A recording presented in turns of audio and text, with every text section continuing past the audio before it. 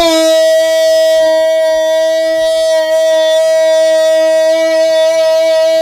baby! We made it.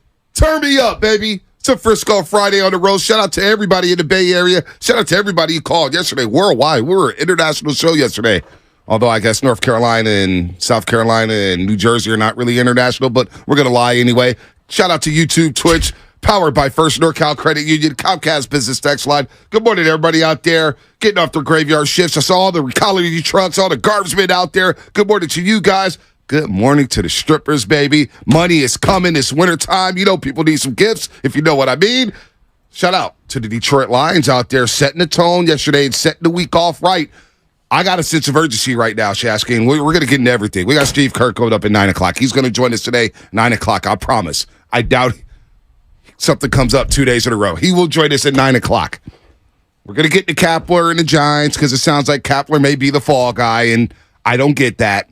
When he doesn't write out the lineup card, he doesn't sign the players. It's got to be a package deal, but we'll get to that a little bit later. I want to start here because with John Lynch and Kyle Shanahan signed their contract extensions, some people thought maybe, you know what, this year really isn't Super Bowl or bust. And what I mean by Super Bowl or bust is it will be disappointing for this fan base and for that football team if they're not hoisting a Lombardi at the end of the season. Doesn't mean we can't enjoy this season. Doesn't mean that, Shasky. But when I look around the league and I'm saying you got a great opportunity because next year the NFC is going to be stronger. Well, heck, this year the NFC may be stronger because there's a team in Detroit that is built for January. I'm not saying they're better than 49ers, but that is a team that is gaining confidence and has a similar style, and they are explosive offensively, and they will hit you in the mouth defensively, and they have a premier edge rusher in Aiden Hutchinson who is coming. That got my attention yesterday at Lambeau Field, Shasky. There's another team here in the NFC that has come to bring some heat, and that's the Detroit Lions. Didn't the Los Angeles Rams tell us pretty clearly as a fan base that you better maximize your opportunities while you have them because the very next year is not granted to you? Yep. You know, things happen, injuries, bloated salaries, people wanting to get paid. At some point, the game is so violent, you're going to have a depreciation of some of your excellent players. It just happens. It's natural. You could pick Carolina a few years back. You could pick Denver a few years back. Seattle. I mean, we thought Russ and the Legion of Boom would get back there how many times? Yeah, 3, 4, 5. They got the one. They missed on the one the very next year and blew it at the goal line, and that was it. You know, Aaron Rodgers, I thought he'd beat 4 or 5 Super Bowls in his career. You know, so I'm with you. I think a lot of people look back at the Harbaugh 49ers and I think a lot of people thought they still had a really good team going into 2014. Yep, and you know what? And it was done. It was done. Over. And not to cut you off, Shasky, but it is a Football Friday brought to you by First 5 California. To learn 4 things you can do to overcome toxic stress, go to first5california.com. Another thing, the Lions moved to 3-1. They're going to run away with the NFC North. We believe. The Eagles. We believe. I don't see Minnesota being all of a sudden turning their season around and going on a run. I don't think Green Bay is there yet. Jordan Love needs a lot of work. He's a bit inaccurate. He's regressing a little bit after seeing some pass rushes. Chicago's, they stink. We got to sit there next Thursday night and watch them against the Commanders in the toilet bowl. So where I was going to go here, Shasky, is it is imperative for the 49ers to keep winning. That's why Sunday, I don't care what the spread is. I don't care who's out there. You have to stack wins because we need home games at Levi's Stadium. You don't want to go to Detroit in January. You don't want to go to Philadelphia in January. You don't want to go to Dallas. Now, even though Dallas is our little brothers, you want to stay home in the state of California and have as less travel as possible because these teams are physical. The Lions, Shasky, in that dome, if they get a playoff game, they have been waiting for that. I know. Did you see the stat? They've won one playoff game since the 60s. There's only 2 teams that are quote-unquote original NFL merger franchises that have not been to a Super Bowl. The Cleveland Browns and the Detroit Lions. Wow. I mean, it's crazy. So there's no doubt about it. And, you know, it's interesting. You brought up Jordan Love, and it brings me to a conversation, Jordan Love and Jared Goff. And I think Jared Goff, for a lot of people, you know, we want to talk about what he isn't. But what he is a guy who has played in 6 different playoff games. Yeah. He is a guy who, if you just look at the raw numbers, they're not as bad as I think you remember. I know. And you look up and he's 28, 29 years old right now. And I don't think that he's a world beater by any means, but look across the landscape of the NFC. He's got as much playoff experience as any of the quarterbacks who are going to be heading into the playoffs. That's an excellent point. I think he's a guy who sneakily I have confidence in. And I look across the field at Jordan Love, and I know we're, Brock Purdy mania over here. I still like Jordan Love. Yeah. And I'm viewing Jordan Love through the lens of how I viewed Jared Goff 5 years ago when he first got the job. And the team around him was kind of carrying him until he figured and got his bearings up. And I just think we make way too much of trying to bury some of these young quarterbacks, right? And I don't know. Like, I'm looking at Geno Smith, and I didn't think Geno would evolve into what he is now. I didn't think Jared Goff would evolve into what he is now. And I don't think these guys are top 6, top 7 quarterbacks at everyone, but they're good players that you can win a lot of games with. No, you and can't. So I know everyone wants to bury Jordan Love this morning. I'm not going to do it. And I like LaFleur, and I still think they're going to get 8-9 wins this year. Well, see, Jordan Love, I'm not going to bury him because I understand it's his first season. This is his first go-around going through pass rushes. There's a lot of work there. Accuracy issues, feeling the rush, knowing when to get the ball out, knowing when to kill a play, knowing when to just throw it away. He will learn that as he goes. But will Green Bay be patient with him? Will they move on from him? That's another good discussion. But I want to go back to Jared Goff for a second because you hit on all the right spots. The playoff experience. People forget. He led the Rams down in the Superdome. And they were down 10 at the half. That's what I'm saying. And they won that game in the Superdome. Now, you can say they were aided by a bogus call or a non-call or whatnot. He went down there, and he got that experience, and they won a road game in New Orleans. They've won home playoff games, blowing out the Dallas Cowboys. He's lost playoff games. Hell, he went to a Super Bowl, and they're a couple plays away from beating Brady and the Patriots in a 13-3 loss. There were plays to be had. Just wasn't experienced enough. And now he's in Detroit. And he's in a place that has fully embraced him. Watching Hard Knocks last year, and he's like, you know what? I'm out of California for the first time in my life. After going to Moran Catholic, after playing at Cal Berkeley, after playing down in Southern California with the LA Rams, I'm in the Midwest where they're starving for success. They're starving for it. And they built the team around this guy. The weapons that they have, Amon-Ra St. Brown. All right, Reynolds, who came over from the Rams. I like him. Sam Laporta, this tight end, who looks like George Kittle 2.0 out of Iowa. He looks amazing. He's amazing, right? And they're getting Jameson Williams back from Alabama at some point, who they haven't even worked in yet. Josh Reynolds is playing well. And David Montgomery, who I thought was a cast-off with the Chicago Bears. Too. That guy, and Baldy had a video, and he was right. Those 2 to 3 yard runs in the first half became 9. 10, he's a beast. 12, 13-yard runs where they just wore on you. And Jahmyr Gibbs ain't bad. Yeah. He ain't bad. He's tough. So you look at the weapons they built around this guy and the offensive line. They are mean. They are nasty. They may be the best offensive line outside of Philadelphia. So their defense needs a little work. They won without their safeties yesterday. But that's another team in January you got to keep your eyes on because they are built for January. They are built to play outdoors. They are built to beat you up at the line of scrimmage. So when I look at the 49ers, there's no wasting this season. There's no Super Bowl or try again. It is, you got to maximize the opportunity because the Lions are coming, folks. They are coming. You know, it's funny that you bring up the offensive line because I was having this conversation with Spadoni. The 2021 draft is known as a very weird draft. That 2020 COVID season for college football was so weird. Yep. And now we're about 3 years removed from it. I think we can start making some semblance of it. We all believe in Trevor Lawrence, right? Yep. I think everyone does. No doubt. Right? Number 1 overall pick. Mm-hmm. Zach Wilson, you guys getting crushed. You guys getting crushed. BYU didn't play their normal schedule. No. You know, he had a lot of highlights that year. He had some lowlights, but not enough body of work. He was really inconsistent at BYU. He had to 1 year. Let's be real. He wasn't even a team captain, which is interesting now in retrospect. Trey Lance, clearly that was a big miss, right? I mean, look, you can still think Trey could be something down the line like Geno Smith, but right now it's a big miss. Kyle Pitts, I don't know. Well, jury's still out. I like him as a prospect, but I don't know what is going on with Atlanta, right, in terms of their offense. Jamar Chase, superstar, right? Yep. Superstar. I mean, that guy goes 5 overall. Jalen Waddle feels like a star. I don't know about superstar. Star. He's a problem. He's a problem. He could be an all-pro. And Detroit takes Penei Sewell, 7th overall. And everybody was saying they're the team that should move up and go get a quarterback. Yep. No way can they stick with Jared Goff. And they've empowered Jared Goff, and they take this offensive lineman who looks like he's going to be John Ogden for the Jonathan Detroit Ogden. Lions for a 10-year period. Yep. And they got Decker on the other side. This offensive line, and they're nasty.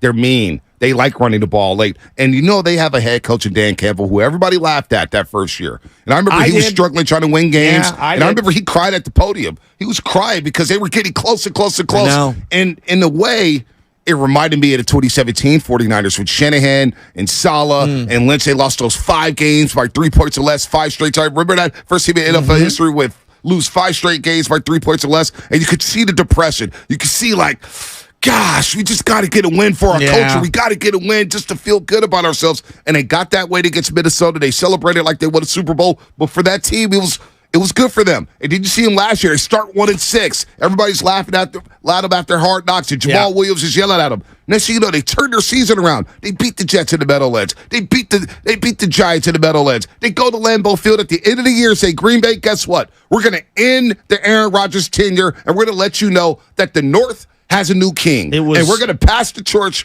you're going to pass the torch to us, and we're going to carry this into the next season. And now they're thinking playoffs. So that mentality from the head coach and Dan Campbell, where they're aggressive. Yes. They're going to go for it on 4th down. They're going to 4th and 3. Oh, it's automatic. We're throwing the ball. Oh, 4th and 1. We're going to run the ball right down your throat at the goal line. That drive last night in the 4th quarter, when they were up 10, and they bled over 8 minutes off the clock, I said, oh, that's playoff football right there. Exactly. And so when I look at the 49ers on Sunday, when you look playing the Arizona Cardinals, you have to keep stacking wins. You have to keep letting people know that we're the top dogs in the NFC. But you got to get these home games in the playoffs because teams are coming, and you got to maximize the window because you never know what could happen. For a team that plays in a dome, they sure have a feel of a cold weather team. That's what I'm saying. They're built for January. They really are. And Aiden Hutchinson, I mean, you could see the comps. I mean, he's got a little Parsons in him. He's got a little Bosa in him. I mean, he's an absolute monster. He's way better in the NFL than I saw in college. Like, he was a good player in college. I didn't know it would translate like this. Well, and I want to be clear here. Do I think the 49ers are better than the Lions right now?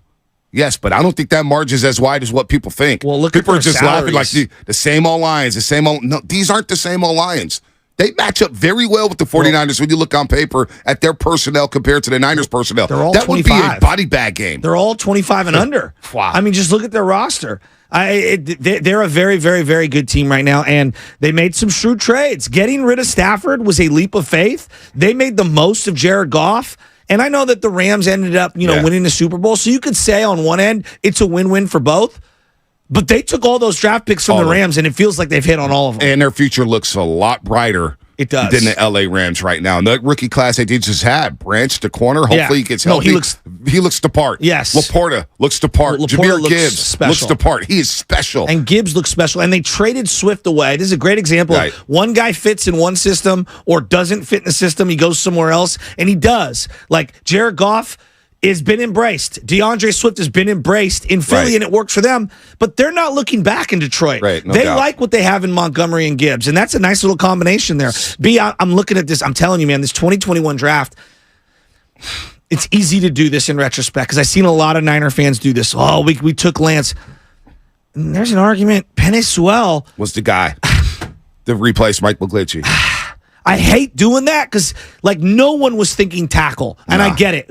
We were thinking Kyle Pitts. We were thinking Jamar Chase. We were thinking quarterback. But if you just look at the teams that stuck to their draft board, those are the ones that hit. Okay, Jacksonville, throw them aside. Cincinnati, stuck to their draft board.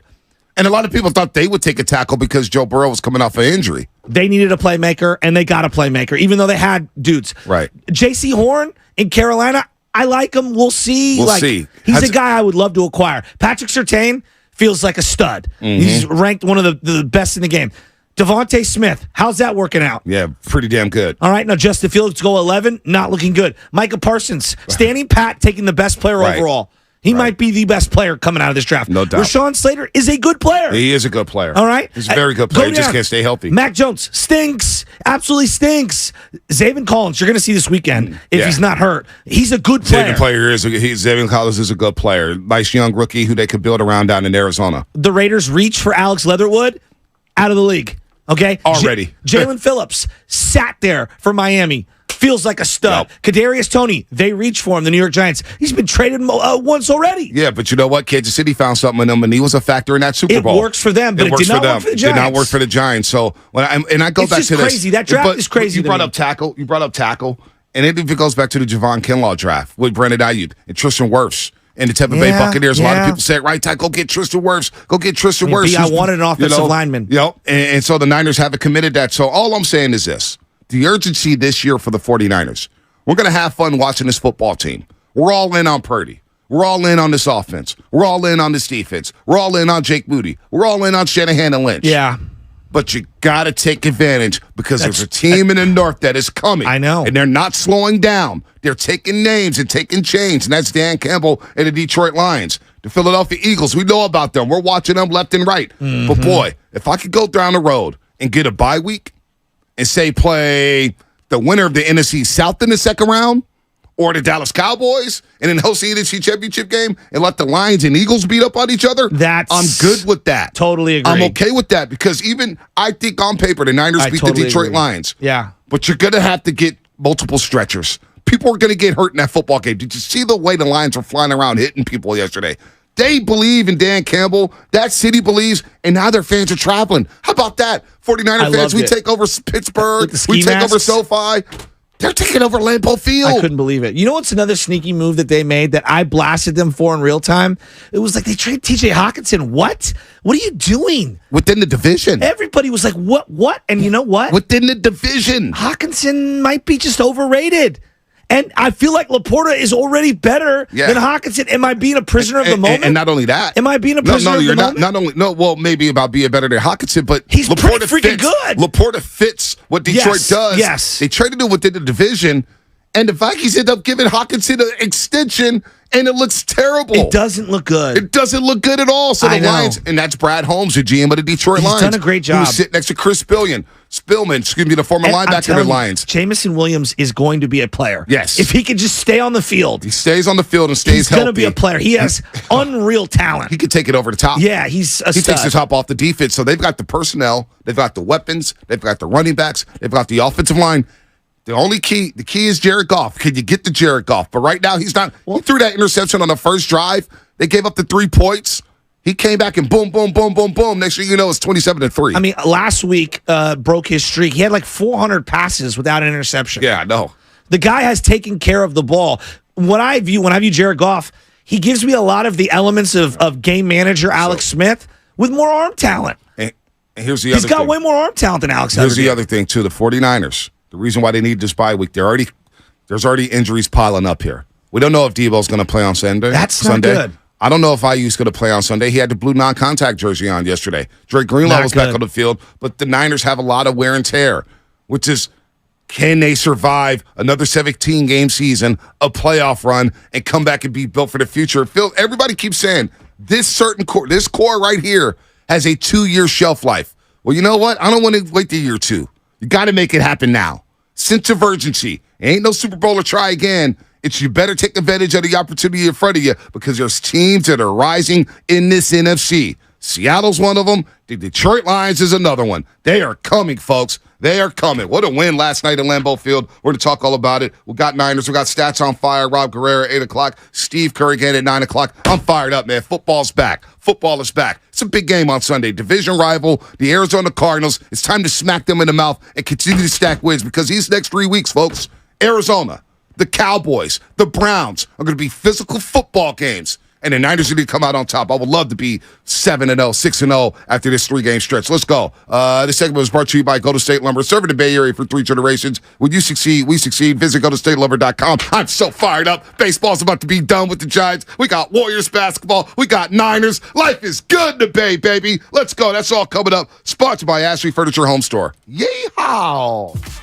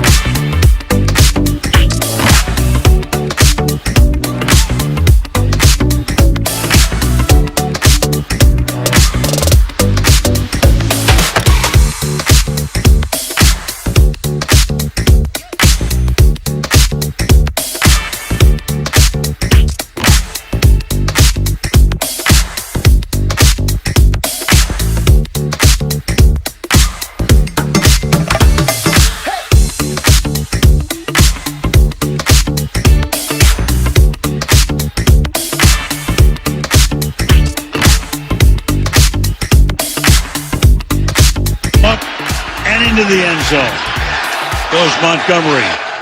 This is Steve Kerr, and you're listening to the Morning Roast on 95.7 The Game. Steve Kerr will join us at 9 o'clock today. I promise you all. Steve Kerr, head coach of the Warriors. Can't wait to talk to him. He turned 58 years old yesterday. 58 years old, Steve Kerr. Happy birthday to him. We'll talk to him in a couple hours on the roast. Don't forget, the Morning Roast will be live at Chase Center Monday morning for Warriors Media Day. Monday morning, live at Chase Center, where we react to the Niners and Cardinals. We'll be there under the banners at Chase Center. As basketball season's a-coming, folks. Basketball season's a-coming. Training camp starts on Tuesday. Can't wait for that. So we're talking about everything. We'll put a ball on the Detroit Lions because the Niners do have a game on Sunday. We don't know who's going to play in terms of the wide receiver position. Juwan Jennings, Debo Samuel, Brendan Ayuk all beat up. They need to get healthy in a heartbeat because they need home field advantage. And I think the Niners will take care of business. Now, I was thinking about what you said yesterday, Shasky, about, I want to see Purdy for one day maybe play without these guys and win a game because it'll shut up the haters. Silence some of the people that maybe are holding out reservation on Purdy. That's like a side dish. I want to win the game, and I'd love to be healthy and all those things. But I do think, in my heart of hearts, he doesn't need to for me. But I do think he needs to for a lot of other people, which is insane. It is insane. And here's the other deal. Even if he does win without those guys, right? That's just one game against the Cardinals. Yeah, people will find another reason to, oh, wow, this guy struggled in this game. So it'll only shut up the haters for one day, for maybe a week, for maybe a month. I don't even know about that. Yeah, so I hear I understood what you were saying, but I was like, it doesn't matter. What Purdy will be judged on, ultimately, by some fans, and he could be the franchise quarterback here in San Francisco. He's got to win the big one.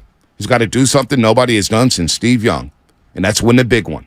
Kaepernick couldn't do it. Alex Smith couldn't do it. Jimmy Garoppolo fell short. Trey Lance didn't really get a shot to do it, and he's out the door. So, also, by the way, Willard and Dibs, Fred Warner will join them at 2:15. Fred Warner, the best middle linebacker in all of football. Love Fred Warner. I'm not going to lie. Makes me jealous. Why? I'd like Fred to be on our show. We had Fred. And we made beautiful music with him. We did make beautiful music. And then we saw him on the field. Yeah. And you know what he did to us? He goes, hell, he was rocking with us. That was our guy. Don't worry. We'll get Fred back on. We'll get Fred again. Don't worry. We set the bar for Willard or Dibs on how to set up Fred Warner.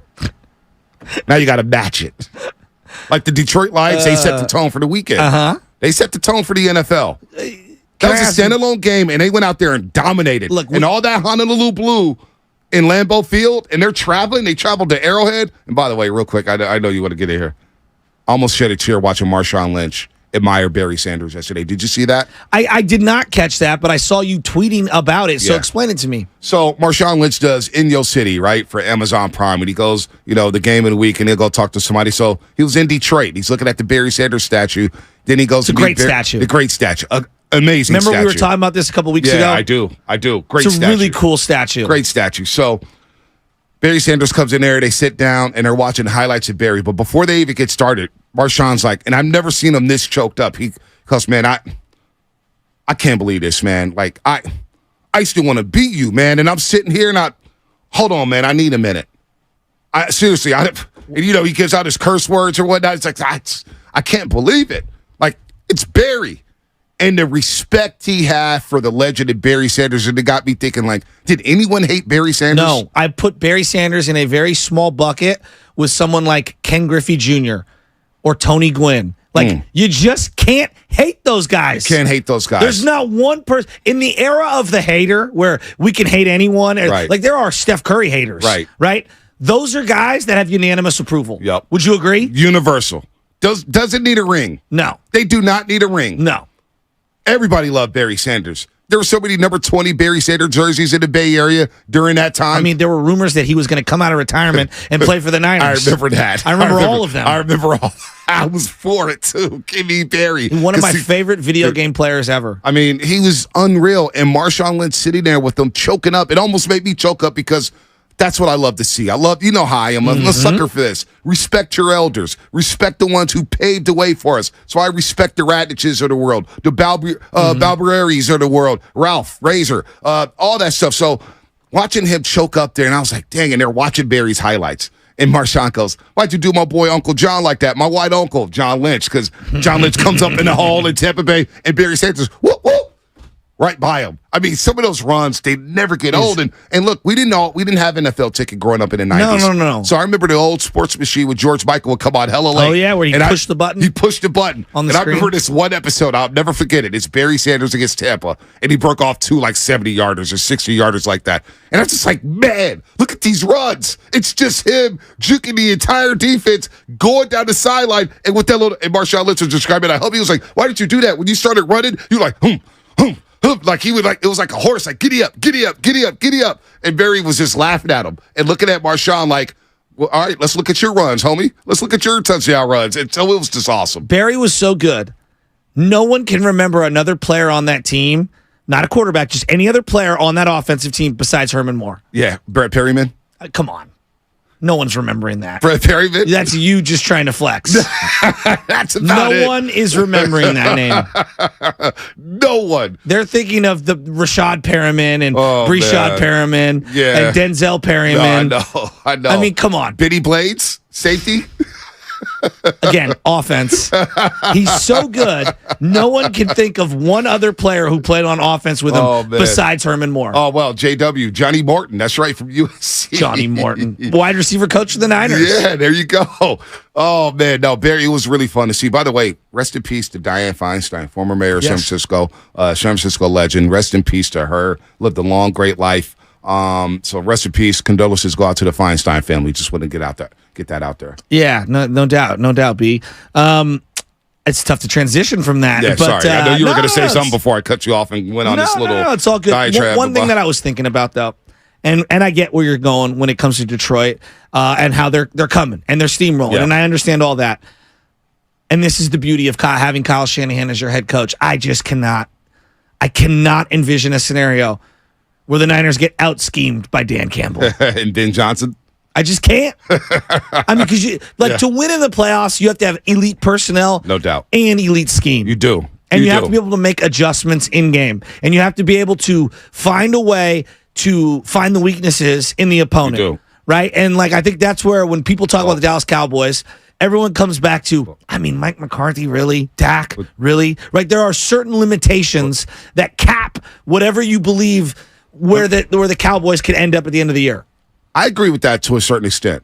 But in the playoffs, wouldn't you agree? Scheme goes out the window at a certain point. Like in that second half against the Cowboys in a divisional round game, wouldn't you say the scheme went out the window? It was about who wanted more. Well, no, there are. Well, that was a different matchup, too. And I look at their defense, personnel-wise, they can do some things that Detroit just can't do to the 49ers. Well, if you're healthy, George Kittle, Ayuk, Debo, they just don't have personnel to line up with all three of those guys simultaneously and stop the run with Christian McCaffrey. And that's the beauty of where the Niners are at right now, right? They are right there, but when you have a team that has the will, that has the heart, that has a pretty damn good scheme in the Detroit Lions, they could go out 4 wide.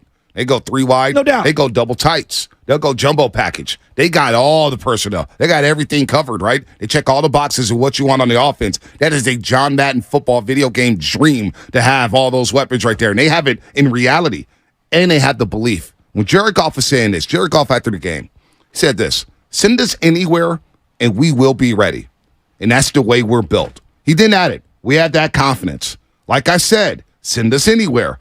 Line us up against anyone, and we feel like we could go in there and beat them, and that's a good feeling to have. Is it always going to happen? I don't know, but we feel like we can. We have that confidence in ourselves, in our coaches, and each other. We're working together really well right now. They believe. There's a vibe. It's kind of like Harbaugh and company, right, in 2011, where we didn't know how good they could be, but they had that belief, and it kept growing and growing and growing, and it became a monster. All I'm saying is, look out for the Detroit Lions. Take advantage of the opportunity you have right now, 49ers. Get that home field advantage. There's no slipping up this Sunday. There's no slipping up in October. Keep the foot on the gas pedal and keep going, man. You got to have these home games because there's another team that's now in the mix, and that's the Detroit Lions. And if you want to laugh at them, go ahead. I won't be laughing at them, Shasky. That's a team that can hit you in the mouth. So I hear you on scheme and stuff, but at certain points in the playoff games, comes down to heart and will. And they got it right now. So, and I know the Niners have it. I'm not saying they don't, But that's a team that believes. All right, let's continue to roll here. We're all over the place, man. What a show. What a Friday, man. I feel like we could do 8 hours a day. 8 hours of radio, but we can't. We only got 4 hours. So what's coming up in the game, sponsored by Fremont Bank, full service banking, no compromises. Let's talk about the baseball team for a second. You want to do that, Shasky? Let's do that. Let's talk about the baseball team for a second on the roast. We're going to bite a kneecap off.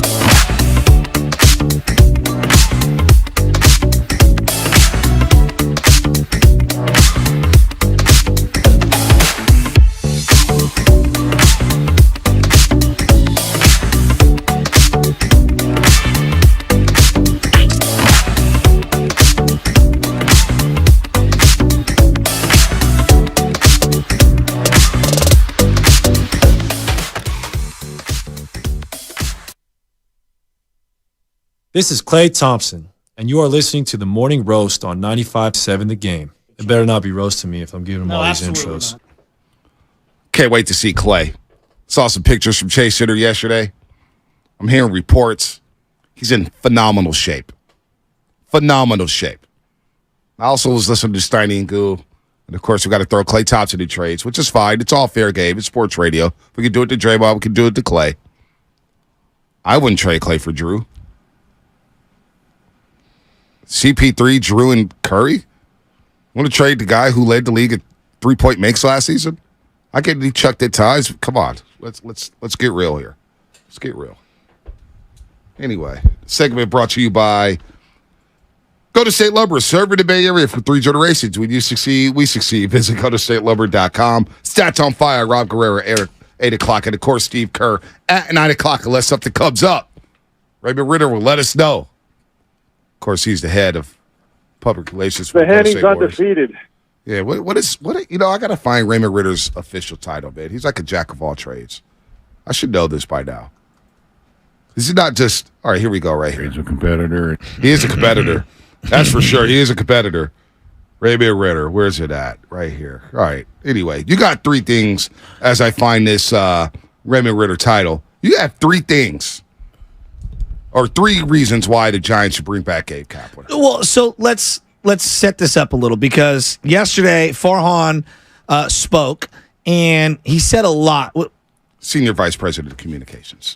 That's Raymond Ritter, for the people to know. So anyway, Farhan goes on the other station and does not basically commit to Gabe Kapler coming back. Like, full disclosure, like, hey, Pepsi knows that Coke's there. Coke knows that Pepsi's there. What are we waiting on? Like, it's all good, you know? I'm just being honest. Like, the guy spoke. I wanted to hear it. And he's been under the firing squad from the media, which is interesting to me because we waited till like a week before the end of the season, and now we're going to just bring out the machine guns. Where was this vitriol and outrage throughout the regular season when things were really, bad? Yeah. And essentially, he says that he's not going to commit to Gabe Kapler coming back, and that he's open to changes across the board, philosophically, organizationally, etc. Now, I hear all that, and I'm like, well, I don't think you're the man for the job. Yeah. But we'll get to that in a second. Shasky, we kind of knew that Gabe Kapler, 2 years ago, 3 years ago, that if anything went down, then the Giants went down the drain and they struggled to get to 500, Kapler would be the built-in fall guy. Mm-hmm. Everybody was under that assumption, I would believe. I mean, if you're a blind, you could see that Kapler would be set up to be the fall guy. And it sounds like it's setting up to be just that after the weekend. His exact quote, I just think we have to look at everything. There's certainly a time and a place for everything. I've been talking to a few people about how 162 games is a grind, and we want our players to be comfortable being able to wash off some of the tough losses, things like that.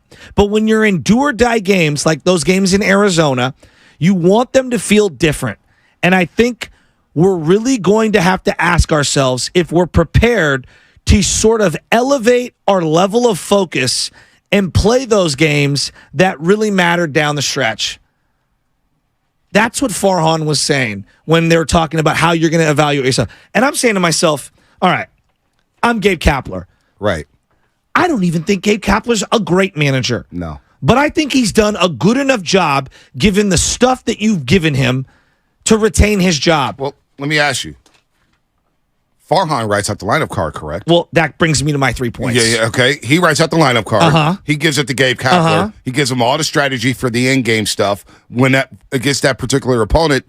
So why is Kapler getting fired? He's doing what Farhan wants him to do. Exactly what he wants him to do. Kind of like a Kyle Shanahan quarterback, right? I tell you to throw here, you throw there. If you don't throw there, I'm going to be ticked off, and we're going to be looking for replacements, right? You're bringing me right to the water, and let's go fishing. Let's do this. Like 3 points on why Gabe Kapler should. To me, this is not on Gabe, and not number one. Okay, the first one. They overachieved this year. They are a team led by Wilmer Flores.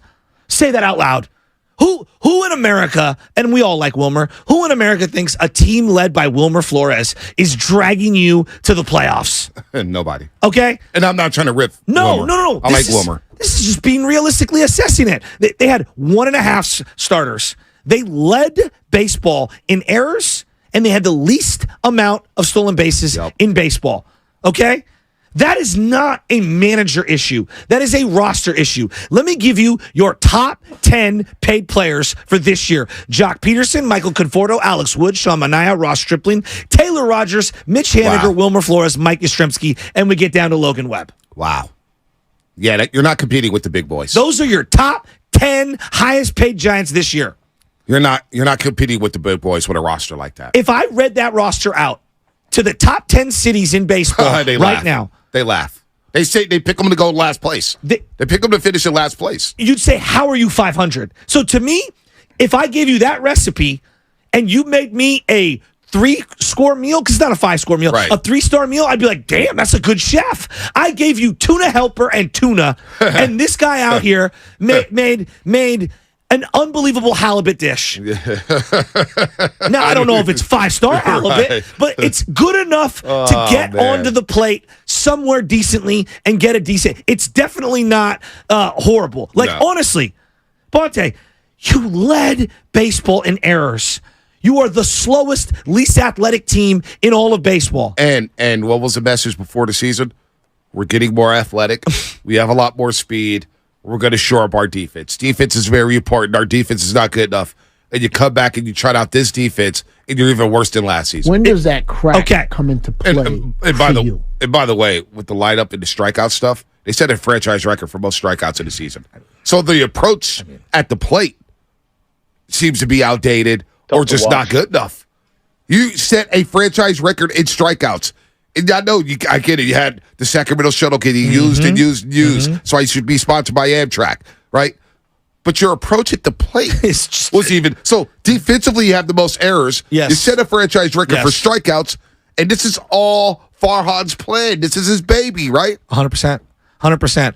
I think the biggest frustration for me as a Giants fan, this is point number 2. We're right into point number 2. Number 2.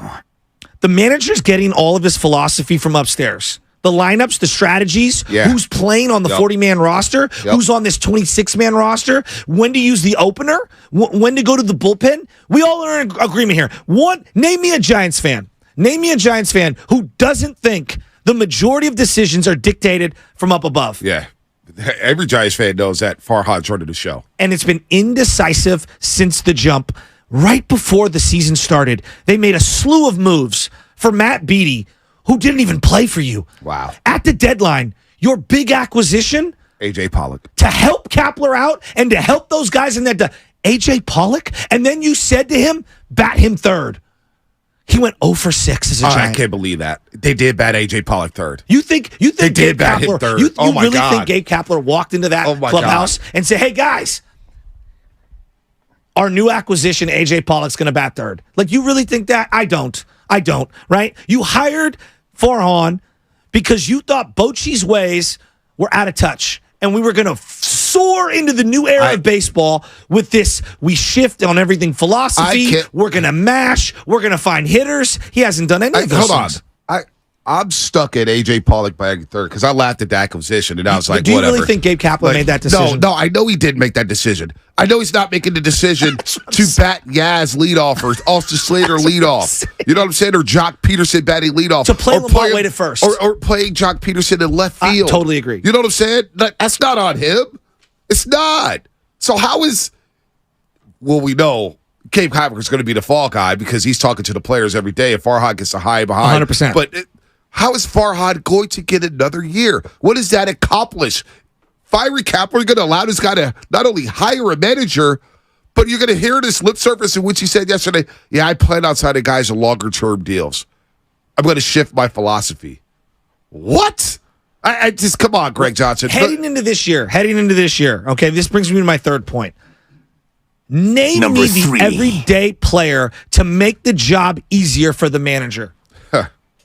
Brandon Crawford was not viewed as an everyday player heading into this year. We kind of knew the knee was shot, and this might be the last year.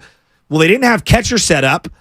Lamont Wade at first base was still an experiment. He had never played first base at the big league level. Tyro Estrada in and out the lineup due to injuries. But maybe heading into the year, you thought he'd be an everyday player. Yeah. Okay.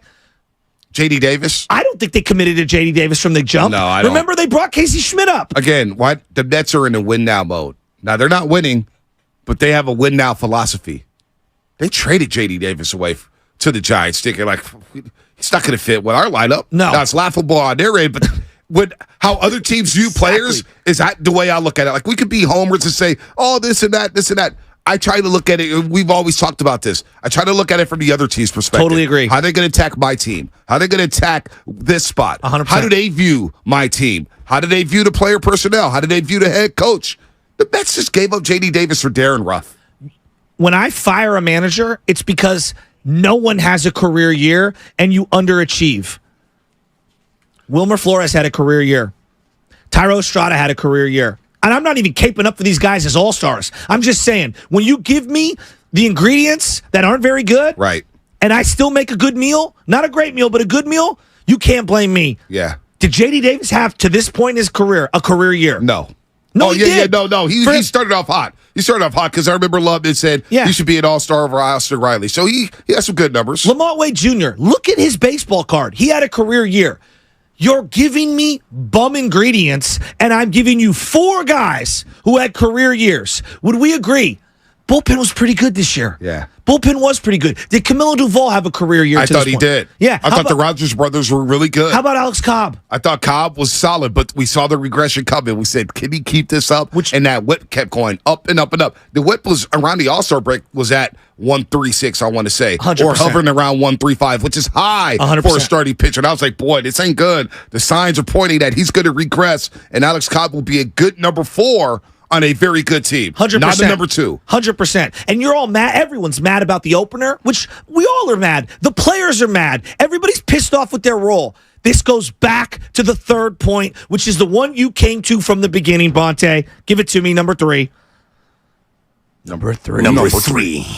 If you're going to fire Kapler, you have to look in the mirror and fire Farhan. Yeah. Because everything that is wrong with the team starts with roster construction and setting your manager up for success or failure. Right. And I look at this and I say to myself, I don't even think this team is good at all. And I listed 5 guys at minimum who had career years, and you're not going to give the manager credit for that?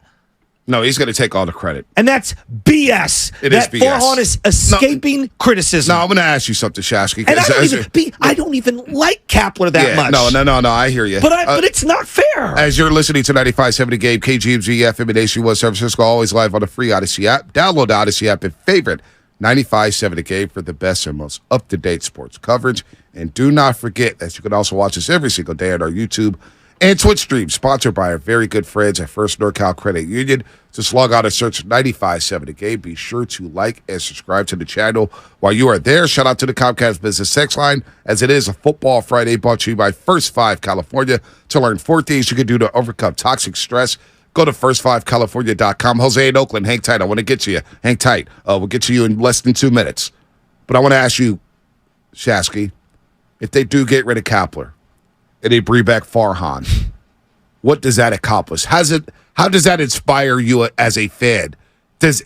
What's the solution here? You're going to allow him to hire another manager? You're going to allow him to recruit free agents in a down free agent class?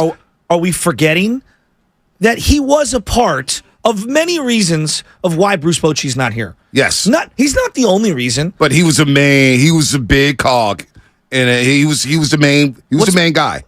I can't unsee as an organization, if I was a business and you ran off the most successful salesman of my entire tenure, and I looked, down the road, and my competitor or one of the competitors acquired that guy, and he was having a career year for that organization. They're about to win the AOS. What? They're about to win the AOS. That's what I'm saying. His first year out of quote unquote retirement or stepping away from the game. Look, I'm not here to say that Gabe Kapler is the greatest manager ever. I don't even think he's that great. Okay, but you've got to. It's deeper than that. You've already had an opportunity to hand select your guy, and it hasn't worked. So what's because I don't think you deserve a second chance. No, I don't either. And hey, let's get to Jose because I got some thoughts on the other side. I also have some stuff on Kapler's winning percentage. Yeah. Jose, what's going on, Jose? Thanks for the call, man. issue goes deeper than Farhan and Kapler. I think it goes all the way to the top. Honestly, to me, the Giants ownership should have a little chat with Jed York, okay, and see how that worked out when he decided to, stick with the general manager that was incompetent. To me, Farhan has proved that he is an incompetent. Both are getting talent and hiring a manager. If he's gonna clean his clean house, they should get rid of both of them. Exactly. And bring somebody that is actually up to date, as to how the game is being played nowadays, because it has changed. It's not the same as in 2019 when he came in. Okay, you don't have the shift anymore. You have quite a few other changes. Speed. All of a sudden, Farhan decides that he's going to change his philosophy. That's something he should have done to begin with. So I'm kind of confused with the Giants ownership. I don't know if they're being cheap. Well, not cheap because they actually wanted to put the money to get a free agent, but I think they're borderline incompetent. No, this is what I would say, Jose. I'm going to cut you off here. They're not cheap. They're not creative when it comes to these hires. Well, and I'm looking at it right now. Like, so I'm is it seeing a lot facade of though? What? Is it a facade? What? So they threw $183 million into this team. But for years, everybody talked about the real estate building and the real estate money that they're starting to get here. Does ownership really want to win? Or do they want to give off this impression that they want to win?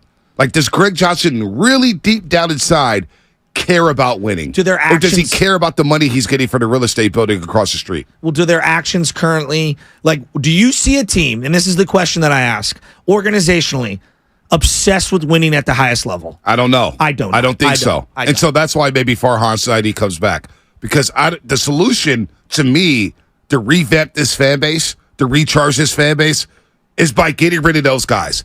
This fan base is totally out on Farhan. They're totally out on Kapler. And it feels like the players are totally out on this philosophy that they have in terms of playing baseball. They're out on it. The players have told you that over and over and over again. So now the heat goes on to ownership. I agree. And when ownership sees these quotes that Farhan and Larry Beer had before the season, maybe ownership doesn't really want to win. Maybe they just want to make money off of other things and not just baseball. Maybe they really don't care about winning baseball, Shasky. Maybe that's it. But here's the thing that's again, I'm not some Gabe Kapler apologist. I don't even really think he's that great. I think he's way too tense in the dugout. I don't think he's the greatest communicator. I disagree with a lot of their baseball principles. Right. But it's not just Gabe's. All of Gabe's principles as a baseball are for Kapler. Farhan. They're in lockstep. Right. B. What do you think his winning percentage is as a manager, Kapler? He's around 500. He's a little over 500. Yeah. Right now, he's 526. Yeah, he's around 500. Okay. Yep. There are rumors that they want to bring in Bob Melvin. Bob Melvin's been around forever. Do you know what his winning percentage is? What, 510? 515. Yeah. Yep. It's the same guy. Yeah. They're the same guy. By the way, Bruce Bochy, then this is where context matters. Bruce Bochy, we all agree, generational manager, walking straight into the Hall of Fame. Mm-hmm. What's his winning percentage? It's under 500. 499. Yep. How about Joe Torre? Under 500, because all the years in St. Louis and Philadelphia where he stunk. Well, he got back up and over. 530. Okay, because of the Yankees. But you were right. Before becoming the Yankee he was not. They didn't like him in New York when he got hired. His nickname was Loser Joe. Yeah. Okay. He stunk in St. Louis. I think he coached the Braves, too. Managed the Braves, I think. This is who you're going up against. Whether you think he's good or not, I say, because this is the argument, the organization sets this man up to be good. It's the same way the Giants are, because we want to be this team. Right. What's Dave Roberts' winning percentage? Oh, he's high. It's over 600. 631. Yep. And by the way. 631. For all the people who said Farhan was carrying Andrew Friedman, you need to think again. Andrew Friedman was carrying Farhan Zaidi. If Gabe Kapler was managing the Dodgers, would he not have a very good record? I don't know. Because you got to be able to connect with people. And Dave Roberts does connect with people. But if Dave Roberts was running the Giants, would they be infinitely better than where they are now? I think so. I think they'd be a little bit better. A little better? I think they'd be a little bit better. When your top 10 players are those guys that I named? Yeah, I mean, I think I believe in Dave Roberts a person. Okay. You know what I'm saying? Okay. I believe he would touch it a couple times here. We agree. Even the greatest managers of all time, like Bochy or whatever in his prime, 5 wins maybe? Yeah, maybe. Well, look, Monte, they overachieved. Wow. 925 Comcast Business Text Line. You're so on it. They're paying Strictly, Jock Peterson, Alex Wood, Sean Mania, Michael Conforto combined $70 million. Think about that.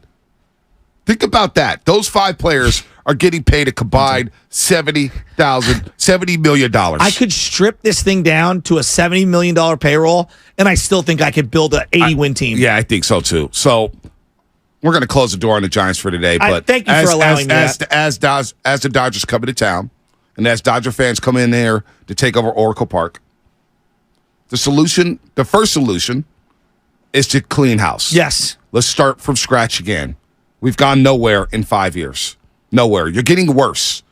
You're losing respect around the league. You're blaming California taxes when the Dodgers and Angels have no problem signing guys. The Padres have no problem signing guys. Aren't they in the state of California? Yes. Yes. So, I mean, the solution to start is to get rid of these guys and hire somebody who can recharge this fan base. Because if you bring Farhan back and you fire Kapler, I don't think that's good enough to bring people back to the yard. Well, and then you're giving him what? Another 2 or 3 years? Oh, my gosh. With the new manager? Oh, my gosh. I think he's forfeited the right to hire another manager. Yeah, That's the way I view it. Yes. All right, that's enough on the Giants. Let's get back to football. We got Steve Kerr coming up at 9 o'clock. We'll be live at Chase Center Monday for Media Day. We got 49er talk coming up galore because the Lions set the tone for week number 4. The 49ers got to continue to win here. We're looking at Philadelphia, but I think there is a new contender. Speaking of contenders, Canelo tomorrow, big fight. It's a hell of a weekend of sports. We've got a big boxing fight with Canelo Alvarez and Jamel Charlo. We got college football. It starts at 9 a.m. with prime time going up against USC, Colorado USC, fight on Trojans. Are you going to cover the 21.5? That spread is dipped down. We got football galore, Niners and Cardinals, divisional matchup. You can't sleep on the Cardinals. They're coming in here trying to shock the world. And, of course, we got the Warriors back in our lives. Chris Paul, Drew Holiday. I heard Steiny sneaking in. Klay Thompson ain't Steiny. Leave Clay alone, man. Leave Clay alone. That's all coming up. Brought to you by Ashley Furniture Home Store. Fall is almost here, and at Ashley...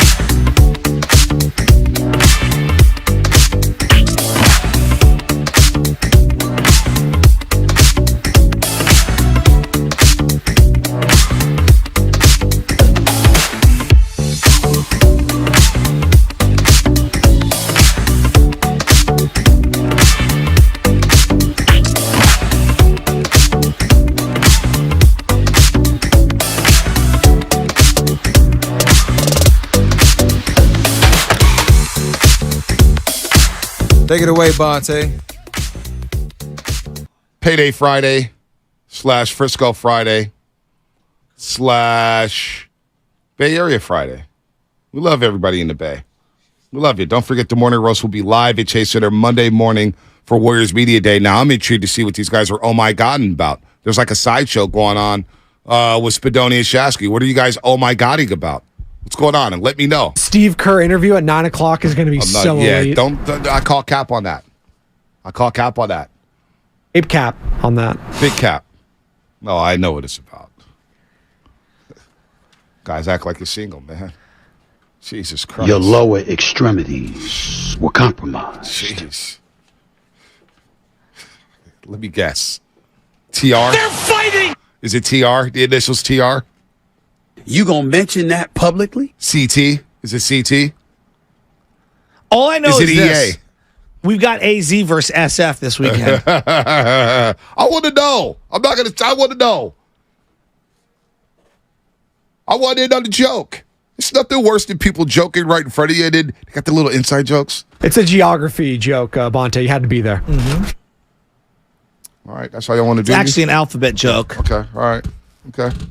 A and B conversation. See yourself out of it. I will see myself out of it. I will see matter of fact, I will lead the conversation in the Morning Roast thread from here on out. I have your own damn conversations. The only guy I need to talk to is Sam Lubman anyway. I don't contribute anything to this damn program in the first place. You'd be doing what Brock wants to do this weekend, which is play with no personnel around him. I do want to do that. Waiting for the day. Steve Kerr, 9 o'clock. Stats on Fire, 8 o'clock.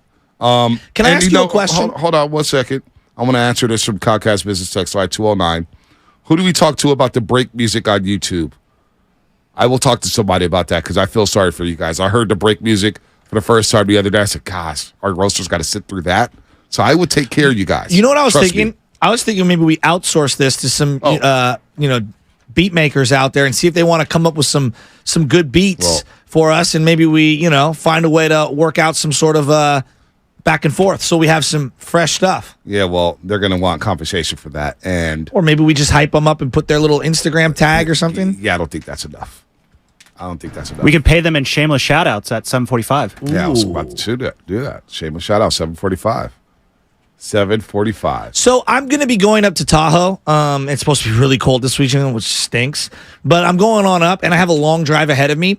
And I was curious, how many stops is the appropriate number of stops for most people on a journey of 3 to 4 hours? 2. 2 stops. Number 1. That's a lot of stops. No, it's not. It's 2.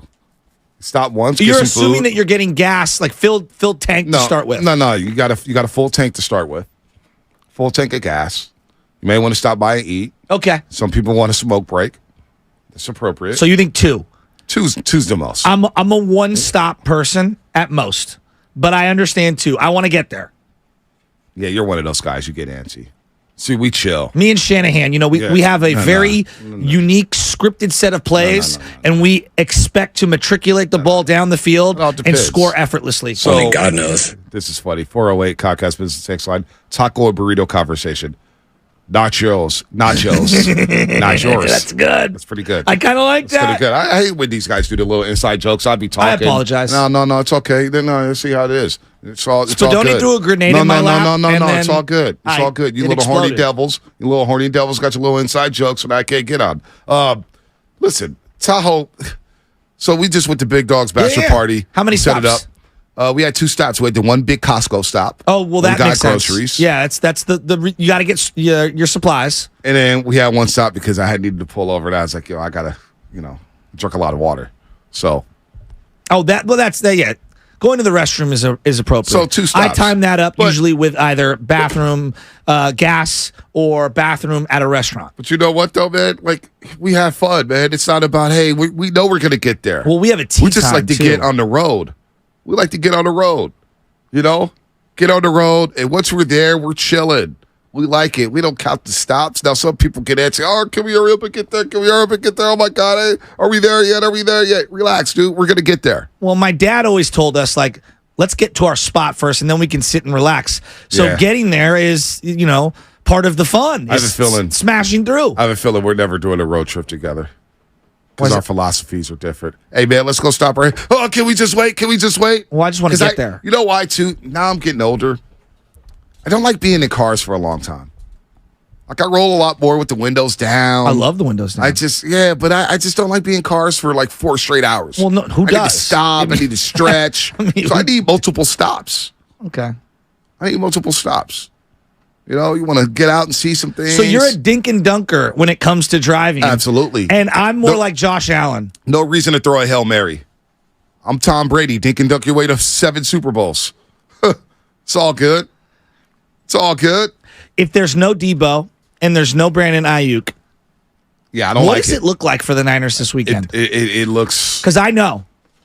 It's going to be a nasty one. I think I have a template for what it looks like.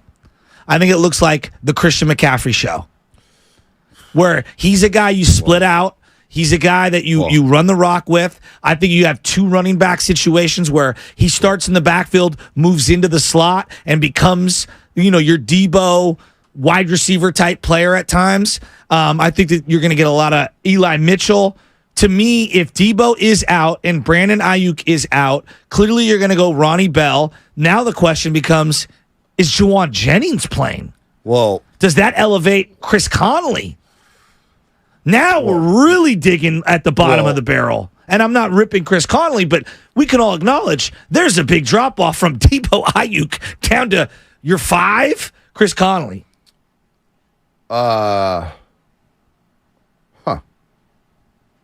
So, number one, the Christian McCaffrey show. I feel like it's been a Christian McCaffrey show for the first 3 weeks of the season. I would agree. This is a game where you guys get worried about McCaffrey late in games against Pittsburgh and the Rams. You don't have the luxury.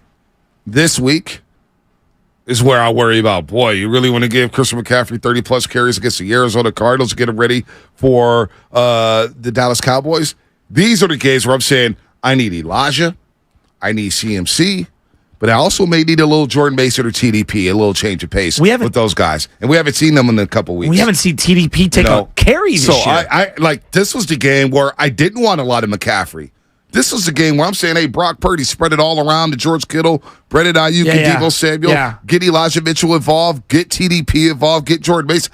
This was the game I was looking forward to limiting the touches of Christian McCaffrey. And now if you got to go heavy Christian McCaffrey in this football game, where if you don't have Debo, and I know Ayuk practiced yesterday. Here's the injury report from yesterday. Practice report, Juwan Jennings, shin, did not participate. Deebo Samuel, ribs, knee, did not participate. Now, limited. Brendan Ayuk was limited. Demetrius Flanagan fouls, limited. Dre Greenlaw, limited. Ambry Thomas, limited. So if I don't have those guys playing, limited, unlimited. I know there's a joke there. There's a joke there. I want to limit Christian McCaffrey. I don't want to be unlimited with Christian McCaffrey giving him all these touches against Arizona Cardinals because everybody in the building knows without Debo, possibly, and I know Brandon Ayuk was limited, but all signs point to him playing. But just in case he's compromised and limited, I don't want to have Christian McCaffrey touching the ball 30 times this week. This year's team, what makes the offense more difficult to defend? A healthy Ayuk and no Debo, or a healthy Debo and no Ayuk? If I'm the other defense, pick your poison. But I think we're picking up the slimmest margins. I think both are equally. I'm just looking at the offense last year without Debo. They scored 37 against the Raiders. Yeah, I know the Raiders defense stunk. It scored 37. It's still 37. You didn't have Debo. You scored 37 against the Commanders. You didn't have Debo. Yeah. All right. And you went up to Seattle and you handled them pretty handily without Deebo Samuel. I've seen the Niners too much without Brandon Ayuk. I know. When they don't have Brandon Ayuk, it doesn't look like last week, even though they scored 30, it wasn't a pretty 30. No. So I would like to see both these guys get ready to go here, Deebo Samuel and Brandon Ayuk. By the way, shameless shout-outs. Line them up, 888-957-9570. Shameless shout-outs, 888-957-9570. That's coming up at 7:45. And you know the drill. If you're new to the program, you can shout out whatever you want to shout out. You want to shout out your laptop for working for 5 straight years? Please do it. It's your time to shout out anything you want. You want to shout out the shirt that you're wearing today. You want to shout out your golf game. You want to shout out, your neighborhood milkman. Your I don't know. League team. Your little league team. There you go. Your soccer team, your volleyball team, definitely be. You want to shout out Brock Purdy. I'm very intrigued to see what Brock Purdy looks like in this setting. Not that he's not going to succeed or that I have any doubts about him. I just think that these are different check marks for a quarterback as you start to establish yourself in the NFL. When we talk about the truly greats, we don't doubt that when a guy is missing, that they can overcome that. When we think of Joe Burrow being limited physically, well, he checks that mark. Hey, he can win games being limited physically. Yep. How about Mahomes? Can't run on that ankle? No, he could still, win games being limited physically. Okay, let me take away a couple of the weapons for Patrick Mahomes. Can he still make plays? Oh, yeah, they lost Tyreek Hill and they still won a Super Bowl. Now, he missed Kelsey and didn't look great, right, in that first week. But we all kind of believe Mahomes can make receivers around him better. Can Brock? I think he can. The guy throws a really catchable ball. He throws with anticipation if guys are running the right routes and he's getting time to throw. I think he can still be a very, very good upper echelon quarterback. Real quick, not to veer off the conversation, but 267 Cockeyes business text line. I drove from Philadelphia to Myrtle Beach, which is 9.5 hours on one stop. Wow. How many stops is appropriate for Lake Tahoe? Yeah, for a 4-hour drive, Lake Tahoe. Give or take. Number 1. I think one stop for food and gas, In-N-Out, Chick-fil-A, and by the way. Well, some people don't just stop for gas and food. They got to get their blunt wraps. They got to get their zigzags. Yeah, it's a catch-all. You got to get your cigars. You got to get your bottles. Maybe when at one place don't have bottles, so you stop somewhere else. I say 2 stops is appropriate for a 4-hour drive to Tahoe. 2 stops. I'm going to go 1. 1. I'm going 2. And it's a catch-all stop. Either grabbing food and gas or one or the other. That could be our YouTube poll question of the day. Ha ha ha. Sam Lubman, look at you. Look at you. You're sleeping at the wheel. Steve Kerr, 9 o'clock. Stats on fire, Rob Guerrera, 8 o'clock. Shameless shout-outs at 7:45. Can Brock Purdy make guys better around him? Sure he can. Can Shanahan scheme it up to make guys better around him? I'm sure he can. This is the game, though. Like, I love Christian McCaffrey, and I've been against limiting him, but I'm thinking about the Arizona Cardinals and this stretch coming up against the Dallas Cowboys and against the Cleveland Browns, and then later on against the Cincinnati Bengals. And if there's a game where you could limit his touches, this would be the game to me. Well, and I think if we're looking at the offense being limited, I keep coming back to, can this defense cause some turnovers? They're a great elite defense. We all agree. Can they give great field position? Can they turn the ball over on this guy Dobbs and make him look shaky? Can Nick Bosa have a breakout game when it comes to the sacks that we've all been waiting for? Well, last week against the New York Giants, the 49ers held the Giants without a big play. Rushes of 10 or more yards, receptions of 20 or more yards, returns of 30 or more yards. It marked the first time the 49ers did not allow a big play in a game crazy. Since holding the Chicago Bears to 0 big plays in week 1 of the 2003 season, in which the Niners won 49-7 to open the season. Entering week 4, the Niners have held their opponents to just 5 big plays, which is the fewest allowed in the NFL. So they are limiting big plays. Can you turn them over? Well, you did against the LA Rams, right? Yeah.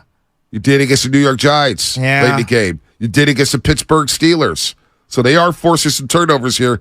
Can you get Dobbs to throw the ball away? Can you get Hollywood Brown to fumble the ball a couple times here? Turnovers are huge, and you got to win the special teams game. Because a sneaky team like Arizona, the reason why games like that become close, because you slip up in the return game. Yeah, that's a good point. You start missing field goals. You start shanking punts.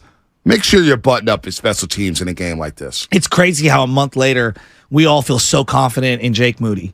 I mean, regarding the field goal kicking game, I know I speak for myself when I say this. Yourself. I feel a lot more comfortable with him after a month of NFL games, and that to me was a huge question mark because special teams can cost you big games. Yeah, no, it can, especially in a game like this. The Niners, of course, have scored 30 or more points in 6 straight regular season games. Without Debo, can they throw another 30-burger up on the Arizona Cardinals? I definitely think it's possible.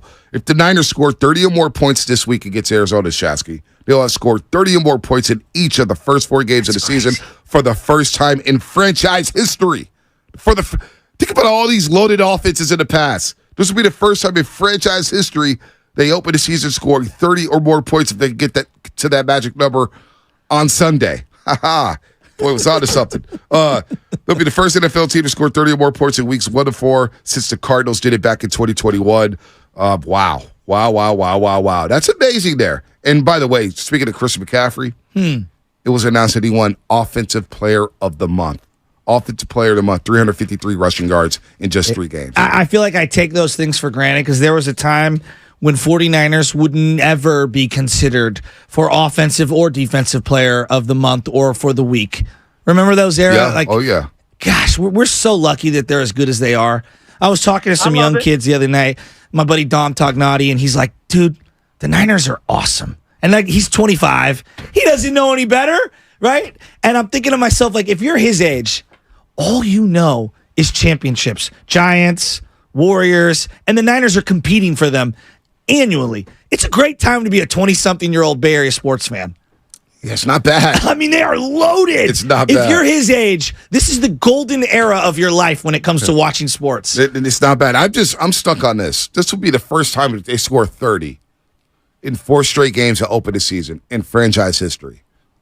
Why are you stuck on that? Think about the great offenses we've seen. Yeah. We're in our 40s. Okay, that's crazy. Stop to say. saying that. I'm 41 years old. You'll be 41 soon, too. That's coming. Yeah, it's coming. Gosh. Isn't that shocking to you? That we're Jerry that old? Rice Yes. was that old, and that it'd be the first time in franchise history to score 30 points in 4 straight games to open the season. Now, we were discussing this early in training camp, and I get it. You're saying it. It's so hard to score 30 a game. It's so hard to score 30 a game. They have left food on the table. They've left money out there, and they've dropped 30 in 3 straight games. And here we are entering. It's like, can they score 30 again? It'd be a franchise record considering all the great players, all the great quarterbacks, all the great receivers, all the great running backs that have come through to San Francisco and worn that SF helmet. This would be the first time in franchise history, 4 straight games to start the season, score 30 or more. It'd be impressive. Well, we could talk a lot about personnel. I think it has a lot to do with the scheming of Kyle Shanahan. Think of how many times they've scored touchdowns on the first drive. Yeah. It's like a given, right? Like Niner fans, it is a given that they're going to score a touchdown at minimum on their first drive. That's crazy. It is then crazy. I think about where has Shanahan made a big leap forward. He's still not perfect at it. I don't know if you ever can be perfect at it, but he's much better. Is the 2-for-1 end of a half to start a half. It feels like they get the 3 and out on defense, they get the ball, they go down, they score right away at the beginning of a game. Then, as we look at the end of the half, somehow, some way, they end up with the ball around the 2-minute mark. They go down, they get at minimum a field goal, and then they're receiving the ball to start the second half, and they go down and get another field goal. That's 12 to 18 points, like right there. To double up. Right? The old Bill Belichick, Tom Brady double up. I love that. Christian McCaffrey, by the way, with 100 or more yards from scrimmage and 1 touchdown this week against Arizona. McCaffrey will become the first 49ers player to tally 100 or more yards from scrimmage and 1 TD in weeks 1 through 4, and will be the first player in the NFL to do so since DeMarco Murray back in 2014 with the Dallas Cowboys. I forgot how good DeMarco Murray was. Right. Don't forget, McCaffrey, he was sick. He was sick. By way of Oklahoma, he was sick. DeMarco was sick. Oh yeah, I could go down Cowboys and the Titans. Yeah. I think he was in front of Derrick Henry. He was running so hard against the Green Bay Packers. He had a big fumble at Lambeau Field in the catch game with Dez Bryant. Right. They should have won that game, but they did cover the spread that day because your boy had the Cowboys. Dez did catch that. Dez did catch it. And I hate the Cowboys. I wasn't mad because it was the best of both worlds. Wasn't he an Eagle for a hot second with Chip Kelly? Yeah, he was an Eagle. He was an Eagle. That's a name I haven't heard in a long time. Now that's a name I've not heard in a long time. McCaffrey just tying Jerry Rice last week for touchdowns in 12 straight games. Has a chance to do it in 13 straight games. You may be right. They may have to ride McCaffrey a little more than they want to. Mix in a little Elijah this week. That's what I'm saying. Is Arizona really that good? No. I know they're shocking the world so far, and people are taking them lightly. I'm not sure they're that good. Maybe they play hard, and Gannon has some schemes. They're going to be flying around the football. But come on. Well, and the Niners have about, 9 days to prepare, 10 days to prepare? Yeah, that's what I'm saying. Whereas they looked a little sketch in the first half against the Giants. You could see a team that is very detail-oriented, focused about their business, wasn't as buttoned up in terms of how crisp they were playing. and what we're accustomed to on short rest. So that doesn't surprise me. I expect them to be way more buttoned up in the first half. And if you run the ball, I think you limit the amount of possessions in the game overall. And I just think that plays into their defensive hands. McCaffrey, by the way, shameless shout-outs in 7 minutes. 888-957-9570. Line them up. Rab, Shots on Fire, coming up at 8 o'clock, and then Steve Kerr at 9 o'clock when we get into the Golden State Warriors. That is pretty impressive to me that McCaffrey has a chance to break Jerry Rice's franchise record for most touchdowns in consecutive games. This will be the 13th consecutive game if McCaffrey was to hit Prater. When you think about the Fred Dean trade, excuse me. This McCaffrey trade is becoming an all-timer. Like I can't think of many better trades. Like D Ford was good early on, then he got hurt, of course. What about just in the Bay sports? Anquan Bolden was a good trade. 6-rounder. That was a great trade. That was a great trade. He was good. Really good. Not as good as McCaffrey, but pretty damn good. This is already stacking up to be one of those trades. And Steve Young trade, getting him from Tampa Bay. Yes. That's a good trade. But that took a few years to truly materialize in the way that it did. But the wherewithal by Bill Walsh to say, hey, this guy's talented. Let's just get him in the building. And, of course, he walks into the Pro Football Hall of Fame. This is one of them ones, man, we're going to talk about for a long, long time. Like this trade, I think early on people are like, did we really need a running back? I don't know. And you look at 12 games later and like, oh, he scored a touchdown in every single game. If they win one Super Bowl, I think you're going to look at it probably more because he's a better overall player. But the way the vibes changed and instantly all you could think of is that player as a lifetime Giant. When they traded for Hunter Pence, we know he played for the Astros and the Phillies. He's a Giant. Yep. Forever. And he fit the culture perfectly. And winning a championship as fast as he did, it was like, oh my God, he's one of us. And he's ingratiated himself to the community. That, to me, if they could win one, he's a better player than what Pence was in baseball. And I'm not diminishing. Pence was freaking good. Baron Davis trade was really good. CMC's a top 10 weapon in the NFL. 510 Comcast Business Text Lines talk about Baron Davis. That's a great trade. That was a really good trade. Great trade. No doubt about it. Great trade. But I think of getting Hunter in the middle of that year, it was like a jolt in the arm, and the way that now he's one of your pillars of your organization. You know, it doesn't get a lot of run. And this player, again, is flying under the radar. And we're going to get into the Golden State Warriors. We're talking about trades in the Bay. Where's that Andrew Wiggins trade going to stack up? It's a good one. He's just so understated. His game's not as flashy. He's not quirky like Pence. He doesn't dominate fantasy the way CMC does and score touchdowns. But he's damn good. And he gives you all the impact. He's just second best player during that fight. I guess second in terms of consistency. He was right there with Steph Curry and Kevon Looney. Like Draymond had off nights, foul trouble. Clay had his nights. Jordan Poole had his nights. Wiggins was steady, and he got better as the playoffs went along. The player, though, has the impact, if we're doing basketball equivalency, of Durant, though. Right. CMC in his sport is Durant. Right. Right? Yeah, he is. You get where I'm going? Is. No, I absolutely do. And you're right, though. Wiggins is, I'm not, it sounds like I'm diminishing Wiggins. No, but he was. And I'm not trying to do that. On both sides of the floor, Luka, Jason Tatum, Jaylen Brown, he made life miserable for those guys in the playoffs. So, we're just thinking about trades and underrated trades. That McCaffrey trade is going to be an all-time with the 49ers. Just thinking about all these numbers. He wins Offensive Player of the Month. I don't think we talk about him enough. And I think he is the most important player on offense. And it's no slight at Brock Purdy. I know everybody was quick to give Brock Purdy gets a lot of credit for getting the ball to the playmakers. Rightfully. He is balling right now at a high, high level. He deserves all the praise. But I think, could Sam Darnold win a couple games for you if he had all these weapons? I don't want to see it. I don't want to go to that because that means Brock Purdy's hurt. But I don't know where this offense will be without Christian McCaffrey. I think he's irreplaceable. You don't have Christian McCaffrey. I'm with you. This offense looks a lot different. The drop-off from CMC to Elijah is pretty precipitous. It's massive. It's pretty precipitous, especially what he does for the others around him. When you talk about gravity in basketball with someone like Steph Curry, the gravity that CMC commands for defensive ends to stay home and set the edge, for linebackers to honor him, safeties to know where he's at. He's an all-time player. Wow. So we were talking about, hey, I want to see Brock Purdy win it. maybe without Deep or Ayuk. It sounds like I'm being because sadistic. for some fans they want to see it. It's stupid talk. It's a checklist. It's really thing. just like we woke up and took our stupid pills. Like, hey, you got to do it without these guys, and then you're going to win me over. No, that's a lie. Because the minute he struggles, you're going to be right back on the train. See, I told you, Brock Purdy struggling. You always get those fans. Yeah, that's not fair. But you're talking about can they win without Deep or Brandon Ayuk? Now I'm wondering, can they win without Christian McCaffrey? Can they win? Like, he's their best offensive player. We agree. And it's okay to say that. It's okay. Forget Purdy. We agree. Jimmy looked a lot different with CMC. A lot different. Right?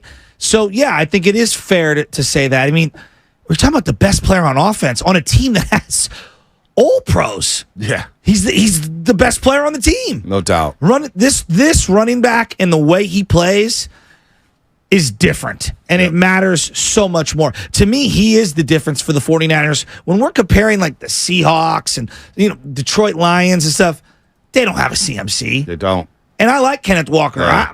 Montgomery's proving me wrong. Yeah. I mean, even DeAndre Swift up in Philadelphia has been really good. He ain't CMC. No, he's not. And, we think about the NFC title game. Remember I saw a text yesterday, a Comcast Business text line. I was like, well, you lost Purdy in the NFC title game, and look what happened.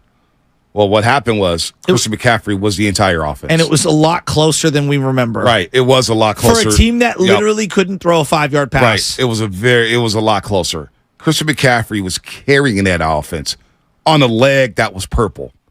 They didn't even know he was going to play that week. Tim Ryan said to you and me off to the side at practice, he has never seen a guy not be able to do walkthrough the day before and play in the game on Sunday in all his years of covering and playing in the NFL. Yeah. That to me was like, whoa, Yeah, that's how bad the leg was. It's almost like, Steph Curry. We don't talk enough about him and his greatness and what he does for everybody else. Christian McCaffrey, this offense, man, I think he's in the MVP conversation. You won Offensive Player of the Month, not a quarterback, not a wide receiver. It was a running back. That play against Philly. Shut that crowd up. They were shook. It's not the Kirilenko dunk, but boy, it felt like it. Even though you lost, it's one of those moments you'll never forget. They were squirming in Philadelphia. Don't let them tell you any different. And then they called Jimmy Ward for that bogus pass interference, and the rest is history. People are saying, what about that A.J. Pollock trade? That's funny. I knew I'd make you laugh. Shameless shout-out. Yeah, I know. You guys still got inside jokes. Still pissed about that. Shameless shout-outs coming up right here on the roast.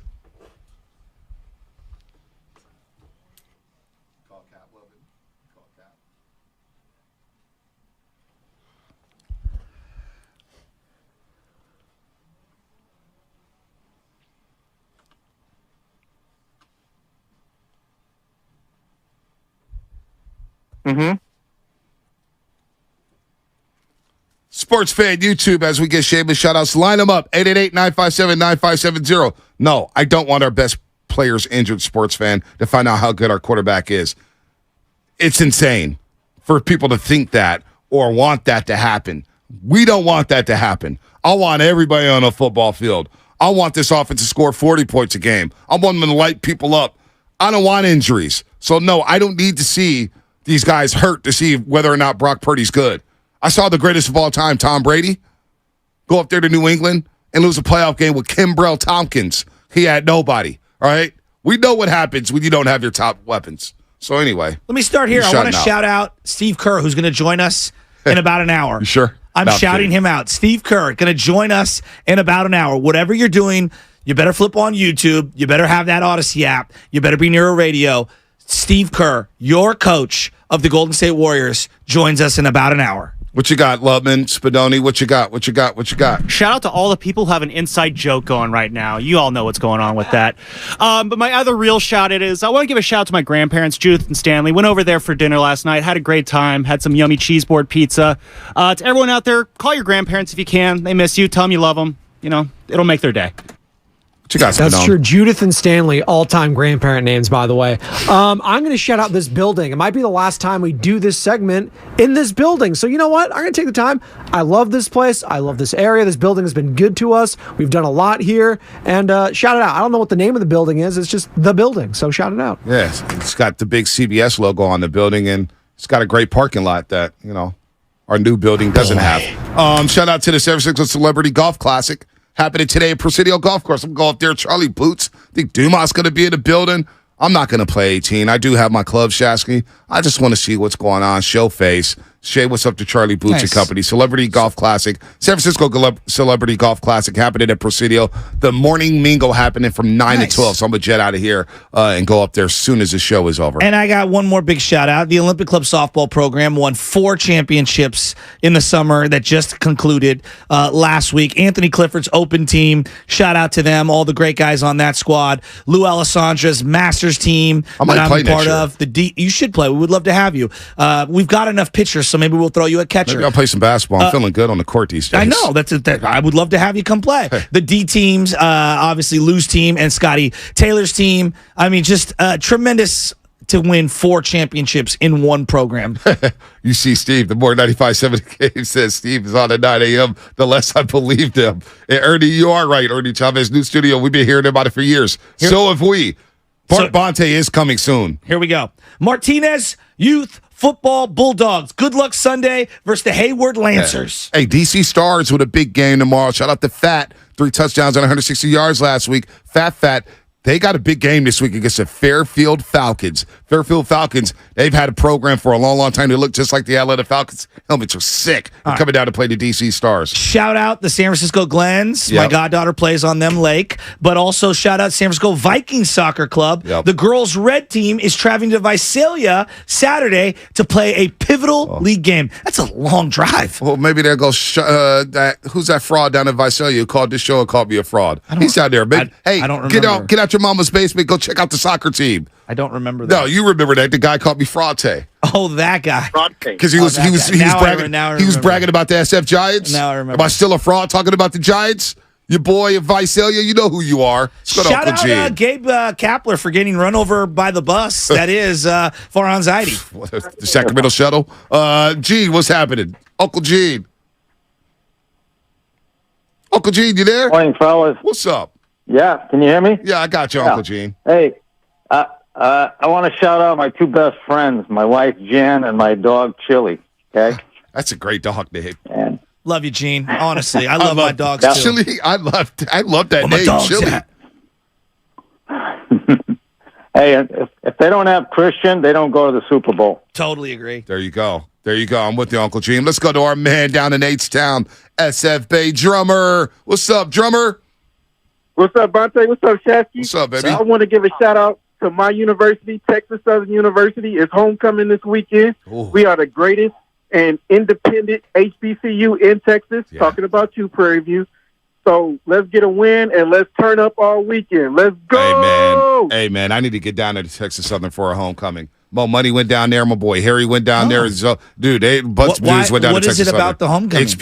You get all the bands. Everybody comes out. I was unaware. And again, if you're a single guy, it's where you want to be out this weekend. Whew. From the 925. Or a single gal, too. A single gal. You go catch you somebody, man. 925. Shout out to your grandmother who lost their dog to cancer. Anybody that loses a pet. You know what? That breaks my heart, You know what? man. Let me shout out to our boy. I used to call him Filet-O-Fish. Ryan Covey. Ryan Covey, he lost Nucky Nucks, man, this week. So, Ryan Covey, if you're out there listening, man, shout out to Ryan Covey, man. Yeah. One of the last road trips I went on was with Ryan Covey, going down to L.A. to the Rose Bowl to go see Florida State versus Oregon. He would always say, and I believe this when it comes to my dog, his dog saved his life. Yeah. And Nucky Nucks meant everything to him and his wife. Yep. And so, I love you, buddy. Yep. Shout out to Ryan Covey out there. Ginger Dave Fremont, what's happening? Hey, what's going on, fellas? Just wanted to give a shout-out to myself. Today's my 4-year anniversary since I quit smoking cigarettes. Good for you, bro. Good stuff. Hell yeah. Good stuff. Hell yeah. Hey, I appreciate you, fellas, especially you, Shasky. I hear you share your story all the time. It inspires people like me.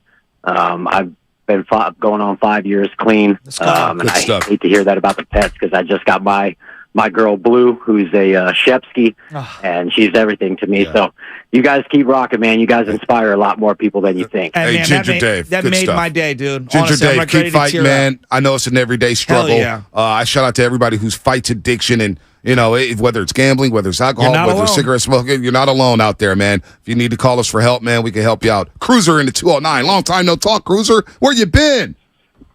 I'm laying in the cut. Don't worry, I'm always listening. But I want to say shout out to the LWO, Ernie Chavez, the Rocky New Era. Shout out to Ambe Soul and Tyler Miller. Shout out Booth Busters. They do good work. And also special shout out to my man Levin. We're friends again, so we're on tap for the onion rings. I'll hit you up. There it is. There it is, Cruiser. Let's get to Drew in the city. Drew, what's happening?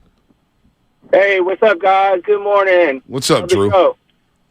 Just want to say a big shout out to Claire Lilienthal. They're in a playoff game against Presidio Middle School baseball. Oh, nice. And what's up with those Galileo Lions? Let's go. Galileo Lions, baby. I like that. Shout out to G House.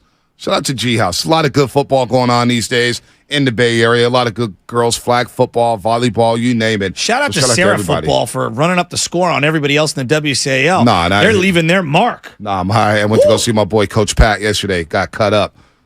Antoine Evans and stuff. Hang in there. 61-0. Damn. I know, it's a tough one. But it was only 21-0 at the half. They dropped 40 in the second half. Sarah's loaded, dude. Yeah, so they did do some run it up. Darius Bell. Shout out to Darius Bell down there calling the plays. Good for the Padres. Darius Bell is one of my favorites, man. Their baseball program's slipping, but their football program has never been better. Patrick Walsh. But Darius Bell's calling the plays, and I loved covering him and Mr. Cannon. When they came from Reardon to City College of San Francisco, Darius Bell was my guy, man. I love him, man. Really good dude. And by the way, UC Steve's going to be at Palo Alto tomorrow. Oregon, Stanford tomorrow, 3:30. Now, shout out to Laura Wakefield, who works down there in Stanford. She said, Bonte, you want to come down to Stanford, Oregon? I said, how many tickets you got? She gave me a 20-pack. So, we've got the whole crew coming down. We got the whole crew coming down. We got Big Dog. We got Candace. We got Baby Jaylee. Baby Chaz and Baby Jelly are ready to tear up shop. I think Dacre, Philly Zoo's coming down. Mo Money. I mean, the whole crew's coming down to Stanford. Now, I'm not saying we're going to stay for the whole game, but first half Oregon, I'm betting on everything. First quarter, team totals, first quarter spread, everything. We're coming down to the farm tomorrow, baby. So UC Steve, if you're around, come say hi to us. I would love to see you, buy you a beer or something down there at Stanford as they try to upset the Oregon Ducks. Not sure you can buy beer inside the stadium. I think you can. I believe it's only West Virginia for football that you can buy beer inside the stadium. Just don't have too many or you'll end up on the injury report. I could be wrong.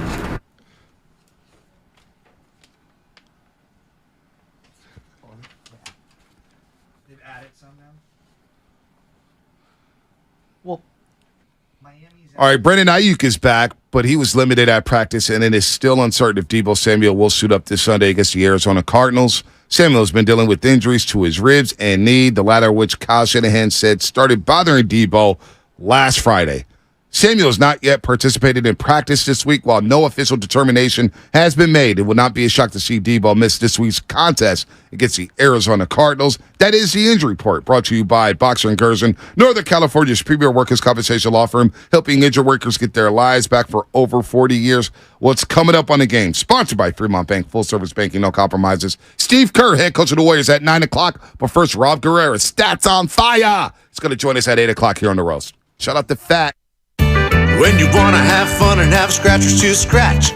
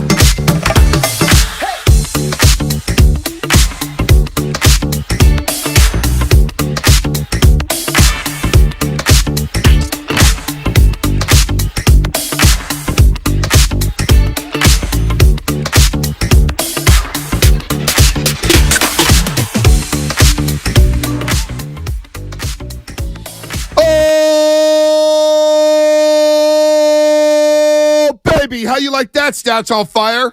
Huh, Rob Guerrera? How do you like that? He's joining us in moments here. Good morning, everybody out there in the Comcast Business text line. YouTube and Twitch brought to you by First NorCal Credit Union. It's a Football Friday brought to you by First 5 California. To learn 4 things you can do to overcome toxic stress, go to first5california.com. Good morning, everybody out there. Get off the graveyard shift. If you're at work, what is happening? Good morning to all you overnight dancers. I hope you had a good night, made a lot of money. Good morning to everybody out there getting ready for a big weekend of sports. You got a big prize fight with Canelo Alvarez and, of course, your Bill Charlo. You have the Niners and Cardinals, of course, on Sunday, who we're going to talk to Rob about. If you're down at the farm tomorrow, let me know. Stanford, Oregon. We'll be there for at least the first half. But let's get Stats on fire. He's a host of everything. ESPN Radio, Gold Standard Network. He's podcasting left and right, and he knows his Niners.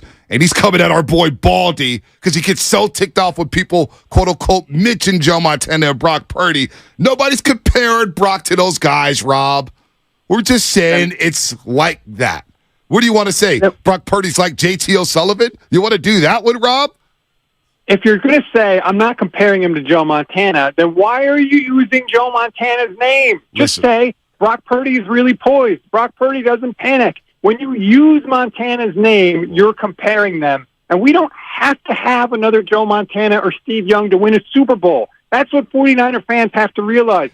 Brock doesn't have to be Joe or Steve. He just has to be Brock. Hey, let me say this, Rob. Brock Purdy reminds me of a young Tom Brady with his poise, his accuracy, the way he ducks, all that stuff, man. Let me just say, but no, seriously, let's get serious here. Christian McCaffrey just won NFC Offensive Player of the Month. Is he the one guy the Niners can ill afford to lose in this offense? Or if they, because I feel like if this, I'm knocking on wood, I want Brock Purdy to play a full 17. I want to see what it looks like.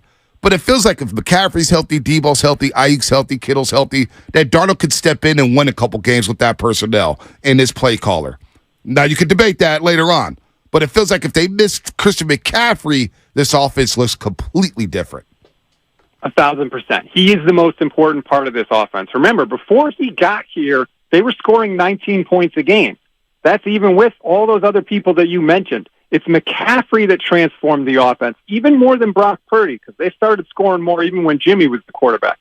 McCaffrey is the man. He has 9 explosive plays on the year in 3 games.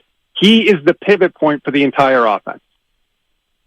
What's harder for them to overcome? An offense with no Debo or an offense with no Brandon Ayuk? I would say no Debo. And the nice part is for the 49ers, whoever's not there, you still have at least 2 more all-pros on the offense. You have better personnel, even with some guys missing, than some teams have when all their starters are healthy. But Ayuk, I think, is just such a complete player and a complete wide receiver that I think his presence is missed more than Debo, who can do an amazing thing, but really kind of only succeeds one way. And so I think that Ayuk is more versatile, so I think that I would go with him. Vontae's over here getting hung up on the rim like the Sprite commercial. No. What's the most important part of this team right now? Like, as we break things down, I know a lot of people are going to say quarterback, or the defense. What do you think is the most important part of this team? I think it's the defensive line, honestly. Their entire defensive structure is built to get pressure with the front 4, and they are doing it right now. Bosa has 15 pressures through 3 games. Javon Hargrave has 13 pressures. Javon Kinlaw has 10 pressures. That is how their defense is set up. It covers some of the deficiencies in the secondary. It helps them stop the run and keep more people in coverage. It's the D-line to me. Hargrave's been so much better than I anticipated. I heard so much about he can't stop the run, and he's been awesome. Just watching the games, you watch it back multiple times. The dude is in the backfield all the time. I've never seen a defensive tackle for the 49ers nearly tackle a quarterback before he can hand the ball off. And we saw that with Javon Hargrave against the Rams. He's got 2 sacks in 3 games. He is changing the entire dynamic of that defense. And I think he's a key part of the reason we didn't see Daniel Jones running as much, because there was nowhere for Daniel Jones to go because Hargrave in the middle of that D-line was just caving things in. No doubt. Rob, Stats on fire here on the Morning Roast on 95.7 The Game. He does it all for 49ers content, ESPN Radio, and, of course, the Gold Standard Network. So this defensive line is humming. But I'm looking overall at the NFC. You know, when Lynch and Shanahan sign their extensions. I've heard a lot of like, hey, man, they're here for the long term, so it's not really Super Bowl or bust this season. And when we say Super Bowl or bust, there's going to be a disappointment with this team, with this fan base, if they don't win it this year because of how watered down the NFC is this season. I say all that to say there's a team in the North coming, the Detroit Lions, that is built for January. Why you scoff? Why you say yuck? Come on, Rob. I say yuck. Can the Lions prove it, please? Can they prove anything? They barely were over 500 last season. And I know they look good against the Packers, and I know that their offense can put up some points. But I got to see it before I believe it. I want to know who Dan Campbell is out coaching, okay? I want to see Jared Goff go outside in a playoff game and put up good numbers. I need to see Detroit prove it before I shake in my boots about the big, bad Detroit Lions. Nobody's shaking their boots. But wouldn't you agree they're built for January with the way they play? Physical offensive line, physical running game, weapons galore on the outside, a damn good tight end in Sam Laporta. And Jared Goff is playing the best football of his career. Yes, all that is true. But what is the best football of Jared Goff's career? Like, I saw the best football of Jimmy Garoppolo's career, and I knew that wasn't good enough. We had to get rid of him. So Jared Goff's a lot better than Jimmy. Come on now.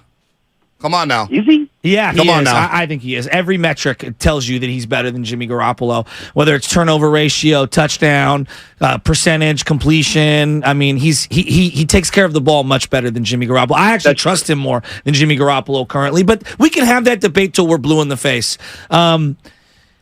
Who of these receivers is stepping up if there is no Debo this weekend and Ayuk's not there? I mean, are we looking at like a Chris Connolly, Ronnie Bell? I mean, we don't even know if Jennings is going to play this weekend. I mean, they're really thin at receiver, and what can do in a team are these cluster injuries at certain position groups. And so I'm not petrified, but I'm starting to get concerned about the wide receiver room right now. Your concern, I think, is warranted, but, like, here's the nice part about the 49ers. It's almost like a buffet, right? You don't like the chicken, eat the fish. You don't like the fish, eat the pasta. Let's say those guys are out. You could use McCaffrey as more of a wide receiver this week, use Elijah Mitchell as one of your primary running backs, then you have CMC, you still have Kittle, you have Elijah Mitchell, maybe you get Ronnie Bell involved a little bit here and there, and I think you still have enough to get through a week like the Cardinals. Now, maybe that doesn't beat the Cowboys or the Eagles, but against the Cardinals this week, I think you can get by. What area is Kyle Shanahan improved in your opinion, Rob? Well, he started to a little bit this year be a little more aggressive on fourth down, which was one of my biggest criticisms of Kyle, is I felt like he was way too conservative. And we've seen a couple of times so far this year where he's willing to go for it on fourth down. One play, he actually put the ball in Brock's hands. It wasn't just a run straight up the middle. I hope he continues to do that, because I think that's the one part of his game where he was too conservative and he was making it harder for the 49ers to win. We've seen a little change this year. Hopefully he keeps that up. Hypothetically, if there are no great receivers out there for Brock Purdy, isn't that what a lot of people who are skeptics of Brock Purdy, isn't that kind of what they're looking for? Like to see what he looks like without a handful of these weapons? I think that, the skeptics of Brock Purdy are going to continue to try to knock things down. Agreed. Because they want to justify their initial skepticism of him. Agreed. And it's really hard for him to prove that to people, right? Because they have so many good players, it's almost impossible for all of them to be out at the same time. So he sort of never gets to prove them wrong. But, it doesn't matter. You could win the Super Bowl, and ESPN could have a conversation the next day about, is Brock Purdy the worst quarterback to win a Super Bowl? Guess what? You don't have to give the trophy back. Don't get concerned about that. All that matters is what happens on the field, and so far, so good with Brock Purdy. Arizona's coming to town. Now, I saw some of your work earlier this week. You do a great job covering all teams, just breaking down the game and previewing the game. Arizona, I know they've played tough to start the season. How seriously should Niner fans be taking them? I mean, I know it's a divisional opponent. They snuck up on the Cowboys and beat them up. I know the Cowboys missed half their offensive line. They were up 20-0 on the New York Giants before getting smoked in the second half. How serious is this Arizona Cardinals team, man? How much stock should we put into this team this Sunday?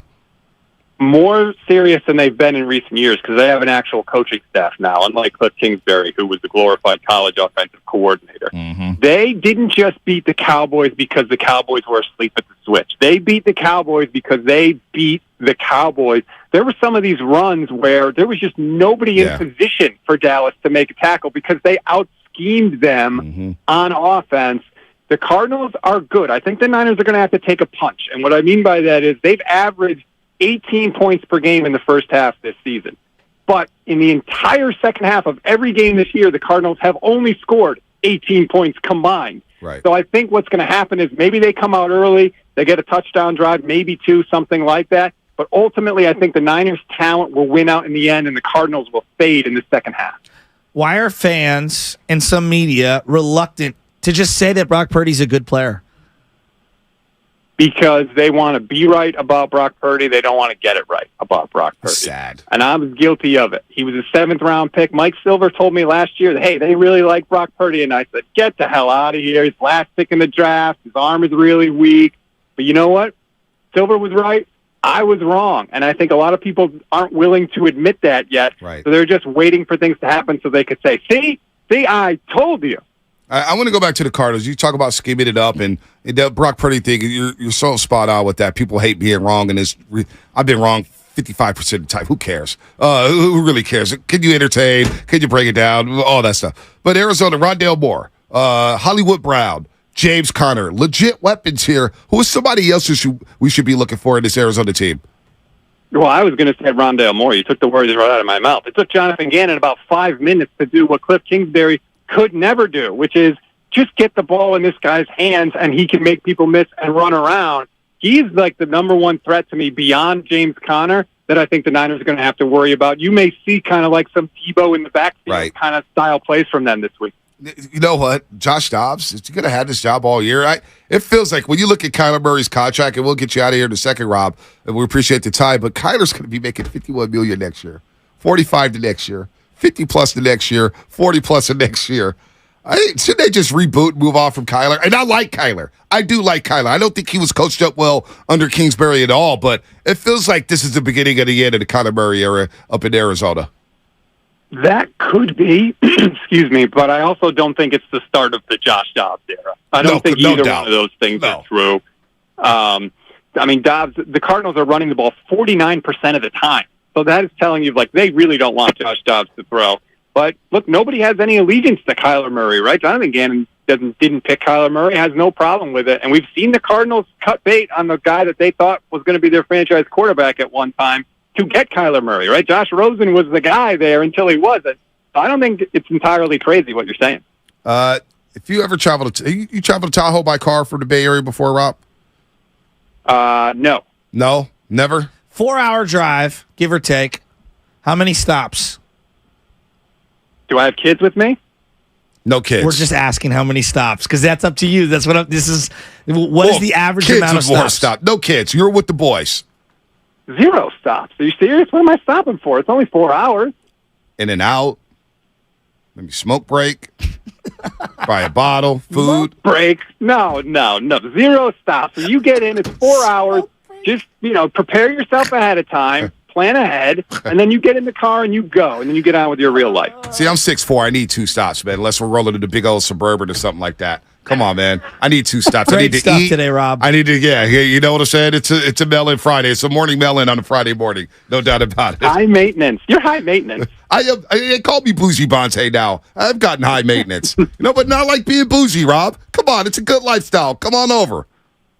Well, okay, if you say so. I guess if you drive with me, you're going to be in trouble. Yeah, probably. You're the only weed smoker in America that has to stop the car and get out. I'm not a weed smoker. I'm just saying some people need smoke breaks. Not me. It's legal. Other people. I don't smoke. Rob, thank you, Rob. Get out of here. Thank you as always. Thanks, guys. All right, Rob Stats on fire, man. He's funny. I like pulling his chain, man. He's a good sport. He is. He's a good sport. He gets upset when you start bringing up the Montanas and the Youngs. He's like, just let this guy be Brock Purdy. Well, I understand it. I think you also have to understand that when we look at the greats, they have certain characteristics that everyone emulates. And poise, moxie, confidence, demeanor, those are the greatest qualities of Joe Montana. And if you possess even parts of those traits, to be compared to him in that way, I understand being triggered by that. Those are good things, though. These are good things, right? We're so easily triggered these days, all of us. America is. We're triggered. We compare everybody. Don't you compare him. If Steph Curry says, hey, I feel like I'm the best point guard. Oh, my God, you're not. Magic Johnson is. And then Magic Johnson comes on, I'm the best point guard. And Steph Curry is like, dude, everybody just Simmer down. Yeah, exactly. By the way, YouTube poll question today. Steve Kerr, 9 o'clock. Cannot wait. He's not flaking on us today. I know that because I just heard from Raymond Ritter. And when I hear from Raymond Ritter, he's coming on. Steve Kerr, 9 o'clock. Cannot wait. How many stops are okay when you're on a 4-hour drive? So far, 235 votes, 236. Everybody says one stop. Thank you. 4%. One. 29% says 2. 3 or more stops, 7%. Who's stopping 3 or more times? I mean, what are you doing? Yeah, I'm not. Are we there yet? Just Depends chill. on how many smoke breaks you need to have. Right. You know, you may need a couple. Some people need a couple. When does that crack come into play for you? I am definitely not a backseat driver. When I'm in the backseat, I'm chilling. Okay. Do you predetermine on your drive whether you're stopping at a certain fast food place or is it we're going? Because I'm going to be honest with you, there are levels of fast food to me. Yeah. Right? And this is fat boy talk here. Okay, I admit it. I'm a fat boy. Well, I'm a fat boy too. But like, there's a difference between stopping at Wendy's and stopping at In-N-Out Burger. Would you agree? Absolutely. And I love Wendy's. I love you, Wendy's, when I'm not stopping I love on the way to burger. Wendy's. No, I'm not. But do you get where I'm going? But like Sacramento, for example, we may want squeezing burger when they got the cheese outside the burger. Is good. You know what I'm saying? Jim Boy's Tacos in Auburn on my way That's up what 80. I'm talking about. Yeah, I agree with you. Like there are levels to it. I'm definitely not a backseat driver. I can't stand backseat drivers, so I don't. I get nauseous now in the backseat. Dude, I was in an Uber the other day with Michelle, and I literally had to get out of the car. I was getting like nauseous. That's why you need more than one stop. That's what I'm talking about. You can't do. You're not capable of going up to Tahoe when those stops are just one stop. You need multiple stops. Well, you just snitched on yourself. Here's where it gets dangerous. You just snitched on yourself. Here's where it gets dangerous. There's a place called Bases Loaded in Sacramento. It is like the ultimate baseball warehouse. And when I'm talking about every piece of equipment you could think of, gloves, gear, accessories, do you know how hard it is going to be for me to drive through 50 and not want to pull over? There's also the outlets in Vacaville. Well, I know I have to keep going past. It's too expensive. You know? Do you know how hard that is? No. It is baseball mecca. Listen, man. I used to be like that driving up to my Aunt Knuckles' place out in Pleasanton when you drive past the Fries, because we didn't have Fries down in Monterey, so it's just like, I got to go to the Fries. Let's go. There's some good stuff. Yeah, go to South Dakota. Go to South Dakota on YouTube, powered by First NorCal Credit Union. Bonte, give me the aux cord and we can listen to 95.7 K replays. We're not doing that on the way. You have to suck on the Tahoe. I can guarantee you that one. I've created an ultimate river mix, which is for the Russian River when I'm kayaking. We'll be playing the ultimate river mix on the way up. Yeah, no, we're slapping. Whether it's Wiz Khalifa road trip music, early Wiz, young Wiz. Oh my gosh, it was amazing. Wiz was in his bag. Wiz Khalifa, that is. You could go 2 Chainz. You know, you go to Old Biggie, go Pac. You do whatever you want to do. Jay-Z, whatever you want to do. Now, Mo Money likes to dominate the radio. And he plays all these new youngsters. Does he let a song play through? Yeah, he does. Because Little Guido, he hits the skip button way too fast for me. Yeah. I don't like that. But Mo Money plays these guys who are now rapping. I'm like, Mo Money, this ain't music. This is terrible. So you're like the guy on the Instagram reels that I keep seeing? What do you mean? There's like all these Instagram reels of like music in the 90s versus music now. Yeah. You know, like these comedians. Oh, yeah, and I stuff. see that. Yeah. But some of the stuff is good. I'm like, oh, this is dope. Yeah, I agree. And he'll be like, yo, this song is 5 years old. I'm like, really? First time I heard it. No, the worst is when they're like, oh, yeah, DMX, them oldies. Yeah. Oldies? No, you know what? That's oldies? The driver on my road trips has to focus on driving and the navigation. The music, the guy who controls the music either has to be in the backseat or the passenger seat. You know what I'm saying? That's how it rolls. And when we stop, you were asking, do we plan to stop? No, we're on the fly. We're audibly. We improv. But once when you the plane drive breaks past down, it, you're kind of screwed. Like, I'm not going backwards. We'll see it coming up. It's like, hey, something's coming up. All right, we'll get off right here. We'll be looking at the navigation, seeing what's going on, but we audible at the line. Plus, you also understand, like, an In-N-Out stop, it's a 30-minute stop. Yeah, but that's why I don't stop at In-N-Out. In-N-Out's right here in the backyard. Yeah, why would you waste a stop at In-N-Out? I love you, In-N-Out. Why not go to Chick-fil-A, go see Susanna? I'm here for all of them. You know what I'm saying? Jim Boy's Tacos. Raising Cane's. Raising Cane's. It's okay. It's no Chick-fil-A. See, I'm always on the GPS, and I'm always updating the stats and stuff, and you know me. Anyway, let's get to Austin in the Bay Area. He wants to talk 49ers. Austin, Football Friday, what you got? Hey, this is what I got. Hey, Debo may be the most important player on the 49ers. Mm-hmm. He's our most violent runner, and nobody wants to tackle him in open space. I like He's that. like 4 or 5 people to tackle him. If we get some speed down the field, just imagine what that slant be looking like when one person trying to tackle him. We got that speed down the field, but then again, Debo may not be the most important piece. Trent Williams is our most important piece on that offensive team right there. What y'all think about that, man? I'll let you know what I think about that. Debo actually almost got like 30 targets within three games. Yeah. And he was our best player last week. Yeah. 12 targets, over 107 yards, and a touchdown. And he only received 2 carries in the backfield for like 8 yards. Austin. I mean, you make a great argument. Austin, you make a great case. How many stops on the way to Tahoe? 1 or 2? I don't think Austin goes to Tahoe. He may fly to Tahoe. He sounds like he got money. Flies to Tahoe. He sounds like he has You got to fly to Reno and drive to Tahoe. What are we talking about? Church's Chicken. Nobody's stopping for Church's Chicken because I've never been there. Never been to Church's Chicken. No, is it any good? Oh my God! Go to one of South Bend Hits today, T. Is it good or no? We're always in sketch ass locations, man. I swear to God. 18th in South Bend Hess. Popeyes, you didn't even mention. Yeah, That was my spot. You got the film Butter on one. in the biscuit. Well, you got the film on one too, and you got Yes. the visit Darryl and Hayes. Crispy Crunchy Chicken, South Bend Hess and 18th. First of all, the gas is. Everybody thinks Arco's a cheap gas, right? Sure. This has, I don't even know the name of this gas station. It's just like $5.50 a gallon, 87 or 91. Like it doesn't even, you don't even have any options there. And you got to pay inside. But the biscuits and the chicken and the chicken strips and the fries. And in the South, they got a lot of gas stations where you could buy chicken. A lot of people buy their chicken, which is, heck, they even go to the strip clubs, Magic City, which I can't wait to get to one day. They go try to limit Pepper Lou's. Crispy Crunchy Chicken. If you go get that on a road trip, you're stopping more than twice. Now, it's good and it's worth it, but you're stopping more than twice, if you know what I mean. Just saying. Diarrhea. I mean, whoa. I'm just saying, man. That's all I don't think I've known anyone who flew to Tahoe. No, I don't think anybody flies to Tahoe. You can fly to Reno, though, right? Yeah, you fly to Reno and drive. It's like 40 minutes or so, depending on what part of Tahoe you're trying to go They probably to. got helicopter or private jet landings at Tahoe, right? Bonte, that would be a level of finance I don't understand. Oh, wow, you don't understand something when it comes to finances? That I do not. I thought you were going to have, Ed and I were talking about you becoming my financial manager one day. I don't think that's good. Yeah, I know. Hell no. For a variety of reasons. Yes, trust me, I know. Never been a Crispy Crunchy. No, because we had Popeyes in the neighborhood. Yeah, it's so true. I always went to Popeyes. Yeah, see, I didn't go to Crispy Crunchy until a couple years ago. I was leaving a Warriors game. Uh-huh. And I was like, I need gas. I stopped at this gas station, and they had chicken in there. I was like, oh, this is what everybody's talking about. Oh. So then I grabbed I've heard about it. I grabbed the 2-piece. I was like, damn.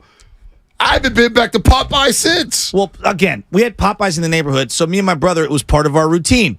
Popeyes, part of the routine. Geneva and Mission, good to go. And you wanted to wait till they had the fresh chicken out. You know exactly what I'm talking about when they refry up the new stuff. That may be the most dangerous Popeyes. I never ate at that Popeyes Geneva and Mission. Multiple shootouts right in front. Yeah, my I'm brother good off was that. on the 43 when two guys were popping at each other. Yeah. I'm good off that. I'm good off that. It used to be way worse in the 90s. The one in Fillmore, right by the Safeway, it could get sketch.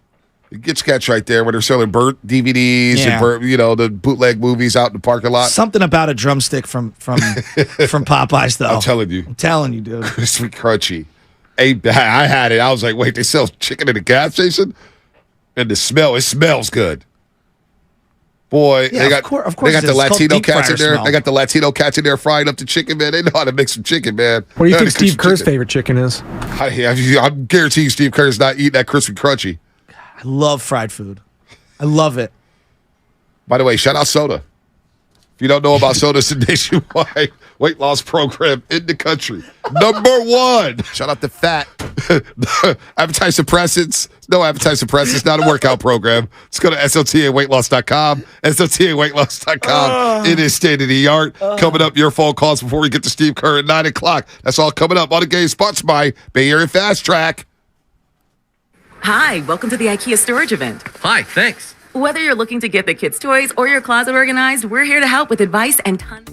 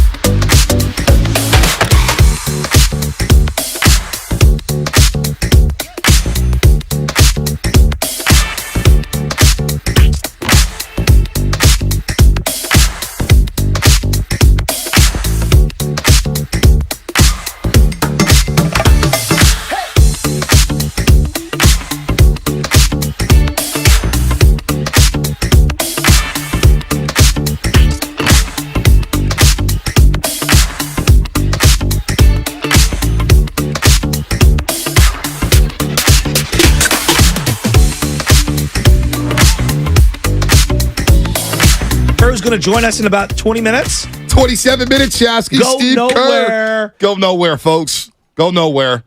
The Morning Roast sponsored by Fried Chicken. That's according to Hypeflix. No. Over under chuckles from Steve Kerr. I'm not going to force any jokes on him. You know what? Anytime we have a guest on, yeah. You know what the text line says to me? What? Oh, you're going to ask him if he's a sausage guy, Shasky? Oh, I know. They do. They do all the time now. Are you a sausage guy? Or you could ask him who's on his all-thighs team. You like that one? Well, I like chicken thighs. I don't know about the thighs you was talking about. Well, like thick legs. Yeah, I like thick chicken legs. Baseball players, you know, say from chicken the heads. waist down. By the way, Fast Track, overdue tolls, vehicles with overdue unpaid tolls. I got like 7 red letters in the mail right now. May not be able to renew their DMV registration until outstanding balances are paid. Payment assistance is available. Visit BayAreaFastTrack.org/assistance today. I feel so old right now, Shasky. I had to call Fast Track to activate my Fast Track tag. It's impossible. Their website is so outdated. Fast Track, I love you. Can we work together and update your I know you're a sponsor. We got to update your website. Seriously, it's tough to navigate. I just deactivated 2 tags for 1 car because we sold the car. Mm-hmm. And, the website was it needed a little updating. But I called up their line yesterday. Now you get they helped us, and they were great. On the line? I believe her name was Karen. Yeah, on the line, job. They are exceptional. And they'll waive fees knowing that, okay, you got the tag, you're all good. But sometimes we don't want to call. You know, sometimes we just want to go on the internet and do things. It's very important to get that Fast Track. Now that we have all these particular lanes on 580, for example, these express lanes, I believe there's one on 101 down near 84 and 92. So, yeah, it's really worth it. Chris M. This is good. The Giants should be sponsored by Fast Track. No, they should be sponsored by Amtrak because the Sacramento shuttle gets used 200 times a season. Left and right. Sean Jelly, how many times are you going to see him? My favorite thing when talking about Fast Track, when I see old photos of the Golden Gate Bridge and it's like 50-cent tolls. Oh, my gosh. Now it's $9. I remember having to panic attack on your way coming over any of the bridge. Do we even have money? Do we have $2, $3? Anybody got some change? I think I got a couple quarters in between the seat. You know what I'm saying? Yeah, give me that. Nowadays, if you leave a penny in the car, your car's getting bipped. Oh, I remember paying gas with straight change. Oh, yeah. Did you see the guy? There's a video. I know we're going to get right back into sports here, Warriors in particular. We are. There was a guy who paid a $60 fine in coins, and they refused to take it. Wow. I got this guy's back. If you're paying in any kind of form of money. Money's money. Money's money. Money is money. Money is money. You know who's money? Jesse in Runner Park. He's money. I love What's Runner up, Park. Jesse? I love it up there. What's going on? You guys are killing it today. I love the nostalgia. And let me. I'm a Warriors fan. I love the Warriors. I'm also an elephant in the room guy. I'm gonna say that awkward thing that a lot of people are thinking that might not say it. So, here I go. Draymond Green, single digits across all categories. No Hall of Famer's ever done that. I question whether he's a Hall of Famer. Fun to watch at times. He's kind of a diva Dennis Rodman without the rebounding. So he comes with a lot of baggage, and it's a real straightforward question. Why the focus on Draymond? Why is he considered the centerpiece? Why do we talk more about him? Why is he so viewed as so important to the success of the Warriors? It's a tough question. And I think other people are thinking this, and I'm gonna let you riff on this. And also, we cannot sleep on the Cardinals. They're be careful. That's not a tune-up game. Why do you think? No, I have a couple theories. Why do you think Draymond is held in such high regard? I think he's passionate. I do think he's in the moment player. And in those championship years, 2015 and 2016, there were moments where it was like, oh, we're slipping, and he did bring an energy at certain moments where it was it was like, you're watching football and there's a turnover or there's a fumble recovery, an interception. It can change the whole dynamic of the game. And so he had those, I wouldn't call it quantitative. The numbers aren't there for him. But he had these few qualitative moments in the run where he made us feel emotional.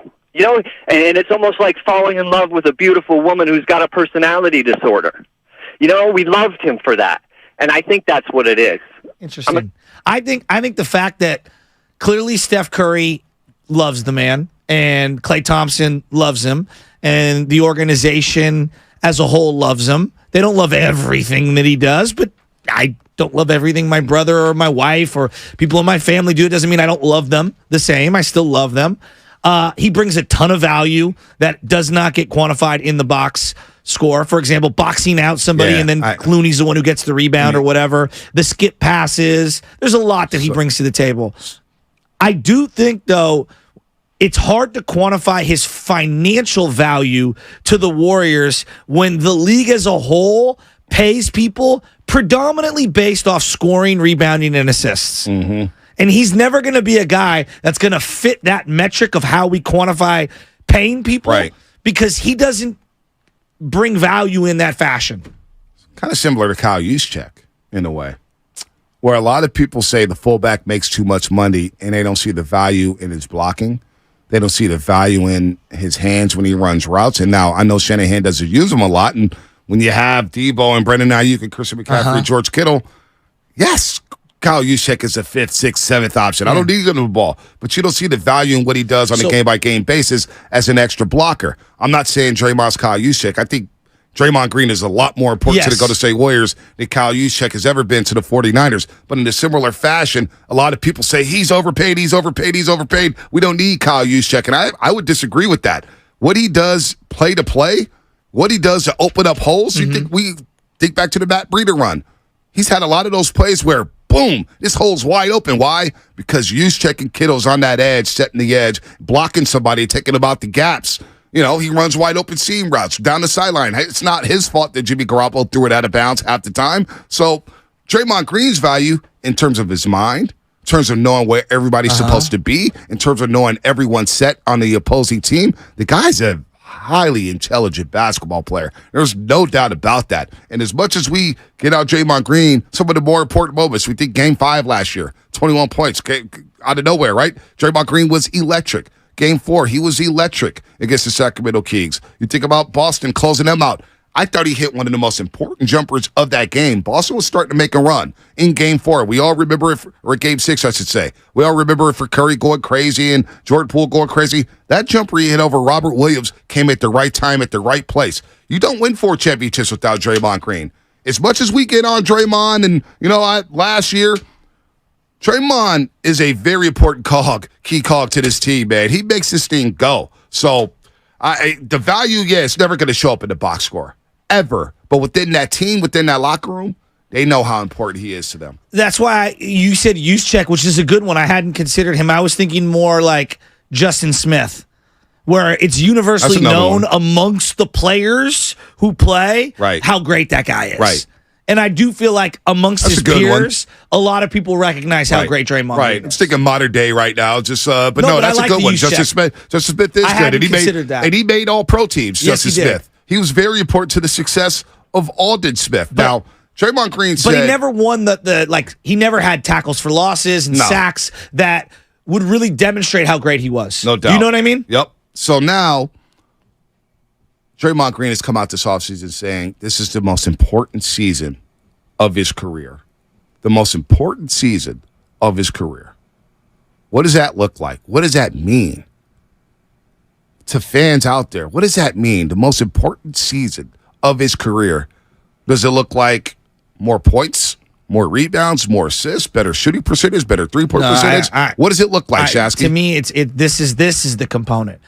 He needs to be a better teammate. That's what he needs to be. He needs to be a better teammate to the young guys, but in particular to the old guys as well. I think he needs to be a leader on and off the floor. Not just with his words, but with his actions and with his demeanor. How many times in the last 3 years, in the final 5 minutes of a game, has he kind of lost it? Where he's in the lineup, but either he gets himself ejected, or emotionally he's not there because he's so obsessed over a missed call, this person getting into it, like whatever it be. I need him to control himself just a little better. Is that it? No, I think that's the first thing. I think if he's a slightly better teammate this year, and I think that the most reasonable people would say you're on to something here. All the other stuff I can live with. Him getting into Sabonis and all that, I can live with that tech if he's not riding Kuminga's confidence right into the ground. But doesn't he need that edge to play at the level he needs to play at? Hasn't that what carried him? Hasn't that what helped spur the Warriors? Doesn't mean that you stamp and stomp down on the fragile confidence of young players. That's fair, but I'm kind of with Uncle Looney here. You take the good with the bad. We've always taken the good with the bad. We know what we're signing up for. Can't we? That's what's gotten Draymond Green to this point in his career, is having that edge and having that fire. He doesn't get through Michigan State without that edge, without that fire. This reminds he doesn't me a lot get through of the NBA through 12 years without that edge, without that fire. This goes back. I get that he has to calm it down at certain points. I'm with you there. I'm with you. He drives me crazy sometimes. And choose your spots I better. agree with that. Discernment. I agree with that. I expect as you get older to have better judgment. But you know what, though? When he does start ranting and raving and he starts stomping around, he does play better. I mean, he flips. Like I think about to the Pelicans game last year. That doesn't mean the other three guys that he screamed at play better. I'm not disagreeing with you there. I'm not disagreeing with you. But I look back at the Pelicans game where he probably should have been ejected. But single-handedly, he flipped that basketball game. Like, Curry did his thing, Kuminga did his thing, Poole did his thing. But what Draymond did that game was take the Pelicans completely out of it psychologically. But don't you expect someone at this age to channel the things that are good, that pushes him, and just try to minimize some of the negative? For example, I'm not dismissing that. For example, the Kings series, which they needed a historic Steph Curry performance to come out of. We would have been looking all offseason at what he did to get ejected from that game and then miss another game with the commissioner of the NBA in the building. No doubt. No one is saying that you can't go at it with Sabonis. That was it's unacceptable. All the extra stuff. That was unacceptable. Because you cannot tell me that he rose to the moment after he was like baiting the crowd. That was, he went past the line. That's all. He did go past the line. And you know what he did? Game 4? Played his ass off. Guarding De'Aaron Fox in the fourth quarter. So give me game 4 you don't and win less that. of the but other again, stuff. You're going to take the good with the bad. He's going to run hot at times. He's going to try to get in the head of big men. He's going to try to psychologically take Sabonis out of the game. And you know what? Psychologically, he took Sabonis out of the series alongside Kevon Looney. But a lot of the mind games that he played on Sabonis, he pumped him. You know what Steph Curry did? Game 5. Draymond Green scoring those 21 points. You know what I'm saying? That was huge. You know, that's like that to me. When I look at like Steph Curry's evolution as a player, what was one of his weaknesses? He's not big enough. And what did he work on over the last 5 years? Got stronger. He got a lot stronger. And is it a weakness? Not as bad as it was 5 years ago. You're telling me Draymond can't like ratchet up the emotions and being able to control them slightly better? Like, we're talking about the same thing. Like, one thing is a guy's physical thing. The other thing is a guy's mental part. Being better mentally at the game is a skill. In the most important moments for the Warriors. Hasn't he done that? Control those emotions that you're talking about? Well, no, because he got kicked out of a playoff game. Okay. That did but cost in the him. most important game 5, did he not channel those emotions? The swing game to take a 3-2 series lead. I understand that. But Game it was 4 a down detriment. 2-1. You All cannot say I'm asking is a that question. helped them get out of the All series. I'm asking is a question. Game 4, he ran to raise about being benched in the fourth quarter. What about game 5? What about game 5? But just because you have a good game 5 doesn't negate game 3. No, it doesn't negate that. I'm not saying, but don't sit there and rip him for doing all this stuff and say, you know what? No, I'm not ripping him. In real time, he was able to channel those emotions and play better basketball. In some ways, it sparked him to play better basketball. So, you know, Draymond's not going to change. We're that's a have to problem. live with it. That's like saying Steph's going to stay skinny and he's not going to work on his game. Steph's going to continue to turn the ball over and he's not going to, like, I view his emotions as part of his skill set, and honing them slightly is an aspect that he can control. I agree with you. But at the same time, when he does hit rock bottom with those emotions and he gets kicked out, he fires back in a major way. He never lets you down in the most important moments. Now, the Lakers series, everybody let us down, right? With the exception of Steph and Curry. But in your most important moments, Draymond did not let you down. He didn't. I mean, he admitted he was like completely shook in Game 3 and in parts of Game 4 against the Boston Celtics. Like, I understand his living on the edge thing. Well, that was different because they were yelling "F you, Draymond." He had heard that before. He's like, man, what is this? It's like a mob after me, man. He was rattled. He was rattled. I don't know. Paul in San Jose. Paul in San Jose. What's happening? Hey, how's it going, guys? What's up, Paul? Good. I just remember, was it last year or the year before that Draymond says that now that his son or daughter is coming to the game that he's going to control his technical fouls? Because I think he just needs to play harder and a lot smarter because, you know what? In every sport, the ref's going to miss a call here or there, and you can't get mad about that. I agree with everything Shasky is saying. I agree with everything you just said, Paul. I would love for him to keep his emotions in check. He's 12 years into the league now. This is just who he is, right? I mean, you really think he's going to change the way he plays? Year 12 and year 13, Steph Curry added elements to his game. But he did. I don't know if Draymond is. Year 11 are we expecting Klay Thompson to slightly evolve? I hope so. Okay, so we can't ask Draymond to slightly evolve? I want him to evolve. Are you the same man that you I want no. Hold on. 25 that you are now? This is different, though. This is different. I don't play basketball like Draymond Green. As a broadcaster. And of course I'm different. Well, I wasn't even broadcasting when I was 25. Well, 5 years ago. I wasn't even in school. Are you the same as you were 5 years ago? I don't know. Maybe. Some people think I'm worse. You've evolved. Some people think I'm worse. Draymond Green. I agree. I would love to see him channel those emotions. I agree with you 100%. He's cost us in some major ways. No doubt about it. He's also helped you in some major ways. And part of Draymond Green's game, whether we like it or not, is that fire. And can he control him? He does at times. But when he gets revved up, that's where other guys need to come in and say, hey, Dre, you need to chill it. Now, you would say, hey, you need to do it yourself. That's just not who he is. It's not. Like, I mean, haven't we learned already? Like, I've just learned to accept it. It's like he's not going to change. He's too stubborn to change. I'm sure Steve Kerr wants him to channel those emotions at times. Well, he's limiting himself then. Well, but I wonder what it means to Draymond Green to say it's the most important year of his career. Well, and that to me is him finally having some perspective and realizing that he does need to evolve slightly. No one is saying lose the fire. Evolve in which way? We're saying channel the fire appropriately more. When I think evolve with Draymond Green, and I want to state this for the millionth time. I agree with what you're saying. I would love to see him channel his emotions. I don't want to see him going crazy like that. But when I see evolve, what I want from Draymond Green in terms of his most important season or evolving, so I want to see him hit the open shot. Well, I want to see him shoot. No, that's the biggest thing to me. With that. Because when I think basketball, when it's all said and done, when we're playing basketball, and you look at that Lakers series, at times you're playing 3-on-5, at times you're playing 4-on-5.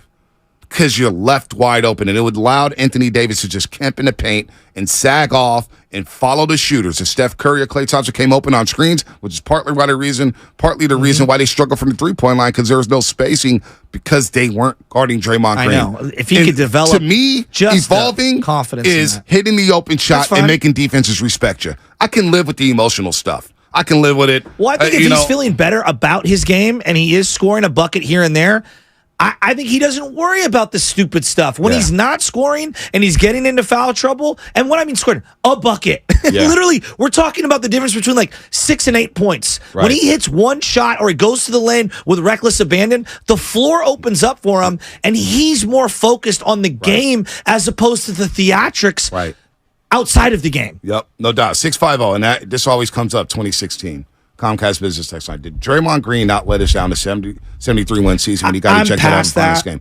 But you know why I'm past it? Yeah, I'm past it. Because in Game 7, he showed up, and he was the only guy who was getting buckets. He was the best player on the floor for the Warriors in that game, right?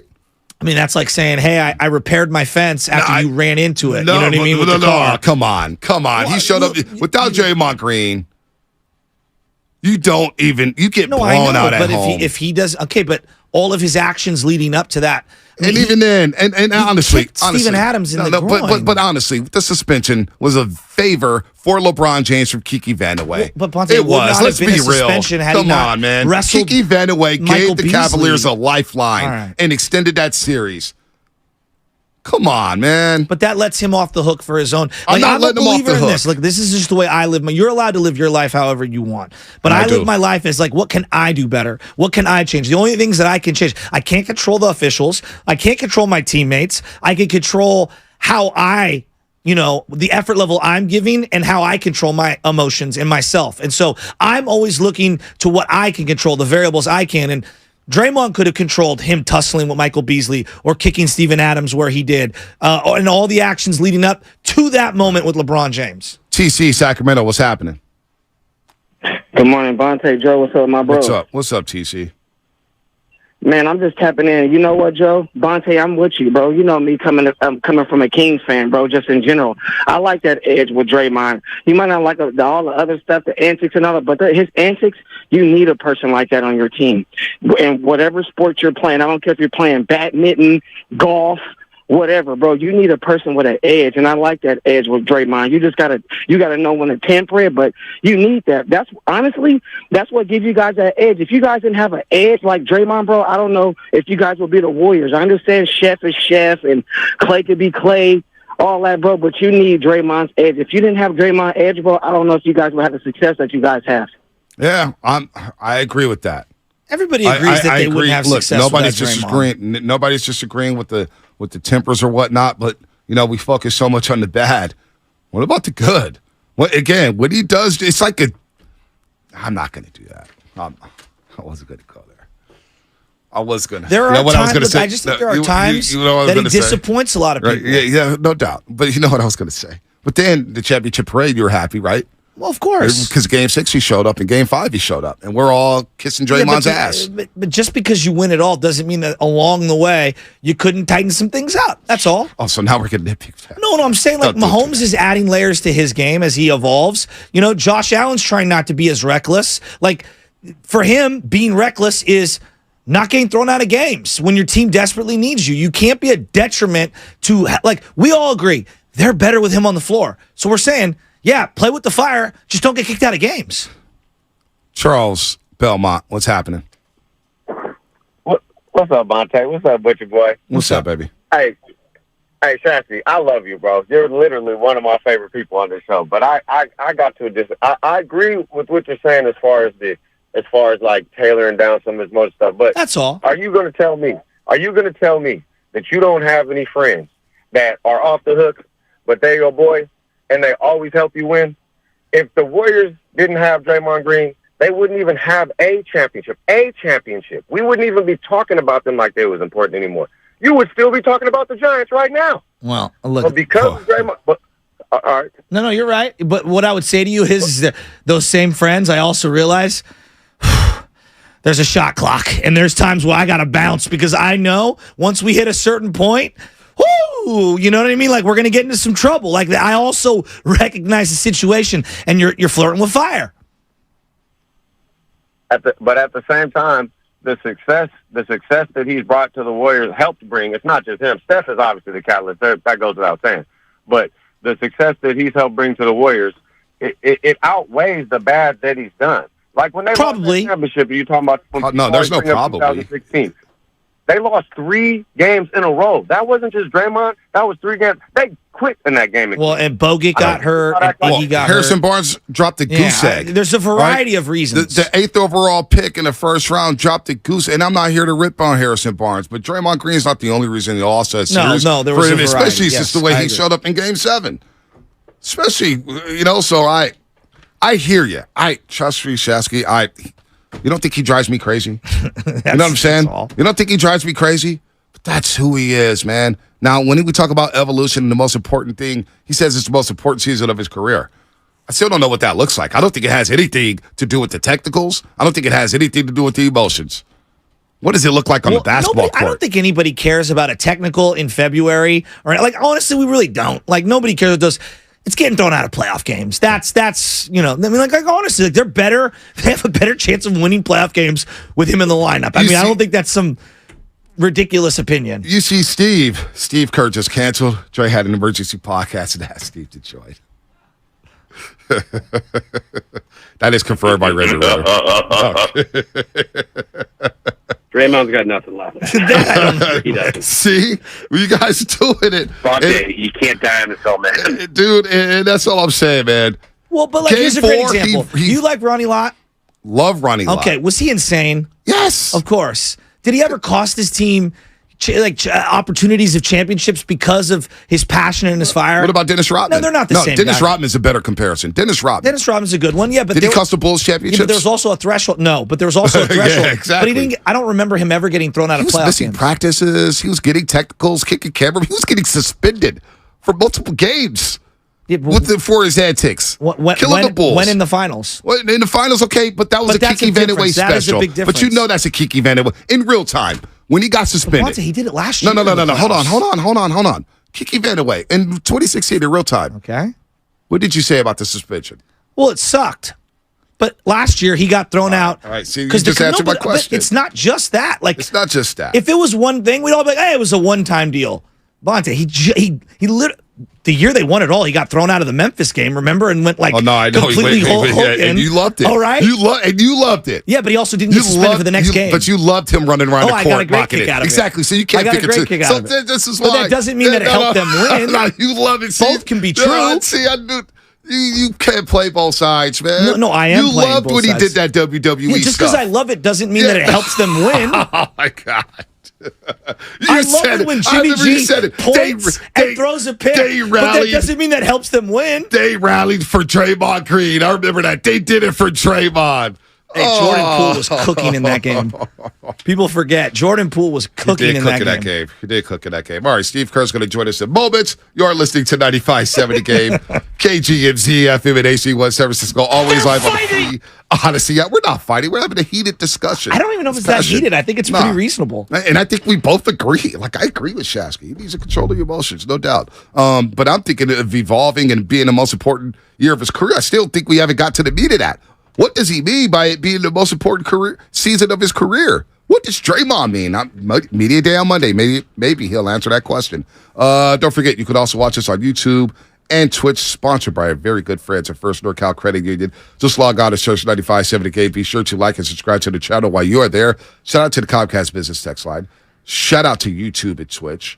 It's a Football Friday brought to you by First 5 California. To learn 4 things you can do to overcome toxic stress, go to first5california.com. I wonder if anybody uses that. I need to check out that website, man. First5california.com. Steve Kerr will join us in moments. He just celebrated a birthday on the 27th. What's a good birthday present for a guy who has everything? Oh, man. A 5th ring? I don't even know. I don't even know what, I don't know. Because, I'm already running, whenever Anna says, what do you want for your birthday? I'm like, I don't know, just some crab legs? To not bother me for the day? Well, that doesn't happen. I know, but that's what I always say. Can I be alone? I know Anna's She's like, really? Really? You want to be alone? Yeah, I kind of do. And then baby Chaz went up to Calistoga with her parents, and I was like, we're going to give you the weekend off. I was like, I'm thinking maybe 1-2 calls a day.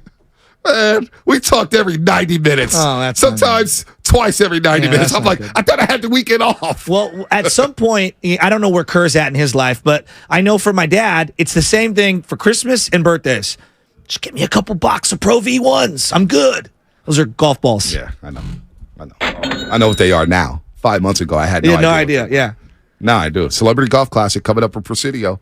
Steve Kerr joined. Oh boy, if he flicks again. Look at Steiny, he's laughing. He knows it. If he flicks again, he's like, I'm not talking to these bozos.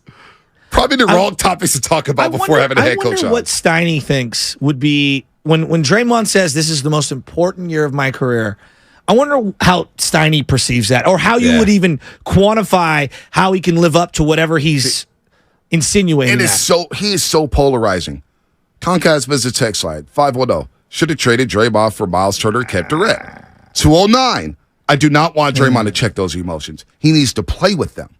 I mean, he's so polarizing. Well, I'm a believer in channeling your energy, right? I have a lot of adult ADHD and all these other things. It's like I got to channel it positively. It's why I do a million different things. It's why I like to coach and stuff.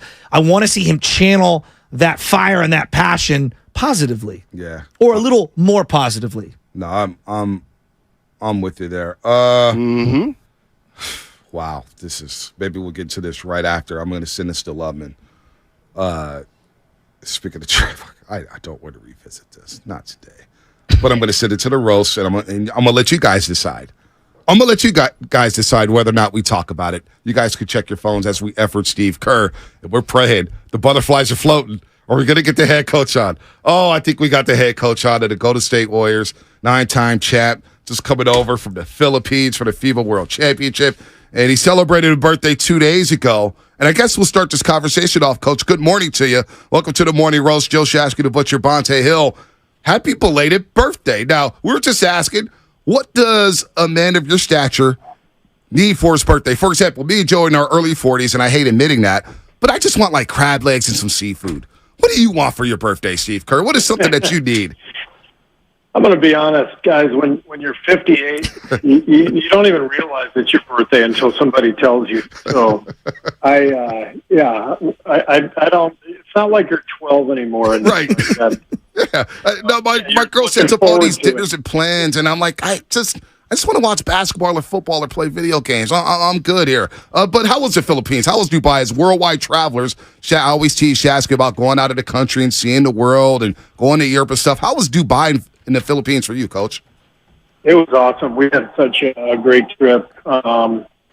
Just being in the Philippines for the first time, they're incredibly passionate about basketball there, and to experience that, to represent our country and coach Team USA in that atmosphere was so much fun. Obviously, we didn't pull it off, and that part was disappointing, but couldn't have asked for a better group of guys, better coaching staff, and the whole experience was incredible. Coach, I was at home folding laundry, and all of a sudden my phone started going crazy. Chris Paul to the Warriors, and I was like, I will never forget this moment. Like, Chris Paul to the Warriors? Yeah. Where were you? Not like what were you thinking? Where were you when you found out Chris Paul was coming to the Warriors? Well, we kind of had an inkling that it was a possibility, so it wasn't like out of the blue. Okay. And so I had a few conversations in the days leading up to the trade, with Mike Dunleavy, and so when it went through, it was it wasn't a shock, but it's just so interesting that this guy who we've been battling with forever.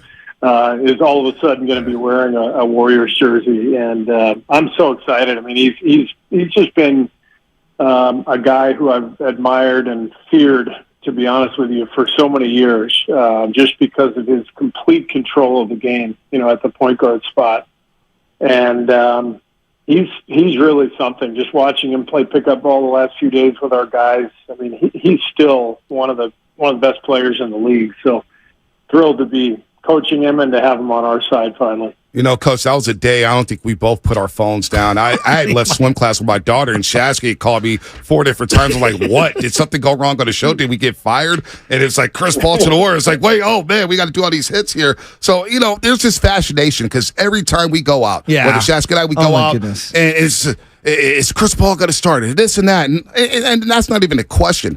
But what is the fascination with starting? Because personally, I always think, all right, what's the finishing lineup look like? What's the last 12 minutes? Who's going to be on the floor? Who's going to get stops here? Why do you think there's such a fascination with who starts and who doesn't? I don't know from a fan standpoint. I know from a player standpoint, it's more about comfort zones. So for Chris, for example, he literally has never come off the bench his entire career. When it depends on who you're talking about, but every player is a little different. I think in 15 years I might have started 20 games in my career. So, but I finished a lot of them, and so for me it was not really a big deal. But for a guy like Chris, who's started every single game, coming off the bench would be a huge adjustment, and that has to be something that we take into account. I said this the other day. I really feel like we have 6 starters with the group. Sometimes things will just take care of themselves with an injury, whatever, where you don't even have to plan. But when we do have all 6 guys, we have a lot to think about, a lot to consider, not only who starts, but who finishes. And the only way it's going to work is if all 6 guys and the whole team, obviously, are all in and, completely aware that every night's going to be different. Yeah, and that's the beauty of the offense that you guys have been running all these years, the motion. It can look different possession to possession, and you're trying to play to your players' strengths. What do you think it looks like trying to incorporate, a very deliberately paced Chris Paul and playing into his strengths? How do you guys blend those? Well, I really look at our season a year ago, and even before we got Chris, my goal was to find a balance between the pace and the the execution. I mean, last year we were number 1 in pace and 30th in turnovers, and that's not a combination that's going to win a championship. And so even before we got Chris, I had this goal of cutting back turnovers, but finding a pace that suits us best. Chris will help us do that automatically, and I think it's going to be a case where we're going to sort of meet halfway. He's going to when he's playing with Steph, especially, he's going to throw the ball ahead or run ahead and generate more pace than he's used to. And then at the same time, we're gonna pull back and execute more often when we need to, and not get caught in this game where we're throwing the ball around like we did last year and giving up too many possessions. So what I've found in my career, though, is smart players figure it out quickly, and when you put a bunch of smart, talented guys on the floor together, it really isn't that big of an adjustment. Talking to head coach Steve Kerr, the Golden State Warriors helped lead them to 4 championships in the last 9 seasons, entering year number 10 as head coach of the Golden State Warriors. Now, with this fascination of everybody talking about the 6 starters and whether or not Paul starts or whatnot, I think one of the biggest X factors for your team, and tell me if I'm wrong, Coach, is Andrew Wiggins. I think he's flying under the radar. And before he suffered that right adductor strain last season, I think you could make the argument that he was playing maybe the best basketball of his career coming off of that finals run. Where's Andrew Wiggins at physically and mentally? How's his offseason been? Yeah, I saw Wiggs this week, in the gym, and talked to him a little bit. He looks great. He's feeling really well. So, he's a guy who's right in the prime of his career. He's been here now several years, so he has a great feel for how we play and playing with his teammates. And obviously, guards the best player night in and night out. So Wiggs is in a great place, and really excited to coach him. He's just one of the best guys you'll ever be around. I mean, he's there for you every night and gives everything to his teammates. And last year was just a tough situation and tough year for him, but the way he handled it, the way he came back, competed in the playoffs, I thought he was just incredible. So I'm thrilled to have Wiggs back. Draymond's done a lot of podcasts over the last year, but on one of them he said this is the most important season in his career. Do you agree with him on that? And how can he deliver on such an important season for you guys and for himself? Well, I like hearing that because, Draymond has, he's accomplished so much and, he's heading for the Hall of Fame. But he just signed a 4-year extension. So he's got a lot ahead of him. And, I'm thrilled that he's, excited and motivated for the season. Every season is the most important one of your career. That's how I look at it. So, when you're motivated like Draymond is, you can't wait to get to camp and get to work. Coach, Draymond Green in that half-court offense, a lot of players sag off of him. Is there an encouragement from the coaching staff, maybe, hey, shoot a couple more times because the spacing sometimes gets compromised, which is, I guess, why you went to one big at certain points in the playoffs last season? Yeah, Draymond's played the 4 for us forever. We occasionally have started him at the 5, but more often than not, he's playing with another big, and then during the game at some point we'll get to that small lineup where he's at the 5. So the reason it works is because he's such a good playmaker. He's one of the leading assist men in the league as a 4-man. So we feel very comfortable playing Draymond at the 4. He has worked hard on his perimeter shot. And we want him to take it. he can make the three, and we want him to keep defenses honest and take that shot when it's available. I mean, you've had a firsthand seat, and so have all the fans. That's why we love them so much. Curry, Clay, Draymond, and we've seen them go from like boys to men and raising their own families. How is this locker room, the culture, the atmosphere, maybe the music as you're walking into the locker room? How's it evolved from day one when you first stepped in to where it's at now? And these guys are obviously, grown men of their own, raising their own families. Yeah, that's one of the best parts of coaching, really, is to develop relationships with guys, and then to see them grow, see their families grow, and spend time together, and really grow as a team, as a group, and experience all of this together. It's pretty unique. It's a wonderful profession. It really is. So for me, and this situation has been so unique. Very few NBA coaches get to coach a group of guys like Steph, Clay, and Draymond for a decade, and that's this year. This year is my 10th year, and been with these guys the whole way through, and seen them raise families and evolve and grow, and just been an amazing run. Yeah, no doubt about that. Steve Kerr here on the Morning Roast on 95.7 The Game. Klay Thompson, we know last year it didn't work out in the offseason. Now I understand why. You're coming off 2 years of straight rehab. Maybe you want to take the summer off, coming off of a championship. Where's Klay Thompson at? Because he got a lot, I know on these airways, a lot of people reporting the fingers at him about his shot selection and whether or not he's the same defender. What have you seen from Klay Thompson? How does he look? What type of shape is he in? And what did you say? I guess you know what? Screw all that, Kerr. I got to ask you this. What was the message to Klay going into the offseason to get him into this shape? And what was that sacrifice that you talked about in your exit meeting with Klay Thompson?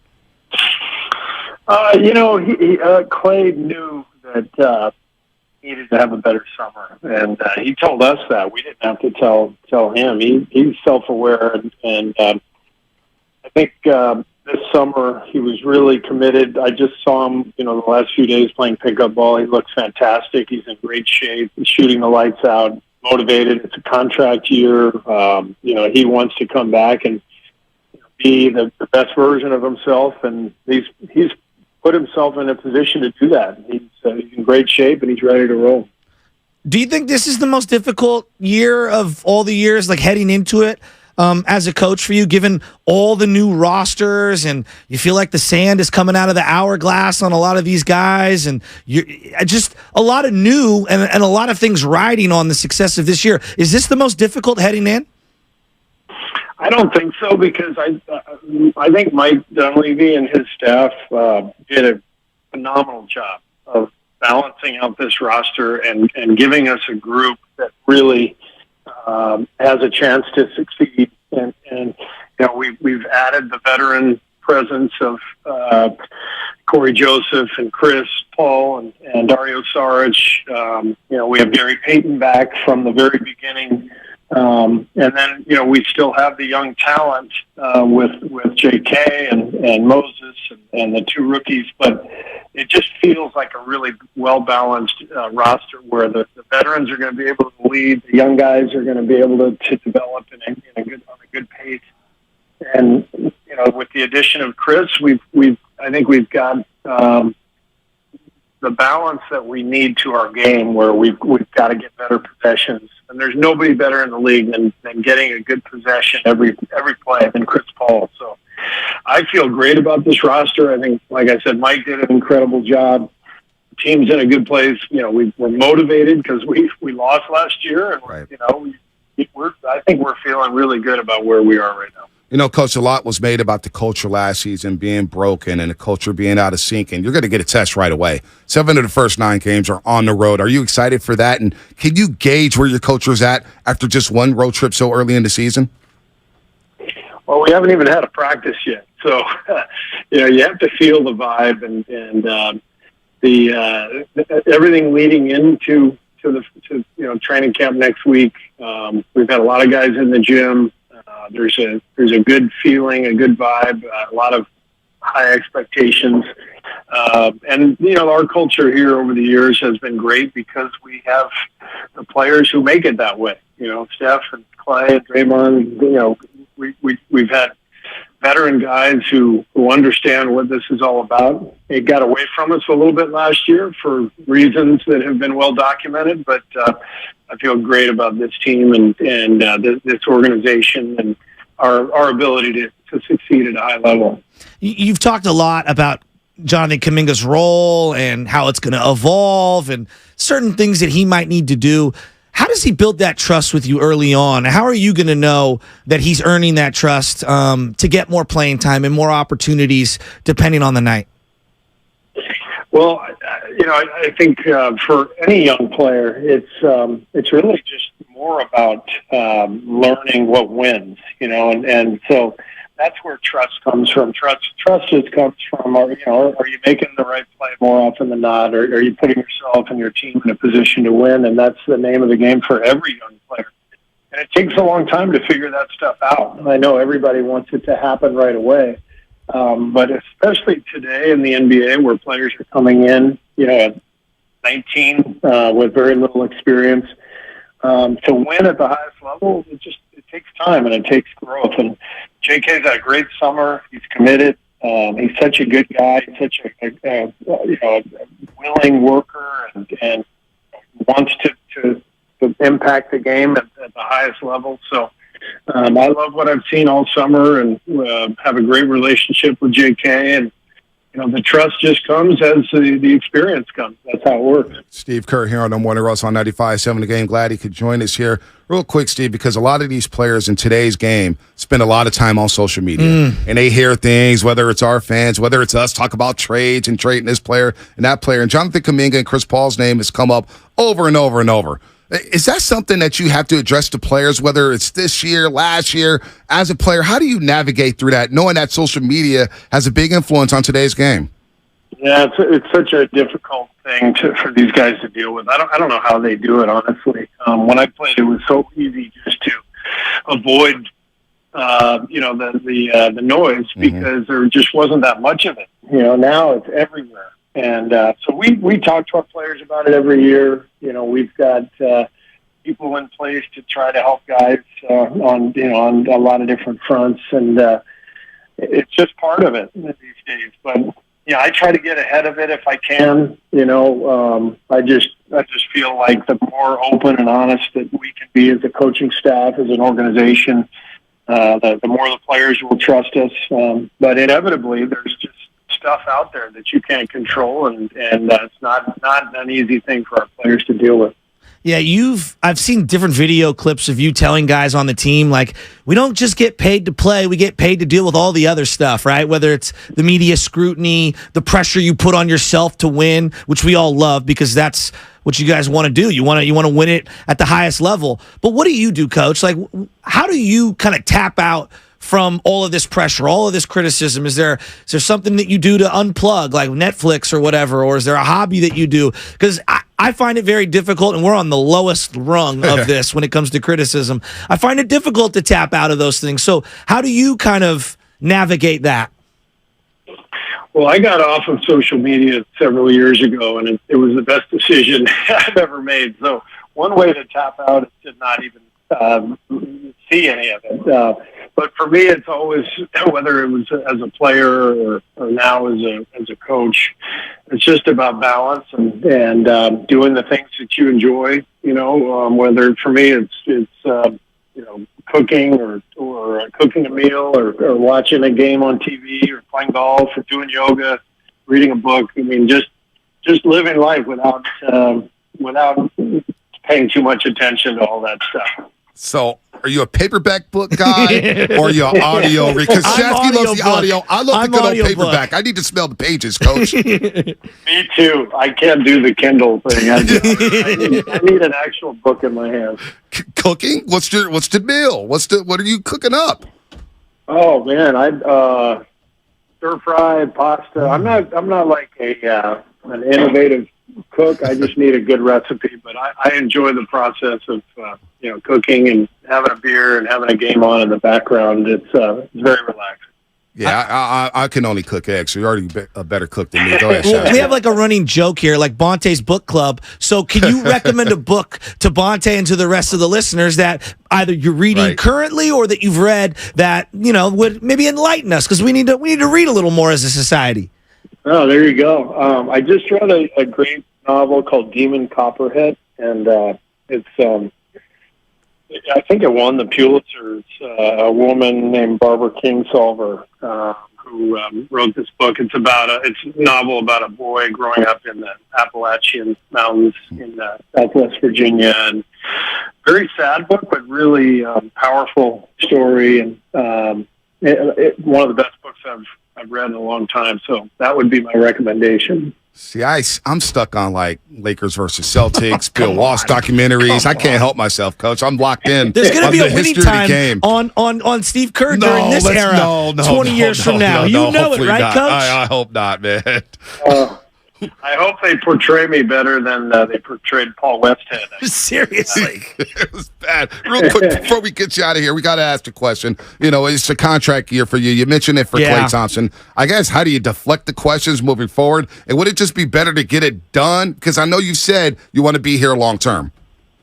Yeah, I'm not, like I said, I'm not worried about it at all. This is the last year of my contract, but, Mike and Joe have been great, and they've told me they want me back, and they know I want to be back, and I'm really excited about these next few years. It's Steph is still playing at a high level for Draymond and Klay. We've got these, really interesting, good, talented young guys, and so I want to be a part of it, and I have no doubt it'll happen. It's just, these things take some time, so not too worried about it. The summer of Steph. He wins a golf classic in Tahoe. He's running the sand dunes in Dubai right now, a place you were just at. He just doesn't slow down. What do you ever have to call him and say, hey, Steph, I'm a little worried, man, you're golfing. You got the new gentleman's cut drink. Like, he's just nonstop moving on. How close is that to Michael Jordan and when you played with Jordan and he was doing all the things that he was doing in Chicago? Yeah, I mean, it's watching Steph make that Eagles to win the golf tournament was one of the most incredible moments I've ever experienced, because I knew how badly he wanted to win it, and to eagle the final hole, and when you're actually a basketball player and not a golfer, I mean, unreal. But just typical Steph. He loves life. He embraces everything. He attacks everything he does. Loves his family. Loves his life. And he just knows how to live. He's and he's still at the top of his game. Working so hard, basketball wise, conditioning wise. The guy's incredible. So I'm lucky to coach him. We're lucky to watch him. Yep. Coach, on the way out, I know you are a big Dodger fan. Oh, boy. I hate the Dodgers. So yeah, we both do, Coach. Dodgers suck. But no, do you ever talk to Dave Roberts or any other guys in other sports where you maybe get wisdom or inspiration from that you think are excellent managers in their field? Yeah, I do know Dave. We both live down in San Diego, and so I've seen him occasionally over the years. Just run into him. We've played golf. I've actually become friendly with a lot of NFL coaches, interestingly enough, and Shanahan. It's just been fun to compare notes. To listen to what these guys go through. Obviously, a different sport, but similar challenge in terms of trying to motivate teams and get everybody on the same page and all of that. So I've really loved getting to know guys like Pete Carroll, who was a mentor of mine when I first started coaching the Warriors, and of course Kyle, who's just incredible with the Niners. Sean McVay, Brandon Staley. I've had conversations with all these guys and comparing notes, and it's really one of the best parts of my job is having access to people and coaches like these guys who are just so good at what they do. Well, we're excited to see what you do this season, your 10th season with the Golden State Warriors, and it's been a dream for everybody here in the Bay Area, 4 championships, and I know you guys want more. Media Day on Monday, training camp starts on Tuesday. We can't wait. We're happy to have Warriors basketball back, and it should be an exciting one. Coach, we appreciate the time. I know we went long with you. Thanks for being patient with us. You got it. Thanks, guys. We'll see you soon. Have a See great you soon, day. Steve. Head coach of the Golden State Warriors, Steve Kerr, here on 95.7 The Game. We got a break real quick, Spinone. We'll break, react to that. 888-957-9570. Our takeaways from Steve Kerr joining the Morning Roast here on 95.7 The Game. That's presented by Ashley Furniture Home Stores. Fall is almost here, and at Ashley, seasonal decorating is a breeze. Snuggle up on a sectional or ultra-modern.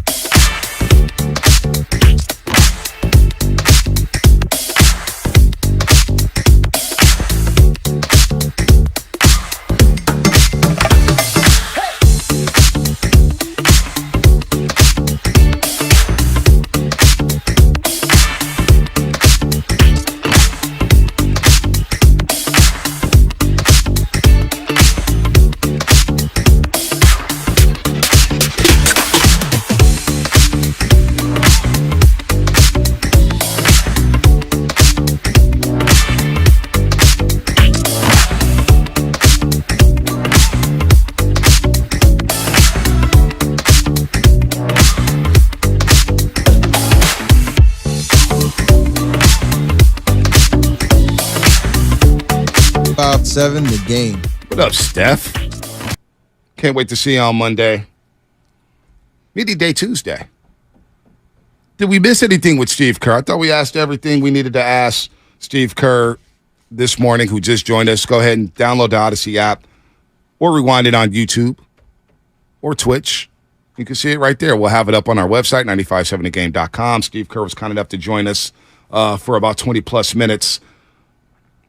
You know, this Warrior season, the vibes seem like they're good right now. But as he mentioned, and I thought it was interesting, you know, we haven't even had a practice yet, so it's tough to gauge where our culture is at. And I think that first road trip, man, 7 of the first 9 games on the road, we're going to get a good indication on how well they're playing. Because when you're in sync and you have chemistry, those road games that you lost last year, you flip them and win. Those are the games that the Warriors used to win, right? When we talked about that 0-5 road trip in Miami, and you score, 5 points in the last 5 minutes or whatever it was, or you go to Orlando and you blow that game.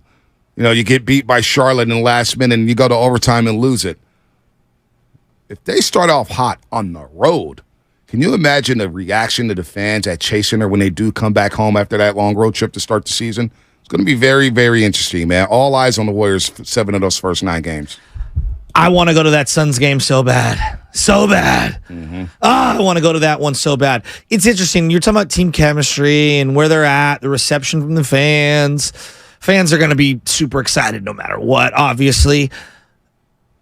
But I think that basketball chemistry and locker room stuff, to me, it can be the most volatile, and it's the most telling of all the sports because you can't click up. With a 53-man roster, there could be little clusters of dissension or cliques or whatever, and I don't know if it necessarily can, permeate the entire locker room. Just because, a bunch of DBs feel a certain way or a couple of guys on the O-line doesn't mean that everybody feels a certain way.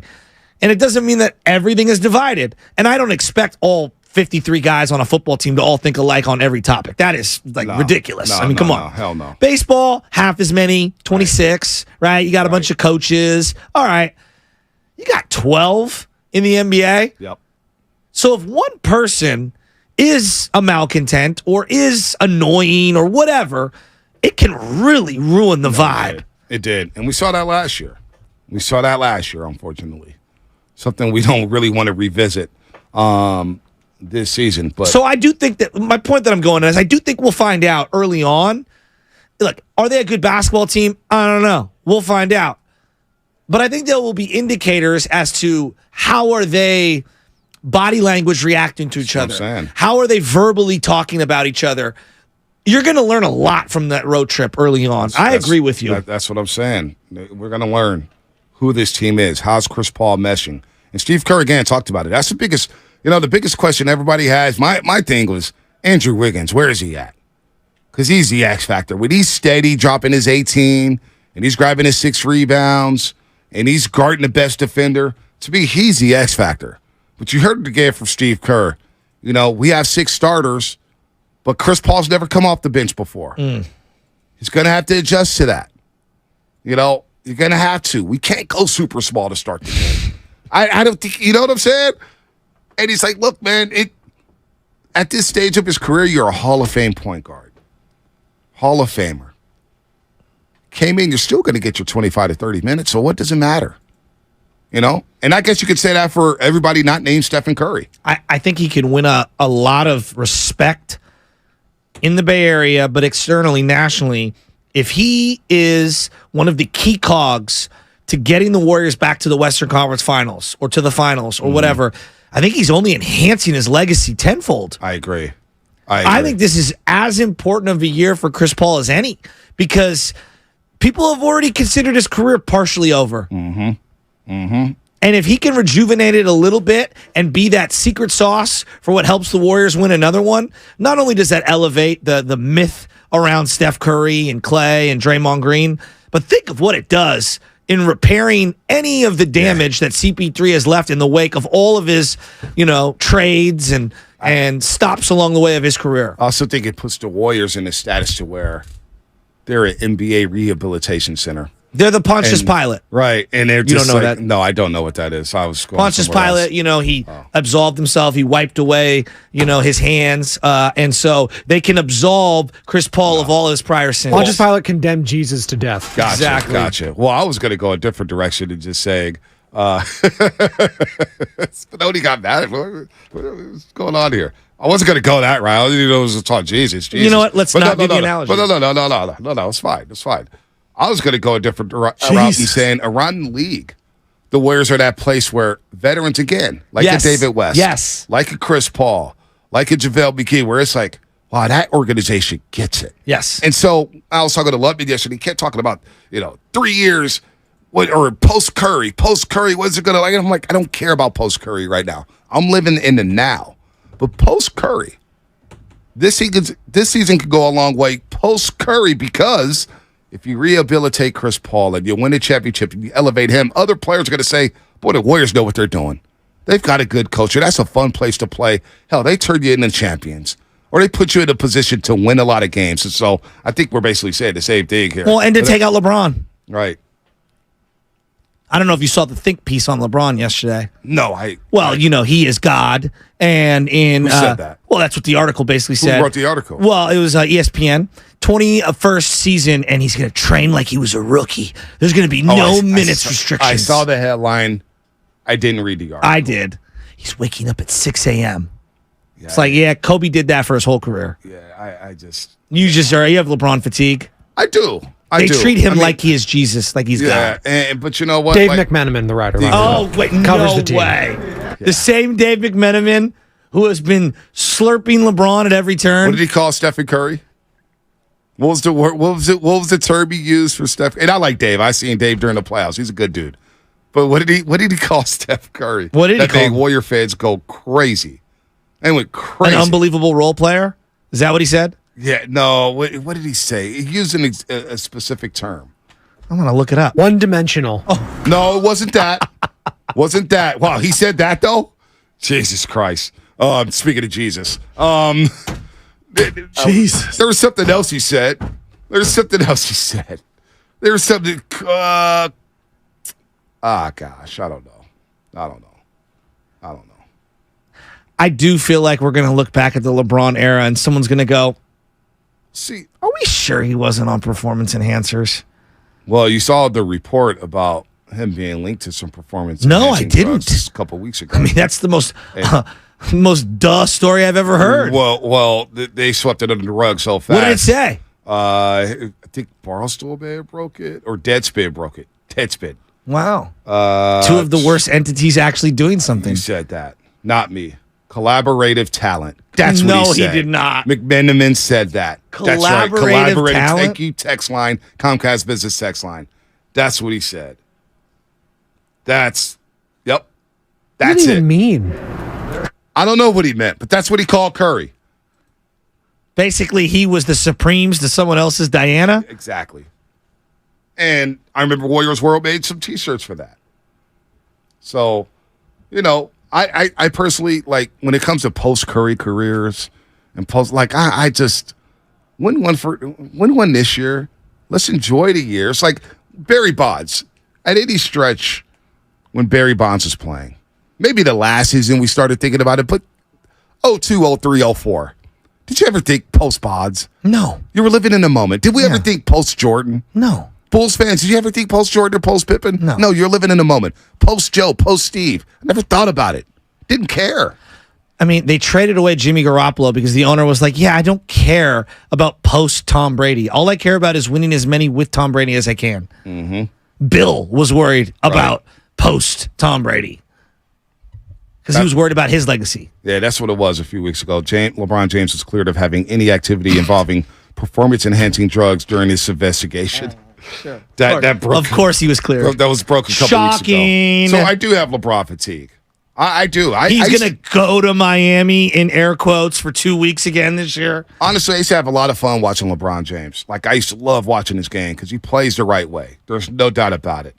But all the other stuff, he does the flopping. He whines as much as anybody. You want to talk about Draymond Green and his antics? What about LeBron James and the way he talks to referees? He stops games.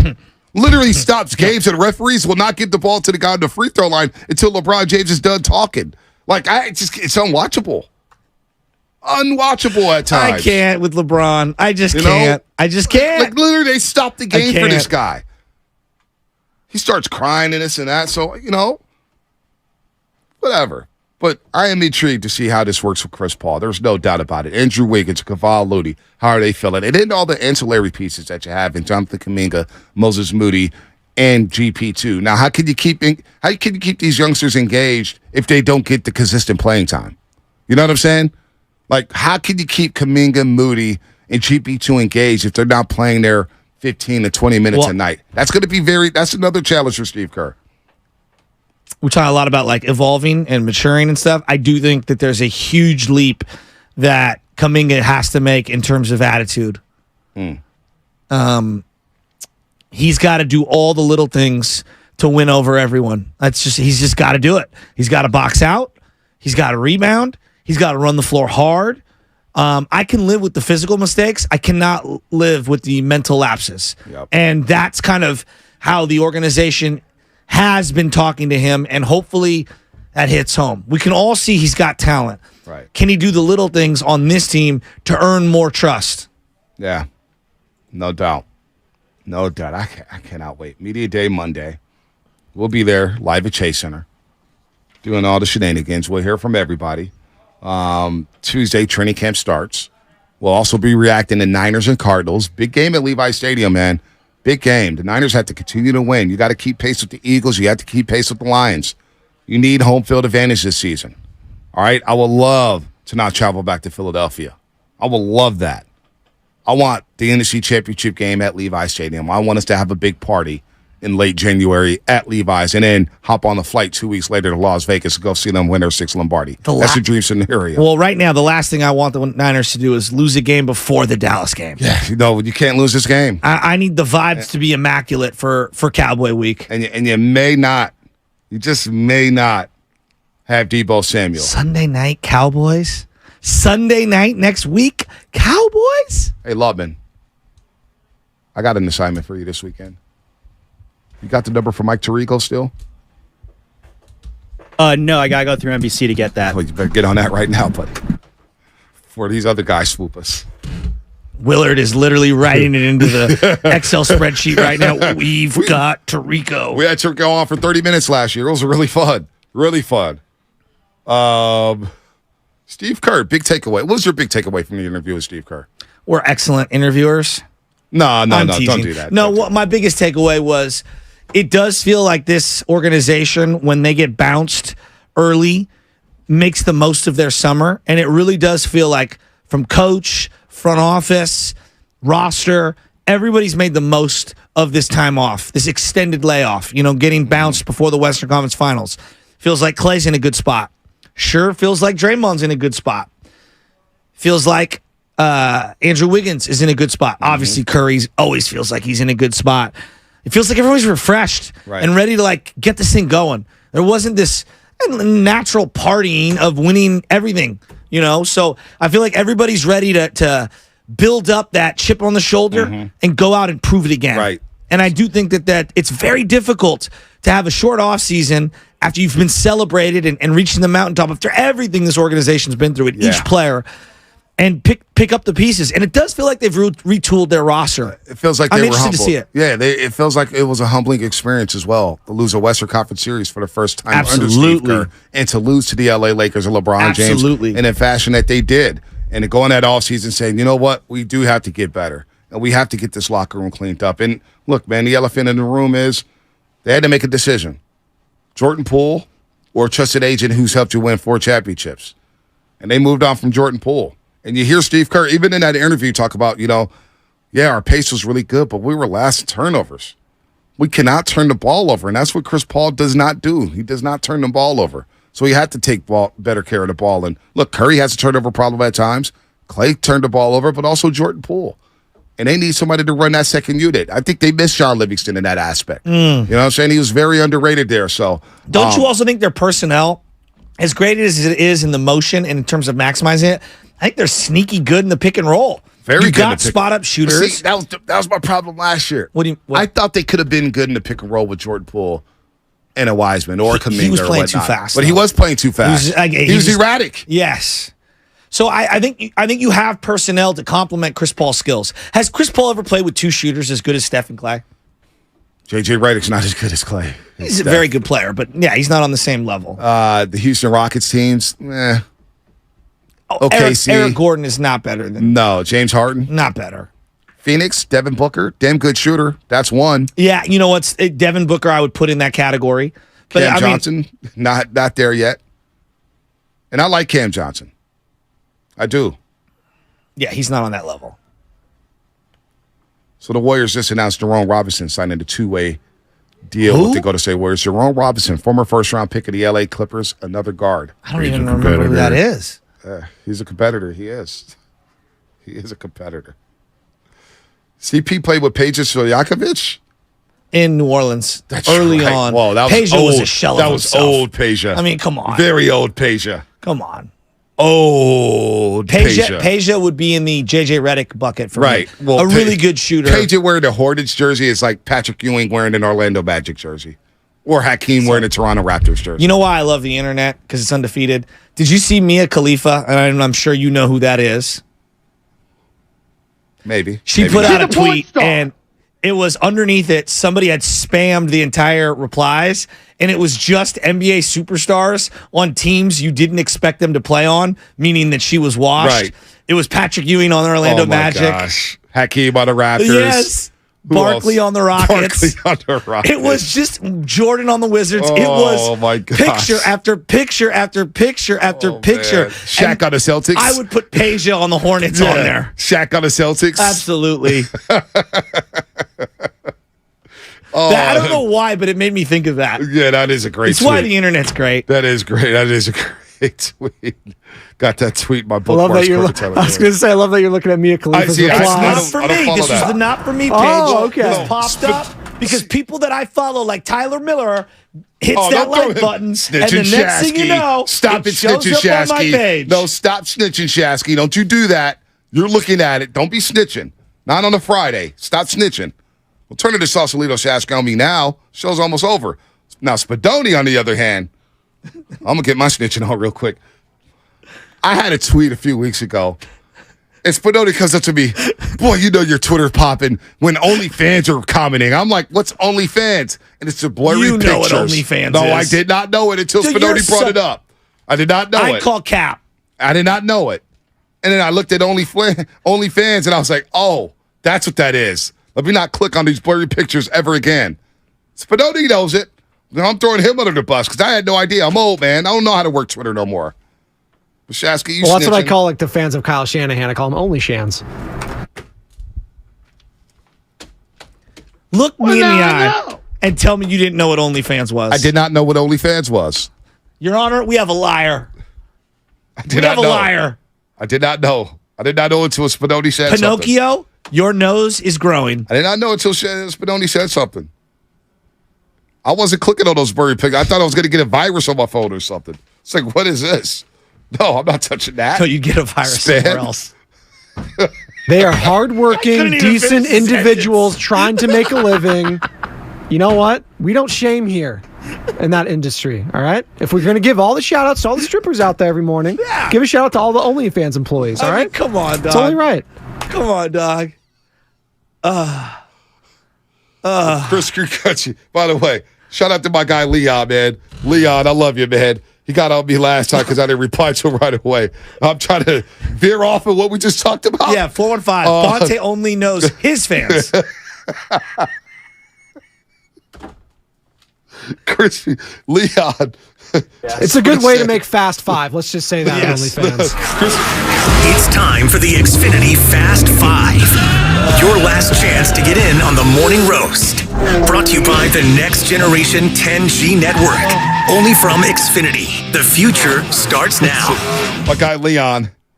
Crispy Crunchy on South Van Ness. Pimps and ladies at 3 a.m. Always busy. The glazed donuts. The glazed biscuits are good, though. Pimps and you know what at 3 a.m. Always busy. The glazed biscuits are good, though. Pimps, Players, and Hustlers like E40. No, He's in the heart of the ghetto, ditching and dodging the metro. Come on, man. Let's go. What a weekend. One stop for your boy on the way to Tahoe. One stop. I guarantee you. Who's in that car with you? Scotty Taylor. He'll be here soon. That's it? Yeah. Just Me and you him. two? Just two dudes going to Tahoe. Not Ryan Crowley? No, the Crow is in Cabo. Crojan. Send me Scotty.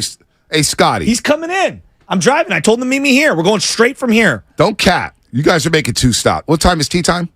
2. Oh, so no, you got to fly. That's what I'm saying. Oh, yeah, okay, all right. You probably won't make no stops. That's what I'm saying. But you're a guy who likes to use the bathroom every 15 minutes. That's true. I don't know how you're going to drink a lot of coffee in the morning. Yeah, I don't know how you're going to get through I'm a big liquids guy. Yeah, all right.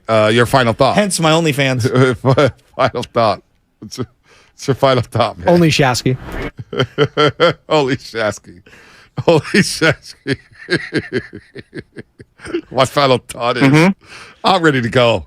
I got to go. That's my final thought. I'm ready to enjoy the weekend. My guy man. got the Robinson from Washington giant hat on his head right now because he's straight capping. Who's capping? You? You! No, but no, seriously, I didn't know what OnlyFans was. I don't know what's going on with Why you gotta lie like that? By the way, breaking news here, and this is sad. What? Chandler Jones has been arrested in Las Vegas, according to TMZ. He has been arrested. What a sad end. Also, apparently, Tupac's killer was arrested. Well, no, a suspect. A suspect? For Tupac's Now killing. we're now reopening the case? Would have helped in 1996 or 1997 or 1998. Spinoni, what you got? I'm not one to critique interviews. You guys, a tremendous interview for Steve Kerr. 95.7 The Game. Search it live on Twitch and YouTube. You can find it all right there. I just was hoping for a question about his new favorite player for Team USA. Who's that? Austin Reeves. Come on. Stop. You missed a golden opportunity there. I think Kuminga can learn a thing or two from Austin Reeves, by the way. My final thought is on Sunday, I am excited to hopefully see one last appearance from Forever Giants legend Brandon Crawford. Oh, okay, that's good. And great career, B. Croft. If this truly is the end, thank you very much. Hey, salute Brandon Crawford. He is one of the seminal defensive players in baseball over the last 20 years. He does deserve a salute. I'm really glad you said that. All right, we got a super. By the way, super chat. Jim, Pontius Pilate and Mia Khalifa references in the same era. That's what I'm talking about. Pontius Pilate. Happy Friday. Yeah, Pontius Pilate. Excuse me, whatever. She spelled it wrong. I didn't know what the hell she was talking about. Anyway, that was Fast Five brought to you by Xfinity, the next generation 10G network. Only from Xfinity. The future starts now with Sandy Guru. But first, I got to tell you about Soda. Hey, man, I'm looking good right now. Soda, SOTAweightloss.com. It's a weight loss program that is 100% over the phone, a nationwide weight loss program. And check it out, man. There's no appetite suppressants.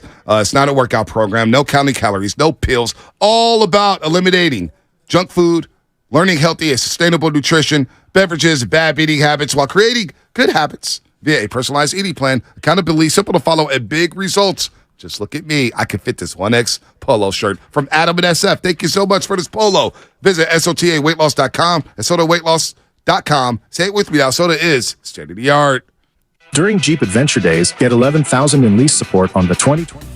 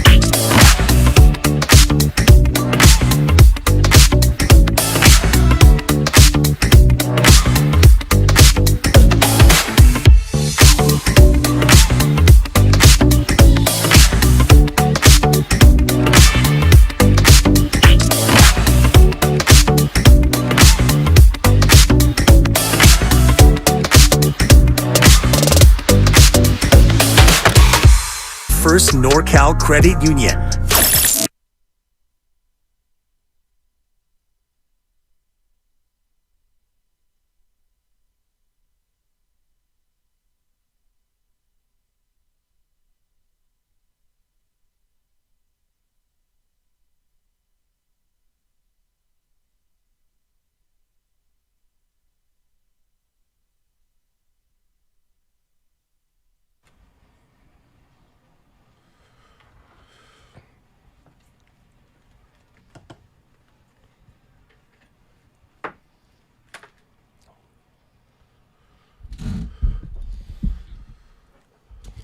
All right, let's go, Goo. Let's You go. know what day it is. I do know what day it is. It's a bad payday Friday. Why?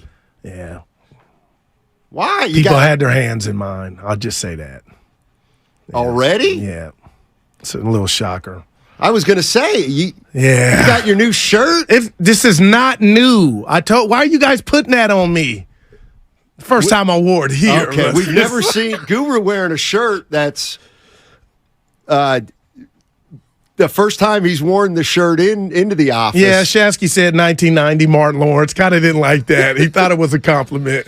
Yeah. But how you doing, buddy? Oh, I'm doing We just great. had Steve Kerr on. Yeah, we did.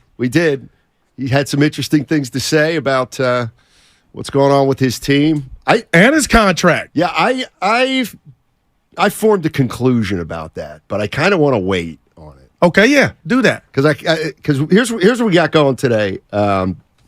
At 10:30, we got an early guest, Ed Smith. He's a former NFL player, and he's a host of the Believe in Cardinals podcast on the Believe Network.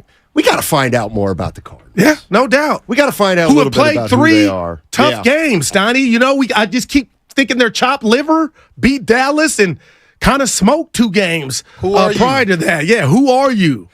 So we'll try to figure that one out at 10:30, and after that we'll go into some Warriors because Steve Kerr said something that I feel like if you put 2 and 2 together, you can kind of figure out what may happen with the starting lineup. Anyway, I have a theory. I'll throw. And that you got a special story. I'll throw that to. Remember, you said you got a story you're going to say for on air. You normally don't do that. Oh, it'll come up. All right, and we'll talk about our weekends and it'll come up. But we got a game on Sunday, 125, 49ers against the Cardinals, and Deebo Samuel may not play. See? And Jawan Jennings may not play, a rib injury and a shin injury, respectively. Man. So the 49ers may have to play without Deebo Samuel. Who has been playing his ass off. But, Steiny, it's what we talk about. We know that, this is not a lower extremity injury, soft tissue. But if it's his ribs, I mean, everything we've talked about since the Aaron Rodgers injury, the Diggs injury, those are out for the season. My point is this sport is so violent, we don't even know half the time these guys are hurt. And for Deebo to go John Wayne, finish the game against the Giants, and they had an extra 4 days to get ready, he's really in pain. He must be. I mean, if a guy doesn't play, you got to assume he's hurt, right? A guy like Deebo and IU. Yeah. Yeah, no So if doubt I'm the about Cardinals, that's good news. Yep, and I was thinking about the Niners and all the weapons they have and what Ayuk missed the game last week and what does it mean and how do they adjust, and they might have to play this week without Deebo. So how do they adjust and who benefits in terms of getting all the touches? Ronnie Bell. And I was just thinking about Deebo for a minute and Deebo, how important he is to this team. And I think they're a really good team. Even if Deebo Samuel's not there. But I don't think they can win a Super Bowl without Deebo Samuel. Because if you take Deebo Samuel off the team, what do you have? All right, you got a great running back, great tight end, great wide receiver. No doubt. Pretty good quarterback. Gotcha. Okay, I'm not denying that. You got a good quarterback, really good tight end, really good running back, a really good wide receiver. Okay, that's like a football team you can play against. Yep. But when you put Deebo Samuel on the field too, it just changes things. I love it. It just makes it so much harder to defend because there's an extra guy then back there who can be used any way possible. he's been good for 3 big plays a game, and I think he's the guy most of all that the player anyway. I know Shanahan's the reason that they are so integral and dynamic, but the player is Deebo Samuel. To me, he's the one who makes them truly or can make them a truly dynamic guy. No doubt. And you know what, Snotty? You hit me in the cardiac. Like, that's the proper respect to put on Deebo. Now, if he were out, which we know he's not, I still would have my popcorn ready because I believe, just like last week, although it was the Giants, Steiny, they got 30. Purdy gets 30. So we'll see what they do if Deebo does not play. But let's put the rat on the table early, brought to you by Atco. Deebo Samuel was your McCaffrey before McCaffrey was here. And we talked about it ad nauseum about, is there too much on his plate? So you just put proper respect on Deebo's name, saying, you know what? And you might be right, but it's just like they got Dallas, and it's about Cardinals. Cardinal week. You got to eat. That's my baldy. Shark. But you can't look forward. But I do wonder, if the Cowboys are hearing this, they got to handle their business. When they tussle next Sunday night here, you kind of want Deebo to be full strength. And if he's not, you would think that would bode well for the Cowboys and the Cardinals. But I'm with you. Until I see the Niners put up 19 without one of their big dogs, I'm going to ask you right now. I know we don't want to play this game. Think they could put up 30 if McCaffrey were to miss a game? I think they can. And the reason is, Steiny, Mitchell's a dog when called upon, and they've done it before without McCaffrey. So it's respect to everybody all around. But what we do know early on is they scored 30 without Ayuk. I mean, the way I look at it is if they're missing a guy like McCaffrey or Deebo Samuel, can they score 30 in a game? Definitely. Can they score 30 in 4 games in a row if somebody's missing 4 games in a row? Which you don't want. Yeah. Obviously. But, if they're just going to miss Ayuk one week, he's back this week. Deebo may miss this week, but he'll be back next week. That's something I think they can survive. Who? Deebo. I thought it was on the first play. Oh. Last week. But that was a slant route that was incomplete. There was some contact. Yeah, there was a play where he stayed on the ground for a while, I thought, face down. That must be the one after that where he caught it and then ran through like 2 or 3 dudes, Donnie. I think so. To midfield. I think so. 888-957-9570 if you want to jump into the conversation. 49ers against the Arizona Cardinals. We're going to have Ed Smith join us at 10:30. He's a former NFL player, and he's the host of the Believe in Cardinals podcast on the Believe Network. He's also the uncle of Bengals tight end Irv Smith Jr. It runs in. That's just incredible, man. So, genes. Yes. So we'll talk to him about this game on Sunday. That's a little bit under the radar, but 49ers obviously 14-point favorites. Yes, sir.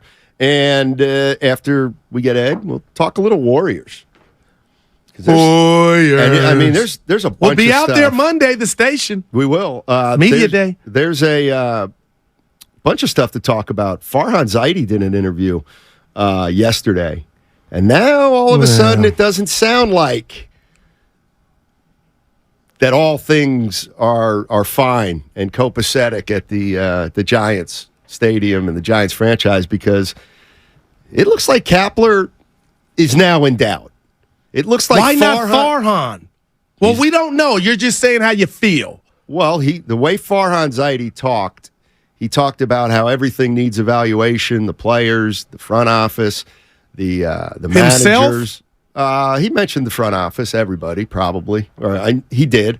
But I get the sense that Farhan is safer than Gabe Kapler from everything I read. Well, I think that would be wrong. Because Kapler doesn't miss or fail on closing deals and signing Haniger and whatnot and all the Confortos, everything that blew up in your face like Wild E. Coyote. I hope that doesn't happen. I'm rooting for Kapler not to be the scapegoat.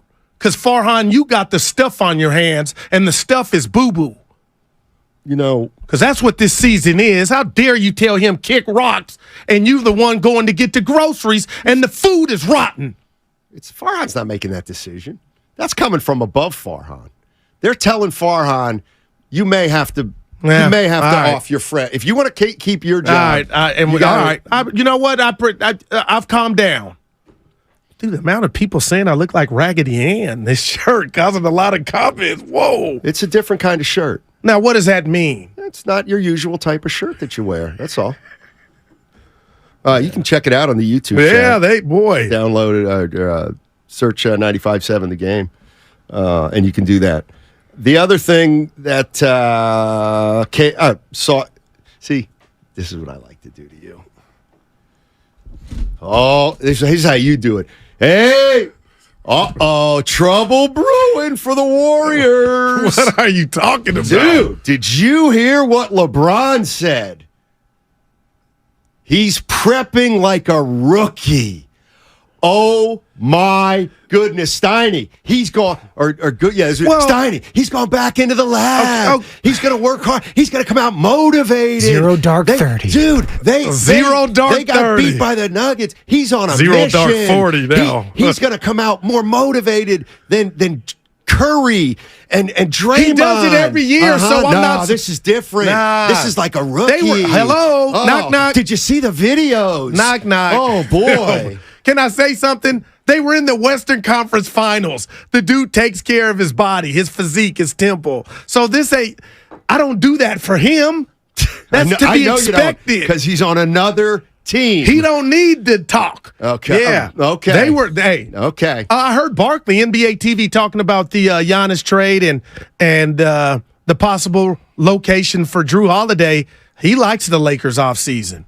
Bit more than I did. I don't know where. I know Spadoni's excited, but yeah, he was like, watch out for L.A. LeBron James training like a rookie. Hey, Western Conference.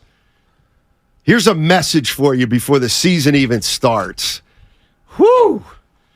That's the way everybody That's the way everybody talked about Draymond's going to get. Well, he's going to make that 3-point shot. He's going to go from 30% to 39%. Yeah. He's going to do that.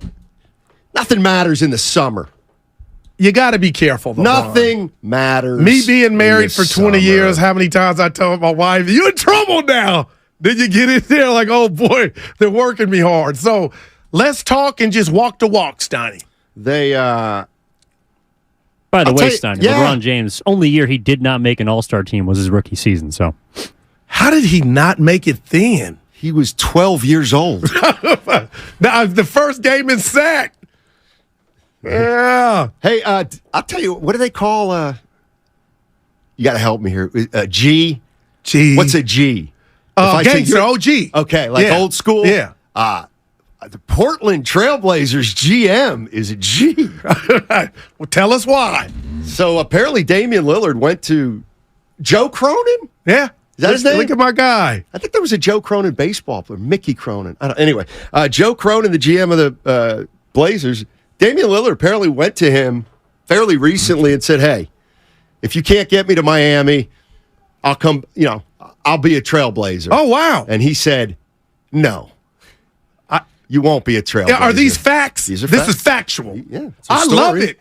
Turn the page. That's what Cronin was doing. Wow. You think Dame's feeling some type of way? Go ahead, Evan, my bad. No, just saying per Chris Haynes. Chris Haynes. Shout out, Chris. And Chris is tapped in with Lillard's agent, so I'm sure that's... How would you feel if you're Dame and you got that? Well, you held them hostage. You got to give Cronin, take Dame out, standing up to the, you want out? Ain't no coming back, Jack. Well, you were mad at Cronin for not just trading him to the Heat. Steiny, they got to trade him to the Heat. So that's consistent with what Cronin said. They didn't trade him to the Heat. It don't matter. They got rid of him. You can't come back. I don't care where you go. You can't come back here. Cronin! How come Steiny always calls Warriors players old but wants to prop up LeBron? I'm just saying he's training like a rookie. I never hear you prop up Bron. Huh? I never hear you prop up Bron. I like Bron. He's fine. You respect him. Yeah, we all do. How can you not as a player? He's a great player. No, that was 650. Just to make sure, I'm just about LeBron. I'm just kind of trolling Guru because he always gets hyped up about what guys do in the summer. That's why I'm waiting for Clay. Matters. Dude, you played the game. Well, D3, but you played. Training everybody's translates doing it. to everybody's doing it. Well, okay. The amount of players. Clay didn't do it last year because Can you give me that?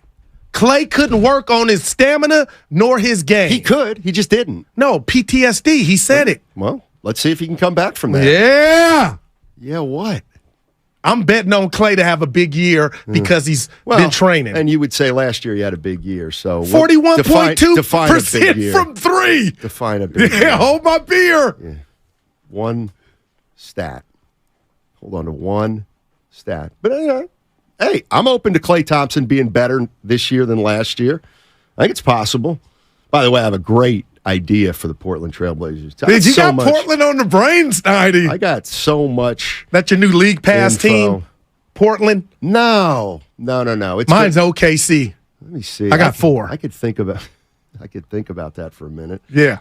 What team do I enjoy watching as much? Or outside of the Warriors. Yeah. I mean, why don't you give your 4 and I'll think about it. OKC, Detroit because of Wiseman, the new team, the Wizards. Look at you, and now Milwaukee. That's like half the league. Dude, Bonte and I and JD, we text now. We got the little league pass thread. Dude, it's nothing better. I don't go to bed till like 12 or 1. You're in the sack by the fourth quarter. You're kind of on one today early. No, I told you something happened to me early morning. Something happened, and I'll tell you this, and I'm being real, guys. I don't know where we're going to end up, but I'm working for the best boss I've ever had in my life because he knows how to separate the work relationship from with the personal. I was going to call you. I called him. Just needed some advice, and he called right back. Damn. I'm just telling you, man, kissing ass. Dude is a real one. Yep. I'm going to say that. Dude is a real one. You can call me? Dude, I had Steinmetz coming up, and I hit the red button for the hang up. I said, I'm going to call Nahegan. God didn't want to bother you. You got kids. He got kids, too, but yeah. We got a good boss, man. My kids are grown. Well, His are still in their formative years. We had a little history, so I called him. But anyways, Donnie, he made the day better, man. Advice and somebody to listen is big. So something's going on with you. Yeah. You didn't ask me for help, but you're not going to tell me. Well, you were in the top 2. Evan was 3. Spadoni was 4. Why would you ask Evan? He's so young. But he's got sound advice, and he ain't tainted. Mm-hmm. No. He ain't married. Did you tell me this before the show and I've forgotten? Nah. That's why I'm on one. Sometimes I put too much on your shoulders about the Johnson life. Okay. Yeah. Dude, the amount of people saying I look like Raggedy Ann. Dude, what is happening? Number 4. It's I see 524 people right now on the YouTube chat. On a Friday. The Guru's wearing a shirt that we've never seen before. I thought he was, what I thought was he was doing a country western concert tonight down in North Beach. It's Raggedy Andy, by the way, not Raggedy Ann. There's both of them. So thank you, Raggedy Andy. Raggedy Ann more famous to me, Spadoni. When did you get that shirt? It don't matter. Yeah, it don't matter. How come you? It was planned for what I was going to do after work today, which fell through because of what went down. Oh, my God. Guru had an explosion. Wait, I think, what's Guru supposed to do today? No, you guys didn't know. You didn't know. What the hell is going on? Yeah, it'd been paused. I thought we were friends. Yeah, we are. Yeah. But for the betterment of today and everybody, I said, you know what, I'm going to hit the boss. And he listened. I'm going to go. You know what? No, he'll never. Yeah. Evan, you can't take over these last 4 minutes. I got to go walk down the boss. He won't tell you. Yeah, he would. That's the best part about him. That guy will betray a confidence in a split second. Oh, yeah. All I got to do is offer to buy him a beer. He'll spill the beans. I know that's you, not him. Yeah, he don't spill the beans. Hey, if I would have expected the line to come down a little bit with Debo questionable. Now, I bet if we look, it may not be 14 because that's what it started out as. It's still 14. Good Lord, boy. Arizona. Here's where you got to be careful reading text because there's a reference here to something from the Comcast Business text line. Yes. Ask Guru where he got that original Gordon Gartrell shirt. Oh, that's an episode that was on the Cosby Show that Theo Huxtable had. And I do remember that episode. 888-957-9570 is the number. Not now, but during the show, you can weigh in on Guru's shirt. It's the first time he's unveiled it. It's making its debut here. It's not the 665 Battery Street. And that's not our address. It did catch some people's attention. As soon as I saw it, I said, Goo, new shirt. And he made it clear that it wasn't a new shirt and that he'd worn it before. I have? He has apparently worn it before, but never in the office. Yeah. Because there was it drew some Chasky attention. said 1990. Kind of bothered me, Martin Lawrence. Your shirt's drawing a lot of attention. Yeah, man. And even some of it a little positive. YouTube chat going up. I know. I can take it. Yeah. Stand up a minute, if you don't mind. Take off your glasses. Yep. Yeah, it's 1, 2, 3. I feel like it's out of the Mr. Furley closet. You know, Mr. Rope, the Regal Beagle. Which you're out today, huh? You got something to do? Oh, no. Yeah, I do. Wow. I'm driving a long way. Yeah, party don't stop. I told you. Evan and I hold it down, baby. It's not just about you, Steiny. Mostly. Yeah. Not all, but most. Most of it is. Alnetta is the one that said stand up on the First NorCal Credit Union chat. Who did? Alnetta Harrison. Remember she came out to the pub? Yeah, I know Alnetta, for sure. You're getting some compliments here, for sure. I should. Somebody's laughing at it, but D. Lou, the boss, says he likes it, and he doesn't like anything. I don't want you to like my wardrobe. You personally. You're like Norm. Like, if you like it, then I'm outdated. You're not going to go change. That's a compliment in a way. Nothing about the haircut, though, huh? Oh. Marky D gave me a little line. I haven't taken my eyes off the shirt yet. I didn't even Shout notice. out Marky D at DNR Barbershop. Oh, my gosh. Yeah. You're a brand new goo today. Yeah, I was, Evan, till this morning. All right. We got to find out about these Arizona Cardinals. They got upset on their mind. Let me tell you. Look at Trap Game. Let me tell you. The Valley of the Sun, it's cooking right now with Arizona Cardinal fever. They're thinking they're coming up to Levi Stadium and they're going to put one on the San Francisco 49ers. You don't know the Arizona Cardinals. Ed Smith next, the Believe in Cardinals Network. We got to find out about this team. Like I said, don't forget it's a Football Friday, brought to you by First 5 California. To learn 4 things you can do to overcome toxic stress, go to first5california.com. You know you lie.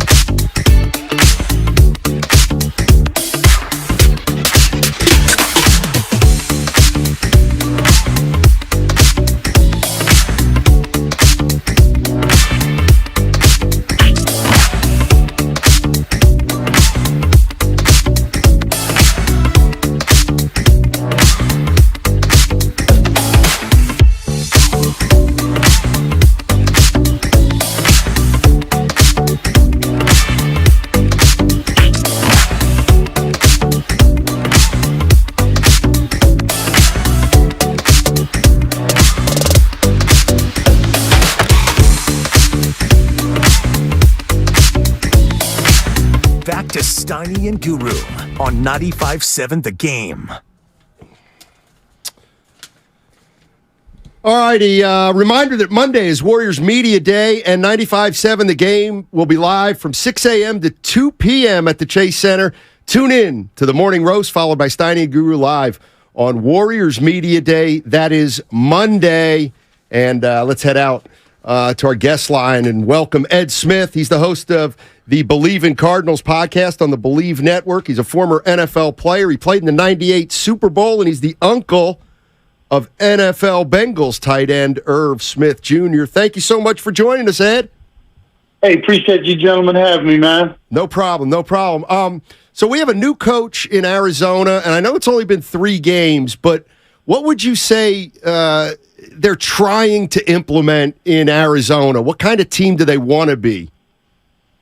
Well, it's interesting. We're still trying to figure that out here. As far as game planning and stuff like that, I'm not sure if we've seen the overall blueprint. But what I like more than anything is, and I hate to use the word, he's developing a culture here, which we're trying to get out of that stain of we've been a kind of a bottom team over the last year or so. Everybody's almost the butt of a bunch of jokes, but he's kind of turning things around with the attitude of these players. And even some of us who were covering the team, we thought they would be probably every week, the beatdown of the week, everybody looking forward to having them on their schedule. And so far, in 3 weeks, they've been in every game, and they've actually surprised everybody, shocked the world by beating the Cowboys. So if nothing else, they're building something that, taking away that laughing stock kind of moniker that we've been walking around with all off season. Everybody was thinking we're going to be tanking, but so far it looks like they're handling their business and surprising a bunch of people, Yeah, Ed, no doubt about it, because I'm going to be honest, I left you guys for dead. I thought this was about Kyler Murray, him not playing and him getting the contract, him not, allegedly not studying. Do you think, how much credit does Kingsbury get for the fact that you guys, you're right, you upset Dallas and you've been in 3 tough games and could have won all 3? Yeah, if nothing else, this shows us that, from the very beginning, I doubted Kingsbury's credentials and the fact that he should have been a head coach. I think he's more of a coordinator, and he showed that over his tenure here. And each year that passed, obviously you saw the relationship he had with Kyler Murray, that was deteriorating. And in some people's mind, that was the only reason he was here in the first place. So if that wasn't going to work, what the heck was he doing here? Then you see Gannon come in. And along with that, Steve Keim had to take some blame, because you see what Ossenfort has done in terms of kind of reshaping the roster, getting some of the people in here, players in here that are going to give us everything they've got. And that I think that's the reason, the fact that the Cardinals are showing on the field is shows us that Keim and Kingsbury should take a little blame for leaving, or for getting the organization in the position that they did. And on the flip side, you got to give Ossenfort and Gannon some credit for, I would say, a quick turnaround, but at least making us where we're now a laughing stock amongst others in the league. Yeah, good stuff. Ed Smith joining us on 95.7 The Game. He's the host of Believe in Cardinals on the Believe Network, former NFL player, played in the 98 Super Bowl. And let me. You played the tight end position, so let me get your opinion of George Kittle. Man, I love George for so many reasons. I love the fact that he represents the tight end and the uniqueness of the position, and his skill set is off the chart. He's a good blocker, great receiver. I love the yak after he catches passes. Then the thing I love the most, I'd have to say, is his personality. The tight end position is so hard to play because you have to do so many different things. And sometimes I used to explain it, tight end is like the redhead stepchild of the team in some instances. You got to be able to do so many things, but you get so little respect. And I think the fact that he's doing this thing, and they've got like tight end U and different things that they've kind of generated, bringing some light to the position. Like I said, I love him, and the fact that my nephew plays the position, bringing it all in the family. I love George even more, man. He's one of the tops of the position on my list. And one of the reasons I love sports is we never know what's going to happen. And we had brought up, Kyler Murray a couple seconds ago. He was drafted number 1 in the 2019 draft. And I think it's fair to say, there's a little turbulence. And out here, Brock Purdy, because 2 quarterbacks before him get injured, the last pick in the draft, and now he's balling out. You played the game. Can you share with us where you're at with Brock Purdy? Because some, fans, it's too soon. He's in a good, situation. I don't care about any of that. I feel like he's bringing a lot to the table. Where are you at, Ed, on Brock Purdy? Brock Purdy has won me over. And I keep, it's funny. Every week he does what he's supposed to do, but because he doesn't do it flashy, everybody's waiting for the table to fall from underneath him. And I keep telling my radio partner, like every week we come back, at the start of the season, it was all this doubt because of the, he only did it in that short sample last year, and then he coming off the injury. And now we're 3 games in, and every week I look at my partner, I'm like, what does Brock have to do to win you over? They, got to go 17-0, so I'm winning over my partner because to do what he's doing is not easy. One, taking over an organization as a Mr. Irrelevant, you got to win the respect of those guys in the locker room. Those guys are at this point, from what I can see, a ride or die with Brock. He is their man. So regardless of what fans think, he's won that group over, and all he has to do is continue to, because here's the thing, he's not going to win every single game. Everybody's waiting for that one game where he might lay an egg, and then they can start, see, Brock Purdy, he's not. Nah, every quarterback has that one game. He could have a couple of those in the season, but what he's done for me has won me over. Not just his play on the field, but how he carries himself. And, I come from that mindset too, because, I didn't get start in the league till I was 9 years after my minor league baseball career. People doubted the fact that I was even there. And so I appreciated it even more every day I had in the league. And I'm sure Brock does as well because he was a 7th-round pick and doubted so much. So his humility has won me over. His play has won me over. I'm just hoping he continues to do what he does. And people finally give him his just due when it's all said and done. Ed Smith joining us on 95.7 The Game, former NFL tight end. Ed, you were on the team that went to the Super Bowl in Atlanta in 1998, and you guys went 14-2 that year. The San Francisco 49ers believe that they have a championship team and that they can run this table and get to the Super Bowl. What do you remember about that regular season in terms of adversity and maybe things you had to overcome on the way to getting to the Super Bowl? How tough was it? Well, the year before we started off the season 97, 1-7, and we finished respectively at 7-9. Right. We almost, finished off the 7-1 second half of the season. What I remember about that following season is we were an afterthought. Nobody thought we were even going to compete for our division, let alone, the conference. And what happened was we just started building confidence within our building, forgetting what everybody else thought around the league. And, it was one of those things like a magical ride. One thing turned to the next, because, 14 wins is amazing. Yeah. And, we were just clipping them off one at a time. Coach Reeves, kept us grounded along the way. And, even when we got to the playoffs, we had to play with my brother, was actually in San Fran that year. You guys played the Green Bay and the wild card came over to us. Everybody still thought San Fran was the cream of the crop. We beat them, go to Minnesota, 11-point dog on the road, win that game. For me, what I remember the most is being doubted all the way through, and we just had confidence in ourselves and kept clipping off those wins. Eventually found ourselves in the Super Bowl. Unfortunately, didn't finish it off. But you talk about a magical ride. It was something that I'll never forget being a part of. And, just a part of a great, even if it was just a single season run, it was so magical. And I love the guys, love Coach Reeves. Sorry that he has not been put in the Hall of Fame yet, but he deserves that. And he obviously recently passed. But that man means so much to me because of how he ran that team. Good stuff. Ed, I hate to do this to you because my partner's calling me soft, but we've seen some injuries, starting with Aaron Rodgers, Diggs, Chubb. and the Niners had a blowout win convincingly in Pittsburgh, and Kyle kind of played the guys to the end of the fourth quarter, and I was like, you got to be careful. And then I'm watching Dan Campbell last night. They had the game in hand, but he's playing his troops to the end. You played the game. Do I sound soft just as a spectator saying, you know what, man, look at the scoreboard and live, to another game? Or is that SOFT coming from me or anybody else that thinks that way? It's not soft. I think the thing that might be clouding your vision is those rosters are so small, and they're clipped down to 47 players on game day. So it's not like college where you have 3 and 4 deep at each position. And when you're talking about, like, even with your offensive line, those are positions you're not subbing guys in just to sub them in. If you don't have your quarterback out there, you want those guys playing.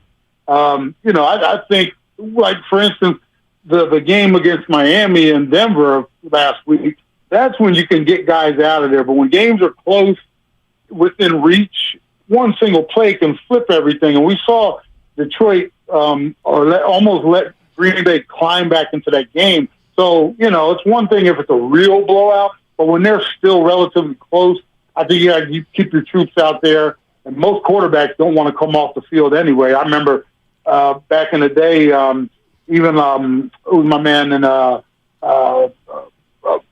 with the Colts, Peyton Manning, he never wanted to, give even one snap. So, those guys like to play. I would think in pure blowouts, you want to get the troops off the field, but for the most part, I think they handled it well. Hey, thank you so much for joining us. Really good information, and we appreciate it greatly. Anytime, gentlemen. You guys have a great week, and good luck with the game, man. Thank you. It should be a good one, or hopefully it is. Ed Smith, he's a former NFL tight end, played in the 98 Super Bowl with the Atlanta Falcons, and he's the host of Believe in Cardinals on the Believe Network. Yeah, we'll see if they believe or if that even makes a difference. But again, Debo, if you don't go, Stoney, you would think it would make it a tad bit easier. Man, 2 of the top receivers can miss back-to-back games. And Juwan Jennings, I guess we got to wait and see on his status. Now, I want to see him play because he's a baller, but what if I told you if he didn't play as well, we're going to get a big dose of Ronnie Bell? Got a touchdown last week. That touchdown, Stoney, corner, that. What is that? The feet. Got him in. Remember Purdy hit him? Yep. Did I send that text to you guys last night about the NFL is going to change that rule? Guaranteed. What are you talking? I think the toe drag swag? What are you talking about? I think the NFL is going to go to the college 1 foot in. Oh, no, Steiner. You got to get 2, baby. I think because they want more scoring. I'll bet you that's interesting. I bet you in the next 5 years they go to 1. Just watch but your reasoning is just for more points. Yes, exactly. What do you think, Evan? I personally wouldn't want to see that. I kind of like just how difficult it is and how difficult some of those, how easy some of those guys make it look. Being able to get on the sideline. It is absolutely an art. But that change, Stoney, is going to give you a whole lot of more points. That 1 foot, guys. Yeah. Good God. In a way, do you guys feel like the fact that Debo might miss this game, Jennings might miss this game, not that you want him to be out, but kind of like this is another chance for Brock Purdy to put some of the offense on his shoulders if he's got to continue to throw the ball to his non-complementary weapons? Yeah, I think that's fair. I think any win Brock Purdy gets just pads his resume, and any almost win is more impressive, Stoney, doing it without the guys, some of the guys. But Evan, Stoney, I'm no doctor, but if we're talking ribs and cartilage, I mean, again, we'll worry about it when it happens next week, but I'm wondering his availability for the Dallas game. Because ribs, that ain't just overnight, Let's see if he plays this weekend. Yeah. By the way, 49er fans, I don't want to hear it anymore. I don't want to hear you anymore. What? About get him out of the game. We're winning, so rest your players. Dan Campbell had a guy running the ball 32 times last night. But that was out there, though. He had Jared Goff on the field with a minute left, and they're up 2 touchdowns. Detroit's That's the good. way you do it. Yeah. NFL coaches are so scared. It is unbelievable. I do believe that NFL coaches, the hardest thing in the world to do is win a football game. Okay. I do believe they think that. So when they're up in a football game, they ain't going to lose it by putting in Scribinis. Well, it's the car analogy. When you're not in the car, guess what happens, Donnie? You're not putting mileage on it, and it's ready to go when you need it. It's just like a football game. It's rusty, though. Nah, not if you change the oil and your spark plugs. You're maintaining it. Yeah, they played in the game, and the reward is to spell a guy. Let the backup get hurt, not the start. Something fluke could happen. That's just how I would do it. I used to do it on Madden. Yeah, take the starters out. I guess what it's showing me is, have you ever competed? At a high level. Okay, and you wanted to come out of games? No, I hate it. Well, I was the guy that went in. I'm sorry? I was the guy that went in for the guys that came out. Oh. So I would hope for a blow. I'm being real. Well, that's fine. Yeah. These are pros. But not now. These are pros. They want to play. They want to play. Debo ribs. That's interesting. But yeah, we'll see. We'll see what happens with Brock. Dude, this is incredible. We watched that game.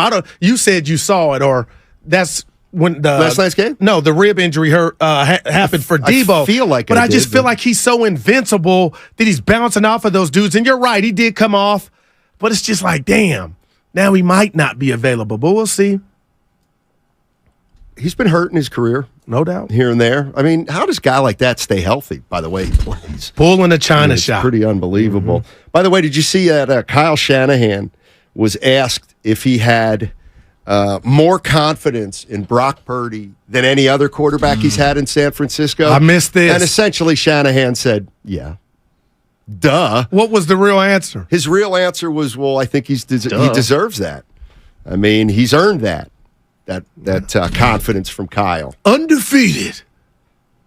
No, he's not. In games that he finishes, Donnie. Come on. Get it right. Oh, regular season, baby. That's fine. All right, I'll say That's fine. There you go. Regular season. I thought it was about the playoffs, though, for this team. Who cares if he's undefeated in the regular season? They got to win playoff games. No, you throw that out there to focus on the fact that the kid's off to a damn good start. And your boy, Ed Smith, just said he's a believer. It's Purdy mania. Well, since they got Purdy, you can basically load manage Debo Samuel throughout the season. Oh, there's going to be load Same management for the 49ers this year. Take it to the bank. And this may be it this week with Debo Samuel. This may be it already started, quote-unquote load management. Ayuk missed last week, but those are real injuries. 415, I couldn't agree with you more on this.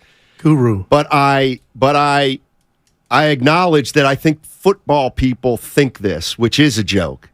The notion it's harder to win a game in the NFL relative to other sports is laughable. Thank you so much for saying it. Oh, what's it harder than win a football game in the NFL? Why is it harder than winning a basketball game in the NBA? The physicality. It doesn't make it harder. I guess my word I would substitute is dangerous. It's a physical game. Yeah, that's fine.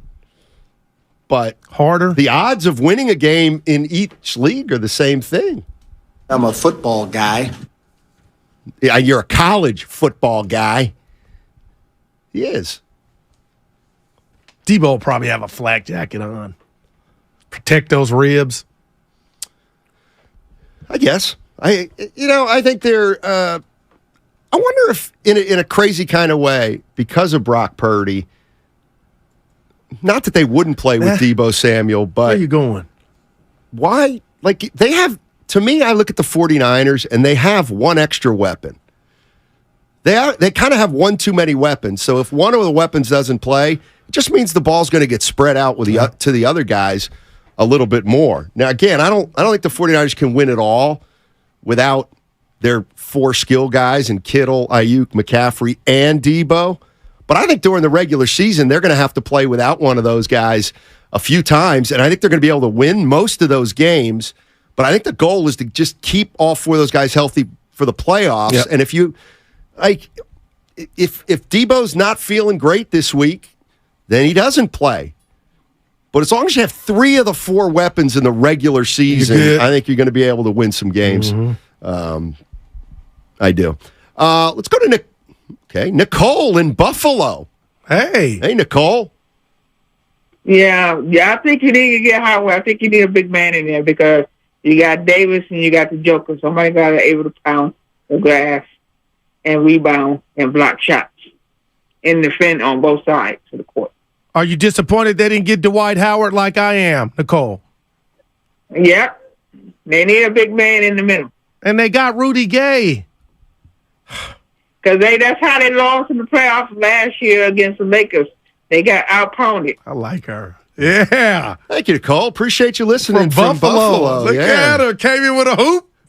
Take. Yeah. Do you know her? No. Now, why would you say that? Because she said the exact same thing you did. Oh, that's why I like her. Are you saying? No. Yeah. Howard's not. Dude, we're big in Buffalo? Yeah.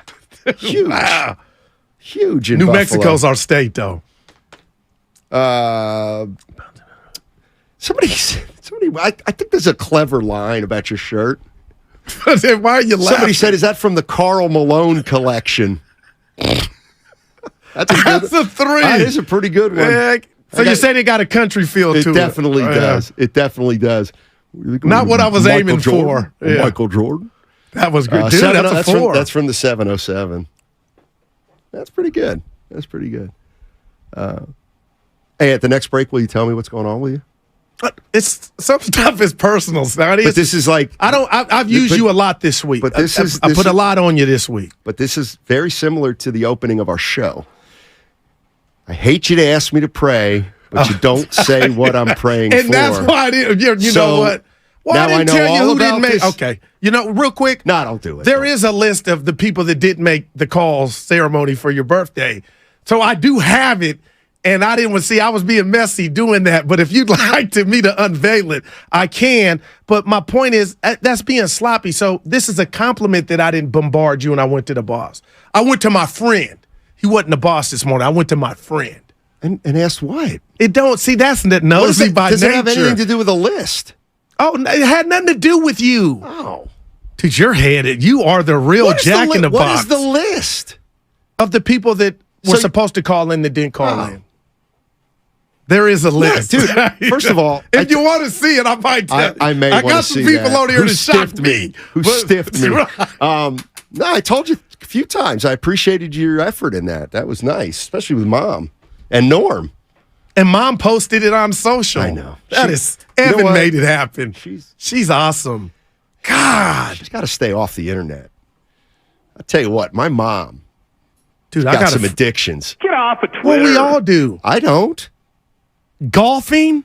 Negativity? Oh, my God. Now, give me a 3, somebody. Come on, Snotty, you got some addictions. Beer? Come on. Man. We need to talk to Fitz. We see him Monday. I miss my guy. Hopefully. I'll facilitate something. That's not going to happen anymore. Oh, boy. Damn, Fitzy. Steiny, what's your favorite thing to bring up to stick at the Bay Area fans? Well, there ain't much. Lonnie Walker ending the Warriors, or the now Eagles, that is your new Eagles knocking off Purdy. Nah, but the Lonnie Walker you ran in the ground. I'm not a vindictive person. I'm not vindictive. Come on. Why would I? I mean, Lonnie Walker's just a lesson to us all. That's all. It's not about smoking the Warriors. It's about staying ready. Look at me. That's what we do in Reading. I love provocation. Hey, it's the Red and Gold pregame. 95.7 The Game has you covered with the best red and gold coverage out there. Larry Krueger and Lorenzo Neal get it started at the Hilton Santa Clara on Sunday with the kickoff show that starts at 11. Then Mark Grandy, Sterling Bennett, and Alan Stiles have your instant reaction and analysis immediately following the final whistle on overtime. Hear it all right here on 95.7 The Game. Steve Kerr joined the morning roast this morning and was asked about the starting lineup. Good interview. And I'll tell you what, I think I know what they're going to do. And I'm going to ask you if he thinks I'm right. You want to jump in? You can. 888-957-9570. And it's all brought to you by Flag and Anthem.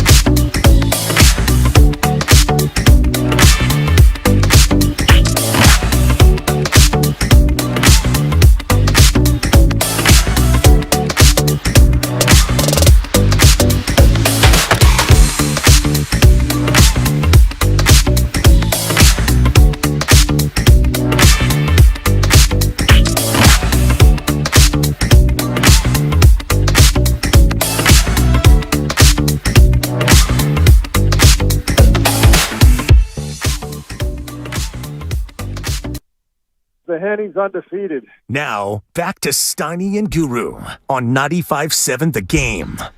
All righty, Steiny and Guru. You ever hear that song by Glenn Campbell? Like a rhinestone cowboy, getting cards and letters from people I don't even know. Vaguely. And offers coming over. I don't know. I thought of that with your shirt today. Oh, wow. I'm going to give you a 1. Yeah. Dude, you got a little voice. When it's anyway, Guru's got a funky shirt on today, and we're clowning me, dude. No, we're not. Dude, no, we're not. There's a lot of people that like it. Yeah, there's a lot of people that like your shirt. Hey, I guess they caught Tupac's murderer today. They arrested a guy. Oh, yeah. It took him 30 years. Yeah, 30 exactly. Somebody on the Odyssey app says they can't download the YouTube chat, and they want me to describe your shirt. Man of many words. Let's do it. Well, I would say it's tricolored, red, blue, and brown. Okay. With large swaths of each color adorning big areas of the shirt. The sleeves are red, and then the body of the shirt is blue and brown, and I believe the back is also blue and brown, correct? And it's got some patterns on it also. It's got a 90s feel. I should have thought about it more before I wore it, but yeah, it's old school. You're pulling it off. People calling me New Edition, R&B group. Is that? Yeah. Ralph Tresvant, Johnny Gill. Okay. Ronnie, Bobby, Ricky, and Mike. I love the girl. Who cares who you like? Who was that? New Edition. Candy girl. Oh, my. Ray Brennan says, no, you're just celebrating Flag Day. That's not all right. Okay, here we go. There, back to Wiggins. Back to Kerr. Back to Wiggins. Back to Chris Paul. Steve Kerr was on with the morning roast. They asked him about Chris Paul. You going to start? Coming off the bench? Come on, Steve. What are you doing? What's going on? I said this the other day. I really feel like we have 6 starters with the group. Sometimes things will just take care of themselves with an injury, whatever, where you don't even have to plan. But when we do have all 6 guys, we have a lot to think about, a lot to consider. Not only who starts, but who finishes. And the only way it's going to work is if all 6 guys and the whole team obviously are all in and completely aware that every night's going to be different. Stop there. Steiny. Yeah. Coach, do you think everybody's all in? Because let me tell you, the season's about to start. He doesn't know yet because the practices I don't like that. What are you talking about? What do you mean you make calls? This is not CYO. You should know now. They can't. They have to practice before they see what they got. But you can pick up a phone and talk to somebody before you even make the deal for him to come here. Well, hey, Chris, are you cool coming here if you were 6 man? That's how we envision you. Here's what practice, first day of practice. Maybe Kerr doesn't want him to be a 6th man. Did you think of that? Well, then whatever the decision should be made by now. No, they haven't even started practice. That's, I think, at the heart of this, Goo. I want to know if somebody's not. Has everybody signed off on? It don't sound like it to me. Coach, if you want me to come off the bench, I'm fine with it. I don't feel like the buy-in is there. They haven't practiced yet. But he doesn't want to declare a This start. is the NBA, Steiny. Okay. These are $1 million athletes. Okay. My point is this is so important. Right. You can have that answer months ago. It's so important you don't jam it down Chris Paul's throat. That's how important it is. The other thing is, he said, that's a great rebuttal, but I think it's bigger than just Chris, though, I thought. Well, what if Chris gets the... That's the point. I think what's going to happen is he's going to change the lineup a lot. I think a lot of guys are going to be 6th man. I think they're going to have 3 or 4 6th men during the course. Yes. Yes, I do. If you look at the Golden State Warriors, they are not afraid to tinker with their starting lineup. They never have been afraid to tinker with their starting lineup. I think there's a scenario in which Draymond may come off the bench a game or two here and there, or various times during the season. I think it's possible Chris Paul will come off the bench various times during the season. I think it's possible Klay Thompson might come off the bench at various times this season. Listen again. This is what I'm saying about listen to how he emphasizes the buy-in from all six of them. I said this the other day. I really feel like we have 6 starters with the group. Sometimes things will just take care of themselves with an injury, whatever, where you don't even have to plan. But when we do have all 6 guys, we have a lot to think about, a lot to consider, not only who starts, but who finishes. And the only way it's going to work is if all 6 guys and the whole team, obviously, are all in and completely aware that every night's going to be different. Every night's going to be different. Oh, man. What more do we need to know? Every night's going to be different. There it is. To appease one guy's ego. You don't know that. No, I'm asking. That's what it would be because you've never done it before like this. Yes, he has. You've That's never my point. not to be afraid to sit somebody down that's new.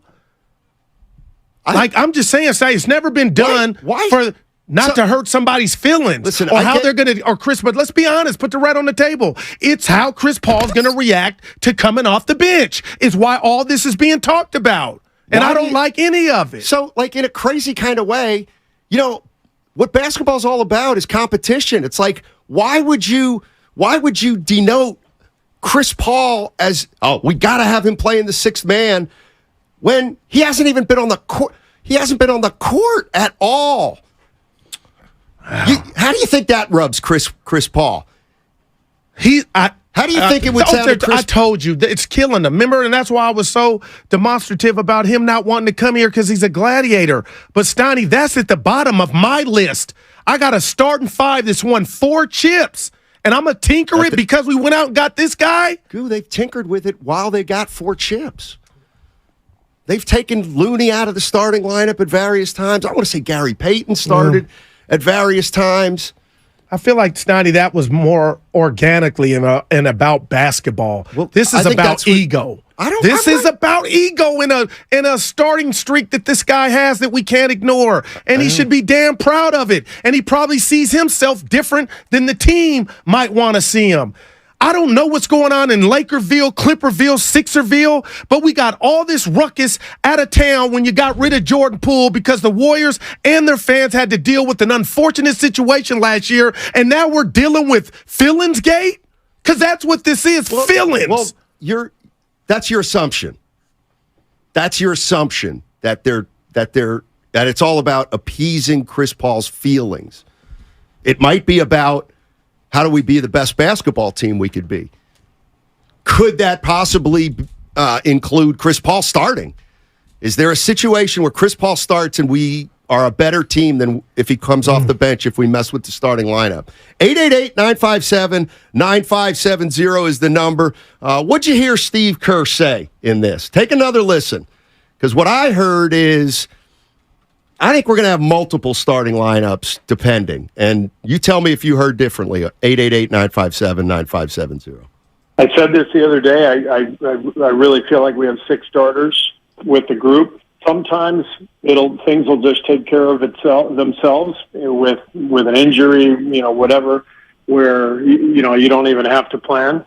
But when we do have all 6 guys, we have a lot to think about, a lot to consider, not only who starts, but who finishes. And the only way it's going to work is if all 6 guys and the whole team, obviously, are all in and completely aware that every night's going to be different. Every night's going to be different. He did say it. Every I didn't take that as a different lineup, but I did. I absolutely did. 888-957-9570 is the number. Warriors Media Day is Monday, and we'll be out at Chase Center along with the morning roast, and hopefully we'll be getting a lot of players to pop by, and it should be a real fun day. Yeah. You guys are making this 6-man thing too significant. Nope. No, we're not. This is about it ain't about the 6-man. It's about the team. No, it's about who's starting. It's about, Steve Kerr's basically acknowledged they don't know what to do. They do not know what they're doing. Okay. They don't know what they're doing right now. I appreciate that. I believe that. I believe they want Chris Paul to come off the bench, but I tell you right now, ain't nobody told him that face-to-face yet. And that's why you coaching was real. And so when Steve Kerr's saying, look, we're gonna practice on Monday or Tuesday, and we'll try different combinations, and we're going to see. But as of right now, I get the sense that Chris Paul's that they're not going to have the same starting five every game.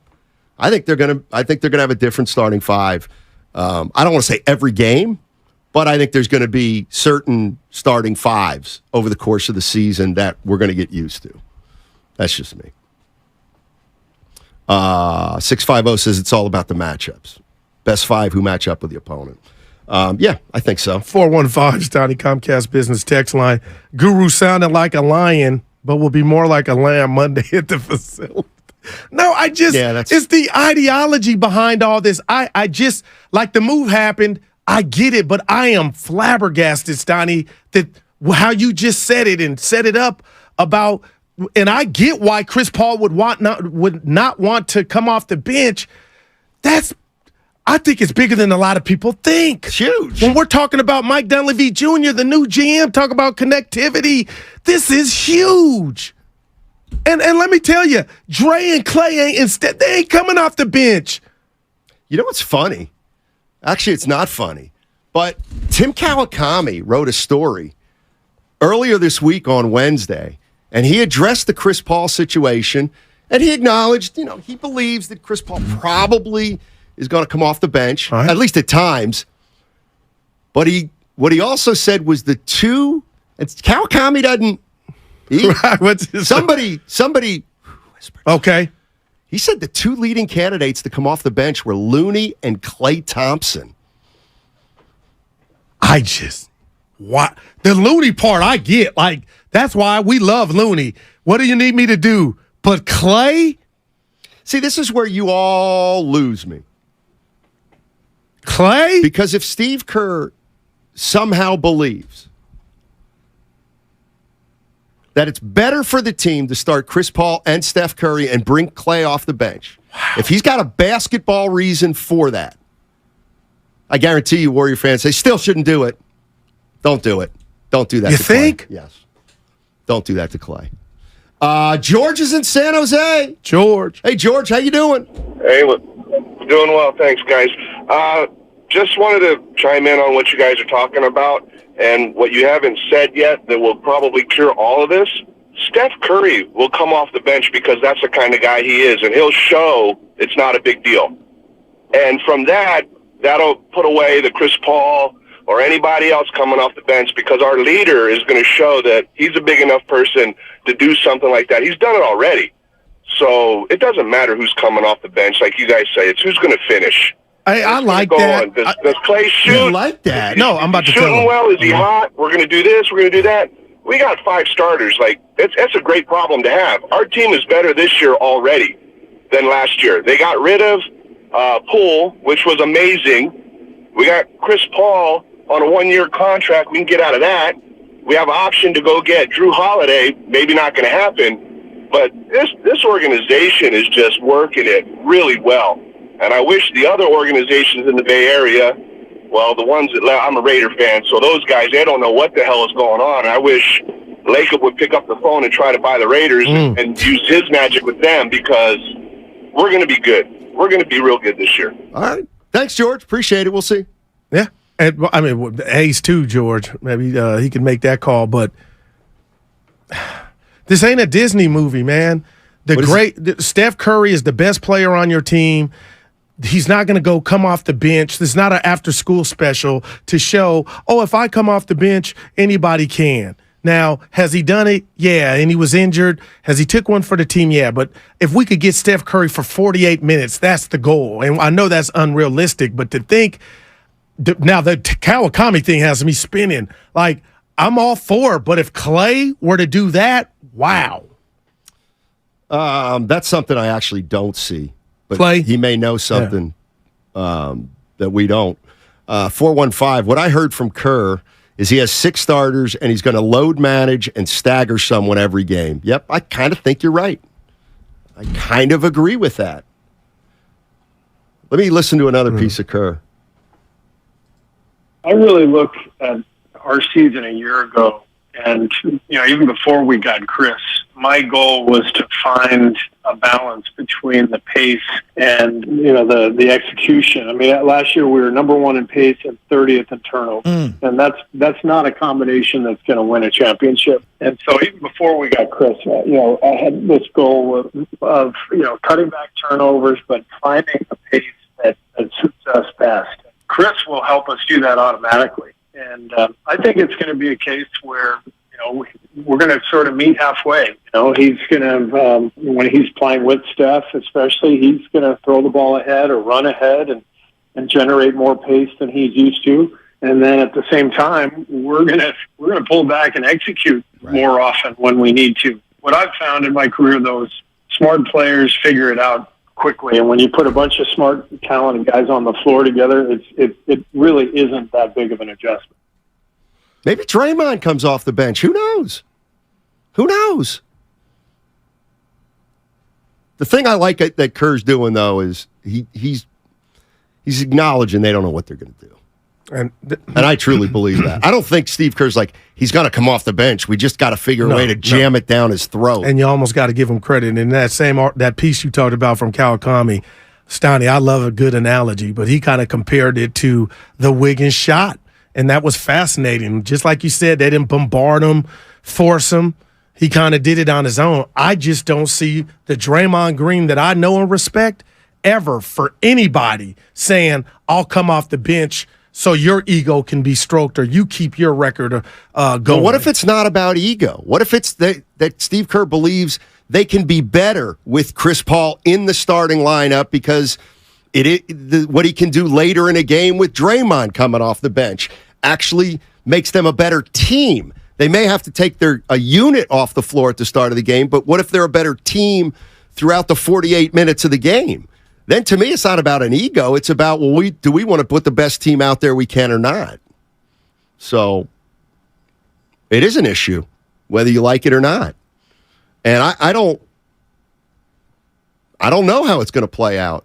I can't wait. I'll tell you right now, let me tell you what it's not going to say. Chris Paul will not come off the bench every night. There's no way he's coming off the bench every night. And I don't think there's going to be any way he comes off the bench like 8 times. I think he's going to play a lot as a starter. Like half the time almost. Oh, man. That's just what I heard. Let's go to Gus. What Gus here? Gus is in Tracy. Hey, Gus, how you doing? Very good, Steiny. How you guys doing, Guru? Hey. Good. Hey, you know what? I think that the players have too much power in this. I think it is about ego, and I think it should be whatever Kerr says. That's the way it should be. He shouldn't be worrying about what Chris Paul thinks or his ego is going to be damaged or whatever. It's just about, hey, I'm the coach. This is what we're going to do. You don't like it? Oh, well. I just think these players, they just have way too much say in what's going on. Hey, one more thing. Hey, Guru. Hey. Remember when a couple of months ago you were talking about basketball and you played over at in Union City? Yeah. Logan High School? Logan, yeah. All my kids went to Newark Memorial. How did you guys do against Newark Memorial? We owned them when my era, we owned them. But, shout out to the Cougars. Yeah, shout out to the Cougars, baby. Yeah. They had a really good program for a few years, too. Yeah. Thanks for calling. Yeah, thanks, Gus. Appreciate it. You know what this reminds me of? This situation with Chris Paul. No, when Daisy May, God rest her soul, would say, son, we're having chicken. We know you don't like chicken, so I made you some spaghetti. Yeah. Norm would be like, you don't get no spaghetti. That's what my You're grandmama did. What was cooked, so you sit down and have this chicken. Yeah, my grandmother did that too. And I feel like Kerr is, to his credit, catering to something that's bigger than the Warriors and what they've already built. That scoreboard is 100-0 Chris Paul. But my goodness, to to do what you're saying and change it up. And the fundamentals of that bother me. Like, this is humongous. This is a cloud. I don't care what color cloud you want to call it, but God dog it, we're on the eve of camp, and we don't know because we got 6 starters. My hair can come out. Like, you could say this is small, goo. This is big. I'm fascinated. I am fascinated. And on top of that, not to be the worrier of the show, there's a flip side to it. Who's going to finish? To me, that's an easy one. That is much easier than who's going to start. Explain that. Chris Paul must finish. He must. Didn't you hear what Steve Kerr said about the turnovers? No, that I get. Did you hear what Steve Kerr said about executing in the half court later in games? Chris Paul will play the last 3 minutes of any close game. Period. End of story. Man. Wow.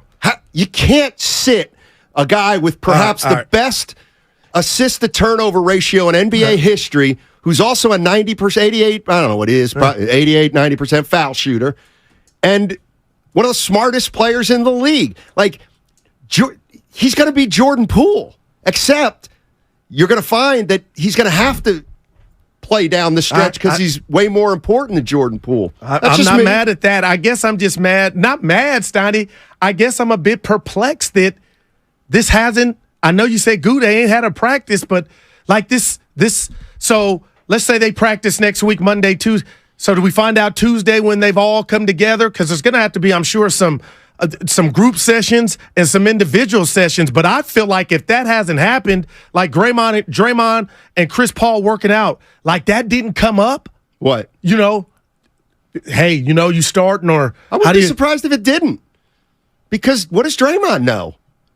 Like, you act as though everybody in there knows that Chris Paul's going to be the 6th man.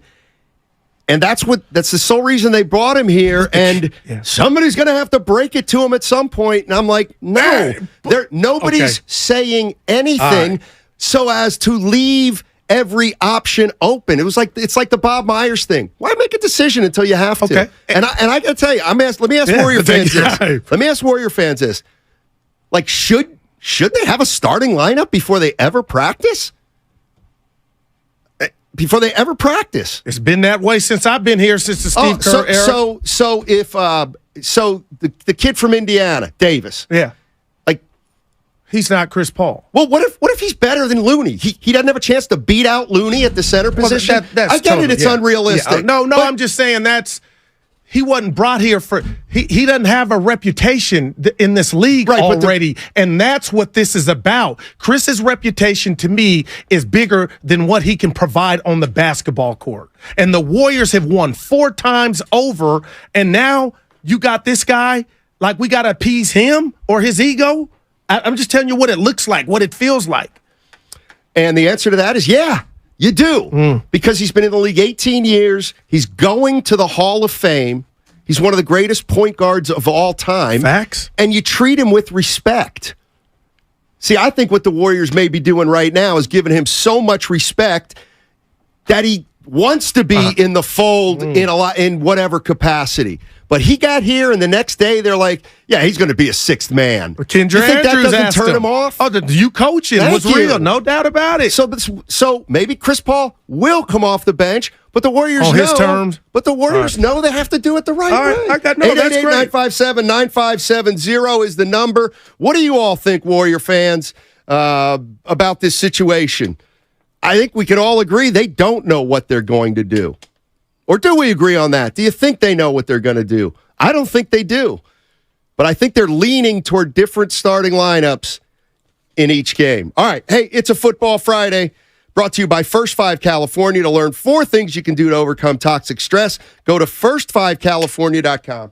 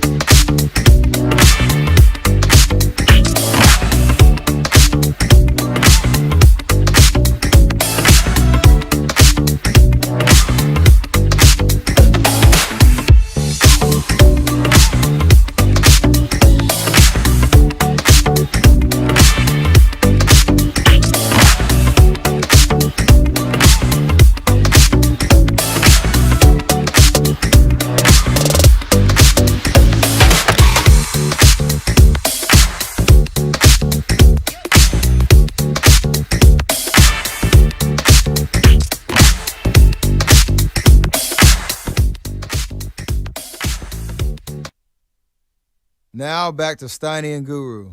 Take it away, Steiny. There he is, your future 6th man of the year. Wait till Curry's going to end up saying, damn, do I have to be the babysitter again? Do I have to be the babysitter again among you guys? Nah, you don't. Speaking of Steph, Grow up. I'm going to give you one. I told you yesterday. He's producing a documentary on the great Mac Dre rapper here in the Bay Area, Donnie. Steph is. Okay. That dude is doing it all. You're not coming off the bench. Well, that he's selfish. How many Mac Dre songs do you think Steph could name? The fact that he's doing the doc, Donnie, I'm going to say all. I didn't ask. 60%. You mean to Evan? What was I going to say? I forgot what I was going to say. Big Dragonomics fan. No, it was about this face. Steph coming off the bench. Oh, that's right. Like, I actually think Draymond may come off the bench. The more I think about it. I find you fascinating. But he did. What is fascinating in the playoff, about me saying, I could see somebody other than Chris Paul coming off the bench. We're talking about regular season games. Right. So he's going to come off the bench so Chris Paul can feel better and get his way?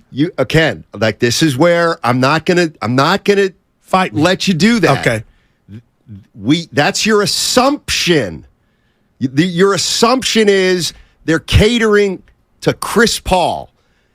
That's not what they're doing. I don't believe. What he's doing is he's leaving all his options open, and if he can figure out a way to make the Warriors better as a team that could possibly include Chris Paul coming off the bench, he's open to it. I mean, Chris Paul starting, he's open to it. But I'm not gonna say there's nothing to do with what you're saying. Yeah. There probably is. And that's why they're not heavy-handed about this, I think. Which is smart. And you mentioned the reasons. We went over it. Is Spadoni back there?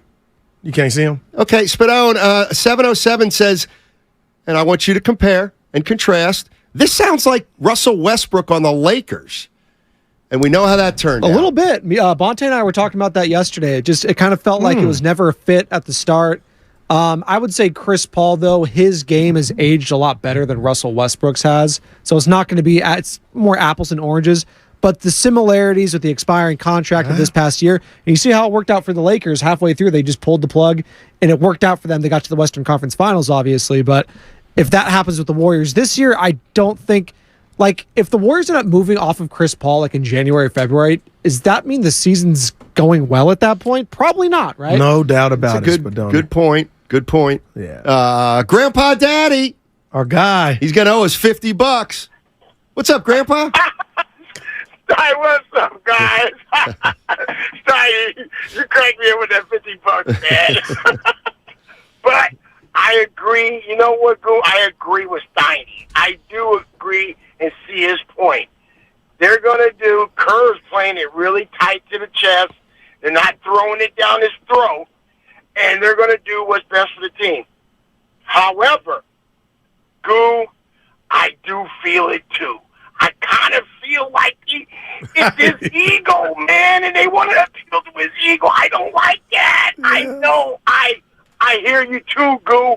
So I'm going to agree with both y'all, and I'm going to say you're both right. Yeah, and I appreciate it. I love the show. I love you guys. Man. Thanks, Grandpa. I think we're both right too. Yeah, no, I if I do say so myself. And I love I keep going back to what you pointed out in that article in The Athletic by TK. The way that they're doing this is not and we love Kendra Andrews, Donnie. She wasn't forcing it on Chris, but he wasn't at a point to where I'm not going to hear that from any and everybody. So they'll let it naturally happen. And I guess Kerr, when he says 6 starters, is hoping maybe Chris, not it being jammed down his throat, will say, you know what, I'll come off the bench. But Steiny, I just don't live in a world where I think, forget Chris Paul for a minute. The Draymond Green, the junkyard dog, I know that dog ain't saying, hey, got my hand up, I'll come off. That's just, now I could be super shocked. And did it already in a playoff series. And you called it. But this is different. How? It might be easier to go to the bench in the regular season. And this is it went to what Spadoni said with the Lakers. Well, not as much because they didn't have 4 titles. These guys are dons. We just need you to play a part, Chris. Your days of being Al Pacino, the leading actor, no, we don't have that role for you, bud. But you can be an extra, and you can be a good extra, but we got our leading man. But here's the thing. Yeah, okay, they're dons. Everybody's a don. They won 4 titles. I love that term. Chris Paul ain't coming on. I hate to say this, but I'm going to be literal. Chris Paul is not coming on to a championship team. He's been acquired by a 44-win team. A 44-win team. That's who he's joining. I'm mad at you for that. Okay, so that's all.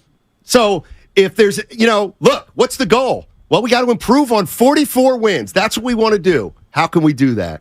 If it includes starting Chris Paul, maybe it does. But until further, he hasn't joined a championship team. That would have been the Denver Nuggets had he gone to the Denver Nuggets. I know. I'm being literal, but I'm right. Daquan, or hopefully I'm saying that right. What's up, Daquan?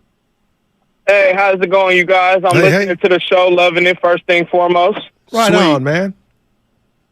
So I wanted to touch base on a couple little different points you guys are making. You guys are making some real good points. I personally think that Chris Paul should start for the simple fact that the biggest thing with the Warriors is turnovers. Yeah. And Chris Paul, he's not really a person to turn the ball over like that. We need a floor general on the floor. Klay Thompson would actually be pretty good coming off the bench, I think. He can lead those guys, and he's a scorer, so he can keep our points going. The second point I wanted to make was if CP3 wants his first ring, he's going to have to adapt. There shouldn't be no kind of ego. So if he does, so happen not to come, start or come off the bench or whatever, he should just adapt just fine if he wants his first ring, because I think we really have a good chance for winning a ring this year. Good stuff, Daquan. Yep. Appreciate it. I'll tell you what, I'll never forget that exercise you did on this show where you went down every game in regard to the production from Jordan Poole. It was fascinating. I don't see this happening, but I'll tell you what, Steiny, if Klay were to come off the bench and just start getting busy, Arsenio Hall, there goes you can make that point up in your sleep. Good point. But you'd have to sell him on that role. In a contract year. You know what? Maybe that's why you extend him before the season. Extend him. Tell him this is a possibility and might not be happy, but then extend him. Extend Klay. Incentive. And also, who's to say Klay has to come off the bench all the time? And then maybe... But this is great, though, man. Here's the thing, and let's put the rat on the table. Brought to you by Echo. Everybody knows Klay would be great coming off the bench. But everybody knows that it could be a problem mentally for Klay Thompson. That's really what we're talking about. You mean from the starter role to this? Klay Thompson would be a great sixth man. There's no doubt about it. He could come in and play like he did the first 2 months of the season, which was not very good, but he chucked. He could do that off the bench. But we all know the problem with asking him and how delicate that is. Was that you? So one of the things I was thinking real quick, is I get it. Chris Paul just got here. But if all things are equal and the best thing for the team's Klay to come off the bench, why can't Steve Kerr go, hey, Klay, suck it up. You're coming off the bench. It's the best for the team. I don't care. Everybody's like, I got something for you. Chris Paul's going to have to come around or else. Okay. So just because Klay's been here for 10 years, he doesn't have to come around? That's all. That's where I was going, Stoney, because I would feel like if I were Klay, damn, coach, this dude just got here and oh, my goodness. How many parades you had with this guy? Oh, okay. That's how you playing it, huh? And Evan, and you had a discussion before we got on while Kerr was on with the morning show about why, Steiny, you played the game. Why guys, and it means so much why they want to start. Because in my world, 98% of the time, Evan Spadoni and Steiny, the 5 starters are the message you send, the subliminal, those are your best 5. There's a pride factor. And I get why Chris Paul's like, I'm still, Guru, you might think I'm on hole 16. I'm on hole 9, bud. I got a lot left. I get that. But, man, what is the gravity of that when you come to a place that has 4 championships in 9 years?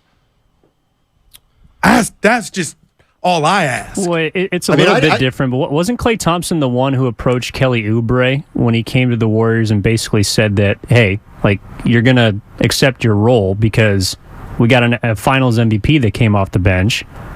And so, even though Klay has 4 rings, technically he could kind of just take his own words and use that for a reason to come off the bench. Right.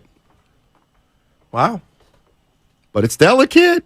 Oubre and CP3. Let's face it. Chris Paul and Klay Thompson are kind of the same in terms of, you got to mentality. High maintenance. No, high maintenance.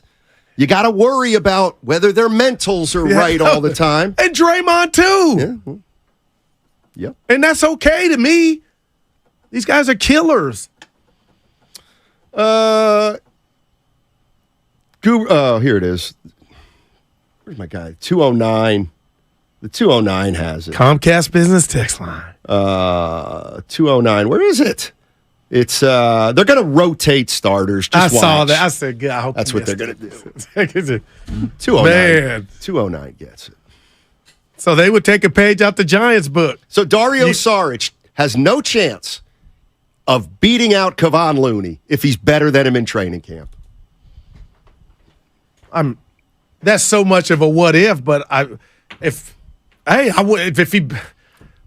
you're looking at me. We still have competition, don't we?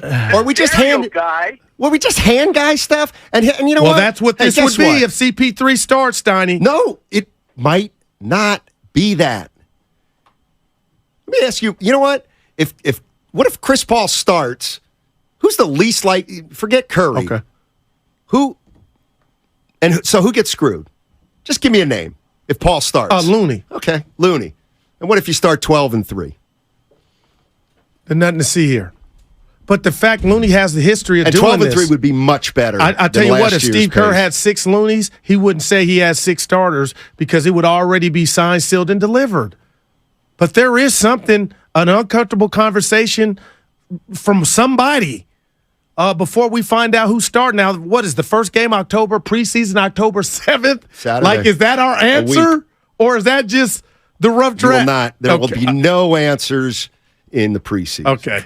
No answers in the preseason. In fact, he'll say, don't read anything into this. But we will. Hey, we got a gentleman or a woman from Hunters Point. Hey. They call it the Point. What's your name?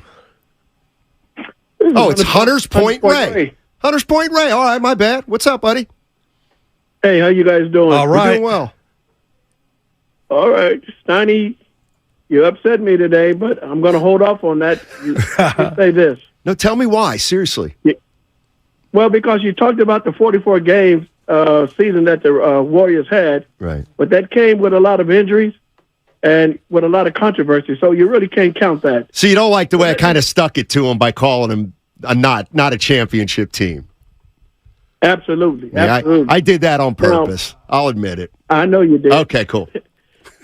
First of all, the Warriors front management, they upset me because you bring in a guy like Chris Paul, you should have sat down with him and his agent and told him, hey, you're coming in, but you got to come off the bench. You cannot have 5 starters that have won 5 championships and let a guy come in that have not won anything and replace one of the starters. Now, I think Chris Paul would be better coming off the bench. Every now and then he will start, but you can't have the enemy come in to disrupt what has been working for the last 7 years. You can't do it. I totally agree with you. They got a game coming up October 7th. Now think about this. We're getting ready to start training camp. Your first game is October 7th, and you don't know what your starting lineup is. Man. Hey, let me take it one step further. I'm not overly concerned about that they don't have one. Yeah. Let me tell you this, caller, 100 Point Ray. I think they know who their starting five, who they want it to be, but because the elephant is in the room, they got to walk on eggshells is the message that I don't like. Okay, I understand that, but I heard you say a few minutes ago they ought to just bring Clay in and tell him, hey, you're coming off the bench. Okay, how come they can't do that with Chris Paul? Hey, you're coming off the bench. Now what? Clay should not come off the bench, but that's what I'm saying.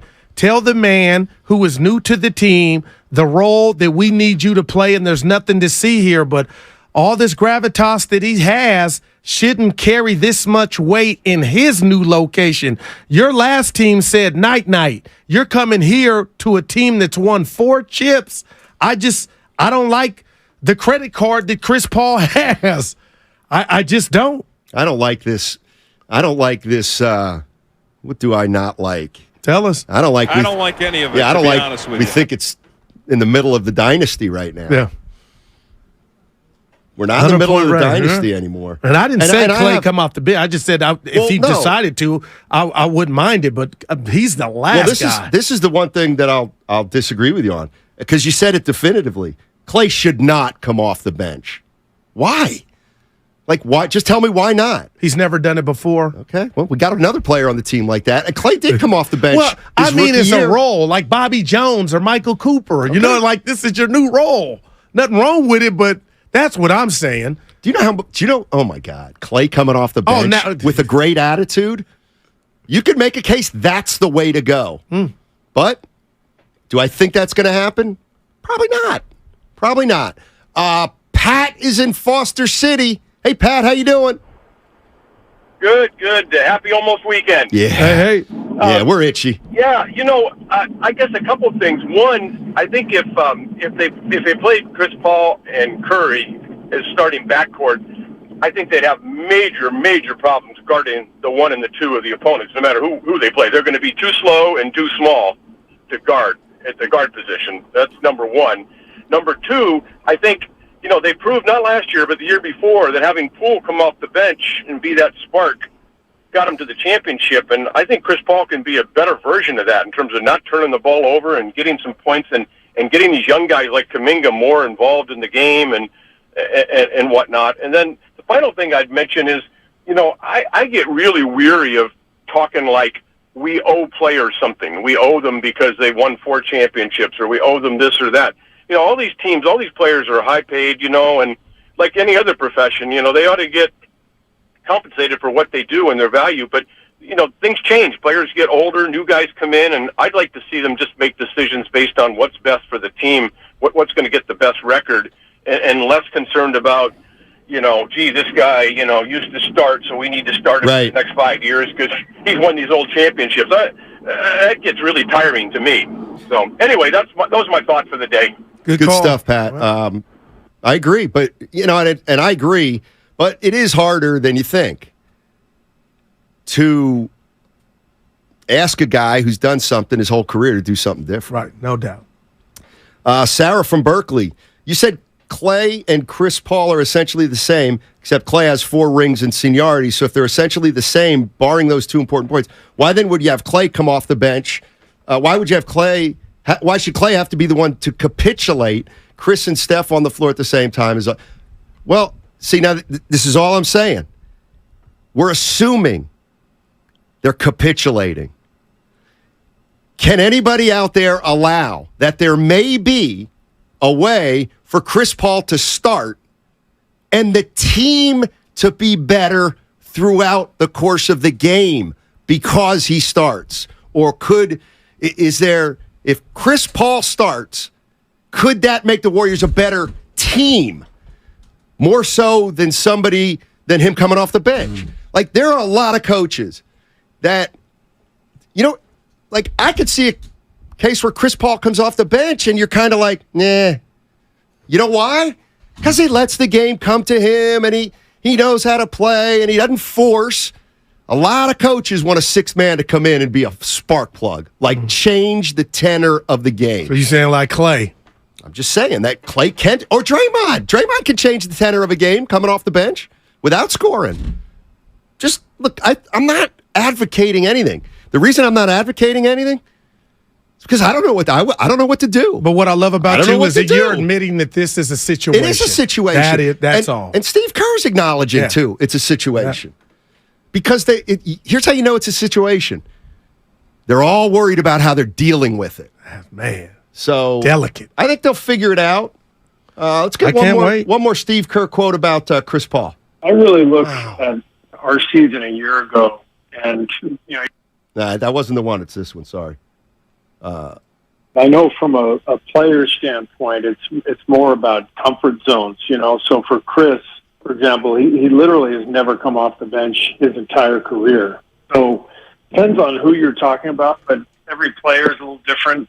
For me, it was not really a big deal, but for a guy like Chris, who's started every single game, coming off the bench would be a huge adjustment, and that has to be something that we take into account.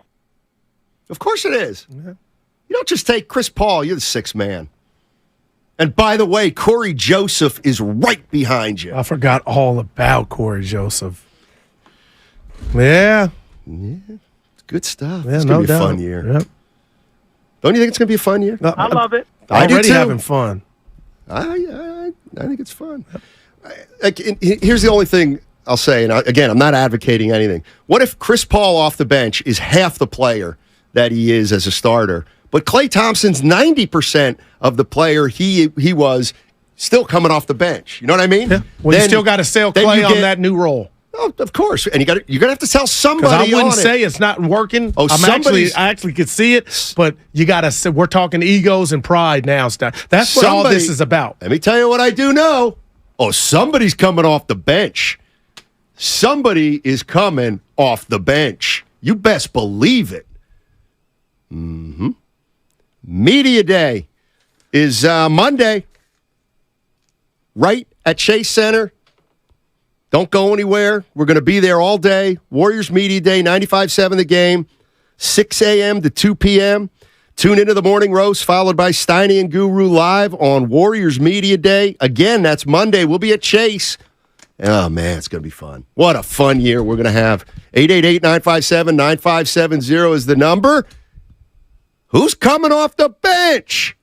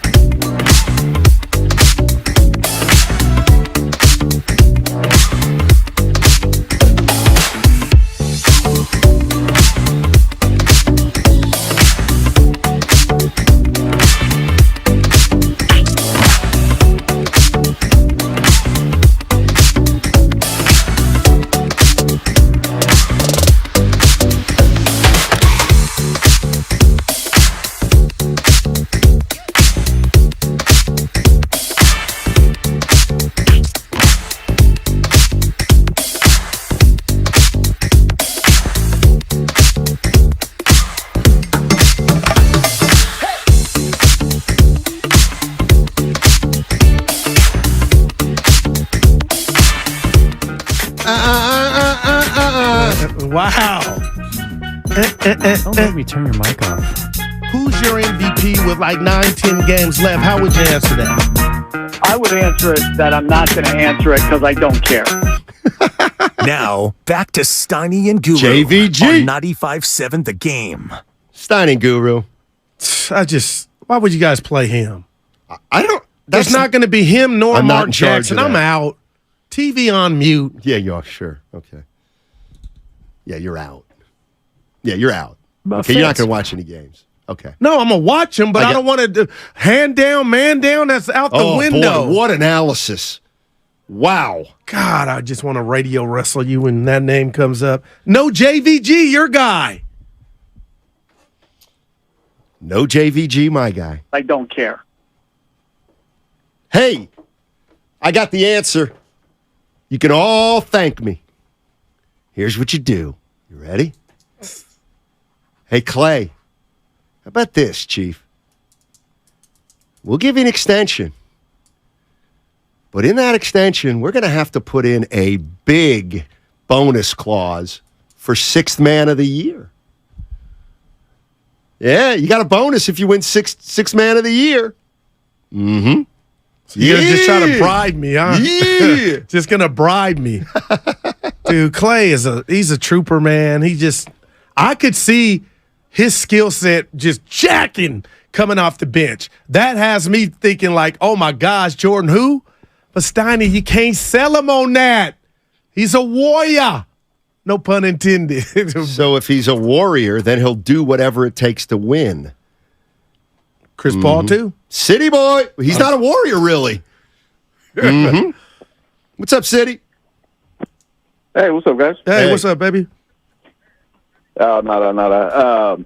Yeah, this Chris Paul situation is interesting. I mean, I think Matt probably has it right at the end of the day. Steve is going to mix and match lineups. But as we know, Chris Paul has never come off the bench, not even once. And that's when you talk about pride and what he wants, I think he hangs his hat on that, you know. And I think so if you're going to start him, you're going to start him every single game he plays in. And I think that's kind of a problem. And they probably want him to just say, you know, I mean, you know, Chris Paul kind of has a little bit of a reputation for being difficult, let's say. I think that it could go a long way to changing that image if he came out and said, I'm willing to do whatever. So I think they're hoping that he'll eventually do that. Not so sure we can count on that. The other thing is, what do they move Steph to the shooting guard? And then all the Steph haters are going to say, see, we told you he's not a point guard. He can't be the greatest point guard ever. I don't even want to hear all that. I mean, that's going to be. Hey, Julian, let me run this by you because I've done it to Steiny in the cafeteria 10 times.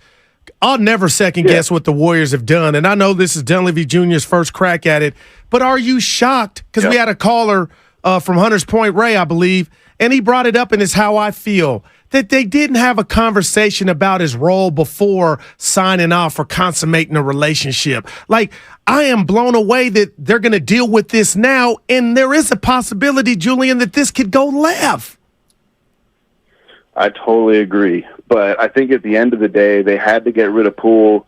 Matt talked about it. They had to get rid of the money. The money's coming off the books, and I think Dunleavy's beholden to Lacob, you know, and he did what's best financially for the organization while still bringing in an asset and a guy who can play at a high level. So I think they figured they'd trade all that for a possible problem that they trust they can work out, and I sure hope they do. You know, good stuff, City boy. Thanks, man. Good weekend. 510 Steiny, your ass needs to come off the bench. I saw that, but see, I didn't think you would take it like that. You're the good boy. Hey, remember, I wasn't always a full-time employee. I came off the bench.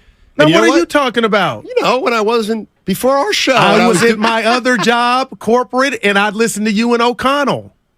I got fired from, I didn't have a full-time job for like 4 years. I was filling in on the weekends and stuff.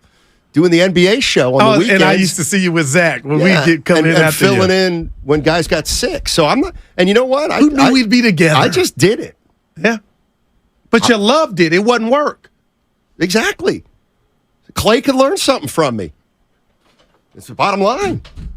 I hate you're going to you're going to him because job. he's a volume shooter and he can get hot. Okay, you know what? He could be the new microwave. People think I'm not into Clay. Go to Dre. I don't care. Yeah, it's okay.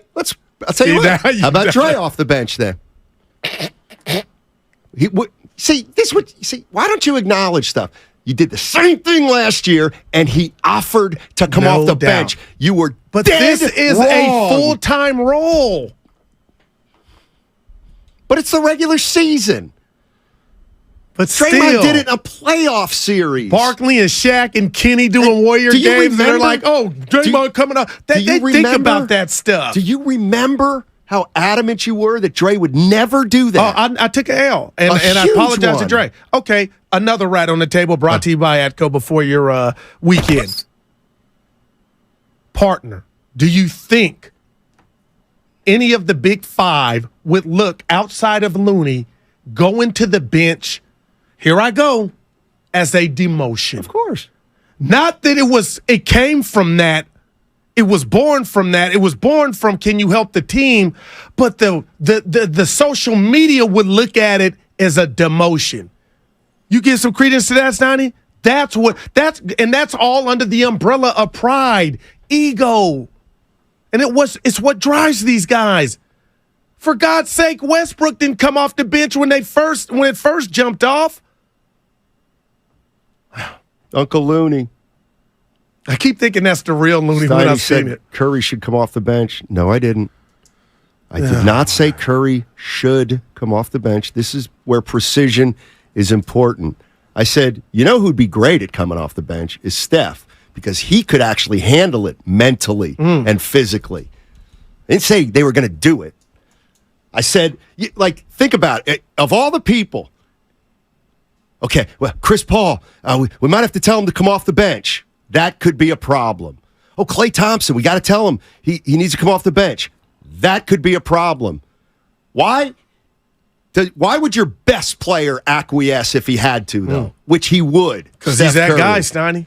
So, and that's the thing. And I get it. He hasn't come off the bench often. But if Steph Curry has been willing to come off the bench, then you all should be able to come off the bench if that's what's best for the team. Hey, speaking of which, quick question to you. So, let's just say you're in the car with Chris Paul. He's at the facility. You pick him up. Yeah. And he says, Stoney, they asked me to come off the bench. I said, F no. I'm being real with you right now. What would Matthew Steinmetz say to Chris Paul? Because you're a G and what you've accomplished, I get and understand why you said no. I'll do this. Or would you rebuttal and be like, Let's do it again. Hey, Steiny. Hey, what's up, man? Hey, Chris. I'm pissed off. Why? They just asked me to come off the bench. Well, you knew that was going to happen, right? I mean, there's been a lot of talk about it. Okay. I mean, you knew that. But what if I say I've done this and that and I got a record, I ain't coming off the bench? Would you give them the real? You could, Chris, be a team player, man. Or would you say, I would say, Steiny, I'm getting mixed signals from you. I would say, hey. I understand. Steph, or Chris, I understand. You've never come off the bench before in your life, but you're going to the Warriors. You're 38. Wow. So, I get it. You've never done it before, but why don't you want to do it? I got a streak going that I've earned, and I worked hard, and I'm an Iron Man, and I've been there, and I don't want to come off the bench. I'm a future Hall of Famer. Make it right here.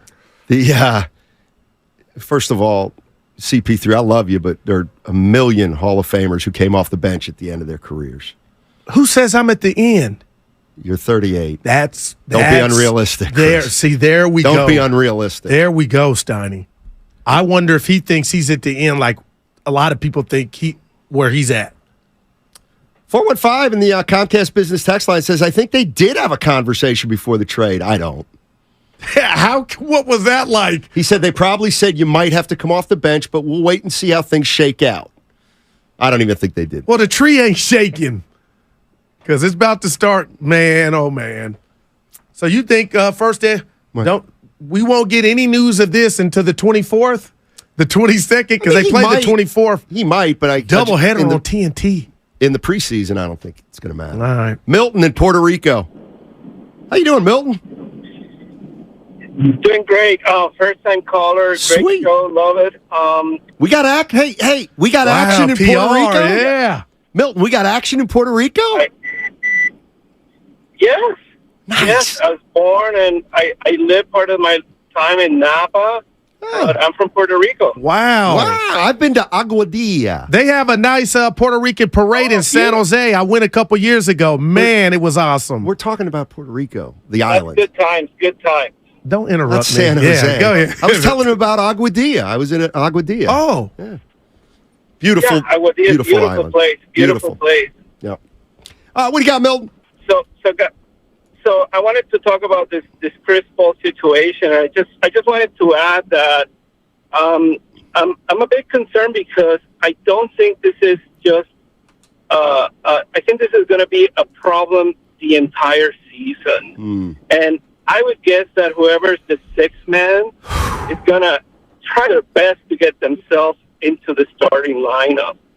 And so I think this is something that we're going to be dealing with the entire season. And I'm a bit worried because when you deal with unfortunately, our team has not had a good record in dealing with personality issues. We had the problems with Draymond and Jordan Poole, Draymond and KD, and it might be something that's incredibly challenging to solve between people with this level of experience. And so that's the comments I wanted to make. I think this is going to be going on for the season. Thank you, man. Hey, thank you, Milton. Appreciate it, and really appreciate you listening all the way from Puerto Rico. Wow. That's cool. That's cool. I think. Yeah. And if you're right, Steiny, and this About is going what? to be like Right they're about going to what? do, the Warriors are going to take a page out of the Giants book, and each night you may not know who's going to start. I mean, I can see that, that getting stale or old for the players, but we'll see. Go ahead. No, that's just it. There's another danger here, I think, that nobody's brought up yet. There's danger here that nobody's brought up yet, and here it is. What if Chris Paul says, you know what, I'll come off the bench? But he ain't any good coming off the bench. Oh, then you got problems. Well, there's a chance that could happen, too. That Chris Paul wants to, is ready to try to be a sixth man, but he's just, he just can't do it. But you're asking him to do something that's not his cup of tea is getting buckets. If that's what you want your sixth man to do. Because Jordan Poole's going to get to the free throw line and get you 18, 25, or 35 a night, Steiny. That's not Chris. So Chris Paul is better at what he's been, a starter, Steiny. He gets the ball. You come in as sixth man, I'm thinking you're getting buckets. Couldn't you also have a conversation with Chris Paul essentially saying, hey, look, Chris, I know you want to play till you're 40. If you come off the bench now and prove to teams that you could be a viable sixth man, after this season, you can go get the contract that you want to extend your career.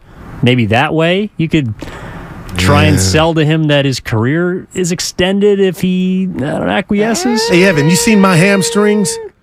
You know what I mean? What if he pulled a hammy or something, man? Oh, by the way, did Evan tell you about my text to him last night? No. Brilliant idea. I had a brilliant idea. This on the personal thread? No. Well, No. It's the one you're not on. So it's the personal one. Go ahead. So the one thing about when we were talking yesterday about Drew Holiday, and the one part that we said it'd probably be a three-way trade because Portland would have no interest in Chris Paul, and I'm like, yeah, they wouldn't. But then I thought about it more. He was in OKC. He got then out I of thought there. about it more. What if Portland said to Chris Paul, hey, look, we got Scoot Henderson. He's a young point guard. He's really young. You're going to start. You're going to start, and you're going to groom him for half the season. And then we're going to trade you. Wherever you want to go, we'll trade you at the trade deadline. And at that point, hopefully Scoot will be ready to start. You, Chris, can keep your starting job in every game, a starting line. You'll be in the starting line every night. Scoot's going to come off the bench for the first 45, 50 games, and then we'll trade you. And we'll trade you to a really good team. Ooh, how about it? And this would mean that Drew Holiday came to Golden State, right? Yeah. Speaking of which, what? Do you got any different feeling of where he's going to land? Nah. It's all quiet on the set right now. Let's go to KC in Marin. He says he's a Warrior fan reflecting. I love reflection. How you doing, buddy? Gentlemen, how great is it that we're talking Dubs at the end of September? Thank you, man. This is a dream come true for people who live through Robert Rao. my point that I want to give for the Warriors and what they do, having lived through Cohan and Robert Rao and always wanting them to be a part of the conversation for free agents and major trades, and it never happened because they didn't have what was necessary to get those players. Yep. They're in a position now where not only players want to come play with them, but they can go get players based on the trade chips that they have. Now, I think they should fully go in and get him, and I don't understand any issue that a fan would have for the Warriors trading for Drew. But that all being said, I don't know if I could ever trade Kuminga. He seems like he's a superstar in waiting, but if they make the trade, jump in with both feet, and I'm behind them. Appreciate it, KC. I'm behind them, Good too. stuff. I want them to win. Course. I want them to maximize what the big three. Yeah, you're a fan. Makes sense. Got a relationship with the team. That's not true. No, you don't. I don't either. We don't. We don't. Well, all right, dude. Let's just put the rat on the table. Oh my goodness. We don't know the Warriors players. Day-Day. We don't. What do you mean? I like to keep it a buck. I was here when Chris Washburn didn't have on his jersey, and a young George Karl told him to go into the game. I was sitting right behind the bench with my boy Ron Tillman. Right. I witnessed that. Right. You're an outsider. You're a fan. You're like the little boy looking in the window, but he can't get into the birthday party. No, I belong to the club, Dub Nation. You registered last year. they accepted you. The 100. I helped you get in. You think Pajimski could pick you out of a police lineup? I don't. He seen me at the Pajimski. Yeah, he seen me at the. That's a 4. He seen me at the Santa Clara games. That's right. I forgot little Darryl goes in. No. My bad. He got. He's sick right now. Little Darryl? Yeah, not COVID. You want to put more of his business out there? Oh. Well, you wanted all mine this morning. That's right. I forgot about that. I got to talk to Naheem. Antonio in Oakland. I know. Warriors are going to win the title. 49ers are going undefeated. And you know what? Next year, I like the Giants' chances to win 100. Good morning, Antonio. Or afternoon. What's up, buddy? Oh, good morning. You know, I mean, me personally, I want Chris Paul to come off the bench because, you know, he's not the same player as he once was. And Clay got to stay in the starting lineup. He shot, 41% on threes last year? 41.2. Yeah, man. And, like, Clay's an all-time great shooter. And why can't Chris Paul just, like, be the Jason Kidd was on Dallas Mavericks 2011? You know, come off the bench, make smart passing, make smart scoring. Because at that time, J. Kidd wasn't what he was, but he improved as a shooter. Right. Chris Paul can be there for the Warriors. Honestly, man, and I do want Paul to, you know, help out Kuminga and Moody. I think he'll do a great job of that. He'll That's throw a lot great of comp. There's some good things about, you know, Paul being on the Warriors. So I'm still soaking it all in. You know, he's a rival. But, yeah, man, the Warriors have an opportunity to win a championship, just like the Niners are going to win a Super Bowl this year. Steiny? They might. Yeah. They might. Hey, looking good early. They might. Take care of the Cardinals. Steiny, why does everyone think we are not at the end of the dynasty? If the Warriors are unwilling to make big moves, especially compared to what other teams in the NBA are doing, Warriors management are sending us a message. Well, it takes two to tango.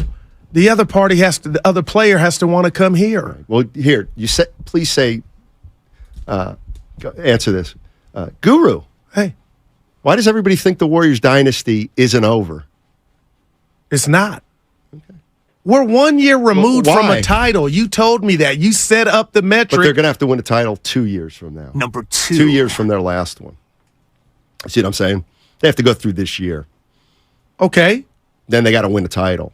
All right, do the math. Yeah. They don't win the next 3 years. Dynasty over? Yes. My God. Of course. 1, 2, 2. Hey, I got a little too ahead of myself. I agree. The dynasty's still going. Oh, no doubt. But it's buckling a little bit. But that 2022 one was some seasoning it needed. It's buckling a little bit, the dynasty. But just the fact that you're in it, oh my gosh. What are you in? The midst of a dynasty. Even if you're at the end, that means you had some J.J. Evans. In the midst? Some good times. In the midst sounds like right in the middle. I don't believe that. Denver ain't a dynasty. They're defending champs. And the Warriors have got multiple chips. Okay. So what does that matter in 2023? It's the impact of 2023 if somehow they shock the world and win it this year. I'll answer this for you, 650. Goo, what problems have they solved? I'll answer this for Goo. Oh, everything went wrong last year. You had the pool punch. You had Wiggins' family issue. You had Steph just struggling a little. Evan, who is he? Clay didn't work out in the summer. Looney didn't. Everything's going to fall into place this year, 650. That's what he thinks. That's what he thinks. Well, half of that's already will fall happened. into place. And that's what he does at the beginning of season. I'm just stating facts, and it's Dub Nation stating facts. That Wiggins was on a sabbatical. Punchgate happened. Right. The season was hijacked, and they still got to the conference semis. All the problems are solved. They're all solved. No, it's all Jordan Poole. Don't you get it? They got a new problem, and I don't like it. Okay. Until we find out who's starting and how the still person have a Draymond Green problem. No, you 4-4 hundo. He's going to be on his best behavior. Think about this for Draymond. Durant, Poole, okay, and don't forget Kerr. That's 3. 3 guys he went after. 3. But we've had some dust-ups. We're still good. 3. He's been involved in 3. There's a 4th. Oh! His brand new teammate, Rodney McGruber. Oh, that doesn't is so count. Evan, that is. That doesn't It count. kind of does, though, Steiny. Phil in Richmond. The Rich. What's up, Phil? How you doing? Hey, I'm doing great. Quick question. I think that we're missing the whole point. If Looney goes down, that's the whole season. We don't have a big man to compliment anybody. And also, you're going back to Monte Ellis. Chris Paul is a has-been, and you can't start 2 small guards. Well, and you would be ridiculous to let some of the veterans who's won 4 championships come off the bench. I'm not mad at you. Paul should have never came to the. I'm with you. Paul should have never came to the Warriors. You preach it on Friday. Comments on the air. Yeah, amen. Pass the basket around. I got a $5 bill. I don't, but I'd put something in there. He's just saying what we all think. Which is what? This is not a fit. Prove me wrong. I did. We'll see. It could be. I'm gonna be over there Monday. This was a great addition. Of course you will. And that's what that's where. That was a great. I'm gonna speak. Stop, Steiny. Did I give you What do they material call it? like a Turtling up? pinata and you hit it? Evan, what do they call it? Turtling up? You turtle up? Yeah. That's you in your college career at the free throw line. You remember? Oh, boy, Evan, my man. Do you really got a personal text with him? Just you two? It's weak. Why don't you tell me what you were talking to the boss about this morning, and I'll answer you. Had nothing to do with 95-7 the game. That hurts me even more. You used to come Put to me. it in your pipe and smoke it. You used to. When did I give you bad advice? Oh, boy. Nah. Oh, man. Matt in Oakland. Matt, you gotta wait. You gotta wait to the other side, Matt, if you want. Hold on. I'll get you on the other side. Okay, so it's 12:30. We're getting there, Goo. We're getting there. It's a football Friday. Mm-hmm. You know what that means? It's brought to you by First 5 California. To learn 4 things you can do to overcome toxic stress, go to first5california.com. Mm-hmm.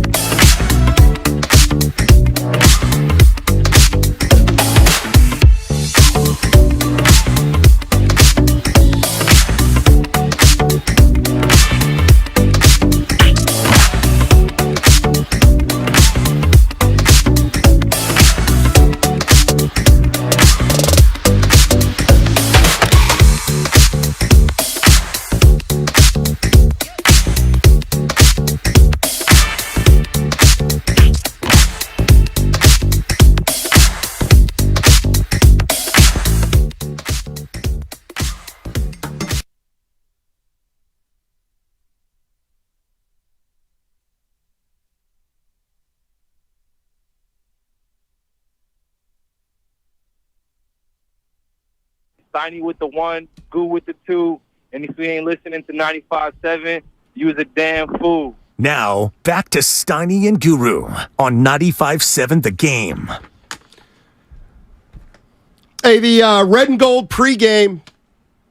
95.7 The Game has you covered with the red and gold pregame show. Larry Kruger and Lorenzo Neal get it started at the Hilton Santa Clara on Sunday. You can always stop by there and see them do their thing with the kickoff show. That starts at 11 a.m. Then Mark Grandy, Sterling Bennett, and Alan Stiles. They've got your instant reaction and analysis immediately following the final whistle on overtime. Hear it all right here on 95.7 The Game. Let's go, baby. I'll do that. That's what I'll do, Stoney. What exactly? The pre and the post. Gotcha. And watch the game. Gotcha. Hey, 1 o'clock. 1 o'clock, we're going to get into some football. All right. And that's when we give our picks. That's when we give one lucky listener a chance to play some fantasy football with us. Each week, we make picks on 5 games, and there's a listener who competes against us, and we're keeping records all season long. Street saying your boy's kicking ass. Chris Paul? Me. In what? The picks. Our bets. Oh. Handicap. Oh, now you're out on that in fantasy. No. There's nobody out there that knows our records. They will hear in about an hour. Well, yeah, because we're going to tell them. No, but there's nobody keeping track there. I put mine on X. Don't be jelly. I don't care. Yeah. You think, hey, I'm winning after week 3, so I'll probably win. I do. That's how you sound after week 2. I love this. Matt in Oakland. What's up, Matt? How you doing? Gentlemen. Hey. How we doing on this this gloomy day? Doing well. Fantastic. Hey, great bands. It's Hardly Strictly tomorrow. Oh. Church. Check it out. It's free. What's that? It's free? What, Fort Mason? Free. Yes. Wow. It's at Golden Gate Park. Okay. Yeah, that's tough. 3 days of free music. Tomorrow's the best day.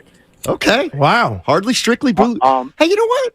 Oh, never mind. It is hardly strictly bluegrass because you have other styles there. It's not bluegrass anymore. Who would you say is the biggest name there? Well, Emmylou Harris ends the show. That's a big boy. Probably it. I'm about the third mine in the church. Check him out. Seeing him tomorrow. Gotcha. Anyway, good friends of mine both. So Much Ado About Nothing. Steiny, you're familiar with Shakespeare, right? Yes, obviously. A little bit. Yeah. Steve Kerr, I heard what he said. I'm not reading anything into it. You got 4 Hall of Famers and a bunch of pros. The reason they don't know what the starting lineup is because they don't know. They have to go in and see who works with what. Of course, Chris Paul probably will start some. He probably won't start some.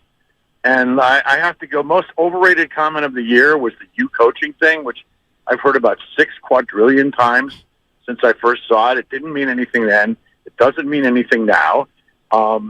These guys are going to figure it out. And Clay's come off the bench. Curry's come off the bench. Draymond's come off the bench. Wiggs has come off the bench. Looney's come off the bench. What happened to I was going to jump in. He probably lost. I mean, dude, that was not denial, thank you for the but call. It was denial's cousin. And when you cite that these guys have come off the bench, it has not been their specific role. Give me that. What? When you say Curry and the rest of the gang have come off the bench, Sure. Trey, they come off the bench at times. They've never been yanked out of their starting role to be the 6th man. This is totally different. Uncle Looney, you couldn't be more wrong on the YouTube chat. You couldn't be to who? More wrong. Oh, he talked to the caller.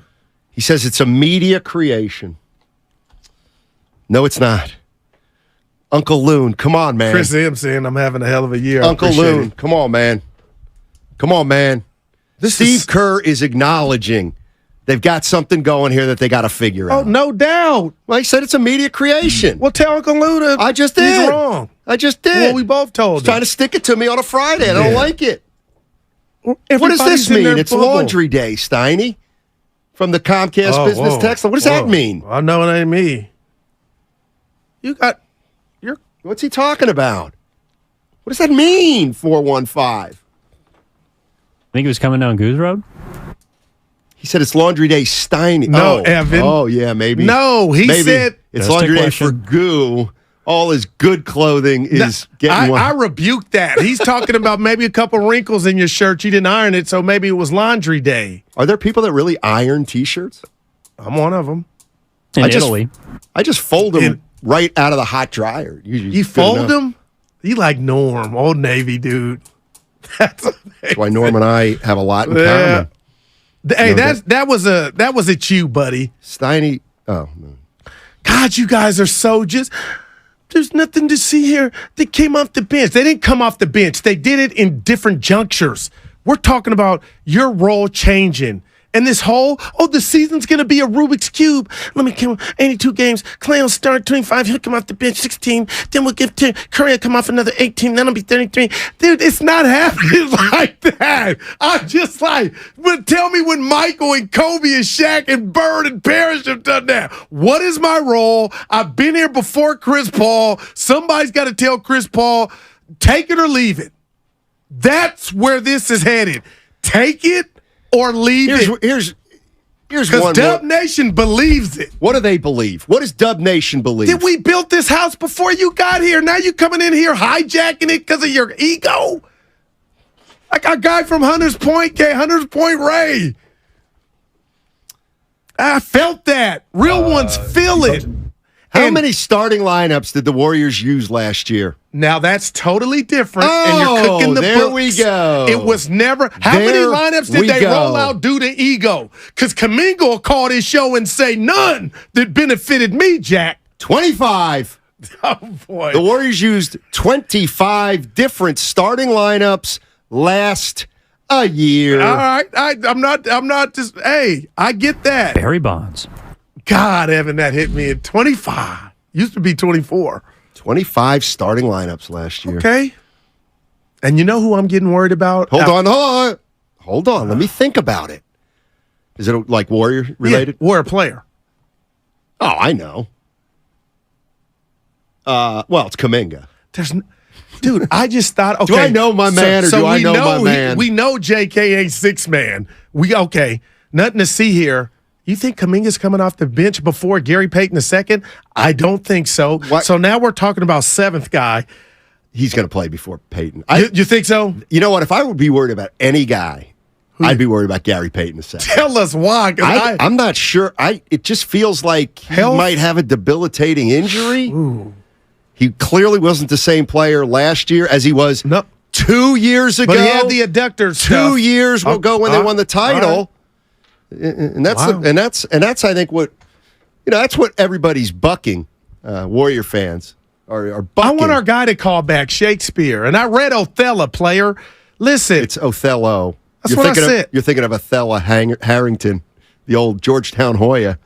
No, the book, the play. Yeah, Othello. Right. I read it. Yeah, you said Logan. You said Othello. To Kill a Mockingbird. Boo Radley. Good job. Should I go? I ain't just sports, buddy. I know you aren't. I know you aren't. Nobody said a word about GP2. We sure he's still on the team. Man, yeah, he's still on the team. But you really so the injury is the core muscle thing you think is? I don't know. Dude. Let's hope you're wrong. He struggled last year. But it happened he didn't in help Portland. Him. He didn't help him last year. Well, he came to us where there was some bad blood if Portland was shooting him. That he didn't help. No, I'm saying I get it. He came to us where Portland was kind of, hey, if you want to do this and harm yourself for the future to play, don't forget that happened. Remember all that was going on. Were they giving him this and that to play? My fault. God, that's incredible. What'd you have? A Truly? Did we ever find out who he bought where's that fan at? I don't know. Yeah. Rooting for the defending champs. Wasn't it in Denver? Oh, was it? I thought that was home. No, it might have been. No, it was definitely on the road. It was definitely on the road. Might have been Orlando or something like that. No, what? Dibs will know. That was at home. Yeah, he will. Hey, by the way, did I tell you? Guru's shirt should come off the bench. That's a 4. That's a 5. These people, man. Actually, why don't we make that one inactive? Well, you're saying you don't like it. You haven't said that. I haven't said it. You said it's peculiar. It's a little unique. Healthy scratch. Like, here you go. This will make you feel better, Yeah. apparently. I'd never wear it. That makes me feel like Exactly. now I'm There you doing go. it. There you go. Yeah. Hey, what do you got going this weekend? Is Sports. this anything that Empty nester does this sports. weekend have anything to do with what you No, just Any sports. Hegan about? My life is sports. No I have Mia? no shame. No Mia? She'll be there. We'll play some dominoes. Oh, I'm sorry. You said empty nest. Yeah, My I got. bad. We're No empty kids. nest. So Gotcha. she watches her shows. I do my thing. Okay. Yeah. God, I know I sound like a. What word is it where you're just a one-trick pony in life? Homebody? No. Loser? No, the other one. Neanderthal. Like I'm waiting. I see Vegas in my future. I could spend my day in You were that just in sports book. Vegas. Dude, and you kept coming back like, Goo, you still here? Leave me alone, bud. I'm watching it all. I'm waiting. Oh, Steiny, I got to tell you something, No. too. Ask me what I'm doing this weekend, please. See, Do you not care? If I'm the catcher, I'm not Buster. Oh, my Mixed signals gosh. again. I thought I was supposed to go into my spiel. Oh. Dude, what do you got going this weekend, Steiner? Hey, thanks for asking, Gil. Yeah. No, so Susan is doing something for her birthday. She's hiking 40 miles with our dog over a 4-day stretch. So I'm driving up to Nevada City today. Right after? Yeah. You lucked out. You ain't got to spend no money on her hiking. Yeah. Why? No party and no big gift. Oh, no, I still got to get her birthday presents. But anyway, she wanted to do that on his birthday. So Now, I'm if you were a taking real her- one, you'd say, honey, I'll go on She the doesn't hike want- with you. She doesn't want. She wants to do it alone. She got some things to think about. Uh-oh. Oh, Steiner. Hey, dude, but did you offer you would go with her? She wants to do it alone. That's the big thing. No, I appreciate. She wants to, challenge herself as she That's dope. grows a little bit older. Like I all like of that. us. So I'm going to go up to Nevada City. We're going to drop one car off where she's going to end. I'll drive her up to the start where she's going to start. So you need to get with Fillmore Mike. Why? Fillmore Mike. What happens? To get with him tomorrow for the day parties. You got time?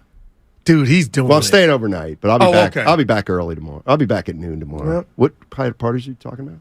The day party, rooftop parties. Just you follow him on IG. Yeah. He's in it. Yeah, it's going down. Okay. You hit the Bluegrass Festival. That's true. That's true. And then I'll have Sunday. Sunday's shaping up to be a fun day. Golf very early, Niners. We're at golf. You coming off of 86? Metropolitan. A lot of people don't like you quit the Wednesday golfing. That bothers me, too. When you say a lot of people, I think you mean nobody. No, it was on the chat yesterday, too. You didn't see it. I didn't. She's not going with someone else. That's taking off. I didn't speak for 650. you. Well. Know, it's Evan Well. He's taking the dog. Yeah, there you go, Rosie. I'm going to be honest with you. I am a little worried. I don't like any of it, kind of, but there's no talking her out of it. Yeah. Good for her. Do that personal journey. Good for her when she gets back. I mean, seriously. Like 4 days alone camping by yourself? But you've done it before. Who? No, she hasn't. Oh, no, I'm talking about you.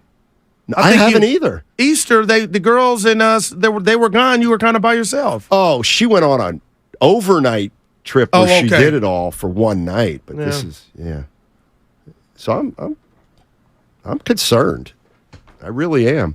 Speaking of personal journeys, Guru's on one, right? Man, Is this what you're talking to Hegan about? No, this is I'm about. sorry. You can't tell that some people say I'm wearing a blanket, but it's sodaweightloss.com, Stoney. It's been a game changer for me, and I finally had some success at dropping fat, and that's what it is: 24 pounds and counting. And here's how your boy's done it: weekly conversations with my own nutritionist, provided by Soda, SOTA, weightloss.com. Hey, Becca. I've been talking to Becca once a week. They've been holding me accountable, just like I've been holding myself accountable, weekly weigh-ins. And right now, what I'm doing is I'm on a perfect track, and I'm not eating past certain hours of the night, and it's beneficial to everybody involved. And now I got friends and family coming up to me. Goo, how can we be a part? Get your pen. This is how you do it. Soda, SOTA, weightloss.com. Find the program that best fits you. soda, weightloss.com, state-of-the-art weight loss. Well done, Goo. I don't need you to grade me. Okay.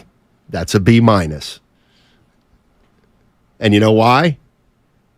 Because you said something about, and the fat. You emphasized the fat. Because, I'm looking at myself today. A couple things to get to. LeBron James prepping like a rookie. Is that the scary, stuff Warrior that fans? Get your geese. Like this is a joke, and it's aimed not at you, but with you. I'm doing this on purpose because you're the guy who always says, Clay's worked out this summer. He's going to be motivated. And we're going to be able to see that over the course of a 6-month season, night in and night out. See, I feel like you're being unfair. He was already motivated physically. Kerr told Chasky and Bonte he's happy that this offseason's going different for Clay. He's being active, Steiny. And LeBron, I can't believe he put that because we expected and already know it. Dude, you're going into your 21st season. This is his 21st season. Wow. I've seen a lot of stuff on the Comcast Business text line and YouTube chat. Like she should take a mace. Yeah, or something like that. No, Steiny, it's dangerous out here, man. No, seriously, I like that. I don't think she was planning on it, but she's got the dog. Is it a pit? A Rottweiler? I don't think so. It's a some dog that'll run off as soon as she needs them. No. It'll be the dog would protect. You think so? Yes, I do. Hey, by the way, this was Mark Cuban. So he used to be one of my favorites. See the message he sent to you? Go ahead, read it. Tell the people. It's aimed. I didn't understand it. It's aimed at you. Yeah. Mark Cuban says that gamblers, not fans, but gamblers, are the only ones griping about load management. And you know what? I think he's on to something. You're a big gambler, Goo. Okay, what's that got to do with the coach's decision to sit a player? That's the only reason you care, because you're gambling. If you watched it as just a regular fan for enjoyment, you wouldn't do that. Now, there's 6 kids between the two of us. You're going to tell me somebody wants to take little Rebecca to go see Steph in New Orleans or Denver. Where was the girl crying? New Orleans. And they decide not to play him, but they purchased the ticket with their hard-earned money? And I'm just using you, Steph. We'll hopefully see you Monday. I love you, buddy. I mean, come on. That has nothing to do with gambling or a point spread. This is happening too much. Kawhi Leonard, Paul George, suit up and play. Everybody, come on. People are paying hard-earned chicken to come watch you play. I pay Michael Jackson in town. Guess who's going to be singing? Mike Jackson. Katy Perry. Ain't no artificial intelligence. The artificial intelligence is taking over the NBA. Guys are sitting on their keister, and they're cracking down on it, bud. So to hell with that excuse, Mark. Gambling. This from the 510. My man Goo looks like he's about to hop on a bull at the professional bull riding. Ole, ole. That was a 1. Yeah, it's not mine. I'm just reading from the Some said my shirt has 4 personalities. Update, guys, from 49ers camp or practice today. According to Cam Inman, 49ers insider here, 95.7 The Game, Deebo Samuel is running well on the sideline, as is Jawan Jennings, but still TBD on whether or not they'll be active for Sunday's game, currently listed as questionable. Oh, they can't play. Oh, no, they're probably go now. Leave it to Deebo. He's hurt, but Steiny, he'll get up. He's tough, man. Yeah, Jawan Jennings, too. I'm being real. I'm stating the obvious. I don't like watching the Niners without a component of their offense. Like, I didn't like Ayuk not out there. They got through it. It's football. No, it is. You'd think you'd have gotten used to that in 50 years. And sometimes teams have to play without their guys. Injury. True. And you got to persevere. I'm worried now. You guys are worrying me out there on the... Chris Paul doesn't want to. I'm talking about the hike. But okay, back to Chris. She can tuck it, Stoney. Just, Back to Chris Paul. He doesn't want to come off the bench, similar to Carmelo Anthony, because it will lower his value for his next contract, which ends this year. Now, that is a hell of a... Yeah, now, how much part of that is Kerr thinking about that as well? Or Paul? I would be. There's no doubt. Every pro player would be. Every NBA player knows when they're coming into a contract year. That's why, you can't move Clay to the bench during a contract year. Can I? Unless you extend it beforehand. I told you I always wanted to act. I'm being real. Can I tell you, I'm going Chris Paul when he got the news he was going to the Warriors. You got to be kidding me. No. Of all the locales, you sending me there? I believe there was a lot of that. Nothing personal. There's just no place for him in the starting lineup. You're right. That's the way it looks. Somebody's going to have to sacrifice. But that's what Steve Kerr, to me, was emphasizing. Who will it be? Yeah, I'm not, like I said, I'm not worried about it at all. This is the last year of my contract. Mike and Joe have been great, and they've told me they want me back, and they know I want to be back. And I'm really excited about these next few years. Steph is still playing at a high level for Draymond and Clay. We've got these, really interesting, good, talented young guys, and so I want to be a part of it. And I have no doubt it'll happen. It's just these things take time, so not too worried about it. Yeah, I didn't hit the right one. I wanted to hit the one about 6 starters, but nevertheless, we can talk about that one. He doesn't have an extension right now. I mean, to me, if he doesn't get an extension by this, first of all, he can get Kerr can get the extension anytime. Okay, got you. But I get he's confident, but this is exactly what happened last year with Myers.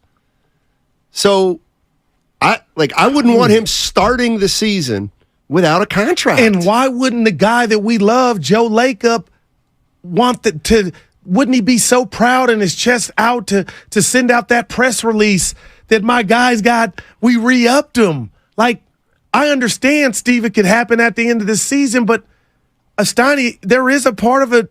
What was it, Angela Lansbury? I mean, there is a mysterious component to what's taking so... Why isn't he wrapped up? Because Joe Lacob isn't going to offer him the most money of any coach in the NBA right off the bat. And Steve Kerr has every right to go in there and say, give me more than Monty Williams. Well, and now it's Pop, right? Pop also has 2 titles. It's president of basketball operations, too. But you cannot lowball Steve Kerr. But we don't know that's happening. But the fact that he's just told our guys in the morning he wants to be back, where's the Kyle Shanahan and John Lynch? I think it's, obviously we've got to let it play out, but I don't want him going into the season. I wouldn't want him going into the season without a contract. I'm with you. Because then the season will take on more of a importance for him when it's just 1 year.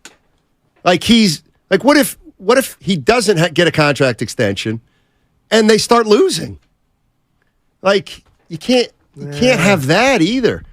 On the other side, we're going to make our fantasy football picks for this week, and that means one lucky listener gets to play along with us at 1 o'clock. So we're going to ask for a certain number caller on the other side, and we'll make some football picks on 95.7, The Game.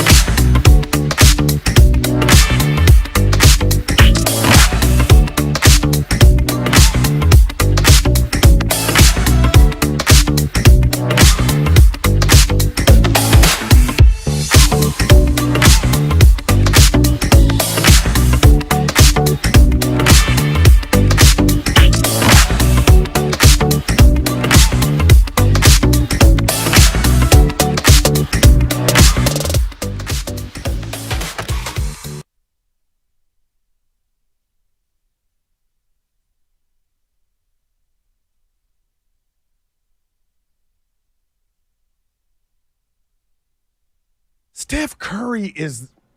If he was a gang, I'd join it. Back to Chris Paul. Now, back to Steiny and Guru on 95.7 The Game. Steiny and Guru, we're getting there. Yeah. Just got a little bad news, though. What happened? You know. I don't want to share it. You know. Hey, can you go give me some water for this segment? I've got a You want strong mine? disagree. Evan, can you go bring my car up front, butt? My record, 10-5. Down. It's actually 10-4-1. 10-4-1. Cha-ching. Let me talk to Verducci real quick, then we'll Our clear the guy, lines and find Verducci. a competitor. Shout out, Tom. What's up, Verducci? Shout out, How are you, Tom. buddy? Hey, what's going on, my fellow Paisans? Hey. It's been a while since I've called in. I miss you guys, and thank you all for what you do, man. You make my day go a lot quicker listening to you all in the afternoon. But I wanted to call about Chris Paul. Here's a message to Chris Paul. Sit your ass on the bench. Oh. You are not a champion. You got a starting five that has won it. They've been the most efficient starting five. This is an opportunity for you to be around a championship culture, and being around people that have done it and also has sacrificed. I mean, again, you talked about Curry. He made the ultimate sacrifice, an MVP, a champion, to come off the bench because that was the best thing to do for the team at that time. So, Chris Paul, put your ego aside. Put your ego aside. Be able to learn or be able to teach Kuminga and some of these young guys like Moody to show them what it takes to be in the NBA. To really help keep that second unit together. We need a distributor like yourself. And honestly, I would love to see if they can reconvene and think about adding Howard as the center. Oh, man, I'm with you. He could have been a great addition. No doubt. Because then you're rocking with Chris Paul, you got GP2 or Moody, you got Kuminga, Sarge, and then Howard. Now all of a sudden you have size, and that's not an issue to sit there and line yourself up against a Denver or an LA. But Chris Paul, come on, baby. Put your ego out the door just like everyone else. Keep it in check, and let's go ahead and win another championship. Let's go. I love you. Appreciate it, Verducci. Let's go, Verducci. Let me tell you something. If I'm Chris Paul and I just hear Verducci, I'm pissed off. Or Kendra Andrews. Who do you think Verducci, who do you think? I'm an 18-year veteran. We respect that. No, you don't. Do you know who you're playing for? Brett Favre, I'm playing for a 44-win team. I'm going to try to get them back to championship level because they're not. And that was proven last year. Okay, Chris, who do you think you should be starting for, bud? That's your job, Steve Kerr. Boy, see that? That's already messy. Hey, before we get into make our picks. Yeah. Actually, I'll do this right now. All right, this is when we make our picks. Evan, myself, Daryl the Guru Johnson, we make picks on 5 games this weekend, and we let a listener do it along with us, and then we keep everybody's record, including the listener's record combined. So the number is 888-957-9570. If you want to compete against us making picks this weekend, be the third caller at 888-957-9570, and you can be the representative for the listener. And I think the listeners... What's their? I hope they're doing okay. They're doing okay. We'll update the standings in a minute when we get a caller or callers, and then of course when the third caller comes in. But by the way, and I know fantasy is a turnoff for a lot of people, even if it is our company fantasy. Oh, your boy got a big break yesterday. What happened? Share a big. I didn't even look. Break. I had nobody playing. Yeah, I didn't either. I'm playing dibs. Oh, no. And dibs has David Montgomery on his bench. Oh, my. And you wonder why he's under 500. Man, he would have gotten 37 points last night. Oh, I can't wait for the change to crossover. 3 rushing touchdowns. You're fired. 121. Oh, dude, I can't. Who's fired? Dibs. He's on the hot seat. Let me see who. You just got saved. Now it's got you projected to win, right? Even without him. Oh, was this 57-43? But that's based on nothing, right? No, he's also got Najee Harris and Kareem Hunt. Dude, they're not going to get 30. Pittsburgh going up against D'Amico Ryan's defense with the Texans. You ain't getting 30. Dude, you feeling kind of good, huh? Yeah, no, it's just who do you have in there instead? I said not either Najee Harris or Kareem Hunt. Oh, okay. You duh. All right, let's get going and let's welcome in. And let's give records. Do I have to click Max? Hey, what's up, Max? How you doing? Maxie. Good, dude. All righty. He's serious. Here's what happens. Guru Steiny, Evan, and our listener, Max, we're going to pick 5 games this weekend. Yeah. Evan, can you please take over and then just update the standings? All righty, gentlemen and gentlewomen. After 3 weeks in the NFL, our picks against the spread are as follows. Steiny, you are 8-6-1 after a 2-2-1 week last week. Guru, you are 10-4-1 after a 3-1-1 week last week. Our callers are 9-5-1 after Steve from San Francisco went 3-1-1 last week, and I currently sit at 10-4-1 after a 2-2-1 week. Oh, Evan, you are the op. Okay. So the first game on so our that means I'm in last. Okay. Yep. We didn't want to say. Well, that's why you went first, because you're last. We're going to start with none other than the San Francisco 49ers. Of course, 125 kick, Levi's Stadium, hosting the Arizona Cardinals, where the line is San Francisco minus 14 at home against Jonathan Gannon, Arizona. I'll start since I'm in first or tied for first. Call me Paul Pierce because I tell the truth. This ain't going to be close. No Debo. This is going to be a rout. Shout out Stanford. I'm going with the 49ers to cover 14. I got to take the Cardinals. It's 14 points. This is why you're in last. Come on. I mean, it's only 2 touchdowns. And you know what? Debo's not playing. Max. Oh, you. The 49ers winning by at least 14. Okay, yeah, Max has the Niners.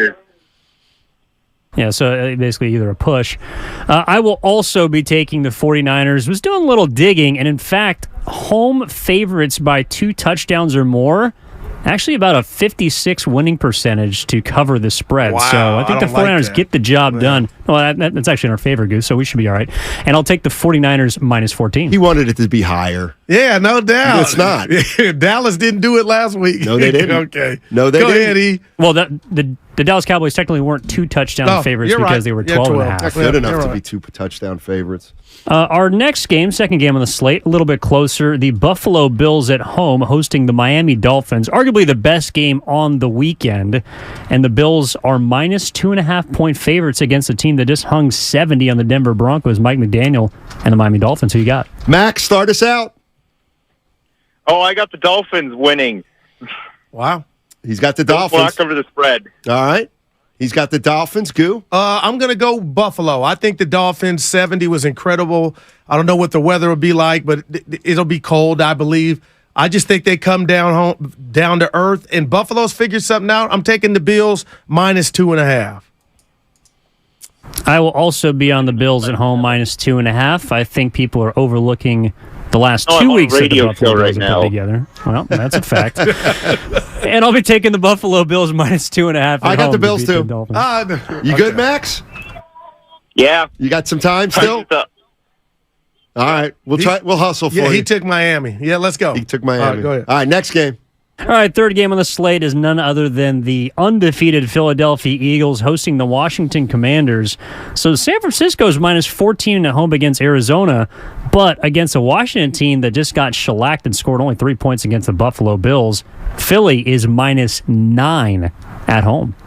I will start this, and I'm going to take the Commanders. The Commanders in this one. They'll cover. They won't win, but they will cover, I believe. Max. Yeah. Eagles covering the spread of 9. All right. I like Max's matter of fact. Yeah, I'm with Max too, minus 9. Philly. Evan? Yeah, I'm not going to be picking against the Eagles again this year until they prove me wrong. I was wrong about the Tampa Bay Buccaneers. I will not be wrong again. I'll make Philly prove me wrong. I'll take them minus the 9. All right. Yep. Game. Max is killing me. Game number 4. Guru's Dallas Cowboys. Do they get back up off the canvas, or do they lay there like the team he expects them to be? Dallas is minus 6.5 at home against the New England Patriots, and the hoodie, Bill Belichick.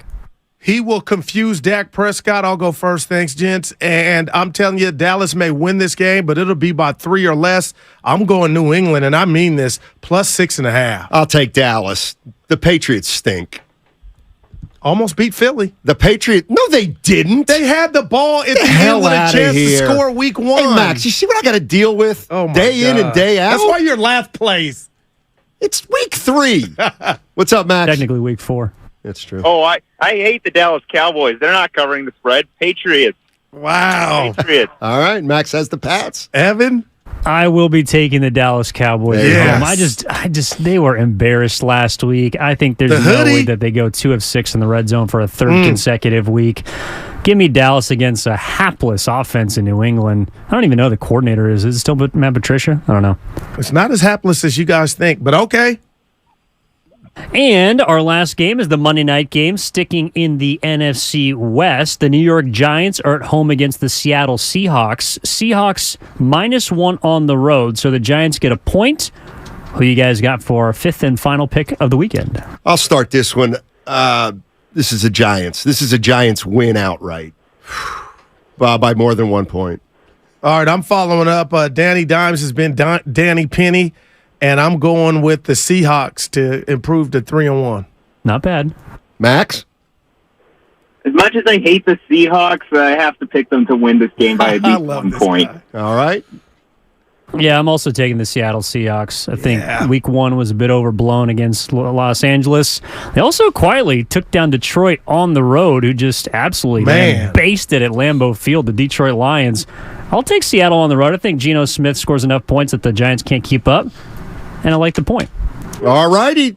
That'll do it, Max. Thank you so much for joining us. Really appreciate it, man. Thanks, buddy. I love the show. Thank you, buddy. Max in Larkspur. Yeah. Larkspur's nice. Where that by? It's Marin.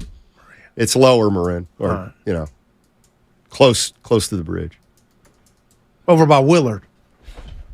Oh, it's in Marin. Yeah. It's an affluent community, if you know what I mean. They do call it Money County. They call it what? Marin County? Money County? I've never heard that. They call it a UNet. You call the Union Money County? Yeah. You need tissue? I'm making stuff up. Just come on. Go with me. Some people on the text line are very down on Chris Paul. Man, Steiny. Poor guy. I was going to say, speaking of unions, do you see that Angel Hernandez will continue to keep his job? That's just, I don't know what's going on, man. That was not, Bryce Harper got ejected last night. That was not even close to a swing. Dude. Then he threw his helmet in the fans and the crowd, and a young boy got the helmet, so it ended well. I'm ready for the robot everything, damn it. I don't care. I just don't understand how this guy can still be umpiring when everybody seems to acknowledge he's not only... He's got tenure, Steiny. Yeah, I guess he does. Man. I guess he does. All right, 888-957-9570. Running out of time to talk to Steiny and Goo about... I'll open it up. A couple... You know what? And I have one thing for you. It was baseball related. Yeah, I do. Don't you? You want to do it now? Let's do it now. Let's do it. Oh, boy, I hope I survive this You know what? one. Let's do Guru's guy. Let's do it. Thanks for remembering, bud. Yeah. It's time for Guru's Grapes. Fire away, Guru. I will. I'm as mad as hell, and I'm not gonna take this anymore! You're starting to piss me off. It makes me so mad! Oh, please don't make me angry, pal. You wouldn't like me when I'm angry. I might need you on this one. On me! It's time for Guru's Crops. Mother sucker! Listen, I got 3 kids. I love them all. I love your children. Guru loves the kids. But I will not be a slave to social media.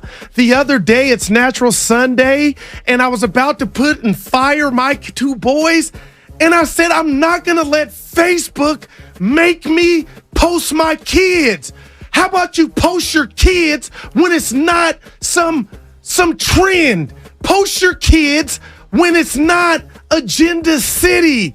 And for the whole world to post a photo of your kids who I love, I didn't do it. And I didn't do it for my daughter.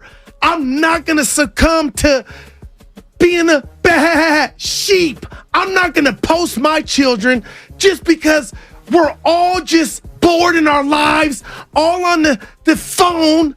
I'm not. And I feel good about it, but this is a PSA to everybody. You don't have to take a picture of your food, which I did last week. You don't got to post your kids because this stupid, agenda-driven post your kid say no. And I did. And I feel good about it, but there's a lot of people that can't. Don't do it just because Facebook told you to do it. I don't think you're alone in this one. I think there are a lot of parents that they're not proud of their kids. And hey, what? That's not what this was about. Oh, what do you mean? I'm proud of my post it when it's not trendy. How dare you, May? You get me, Steiny? I do, actually. And you know what? I have can we be individuals? I jumped on social media on a Wednesday, and they're like, "Oh, it's National Daughters Day." Yesterday, I'm like, "What? When? Where did this? What is this?" But did your feed have daughter? Everybody posted. No, I didn't. Like, I got it a day late. Oh, I wasn't like, how do you even know it's National Daughters Day if you're not on social media? Oh boy, where does that information come from? I just don't want to be a follower. Post your kids when it's not that. I had to text my kids an apology for missing it. Oh, boy. Yeah. Being real? Yes. I said, apparently, Dad missed National Daughters Day. And my one daughter said, apparently. So now social media is the vessel to show someone, your sibling or your spouse, how much you care about them? Yep. Don't you see what's happening? No, what? You're a sheep. Bah. I was about to press send. I said, nope. I'll put my kids the next day because I love them.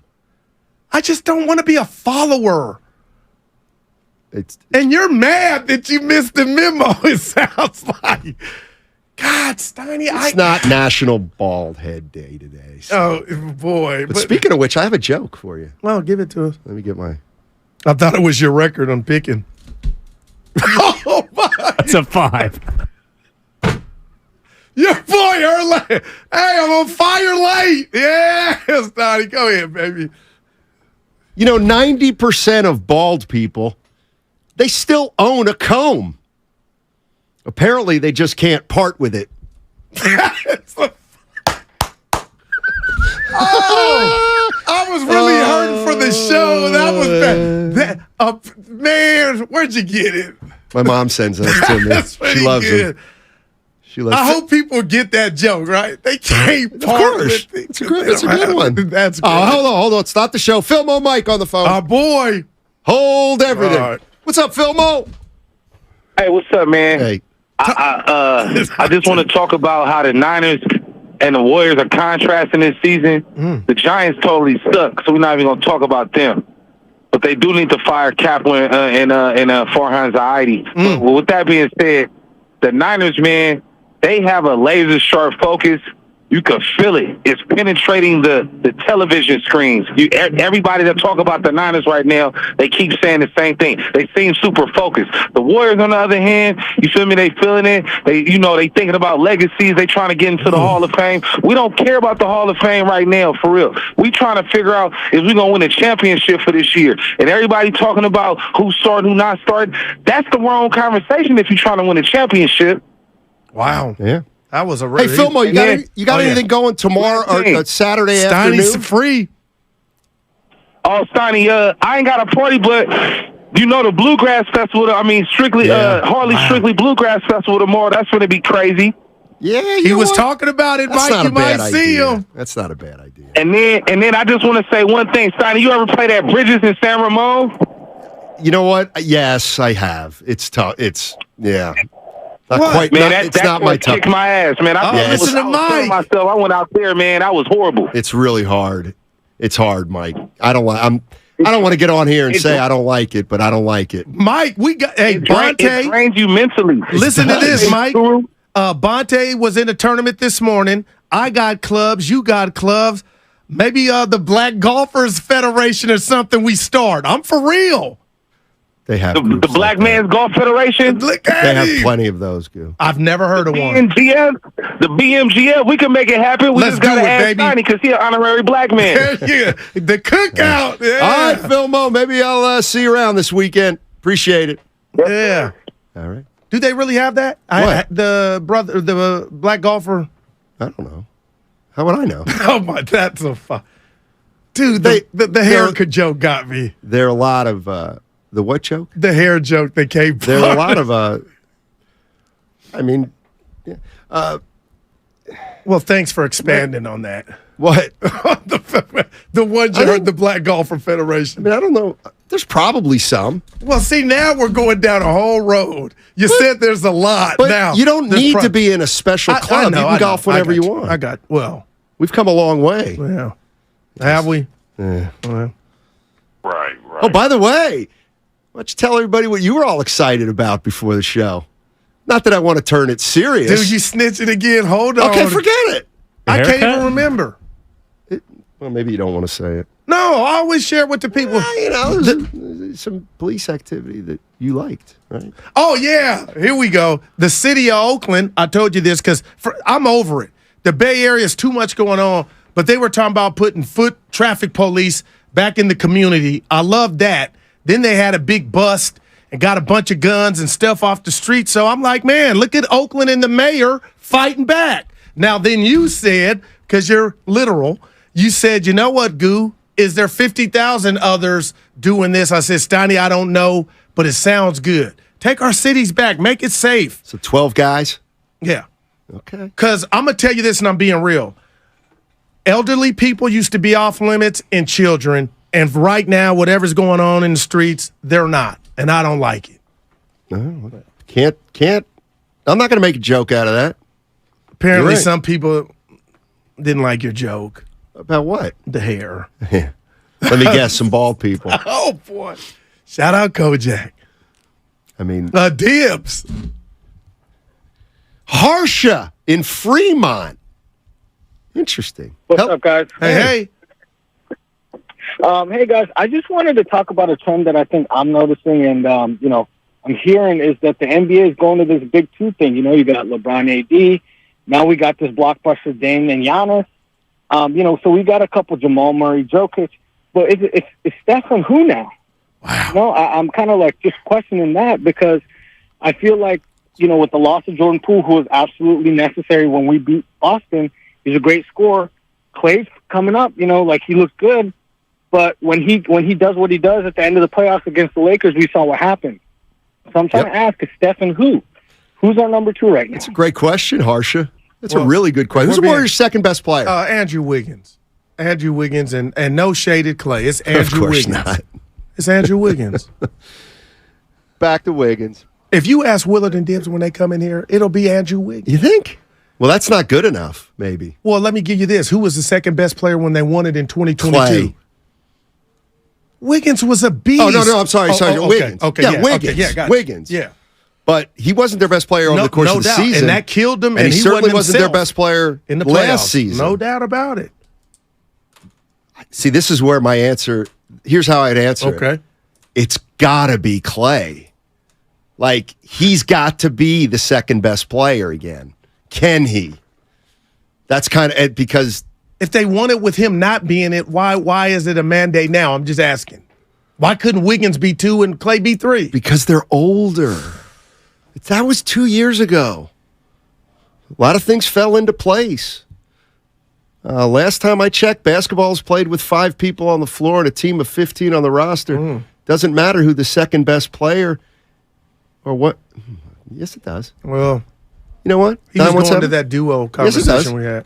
Yes, it matters how talented players are. Okay. It's now 1:30. 126, 95. 127 now at 95.7 the game. Here we go. The legendary and mind-blowing Maker Faire is back in the Bay Area at historic Mare Island. Experience creativity, innovation, and endless possibilities. 2 weekends in October. October 13th through the 15th, and then the 20th through the 22nd. Tickets at makerfaire.com. That segment also brought to you by Fremont Bank. Full-service banking, no compromises.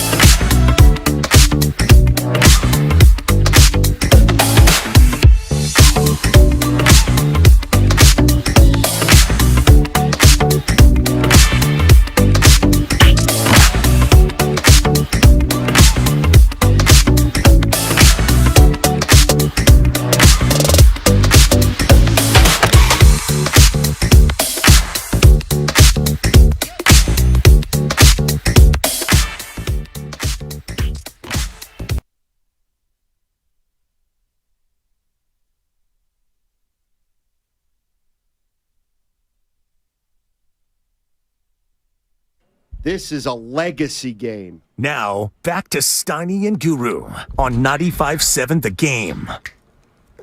Steiny and Guru, you know who we are.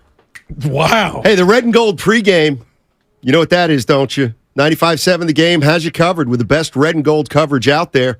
Larry Krueger and Lorenzo Neal get it started at the Hilton Santa Clara on Sunday with the kickoff show at 11 a.m. And don't forget, if you're going to the game, you can always pop into the Santa Clara Hilton and say hello to those guys. Mark Grandy, Sterling Bennett, and Alan Stiles then have your instant reaction afterwards on Overtime. Hear it all right here on 95.7 The Game. Yeah. Mm-hmm. That's our last 10 minutes alone for the week. No, it isn't. I thought we were a quickie. Well, at the cafeteria. I got to figure out when I'm driving up there. You want to? Okay, I got you. I think I may just go right away. Yeah. And realize I'm probably going to run into traffic. Yeah, no doubt. But, well, you got Waze. Do you use it? I use the other one. See that? But you're like my wife. Why not use the most popular one, Waze? Is it the most popular one or is it the best one? To me, it's the best one. Evan? Oh, God. Well, I think Waze uses the same data that Google Maps does. Yeah. So they just all the apps are kind of on the same. But you're right, Goo. I think Waze offers a little more variety. Tells you where the cops are. No doubt. So you can speed a little bit. Look at the carpool. Hey, I got a couple props for you. Tell me what you think. All right. Christian McCaffrey against the lowly. Now, I ain't going to disrespect him. Arizona Cardinals. Total rushing yards. I want your opinion too, Evan. 79, I think this is a joke, 79.5 yards on the ground for McCaffrey. I'd probably take the over. My gosh, I would hammer it if I had the chicken. Well, Evan? Hammer it then. I would take it too, but there's something fishy about how low that line is because I think he's had close to, if not over 100 yards in his last six regular season games. Well, here's one thing. Who was I listening to this morning? Oh, the gentleman who's the stats guy. Rob Guerrera. Yeah, really good guest said that if Deebo Samuel doesn't play, that could mean McCaffrey lines up more as a non-running back and Elijah Mitchell plays more. So, I don't know, maybe. Wow.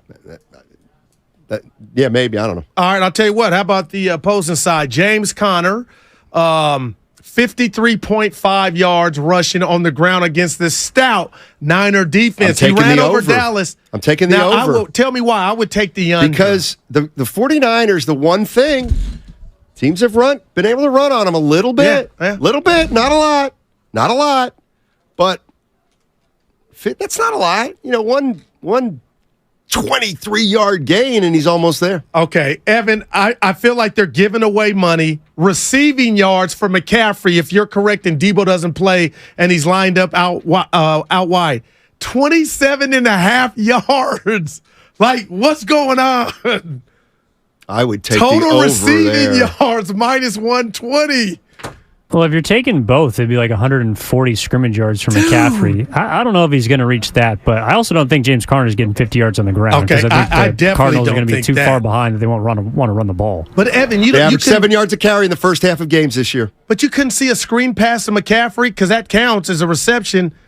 Skedaddling down the road to knock that to a few of those. I mean, he'll easily get it if they allow those downfield blockers to clip like they do.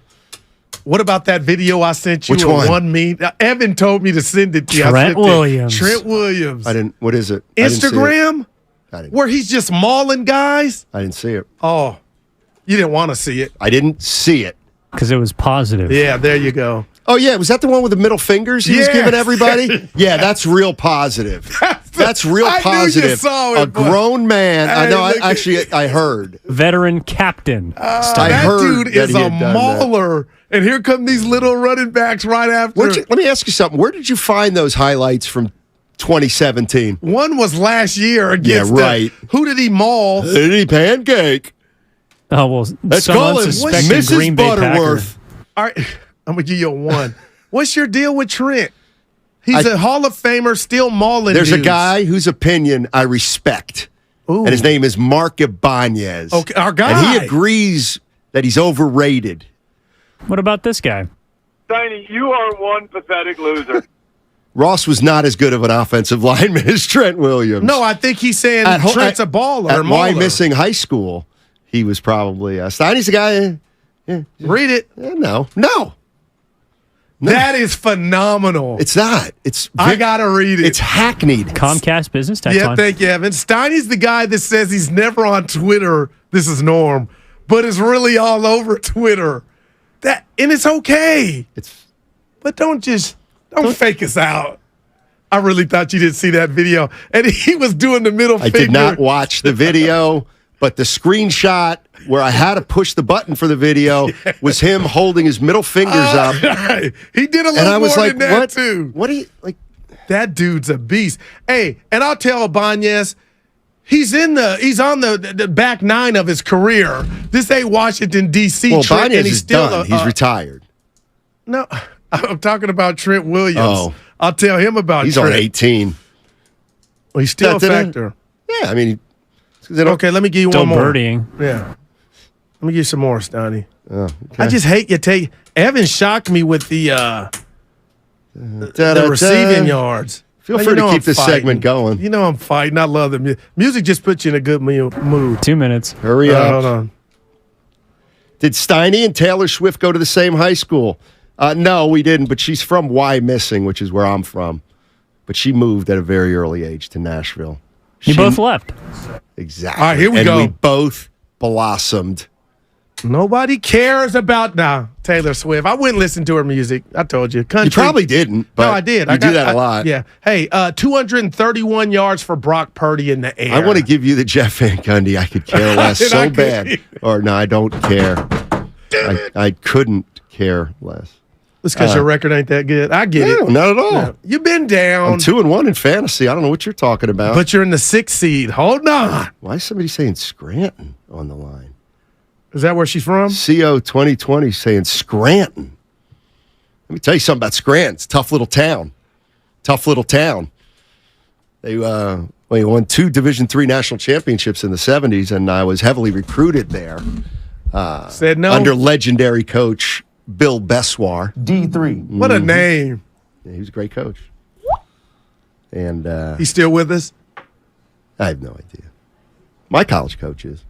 Go ahead, Evan. You should have him on the show. He didn't move on. Who? You mean after Bessoir didn't land me? Yeah. Did they fire him? No, he was okay. We should have your college coach on.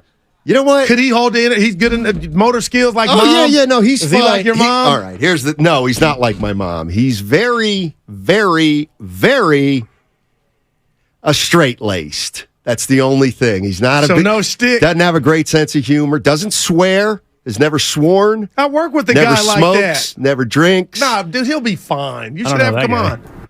Would he really analyze your game though? Oh, he would Let's do it. Book it.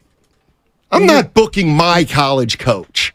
Nobody wants to I hear did that everything interview. for your birthday. I had some. Nobody would heavyweights. ever want to hear you interview my college coach about what an attitude I'd be problem like, I was he a was. choke? Oh, see, that's what you don't want. We'd get to the real nitty gritty.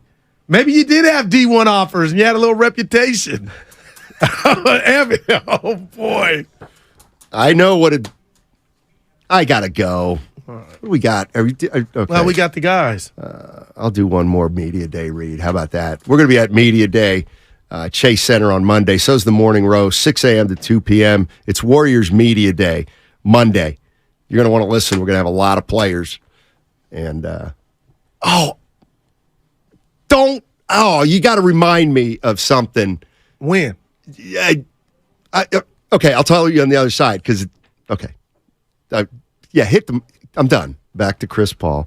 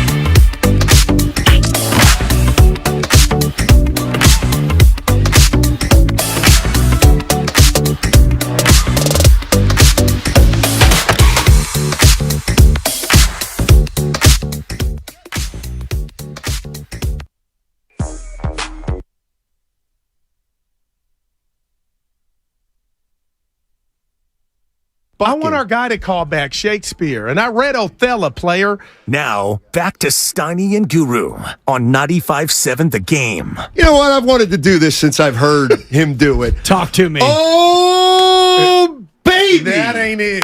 He does it for a long Look at you stealing from the king. Stealing from the king. The greatest. I figured, didn't he? Oh, no, Shasky's going up to Tahoe. Oh, yeah. Anyway. Yeah. What's up, guys? Yeah. Bill and Dibs in the house. Hey, boys. Here's how I'm going to start. And he's in a good mood. Wow, it's Friday. He smells it. He smells the end zone. I want to be careful here because I'm not calling anybody out. Do it. But and maybe I missed Shoot something. your shot. But don't we have to hear from Jock Peterson? Oh, what a doesn't a media person have to ask Jock Peterson about this? Man. I would think. I also know Jock Peterson. It would not be the first time he's been smacked in the face and done nothing. That's a 4. So what about even Brandon Crawford? That's the one Evan was talking about. You got some clubhouse issues. Wouldn't Brandon Crawford? Hey, Brandon, what do you think's going? What happened? He's got 2 feet out the door. I don't know about that, but Would he's got that be a an little bit. indictment on He got him? 5 kids and a bunch of problems.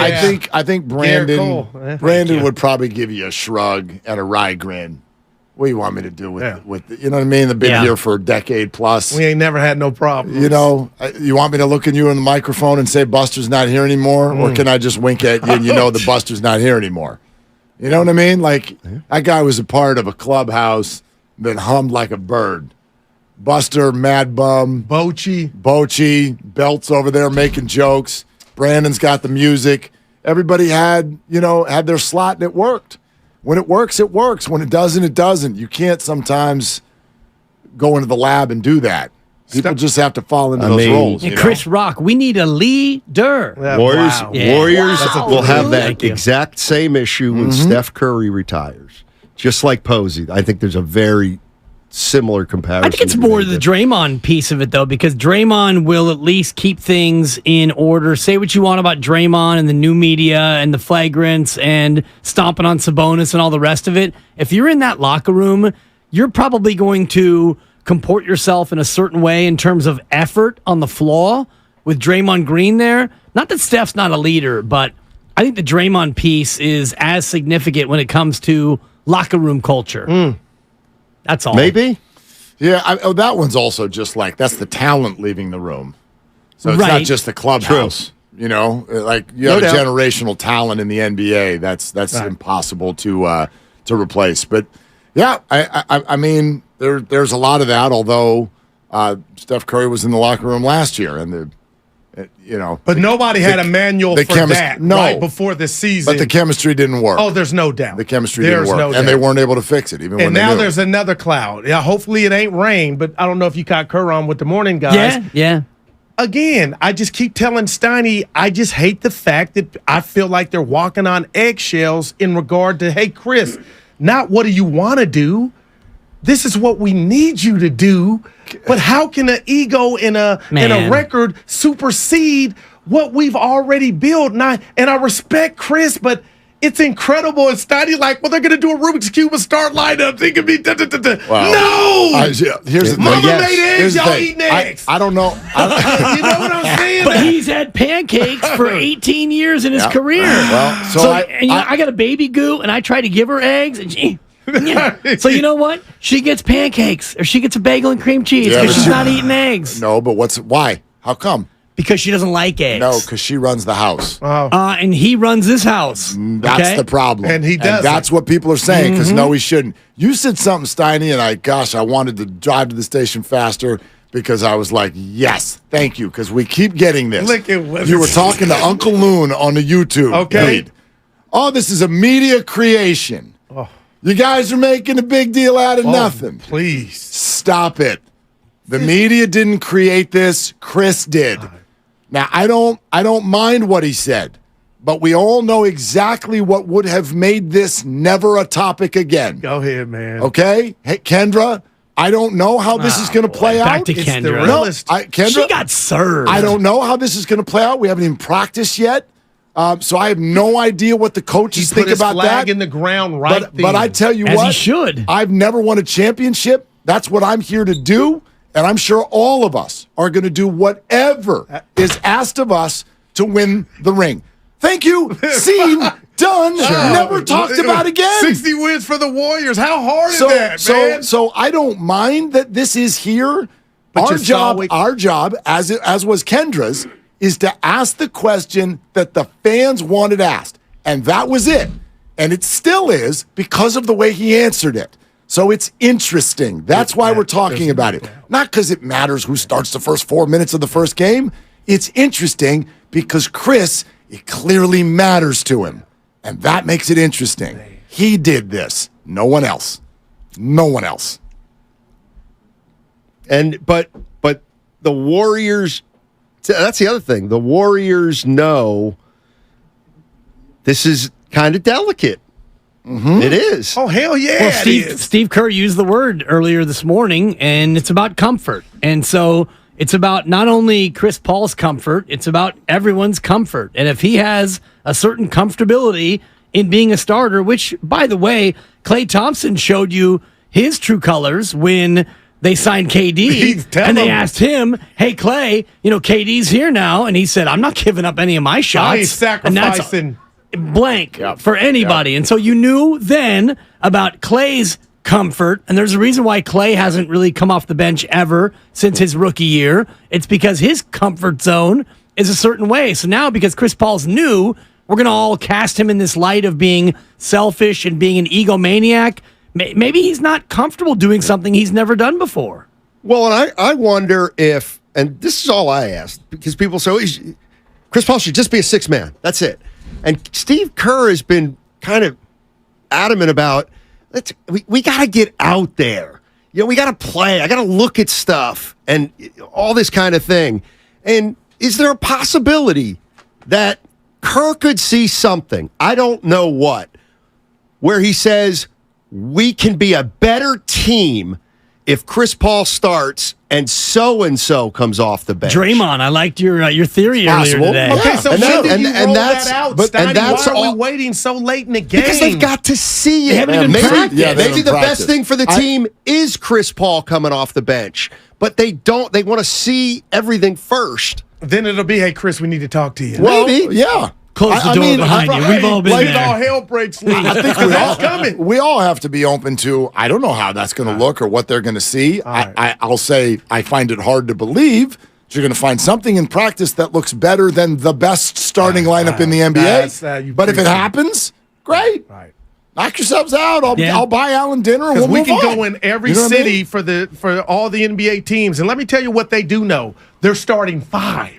So for Steiny, I ain't saying you're wrong. Practice 1, like CYO cuts. What's going on? Totally. I just don't like what you have, but I understand it's delicate, man. You never know until you get there and it's game time. And I'm going to relate it to my my time on the set of Flubber, where look at Robin Williams, through the first 90% of rehearsals, we're leading up to our first day of shooting, and I'm in the starting 5. It's these 4 dudes, and I'm the 5th starter. And then at the last minute, they decided that they wanted to write dialogue for my character, and so they had to hire an actual actor, and so all of a sudden I'm on the bench. So you never know until you actually find out when the lights go on. So they might think that Chris Paul is going to start up until 2 days before the opener, and Steve Kerr wakes up and goes, you know what?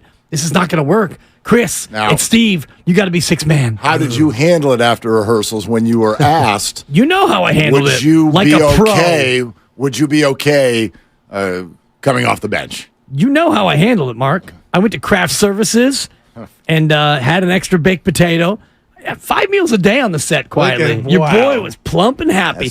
I was unhappy, Mark, to answer, and I can't remember the man's name who was the actor, but if you saw him, you'd be like, I know that guy. He was in that one thing. He's been in like 17 shows. He's a real one. He's a real bit player. So, no, I was not happy, but I was not at the level of Chris Paul in terms of gravitas. One thing about the situation is that when we talk about it and we try to figure out what's going on, you give yourself all the possibilities of what could be happening. What if Chris Paul already told him, don't even try to bring me off the bench? Don't even try it. That'd be a wild way to walk into it. It would be. I think it would be worse than if the coach is withholding that, like it's still a possibility. Well, that's why knowing where he's coming from.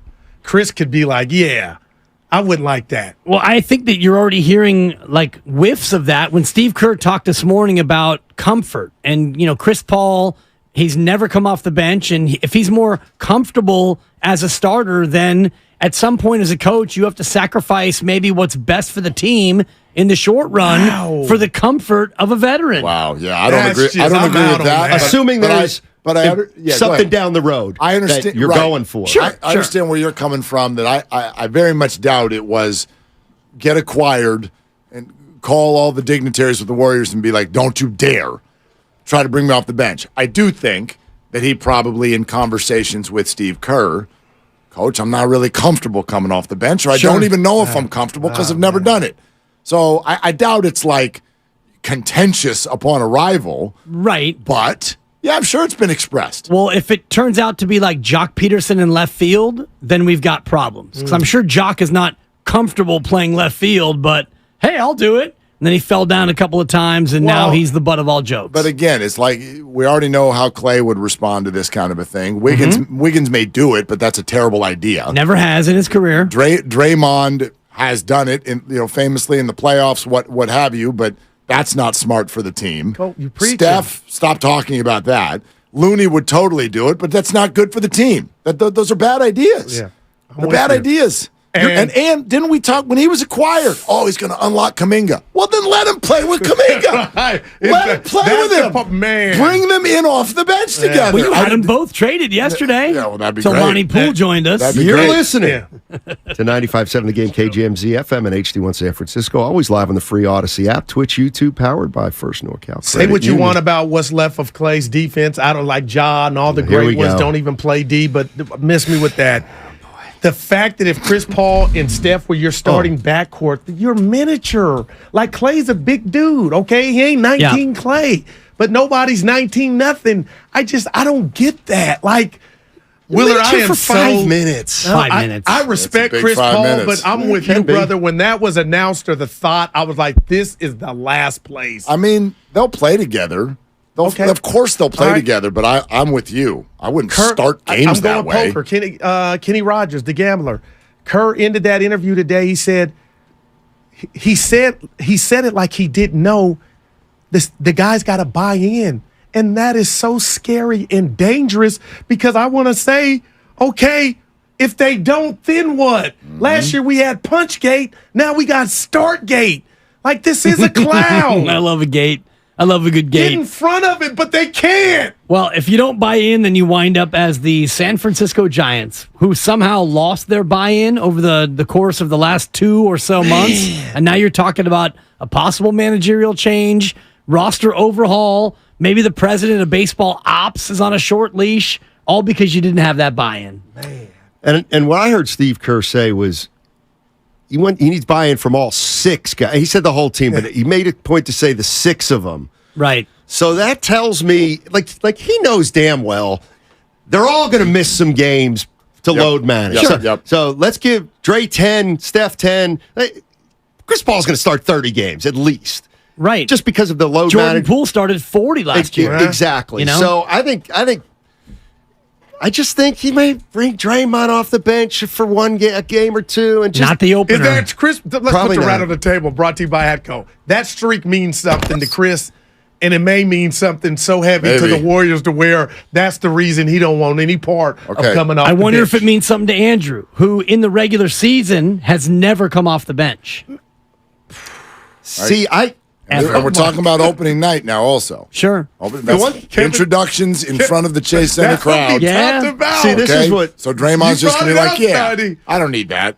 Draymond, sure.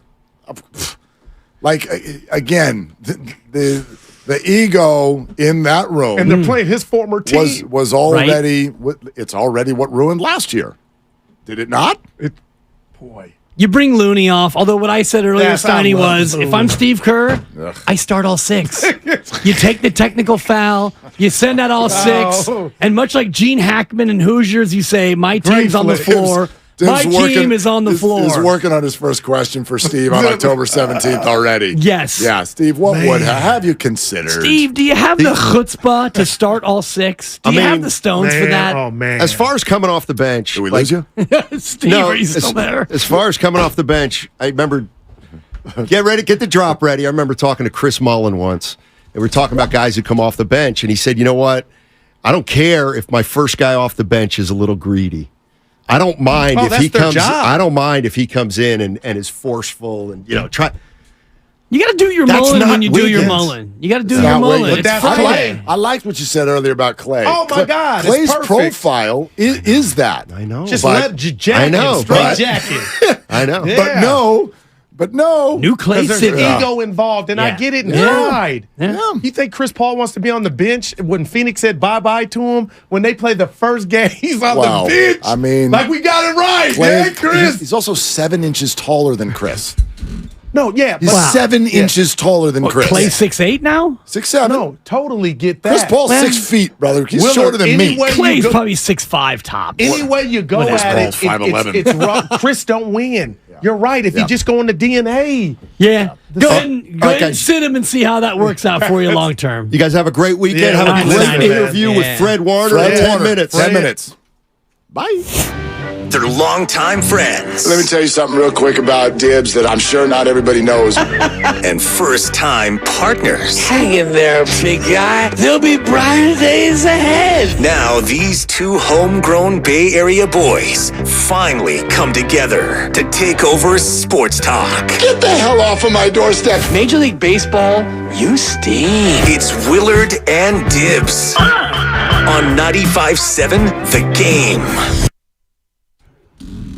Okay, Football Friday, let's do this. That's right. Fred Warner in 10 minutes. I love it. How nervous is nervous? I mean, this is a game that we've all circled, and I'll tell you, Dibs, and we'll get to all the Warriors stuff and Kapler's hot seat and all that stuff. Willard and Dibs, glad you're with us. Interact at your will. We would love it. Okay, YouTube, Twitch, First NorCal Credit Union, Comcast Business Text Line, and the phone line's always available to you at 888-957-9570. The 49ers are my survivor pick this weekend. Okay. And it's an ottoman. That's what we thought. The win is the spread's a different story, I think. Yeah, I don't care about the spread. I'm not betting it. It's too big. Even though, should they cover? Will they cover? I don't know if Deebo Samuel's playing. Feels like it's kind of trending Juwan like Jennings maybe also. Juwan Jennings, I think, it feels unlikely to me. That he'll play. Correct. Okay. Correct. Deebo, it feels maybe a little bit more likely, but just after years of watching in the NFL, when you do not have a full practice on Friday, you probably are not going to play. And he did not have a full practice today on Friday. So that's a game changer for sure. And are the Cardinals real good? No. I do feel like, look, they won at Dallas last week. So now, not at Dallas, but against Dallas. And so now everybody's going to, sort of rally around this, watch out, they're better. They should be 3-0, all of that. Yeah, they're not. And they're not for a reason because they're not that good. And are they really going to beat Dallas and San Francisco in 8 days together? I really, really doubt it. But you never know. I mean, no Deebo. That's a bigger game plan change than when Ayuk is out, for example. I don't know about that with Christian McCaffrey still on the team because I think you can get away with it in ways without Deebo with Christian McCaffrey as opposed to Brandon Ayuk, and you've got Deebo.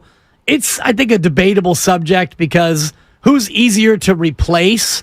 Well, Ayuk, you could probably throw another receiver in there, and I know that, Ronnie Bell had a touchdown, his first touch of the year, playing an Ayuk spot. So I think that you can use Christian McCaffrey in ways that supplant or replace what Deebo does. I guess, look, it's not like they don't have enough weaponry to move, but you also know that Deebo, I know that Juwan is the one who has the third down nickname, but when it's 3rd and 3, let's be honest, when the Niners need to, they just huck the ball out to Deebo on the line of scrimmage and go move the chains. So if he's not there, well, that makes it a little more intricate. A little bit, but you can split McCaffrey out and you can bring Eli Mitchell in the backfield and you can do a 2 running back set with those two. They don't often play together, but I think you can use McCaffrey in Debo ways in the pass game, get him the ball into space and let him get those 3 yards. So I think there are other ways to make it happen without Debo. By the way, it looks like the 49ers are a little bit ahead of schedule, so we're going to have Fred Warner here in just moments. Okay, I know we had been saying 2:15. Lend us your ears. Fred Warner is going to join us here momentarily as we get ready for this football game and watch one of the 3 remaining 3-0 football teams in the NFL. And I really look forward to talking to any 49er, but especially Fred Warner, because he is so excellent at what he does for a defense that is nasty. He's very well spoken, and the way he breaks it down in terms of, this defensive scheme, I think is fascinating to think about, how things are different this year than last year. How is this team still an elite defense with new personnel and a new head coach on the defensive side? You want to just ask him right now? Here he is with us. Willard and Dibbs, 95.7 The Game. Fred Warner joins us. Good afternoon, Fred. How you doing? Man, I'm doing great. Thank you guys for having me on. Absolutely. We're thrilled to have you. Hey, Steve Wilks said sometime this week, I think yesterday, this is a man who's been around the league a long time, and he's been around defenses a long time. And he essentially said, this group right here, that is the best group to go to battle with that I've been around in my entire career. Not only how does that make you feel, but why? Why do you think that is, Fred? Yeah, no, that's super humbling for him to say that. I think that's really been our mindset and the standard, ever since the season began back, in off-season training program. That's what we talked about. And, I think that is, people talk about the talent, right, the amount of guys that we have on the defensive side who are just really good football players, but people don't understand the level of detail and the attention to detail that we emphasize day in and day out. If you go out there and you watch us in a walkthrough practice, you'd think that we're prepping for the Super Bowl. It means that much to us, every single day. And so, I think that's why Coach Wilks says that. And it starts with him. He's been amazing with us, and we just got to keep things rolling. You talked about the preparation, and part of it is the scheme, doing a lot more 5-man front this year with just you alone as the linebacker and in the nickel package behind you and doing different things with blitzing. How much of an adjustment has it been for you to have different schemes and different personnel with Javon Hargrave and others? Yeah, no, it's been a super easy transition, and that's kudos to Coach Wilks and him coming in and being the guy to say, you know what, I've ran a certain scheme my whole career, but I'm going to come in, I'm going to adopt what you guys have done here, with the Niners. And so, I love the way that he coaches, the way that he's brought his own flavor to the defense. I think it's been a smooth transition. You talk about some of the guys we added, and, I think everybody's kind of meshed really, really well. And obviously the season's young. We still have a lot of room for improvement, and I think, we're for sure an unfinished product. Fred, tell us a little bit about what you guys have been working on with Josh Dobbs and the Arizona offense. This is not a group that people were touting. We didn't even know that Josh Dobbs was going to be the quarterback until a handful of weeks ago. But they certainly looked good last week against another very good defense. So give us some specifics on why this maybe looks a little bit better than we thought it would. Yeah, I think, you mentioned it. I think people were counting them out, obviously, before the season even started. And, I think people were saying that because their franchise quarterback was hurt. He was going to be out for a good amount of the start of the season. But kudos to Josh Dobbs, man. The way that he's come in and the fearlessness that he's played with, the competitive nature that he's competed with, honestly. I think this Arizona group is as competitive and as, ready to go as I've seen them, all through 3 games. I think you talk about the games that they lost. I think they still played really good football in those games they lost. They just happened to, slip through their fingers. But it's a really good football team. They look ready to go. So obviously it's a division game nonetheless, and we respect all our opponents. We'll be ready to go. What's the approach against the ground game this week? Because James Conner can be very physical. He likes to invite contact and break tackles. And Dobbs in the passing game, he'll break, contain, and try to get as much as he can. How much is this on you and the other linebackers this week, Fred, to really try to contain this Arizona ground game? Yeah, I mean, obviously the easy answer is, of course, we want to stop the run. It's easier said than done. You mentioned it. You talk about a guy in James Conner, heck of a football player, respect his game a lot, love the way that he runs the football, and the versatility with Josh and the way that he's been running the ball at the quarterback position. I don't know if it's fully on the linebackers. I honestly think it's going to take all 11, doing their job, playing and play out, knowing where everybody's supposed to be, and we got to swarm. We got to get to the football. It can't just be one-on-one tackles all day. We need everybody hunting to the football. Fred Warner with us, Willard and Dibs, 95.7 The Game. Fred, can you take our listeners back to what's now become a famous story from training camp last year? Brock Purdy was behind you and Trent Williams. Overhearing you compliment him, you didn't know that he was right behind you. I think it surprised people that you guys maybe knew all the way back then that you had something a little bit different than the world realized. What was it at that early stage that you were seeing and sensing? Yeah, man. I mean, you talk about a cat, a rookie quarterback, right? And he's picked in the last pick of the draft.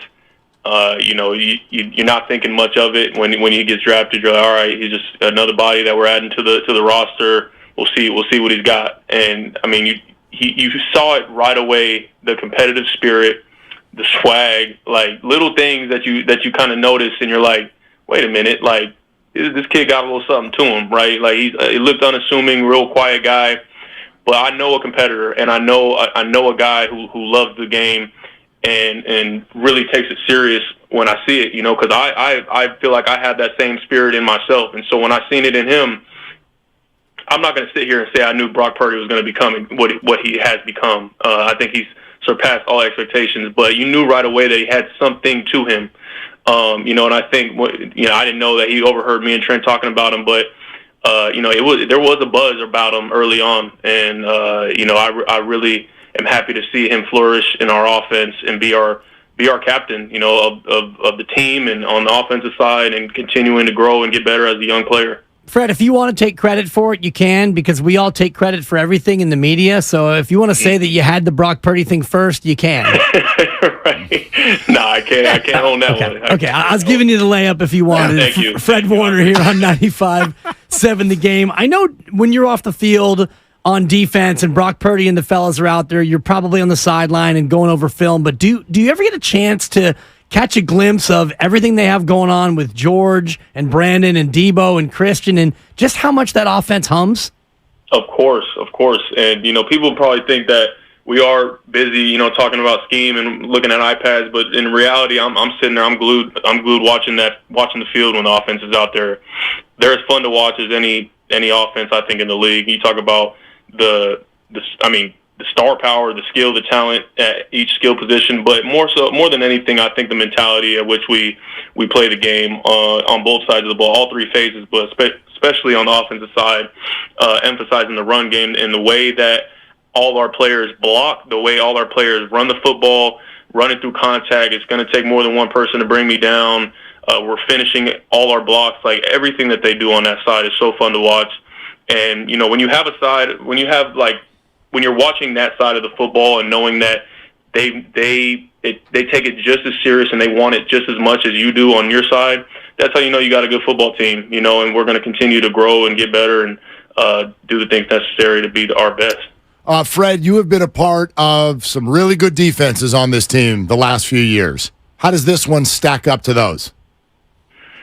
I don't want to put too many expectations or compare. I think every year is so different. Even with a lot of the same players.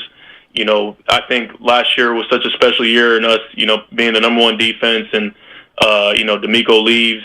We add a couple pieces. The fun thing is that every single year you start back at ground zero. It doesn't matter what you did last year. It's all about where you're at right now.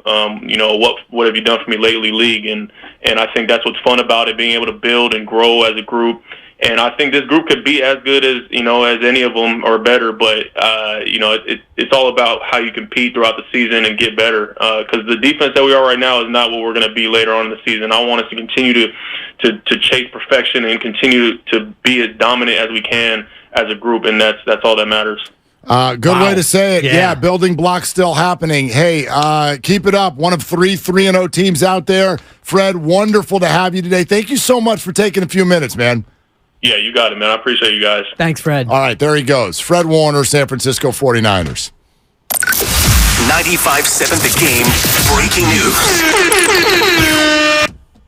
And now we will be talking San Francisco Giants because the baseball team here has just announced that their manager, Gabe Kapler, has been fired. So after comments publicly made by Farhan Zaidi yesterday, it was clear that a vote of confidence was not in place. For me, it was when he mentioned, for example, that a 2-game series in Arizona where you absolutely had to win. We've got to look at whether or not we were prepared for that based on how we performed. To me, that was the giveaway. He does not even make it to the Dodgers series this weekend. Right. Gabe Kapler has been relieved of his duties by the Giants. As first reported by Susan Slusser, confirmed by the team moments later. I am surprised, Mark, that it happened on this day, Friday, as opposed to at the end of the season. Could you not have allowed him to manage 3 more games that are meaningless? There's nothing you can do but crawl back to 500. The season is over. Did you have to do it today? I think that this is a little bit of, I don't know if they did him dirty, quote unquote, but I don't know where the motivation is to do it now as opposed to on Monday. I guess my question to you would be, what's the difference? Like, why is getting to Monday? This is disrespectful.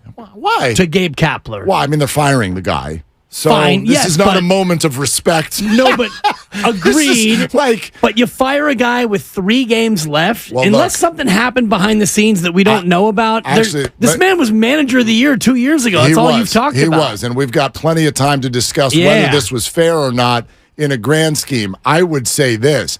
After the comments made by Farhan yesterday, I think if you let Gabe manage this weekend, you're sending him to the media wolves all weekend long. He's got a meeting in the dugout scheduled with the media in about 3 hours, maybe in about 2.5. Sure. And what do you think the entire line of questioning was going to be? It was not going to be how you setting your rotation up for this weekend. I suppose. So I don't know. Is it disrespectful? What have you? Clearly the comments yesterday indicated either a decision had already been made, or they were knee-deep in discussing it. It was clearly public at that point that discussion was underway. Right. It puts everybody who's still got a uniform on this weekend in a bit of a rough spot. And it puts them in a bad light, I think. And maybe it got to the point today where Kapler walked in and said, if you're going to do it now. I don't want to have to, go through another 3 games. So we don't know all the details. We do know this. The first shoe has dropped, probably the only shoe in terms of. I would agree. And it's funny. I mean, there'll be new staff you and I members talked about 90%. Kapler and Zaidi, I thought, even as recently as a couple of weeks ago, I still was pretty confident they both would get one more crack. But as you've said, over the last 48, 72 hours, going back to the Logan Webb bomb from, I think that was Tuesday, where he talked about Pusoy dose and players not taking it seriously. And then the comments from Farhan Zaidi, all the dominoes start to fall. And now the news breaks today that Gabe Kapler has been relieved of duty. Well, and of course, as you say, gosh, I can't believe they did this on a Friday. Say that out loud again. Yeah, they did it on a Friday. I can't believe they did it with 3 games left to go is what I really mean. Friday news dump, fine. You're right. Yeah, head into the football weekend. Who knows? Maybe everyone will preview the Niner Cardinal game. Sure. Who knows? Maybe we'll do it when Fred Warner's on with somebody. I was going to ask Fred Warner about it. Hey, Fred. This just in. Just hold there for 1 sec. We'll be right back. Are you going to hit Dobbs as hard as the Giants just hit Gabe Kapler? Well, here's the thing, and we want to hear from you. Get over to YouTube right now. We're going to be chatting about this all afternoon long. 888-957-9570. To me, there are 2 questions. 2 questions to answer for all of us, Giants observers, fans, what have you. Right move? Question mark. Right time? Question mark. Those are the 2 things that we can talk about. Is this the right time to do it? And I don't mean Friday versus Monday. I mean this year.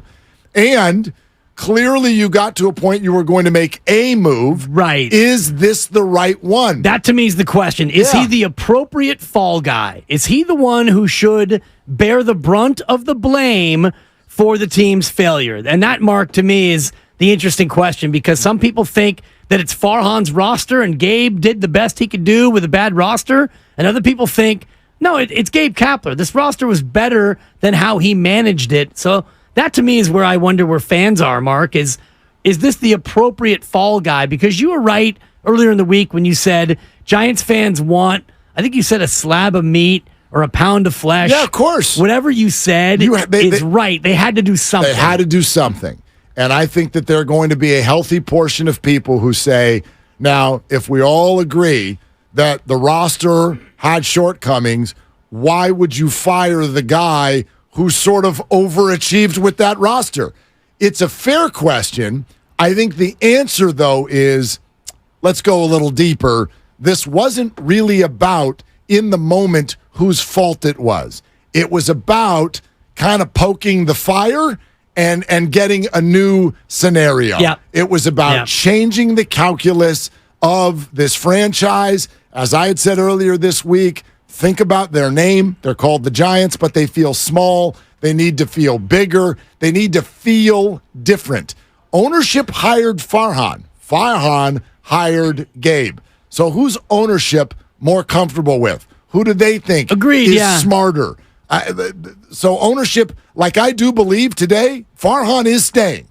Farhan is staying. Sure, but let me ask you this. Did the Giants get better today? Between 2 o'clock, you and myself and Lucas and Matt Nahigian, we had a nice little show chat, pre-show at about 1:40, and this topic came up, and Nahigian and we were talking about win, and I said, you don't even have to do it Monday. That's an NFL thing. Black Monday. You can wait. And you kind of agreed, although you thought that this was coming. I did. But I don't think that you saw it coming today. No, not this quick. So I ask you, between 1:45, which was 40 minutes ago, and now, did the Giants get better? There's only one way for me to answer that. And it is, not yet. Not yet. He ain't going to go out there and hit me home runs, whoever you bring in. Here's the statement from the Giants. After making this recommendation to ownership and receiving their approval, I met with Gabe today to inform him of our decision. This is from Giants president of baseball operations, Farhan Zaidi. So in other words, he ain't going anywhere. He continues. In his tenure as Giants manager, Gabe led our team through an unprecedented pandemic in 2020 and a franchise record 107 wins and postseason berth in 2021. He has been dedicated and passionate in his efforts to improve the on-field performance of the San Francisco Giants, and I have tremendous respect for him as a colleague and friend. On behalf of the Giants organization, we wish Gabe the best of luck in his future endeavors and thank him for his contributions over the last 4 years. Ariana Grande, thank you next, is what that is. It's actually Brandon Crawford's favorite song to play a few years ago after wins. I wonder if they're playing it right now. And I also wonder if Pusoy Dos will be played pregame today. Yeah, Jock's sitting there going, I outlasted Gabe at least. It's a shocker. All right, your call's next. Is this the right move to make? If we all agree a move had to be made, is this the one? Gabe Kapler has been fired by the San Francisco Giants. 888-957-9570. That's the number. We're taking your calls next on Willard and Dibs. Brought to you by Flag and Anthem. Premium clothes without the premium price tag. Flag.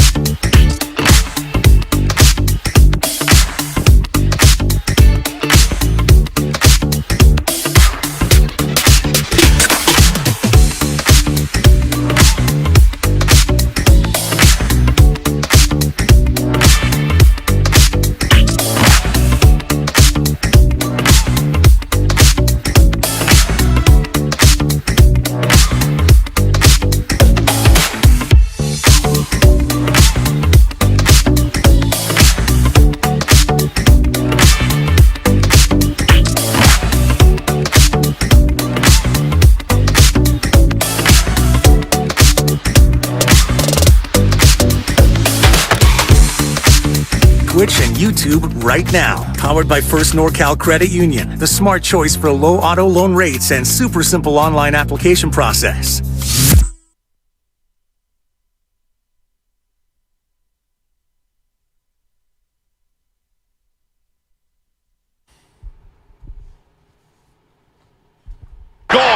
Now, back to Willard and Dibs on 95.7 The Game. Anybody want to know what Buster Posey's thinking right now? Has he weighed in? No. How about Buster only? I don't think he has either. Okay. I mean, he might have some facts. Yeah. You know what I mean? Like, Giants have fired Gabe Kapler. If you're just joining us, Willard and Dibs, 95.7 The Game. The Giants are on the search for a new manager. The announcement was made by Farhan Zaidi, so I'm going to go ahead and put a couple puzzle pieces together and guess that Farhan Zaidi's not going anywhere.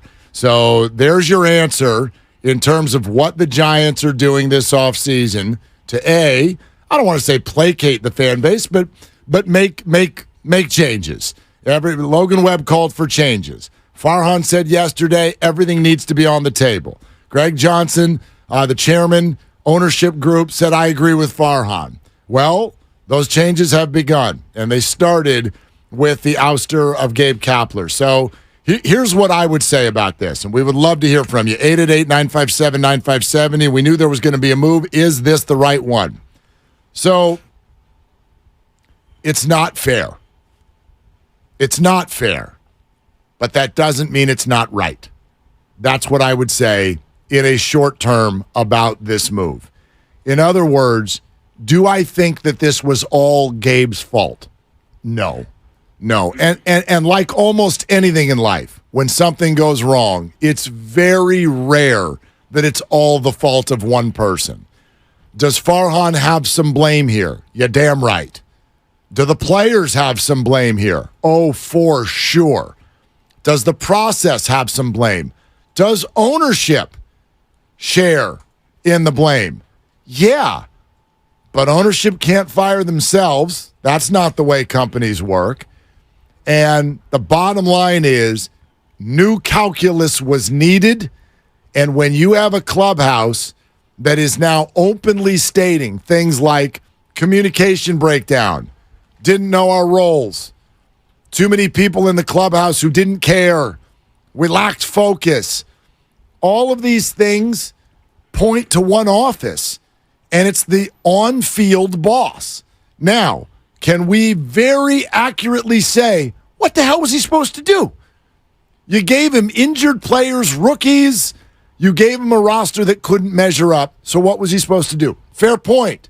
But no matter who you gave him, it sounds like things were not managed perfectly, number one. And number two, life ain't fair. This fan base and its attendance figures needed a change. And so this was the one. Yeah, and this is the one because of everything that you described, because you're never going to have anybody in an organization say, our players aren't good enough. And, you might show that action by replacing the president of baseball operations, but in this case, they didn't. And the fact that Farhan Zaidi issued the statement thanking Gabe Kapler, that tells you all you need to know about where they think the majority of the fault lies. Whether you agree or not, that's up to you to have an opinion on that, but the organization clearly thinks that Gabe Kapler was more of the problem than Farhan Zaidi. And maybe Farhan Zaidi is still a problem, and maybe he's down to his last chance going into this upcoming year, but you don't let him issue the statement if you think that he was a problem. You could have had Larry Baer, you could have had one of the Johnsons issue a statement, you could have had Pete Patilla issue the statement, but the fact that Farhan issued it, that tells you all I need to know about how they feel about Farhan, at least for now. Well, there's one thing you said there that I want to, let's pull it apart a little bit. That ownership believes that Gabe Kapler was the problem. The bigger problem of the two. I don't know if I see it that way. I understand where you're coming from, but here's what I'm saying. I think ownership realized there was a problem. And when an organization has a problem, they got to fix it. And they're not always going to do that in the most fair and equitable way. And every single one of you listening to our voices right now can relate. Have you ever worked at a place where somebody got let go and you're like, oh, crap, that wasn't the problem? No, but there was a problem, and they needed to fix it. For a lot of organizations, it's our payroll is too high, or what have you, and you got to fix it. The Giants, this is one of those rare situations in sports. I think a lot of times fans go, oh, look, we're all sitting here talking, and we're on sports radio, and we got opinions, and everyone's like, it doesn't matter. Like, you can tell Kyle Shanahan that it's Super Bowl or bust. The Niners don't care. It's not. He got an extension. They got an extension. Yeah, exactly. There's no problem here. But this is one of the rare situations where the fan base was a problem. And I don't mean your opinions were a problem. I mean your actions became a problem for the Giants. You didn't show up, and you didn't care. And you also largely didn't like Gabe. Whether he did a good job or not, on a human level, you didn't like him. Look what he represents. He represented tinkering. He represented platoons. He represented perfection, detailed perfection. He represented GQ magazine, cheeseburgers on IG. You should see, and I know a lot of you listening, obviously you can't unless you're on there. You should see our YouTube chat right now. There are people celebrating. Bye, Gabe! As if it was like personal. Why? There's something about Gabe Kapler that doesn't vibe with the every person. I'm going to quote our very own John Dickinson, who on this station multiple times in the past year or two used the F word, although it's spelled with a PH, and that word is phony. And John Dickinson speaks for himself, but I think that his opinion represents not a large number of the fans, but I'll tell you this, I have somebody with whom I'm very close. I might actually live with her, and I told her the news, and there wasn't much sadness when it came to that. Right. Actually, it was the response I got was Farhan should be next. Well, a lot of people are saying that, but that's not going to happen. Not yet, not now, and I agree with you in terms of where we are right now, and that's where I look at this, and if you want to say that Kapler was 60% at fault and Farhan was 40%, it doesn't matter. They had to do something. And listening to some of the people closest to the Giants organization, the word they've been using is that Gabe Kapler might have been too soft. He might have been too player-friendly. It's one thing to be a player's coach. It's another thing to be too soft on players to where you don't have the ability to come in and right the ship when things go south. And that's what I think that this team suffered from. They were too comfortable, the players. There were too many things that were comfortable and easy for them. You didn't have that edge. We have a boss that we all pretty much universally like. You've been in radio a long time, so have I. Oh, just because he's standing in the next room. Good Lord. There is that slight sliver of an edge to where, he might call you on the carpet. Sure. He might flip a spread. Well, and I don't think Kapler's that guy. I think you're onto something. I don't know if soft is the word that I would use. To me, it's more laissez-faire. Gabe Kapler very clearly would state, I'm going to let you police yourselves. And I'm going to use that impression. Miss that impression. I got about 3 hours left on the impression. That's it. So, by the way, Giants, whoever you hire next, make him somebody who's impersonatable, if you will. Baritone. I mean. Do you do a Kai Correa? Not yet. Do you do a Bob Melvin? Not yet. Do you do an Alyssa Nacken? No. Not baritone enough. That would be a profound. Oh my gosh. That'd be an incredible That would be a hire. profound hire. Yeah. So anyway, you're right. The Giants got to a spot where they turned off their fan base so much that they had to do something.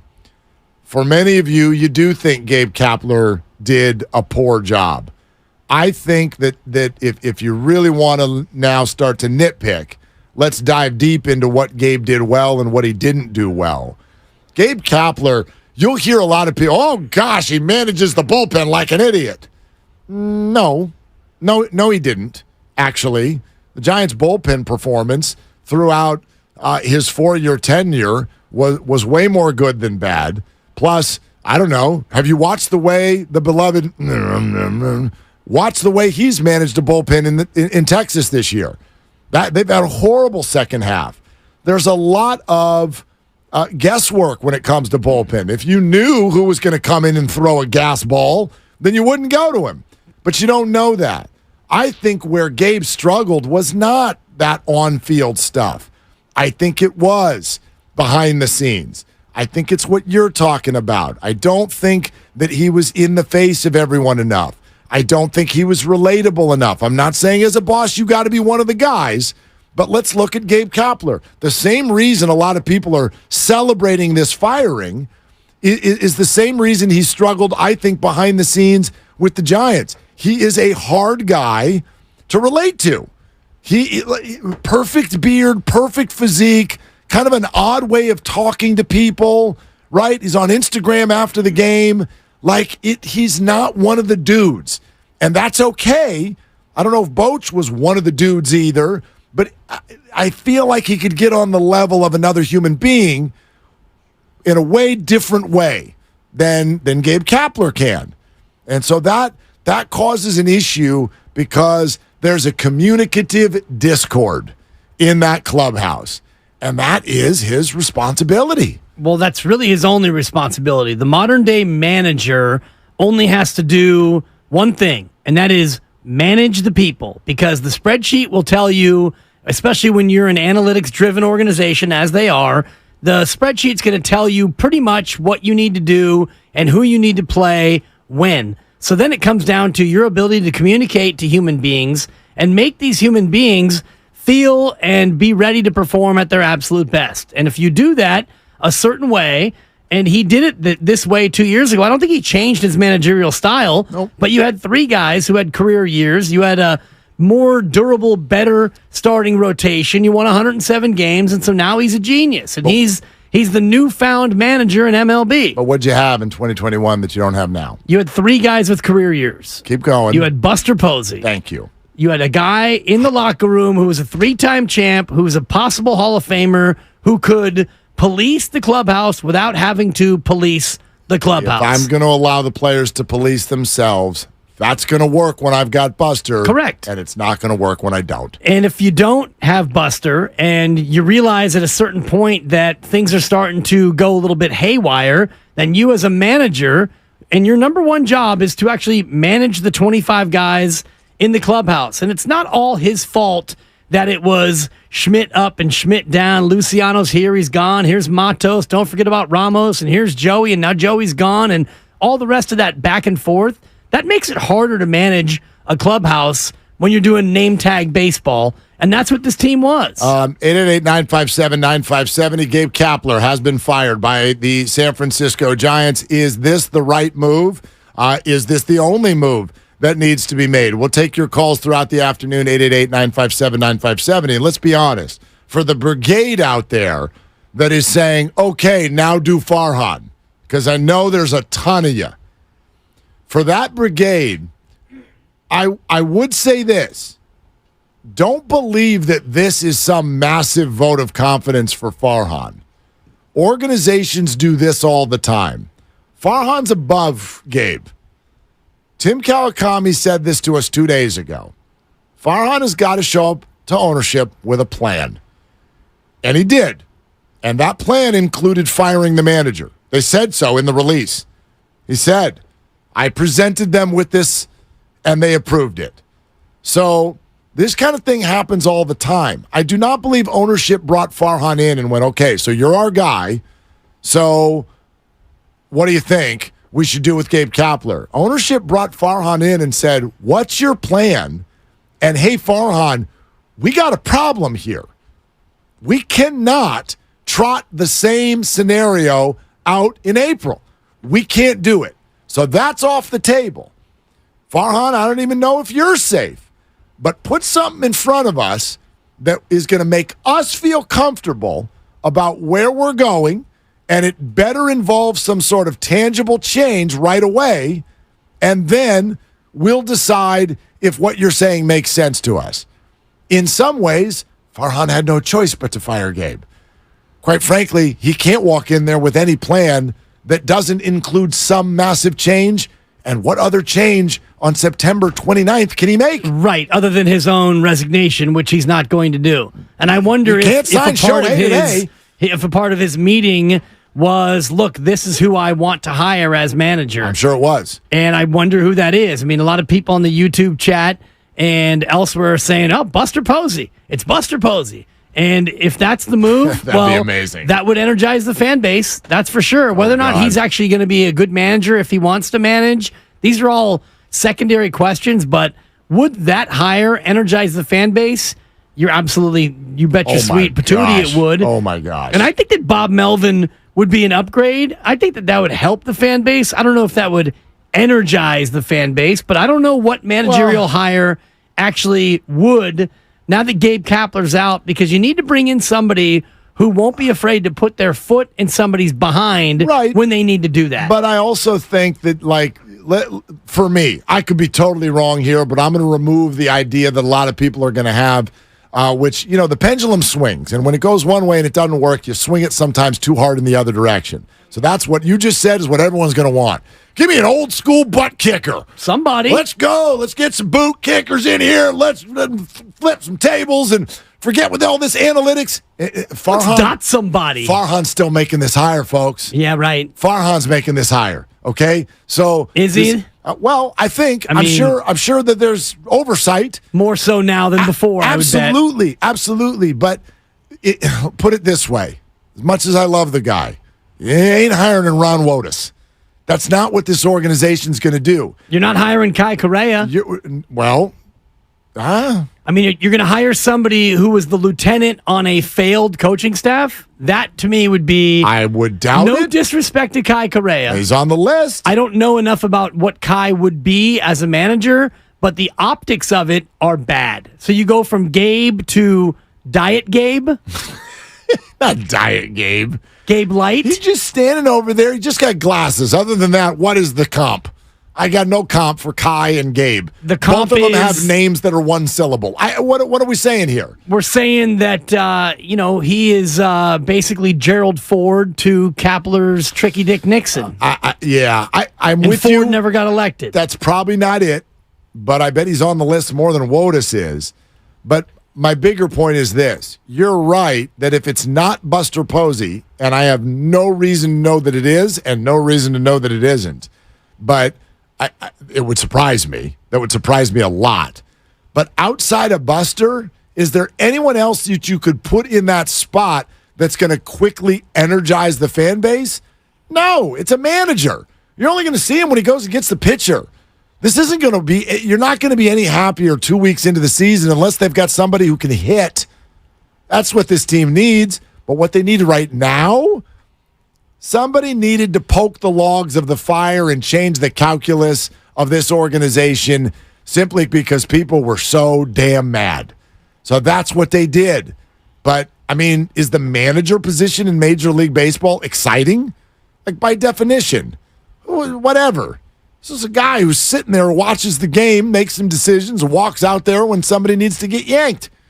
So you're right. It's either Buster or somebody that's not going to excite you until we see the product on the field. Right. Jim Leland is the correct answer. Right. He'll be 79 in December. He's still got some fire left in the old. Totally. You need to bring somebody in, and in the meantime, you need to win the press conference whenever this hire happens. And, if it's Bob Melvin, you can at least sell it as a homecoming. If San Diego decides they want to part ways with Bob Melvin, and there's a lot of conjecture that Bob Melvin does not want to be a Padre manager any longer. So if he becomes free, is he a guy that moves the needle in the fan base? Because that's what you need right now, Mark, more than the wins, because you can't get the wins until April.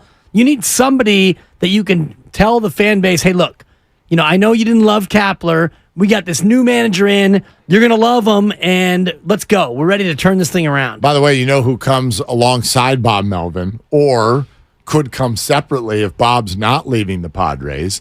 The third base coach in San Diego. Is that Matt Williams? Matt Williams. Okay. A little bit more of a butt kicker. Definitely. A little bit more of a butt kicker. For sure. And I think Giants fans would be a little bit trepidatious at his lack of managerial success. I mean, he's had a couple of good years, but I think he's probably at winning percentage of about .460, I would guess. Well, remember, he didn't just manage the Washington Nationals. He also managed the Kia Tigers. And I think that they I think they did pretty well. By the way, when he was the manager of the Nationals, 96 and 66 and 83 and 79. Those are his 2 years. Yeah, winning percentage of .552. Yeah. Matt Williams. And lost in the NLDS to the Giants. Okay. Brandon Belt, home run, 18th inning. That was Matt Williams. Manager of the year, too, much like your guy, former Giants manager. That hurts. Sorry about that, Mr. Yapler. Too soon. Totally. At least give me the weekend. I'm going to miss that impersonation unless he gets a job somewhere else. Okay. Chris and Rocky, we see the lines lighting up. We really want to hear from you. So we're coming to the phone calls straight away next here. 888-957-9570. Yeah, all these questions are on the table. Was this the right time? Was this the right move? And obviously, who's next? Obviously. Who's next? What if the Rangers go out in the first round and they fire Boch? I'll come home. Yeah. No chance. No chance. None chance. Unless Farhan is gone. Your Farhan laugh stays and Gabe Yapler dies. It's unfortunate. What a world. Yeah. What a world. It's a shame. Gosh, damn. You're like that Seinfeld gif. What a shame. Yeah. What a shame. I mean, what do you like do? When the Cowboys lose. Such a shame. Every time. All right, here we go. 888-957-9570. We're presented by Fremont Bank. Full service banking, no compromises. It's Willard and Dibbs. We would love to take your phone calls. We will do so all afternoon. Got a big Niner game this weekend, and lots going on after Steve Kerr joined the morning show. But for now, and I'm pretty sure for a while, we're all over this situation with the Giants. Gabe Kapler has been fired. Your call's next.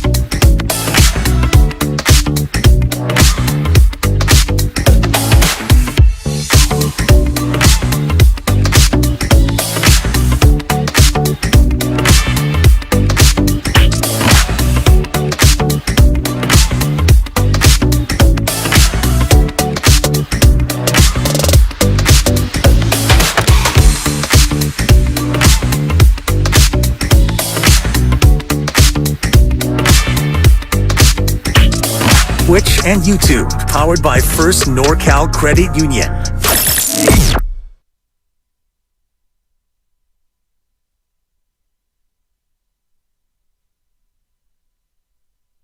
It was a consideration.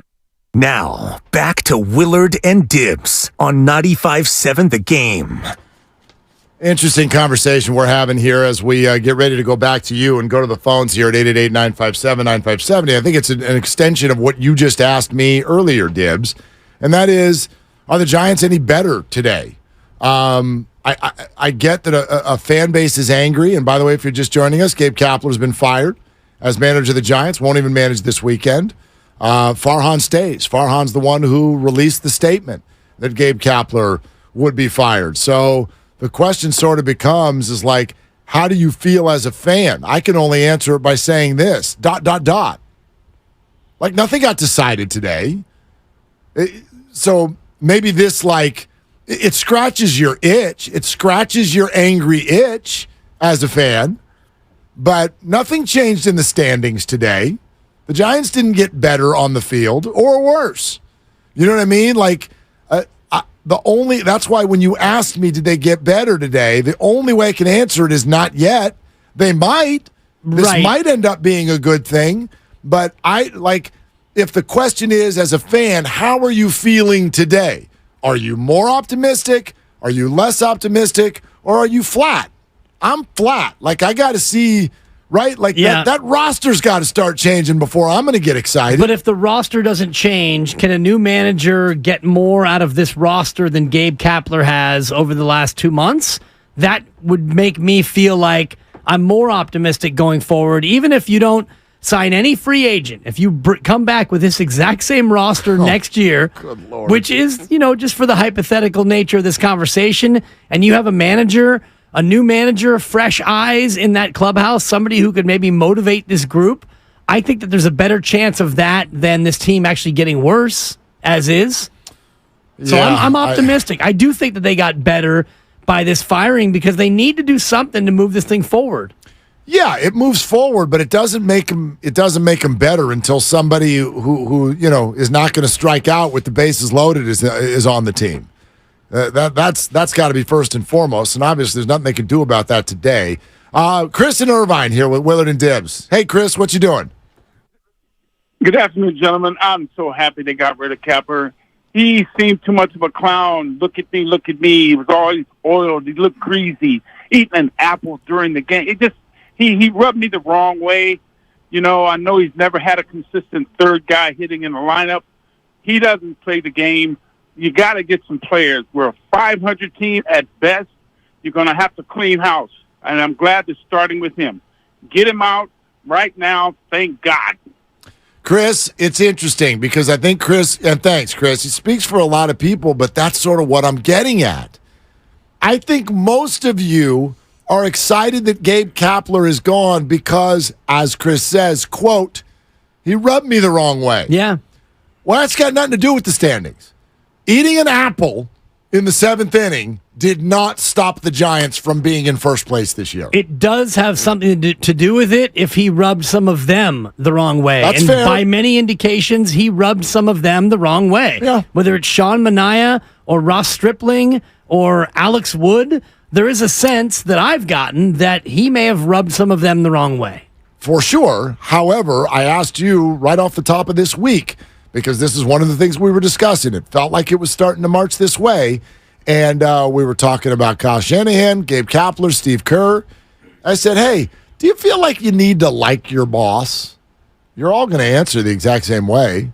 No. Of course not. As a boss, do you need to be liked? Is that like the number one thing you're after? No, and I answered it the same way then as I will now, that you have to be respected. And I don't know if some of those names I just threw out respected him as much as they would have or should have based on maybe they felt like Kapler was jacking them around or not using them the way that they want to be used. And, I'll say this, in this business, there was a time where I don't think that I was being used the way I should have been used. And whether or not I liked that program director or not, I didn't respect him as much because he wasn't using me the right way. No, of course. I definitely think there are some players who feel that way. However, I think the players are also very, very aware of the fact that A lot of these decisions about where they pitch, how often they pitch, if they pitch in Sacramento, that's not Gabe. Certainly not just Gabe at all. Right. That's coming from the guy who just fired Gabe. But if it's coming from Gabe and it's coming, either indirectly from somewhere else, or if it's not being communicated as clearly as the players want, or if they're not being used the way that they think that they should, that's a problem that unfortunately Gabe has to fix because he is the manager. I will say this before we take more calls. I'm surprised that it's one and not both of these guys. I didn't think that they would have kept Farhan and gotten rid of Gabe in this fashion. That surprises me. Yeah. I thought that they would be linked. As it got later in the week, I'm not surprised at all. And in fact, even once there started to be public statements about it yesterday by Farhan Zaidi, you could tell that it wasn't going to be that. It was going to be, hey, Farhan, can you come up with a plan that makes sense to us? And clearly he did. And now we'll see if he can execute it, because that's obviously been a problem at times as well. Rocky in the city next up here on Willard and Dibs. Hey, Rocky, what's going on? Hey, guys. Mark, before I give you the name of the next manager for the San Francisco Giants, let me open with this. You don't have to lose the consideration of using your Gabe Kapler impression, nor your competitor. No, it's a good point. I'm still using boats, so maybe I can still use Yap. We'll see. Absolutely. They're timeless. They are former managers. But I think I got the perfect next manager for us. He's not only beloved by the fan base, respected as a former player, and an integral part of World Series winning teams, but I think he actually brings that desperately needed old school style of management that we Giants fans want, and our team will get behind, and so much that it might actually help us sign an Ohtani or a superstar. So game show music, please. Oh, wow. Look at you making Rocky, a shot. Rocky, you calling his shots, You've listened Rocky. to a few shows before, haven't you? Come on, guys. It doesn't sound like you actually have a game show for us, though. You just have a big reveal. Oh, no, I got it. Oh, you ready? He's your nephew of former Major League Baseball player Hal Smith. No? And? Spent 11 seasons with the San Diego Padres, collecting a total of 209 runs batted in. You ready? He was the third base coach of the San Francisco Giants from 2007 to 2014. Tim Flannery. Rocky, I love the man. Buster Posey's kid has a better chance of managing this team than Tim Flannery. I love the guy. Tim Flannery wants to go live in the woods now, man. He's done with this world. I get it. But golly, Farhan Zaidi and Tim Flannery working together? Hell's going to have to freeze over about 5 times. Yeah. I think you'd do great. Yeah, no, I hear you. Rocky, thanks. Thanks for being a good listener, too. And being a good sport for having your take get rebuked and rebutted. But those guys are about as far apart on the polar spectrum as you could possibly want. Farhan needs a guy who believes in analytics, and he will follow along with the spreadsheet and the blueprint, but also somebody who's not afraid to get up in somebody's business and shake somebody's tree. And that's where Gabe Kapler fell short, because these players, they lapsed into a certain baseball coma since the All-Star break. You didn't add in anyone at the deadline. Yep. You thought that this team was either good enough, or you thought the young guys were going to get experience. Whatever you thought, your team didn't even flatline after the break. You sank like a stone. It's not that I disagree that the manager needed to be more involved in the clubhouse. I do think it's our nature. It's our nature as fans and even just as people. When we're frustrated with something, we want someone who will come in and scream and yell and throw stuff. That's not what this is just me. That doesn't do a damn thing if you ask me. Sure. Talk to 30-year-old men who have wives and kids. And you need to scream and yell. It's not that. It's just you need to be more involved. You need to be a more vocal leader. I don't care if you're yelling. Your presence needs to be felt in the clubhouse, more accountability across the board. Whatever that looks like or sounds like is fine by me. But if I had to put and this is the ultimate credit to an all-time great, if I had to put an answer to the question of why was he the manager of the year 2 years ago, but today fired, it's Buster. 2 years ago, his let the clubhouse police itself policy worked because he had another manager in the corner office. Now he doesn't. And so that doesn't work. So what's Gabe guilty of? He's guilty of not evolving to a new situation. He used the same sort of approach in two different situations. One time it worked, and the other time it very, very clearly did not. Well, it worked in part because of Buster, but also because Brandon Crawford had a career year. He was healthy. Brandon Belt was mostly healthy and also had a career year. Yep. And Buster was coming off a year that he took off, and so he was fresh, and he had a monster season as well. So, yes, there was not the same leadership vacuum in the clubhouse that appears to be there this year, but you also had these kinds of baseball players have monster years. So this year, you didn't have anybody have a monster year. Wilmer Flores was above average. Really good, yeah. And Logan Webb was fantastic. Camilo Doval was great, and I think Kapler overused him. That's something we can debate maybe when we're in the old folks' home in 20 years because it doesn't matter anymore. Yeah. But he needed to, weeks ago, find a different approach because his approach of let's take our shoes off and go spend time with our breathing coordinator, who they have on staff, paid full time. That wasn't working. I'm a big fan of breathing. Why you got to come down that road? Because sometimes you got to get into heavy breathing. Yeah, I understand. And you got to get into loud vocal breathing, and you got to flip the spread, and you got to throw at somebody, and you got to come in spikes high. I guess I'm not celebrating today for that reason. It's not because I got some sort of a Gabe crush and I wore his outfit for Halloween last year. It's because nothing's happened yet.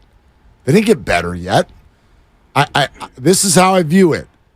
The only reason today is good is because, as you said, something needed to happen. And this qualifies as something. It does not mean the Giants are fixed. So y'all can celebrate, and that's fine. I'm not celebrating until the Giants are winning and exciting. And today they remain not. They will play in a few hours against the Dodgers, probably get their butts kicked because the other team's got a bunch more better players. That's when I'll celebrate. And if they then need somebody else to come in and hold those guys accountable, communicate with them, and employ them in the field, great. If that works, great. I will hold my celebration until then. I get why they did it. Something had to be done. But I'm not running laps today because the Giants aren't any better today than they were yesterday. If they lose tonight and Kai Correa is acting manager, he's got to go. Jokingly, I say that. 0-1. But I'll say this. But he might. If the Giants, a new manager's going to hire new people. Really want to put a positive spin on this in the short term, you give Alyssa Nacken a shot over these next 3 games. And you say, you know what? Oh, that'd be amazing. Today, Alyssa, you are the acting manager because it doesn't matter. So why not do something positive out of this morass of negativity? I think doing that on Sunday would be a wonderful idea. It's Fan Appreciation Day. Kyle Harrison's pitching. Sure. Let's go. I think that's an awesome idea. Make history. While you're all trying to pick through the carcass of Gabe Kapler, make a little history. Patrick in South City next up on Willard and Dibbs. Hey, Patrick, what's up? Thanks for calling. Hey, how you guys doing today? Good. Hey, listen, today I'm on the Dibbs Spin Club, and I'm going to tell you why. Did you guys hear the interview with Farhan with Tolbert yesterday? Goodness gracious, man. This guy is completely clueless. He all he does is he went off on all these tangents. Oh, well, you know, we gave up I think he said something about giving up the least walks in the league for this year. I'm sitting there like, dude, get a grip. Your team's in complete chaos. Everyone hates this manager. Like, we have no talent on this team, and all you're talking about is nonsense. Like, we fans, and I've been a fan since I'm 5 years old, we want to hear concrete steps on what your plans and your vision is to make this team a winner. And you never hear that from this guy. Patrick, let's explore what you're saying for a second. Give me an example of a statement that he could have made publicly yesterday that really would have spoken to you. I would love to hear that. What specifically what you want him to say? Here's what I was waiting for. Well, you know what? We have about $60 million of payroll freeing up this year, plus what we already have. and I'm going to make my best effort to go out and get some serious impact players, period. He tells me that as a fan, I'm feeling good. I'm like, well, you know what? This guy has a clue. He's got a Ned Coletti vision, like he wants to go out there and sign big players, and that this team and ownership is committed to that, to us fans and this organization and this community for next year. I guess it's interesting, Patrick, because I feel like they've had a ton of payroll flexibility and have tried to go sign impact players every offseason, and they've stated publicly the statement you just made about 20 times. But you want to hear it again? I don't want statements. I want them to land them. I don't want to hear that you have. I know you have money. I believe me. I go to the games. I see how much money comes in there. Do you know what I mean? I guess, Patrick, here's my response to you. You're certainly not wrong in your feeling, and thank you so much, Patrick. I think we got to stop getting so caught up into what these people say in a public forum. Their words. Well, Jordan Poole will be on the team, and Gabe Kapler is under contract, and they're doing an interview. What is it that you want them to say that's going to make you feel so good? I want action, Mark. Right, I would argue, who cares what the words are anymore? Sure. I don't want any more words. They've got all the best words. Who cares? That's why this action for me is so significant, but it doesn't go all the way because you're still left with Farhan Zaidi, who has not, in my opinion, done enough in terms of actions. And I know that he had said in recent days that signing players to long-term deals is definitely a part of their immediate future. So now you got to go out there and do it because those are words. Yeah. And so far, the only action that they've taken is a Logan Webb extension in terms of long-term deals. Yep. That's the only one. Yep. Yeah, that's what I mean by I'm not celebrating today. I know you needed to do something. Now you did. But there's a bunch of other somethings. You've got to go do all those too. And quite frankly, yes, would I celebrate if Shohei or Bellinger or, they trade for Mike Trout? Would I celebrate? Yeah, I would get excited by any of those things. But I'm not really going to celebrate until the Dodgers come to town and the Giants don't look like the bottom of a steamroller. That's when I'll celebrate. Be able to have the Braves come into town and have it not look on TV or in the stands like, holy hell, how the hell are we going to compete with this? That's when I'm going to celebrate. So you guys have your pound of flesh. I get it. It's fine. It's not you guys. Well, no. Wait a minute. No, a lot of people are totally. Do you know how many times on my phone already I've got the text, Kapler! Exclamation points. But what did you want? You guys are you celebrating. Didn't want to have them run this back? I did not want to have them run this back. But for me, it was never just about Gabe. It is about the entire picture. Right. Give me one aspect of the Giants this year that does not shoulder some blame. Boy. Front office, blame. Yep. Ownership, blame. Okay. Manager? I was going to go to the mayor first, Okay. London Breed. She gets a piece of this, unfortunately. I'm going to say, how about the people selling the food? I got They nothing. don't get any blame. Yeah, I got nothing against you. They're not the one who's made the crab sandwich $20. Ownership, front office, Gabe, players. Check.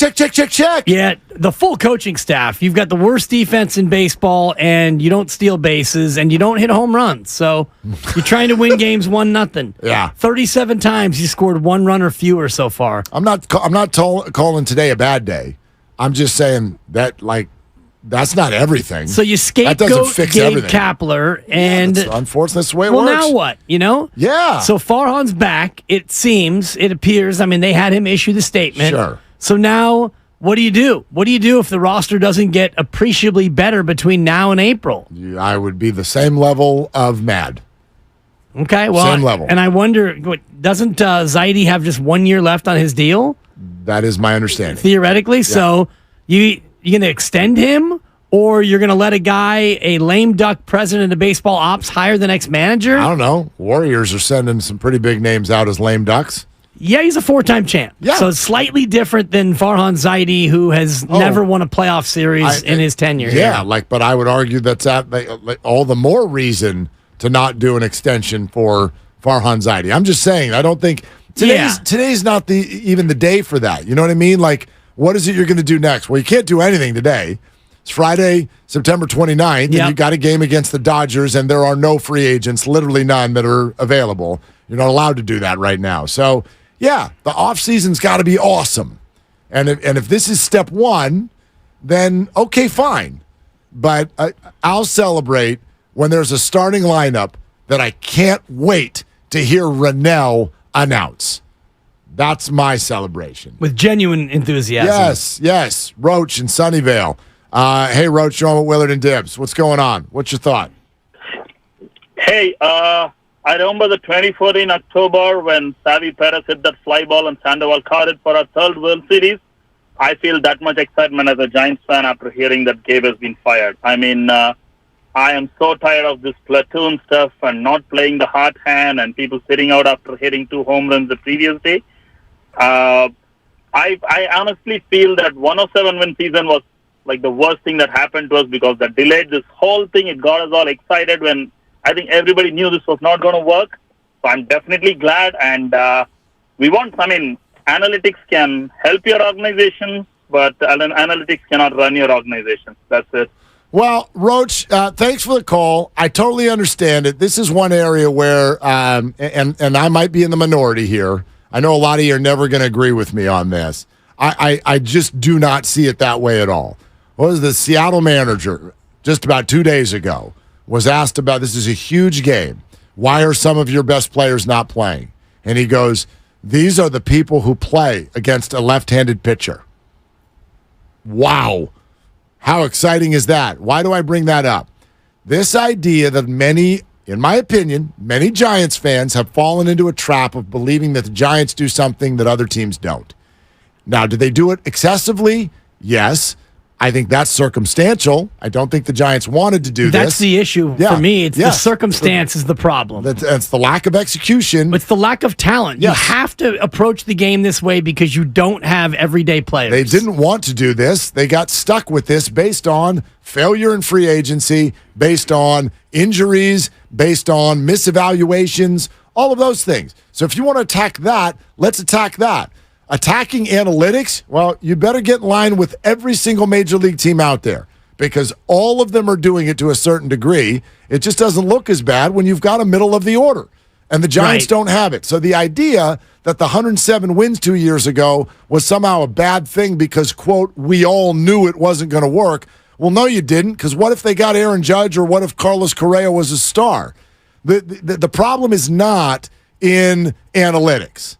The problem is poor evaluation / execution at every level since the 107 wins. And why can't you bring in free agents? Is it because the ballpark? Is it because the manager? Is it because your president of baseball ops is not a closer? Is it because of homelessness in San Francisco? Is it because of California state taxes? Whatever the reasons are that you can't bring in free agents, if that's the reality, and that has been the reality, well, now you have to devise a new way to get more talent on your roster. And if it means you trade prospects to bring in hitters, then you do that.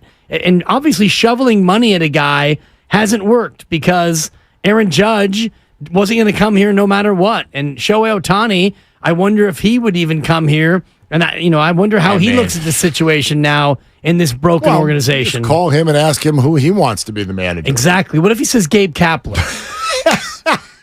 Then what? Well, then they just really messed up. Totally. Ow! That really hurt. That would be incredible. Through a translator, of course. Yes. How do you say Gabe Kapler? Bring back Kapler and I'll sign with you just to troll the Giants. Oh, for crying out loud. Yeah.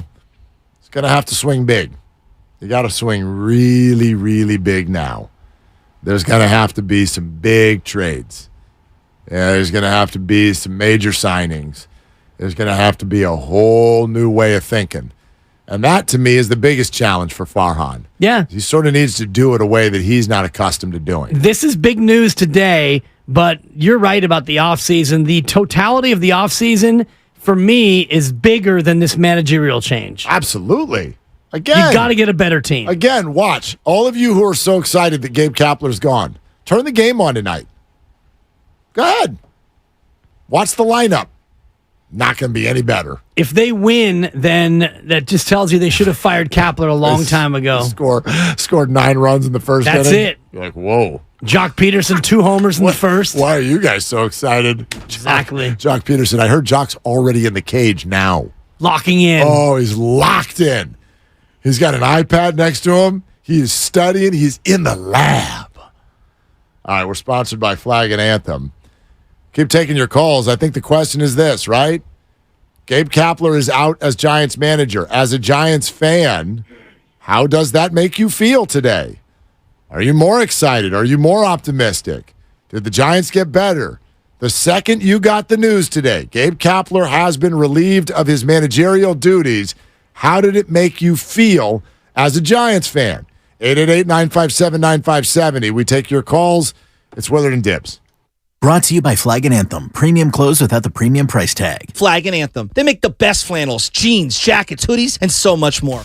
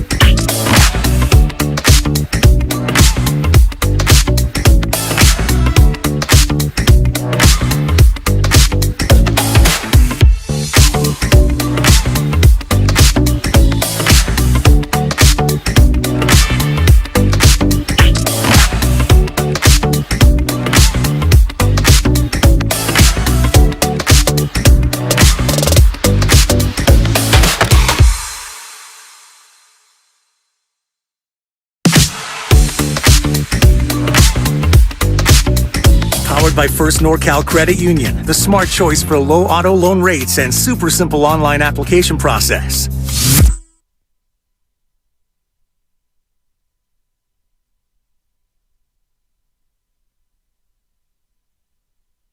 He's so stubborn. Now, back to Willard and Dibbs on 95.7 The Game. Yeah, man. Can we explore this for a second? I want to explore this for a second. So Gabe Kapler's been fired by the Giants, 888-957-9570. And one of the reasons I asked this question is because I want to explore this portion of it. The question was, when you heard that Gabe Kapler was fired today by the Giants, as a fan, how did it make you feel? Now, you could think of that immediately and go, oh, like he's asking about, the future of the Giants.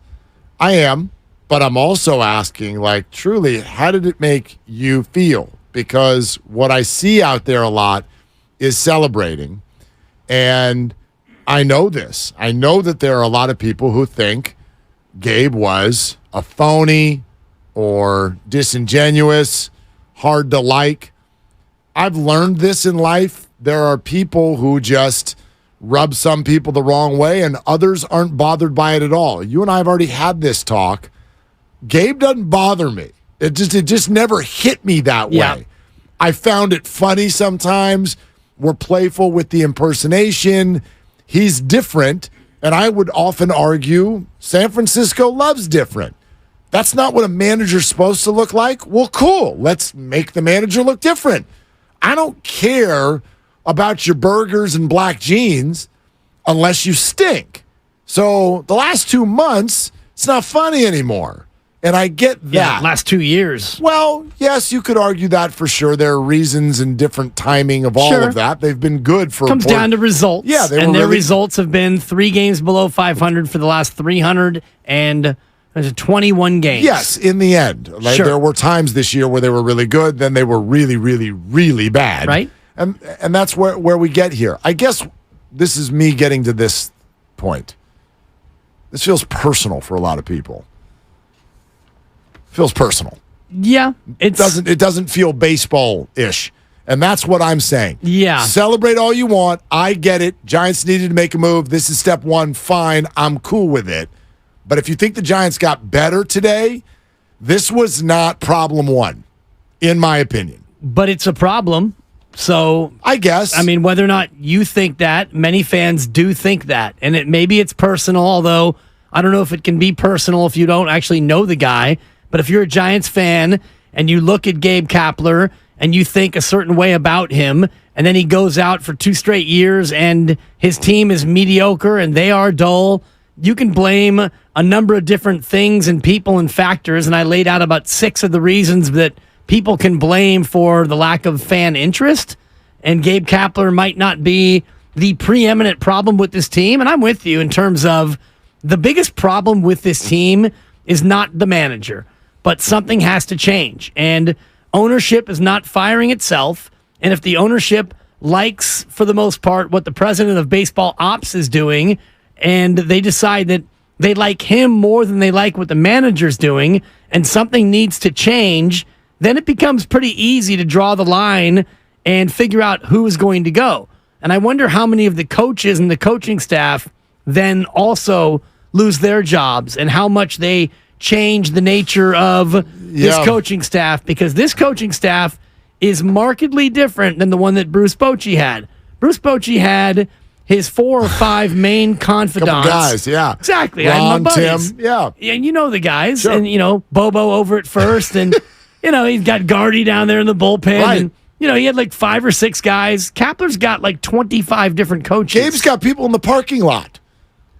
Make sure that people are parking inside the lines. Yeah. And I joked earlier about a breathing coordinator. They have a breathing coordinator full-time on staff whose job is to help the team with their breathing. Breathe. I mean, it's just... Well, it is a big deal, actually. It's pretty much... Funny that it's they one have of the a coach few for things it, that's autonomous in life. Well... Heartbeat and breathing. And I know, but you know what that... breath is much bigger exactly. than that. Yes, but... you've got a breathing coach, and, I wonder how much this organization makes a turn away from Gabe Kapler's newfangled approach to managing? I don't know. It's a good question. I don't know if whoever comes in next is going to have say on all the people around them. If there are going to be fewer, do people hold over? I call that a WOTUS, by the way. Do people WOTUS? If you WOTUS, by the way, that means you just stay. Doesn't matter who the manager is, you just stay.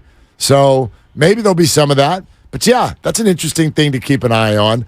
Listen, I'm not bothered by today at all. I'm not surprised by today. The Giants had to do something. I'm surprised that today happened today. Me too. Yes, I'll agree with you there. Yeah. I even thought Monday felt quick, but they beat Monday. So I'm not surprised by it. I'm not bothered by it. An organization had to do something. It became evident that they probably would not be able to do what they need to do without doing this. So from that perspective, I'm in. But there will not be a celebration until this is a better baseball team and a more interesting one. So if Gabe was holding that back in a certain way, then yes, thumbs up. I've yet to be convinced that that's really what was holding them back. We'll see. I'm interested to see what this plan was that Farhan just introduced to ownership that got the thumbs up. Yes, and I think if you look at what is holding the Giants back, first and foremost, it is the 25 guys in the clubhouse. You 25 are not good enough. So where does that fall? That falls on Farhan Zaidi, but it also falls on Gabe Kapler because it's Gabe's job to take that 25-man group in the clubhouse and make them as good as they can be. And the 25 men in the clubhouse at times were great. They were 13 games above 500 just a couple of months ago. They were a game and a half back of the Dodgers in the NL West. As they came out of the All-Star break, they were hot, Mark. They won their first 5 on that road trip. They'd won 7 in a row going to the time before the All-Star break. They were cooking with Crisco, and then something happened. And when that something happened, the manager didn't do enough to right the ship, and I think that's ultimately what led us to today. Shug in San Jose, Willard and Dibbs. Let's keep going with as many of you as want to weigh in as possible. Gabe Kapler has been fired by the Giants. Hey, Shug, what's going on? Hey, what's going on, guys? Happy Friday. Thanks for taking my call. Yeah. I'm sad. I like Kapler. He was given a Lunchable and expected to make filet mignon, man. I honestly think it's Farhan's scapegoat. The limit on the pitch count and all that. I mean, I don't know. I'm sad. Like I said, I think it's Farhan's scapegoat. If not Kapler, then who? You know? Well, I mean, again, I look at it from the standpoint. Shug, thank you so much. Thank you, Shug. Look, it's not fair, but we're not here for fairness. So I sort of remove that whole thing. I know a lot of you are like, why Kapler? This is Farhan's fault. You can make that case. I would simply respond by saying, yeah, but that's not how this works. Farhan's above Gabe. Ownership hired Farhan. Farhan is a very, like it or not, very, very well-respected person. Varies? 2 of them, and loud ones. Very well-respected person around Major League Baseball. Very, very. So does that give him a little extra slack? Yeah, I guess maybe. Or whatever it was he sat down and said to ownership, it worked. They may have looked at what he said. I don't buy it. You're out. You're both out. That could have happened. Whatever he said worked for them. And so when you're the boss, when you're the manager of the baseball team, and the baseball team goes sideways, you can't be surprised when it lands on your lap. Fairness, quite frankly, never came into this conversation. Nobody over there at 3rd and King sat down and went, all right, what would be a fair way for this to work out? No, they want your butt in the seat, and they want you happy. And he wasn't doing it. None of them were. So this is where it fell. Yeah, but this is when it fell, to me, I think there's more to that story, and I wonder if we hear more about the when, not the why. We know the why, but the when. To me, the when is a little bit dirty. Unless Gabe Kapler had a conversation with Farhan and Gabe said, you know what, let's just do it today because I don't want to have to gut out these last 3 days. Well, we're all here. We're here and they're there and Bob is there. So I don't know. If that's the way, if Gabe said, you know what, let's do it now, then that makes me feel better about it. But if they just did him like this with 3 games left to go, it's dirty, it's unnecessary in my opinion, and it's a little classless. If he got the Ziggy on a Friday, 3 days short of the end of the year. Listen, obviously you can feel however you feel. I'm so curious as to why, though. Like, why do the 3 days matter? I would argue this. Look, the way this was heading over the last 24 hours, yes or no, did it feel like everybody knew what was coming? I think it was starting to build. Okay. You know, we had more reports and we had more conversations with more people saying, you know, Tim Kawakami, he joined us a couple of days ago and he said, I wouldn't be so sure about this vote of confidence notion. Good buddy of mine texted me last night at 6 o'clock. Went to high school with him at San Mateo. Hey, it seems that momentum is gaining for Kapler to be gone. Am I reading the tea leaves correctly? And I got a lot of that. Yeah. So, by the way, I answered, yep. So, if that's where it was last night at 6 o'clock, how does that sound by 5 o'clock Sunday? In other words, I don't know this, but I could argue that you're feeding Gabe to the wolves if you do wait until Monday, because if we're already in a spot where the drumbeat is loud and you know what's coming, like letting Gabe twist in the wind all weekend for a Dodgers series means he's got to fend all of that off from every direction. When you know, you know. Well, because they built the fire. Fine. The ownership goes out and has an interview with Susan Slusser. That's log fair. on the fire. Yep. The president of the baseball ops goes on the competitor and basically throws the manager into the dumpster. But you did this. Okay, you but didn't have to have you gave him the drumsticks and you gave him the drum for the drum beat. I don't know. If I'm you didn't Gabe, have to do if that. you were sitting there having wine with Gabe, and we know he loves his red wine. We have coffee together often. Fantastic. Sit down, get a latte. Tomorrow I will. I guarantee you he's out there at our spot. Very little to do over the next few days, as it sounds. But you sit down with Gabe and have a latte and ask him, do you think that Gabe is going to be like, I really don't mind that I was fired, but the fact that they did it on a Friday before the Dodgers series. Like, I'll walk up to him and he'll have his AirPods in, and I'll here? say, what are you listening to? And he'll say, Christina Aguilera, Dirty. Because he got done dirty. Who cares if he missed the last 3 games? It's just the optics of it. When you know, you know. You fire somebody in the middle of the season when you absolutely have to do it in that moment. They mismanaged this. They could have worked this thing all the way through to the end of the season and then done it. Which does what? It shows him a little bit more respect. This is disrespectful. Interesting. That's just yeah. Believe me, as a guy, I've been fired in a number of different ways. When I was 15, I might have only been 14, my boss called my dad. They were best friends. Art Shaddy, rest in peace. Tell your son he's not welcome here anymore. Wow. I just couldn't handle the dome machine. Good Lord. It wasn't like that. That's kind of a classless way to do it. So my dad comes in, he's like, yeah, Daniel, you're not... Don't worry about Dan day. Don't worry about working tomorrow. It's a Daniel day. It was a total Daniel day. I was making $2.35 an hour. I've been fired in a number of different ways. So let's go to Teach in the city. Hey, it's not funny. It fired really, like 7 it really times. is. Teach, what are you doing? Hey, man, I just got this is the biggest who cares for the Giants that they fired Gabe. You know, I think about it like war, right? What are the wins above replacement for a different manager? What, we win 4 more games if it's not Gabe? This is not a big deal. We don't have talent, like you guys are saying. Nobody hits home runs. Nobody hits above 250. We need something different. And so, yeah, it's good to fire Gabe, but it's kind of a who cares. That's my take. Teach, I'm kind of with you, and I say that as someone who obviously I like Gabe. I like Gabe Kapler, but this idea that something got fixed today, that's kind of why I want to explore it. And this is just me reading my own tea leaves. It feels like a lot of you are happy today because you don't like Gabe. Not because the Giants got better. Not because the Giants got better. I'm not celebrating today because, quite frankly, nothing happened. Nothing happened in the standings. They're still in 4th place, and they still don't have any good players. Right. I don't want to say, hang on. Let me restate. They still don't have enough good players. They're not good enough. The roster's not good enough. And so until then, I got no backflips for you.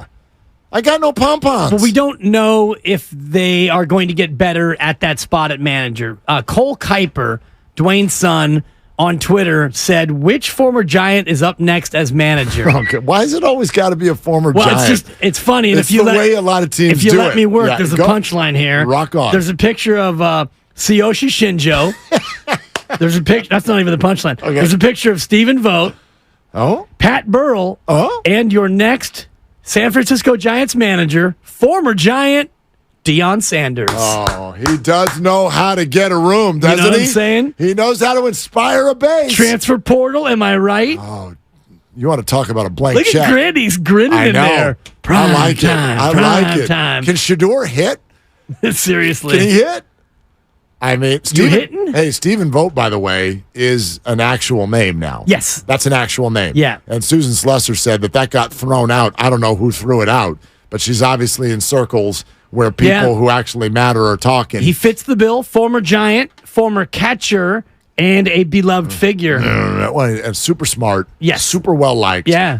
I love Stephen Vogt. I do too. I believe in Stephen Vogt. Here's another tweet that came in on X from my good friend Box Kev, diehard Giants fan. Your friends have the weirdest nicknames. Box Kev is a former radio personality on a hip hop station. It's still a weird name, but anyway, his name is like Kevin something, but I know, he goes by so Box many Kev. of them. Oh, Mikey 2.0. People like Box I Kev's get a it. legend. But, anyway, go ahead. Like Box Kev says, and he retweets over Alex Pavlovich breaking the news about the firing. He says, "Cool, now do Farhan next, cowards." That was his tweet. End of tweet. That's a lot of people agree with that. I liked it. You're not going to win that one. No. But I know a lot of people feel that way. And I am stunned, Mark, before we go back to the phones, I'm stunned that they didn't have these two linked, go out together. I know they weren't hired together, but he was handpicked by Farhan. So now what do you do with Farhan? If you don't extend him, how are you going to let this guy pick the next manager? To me, that doesn't make normal sports business sense. Here's how I'll answer that. Because, gosh, how do I say this the right way? Take your time. The manager doesn't really matter that much. That's why I'm not celebrating today. Body's not even cold. I mean, come on, peeps. You see what they're paying these guys now? Okay, go ahead. How many managers in baseball could you name? Oh, God. Like maybe I've set the over-under at 5.5. I might be hard-pressed. Okay? Is Snitker still on the bench? By the way, especially if I took the former Giants managers away. No, you can't do that. Yeah, that's not fair. If I take Dusty and Boach away, how many you got? Well, now I'm hamstrung. Right? Who's the manager of the Chicago White Sox? And by the way, I'm not pinning you here because these are names I couldn't give you either. See, I love how you're Googling it so you can look like the smart guy. I have no clue. I have no clue. Who's managing the Pirates? That's that one guy. Yeah. It's the guy with the pirate uniform and the hat. Yeah. Right. Comes out to do the pitching changes usually. Who's managing the Rockies? I actually think I Bud know Black? that. There you go. Former Giants. See? He's got to be one of the longest tenured guys out there nowadays. Yeah. Who's managing the Padres? That would be Bob Melvin. Former Giant. Right. If we take away all the former Giants. This is not fair. Who's They're managing all former Giants. Tampa Bay Rays? Who's managing? Ooh, that's got to be still Joe Madden, right? He's about 4 jobs removed. Right? Who's managing the Detroit Tigers? Ooh, that for sure. Don't say Jim Leland. I was going Sparky Anderson, rest in peace. Don't do it. I'm a little older than you. Don't do it. Sparky Anderson, okay. Mark. All right. Who's managing the Marlins? Ooh, that's still that's Don Mattingly, right? No. I was trying to think of that really the other really Jack McKeon. Exactly. The really old.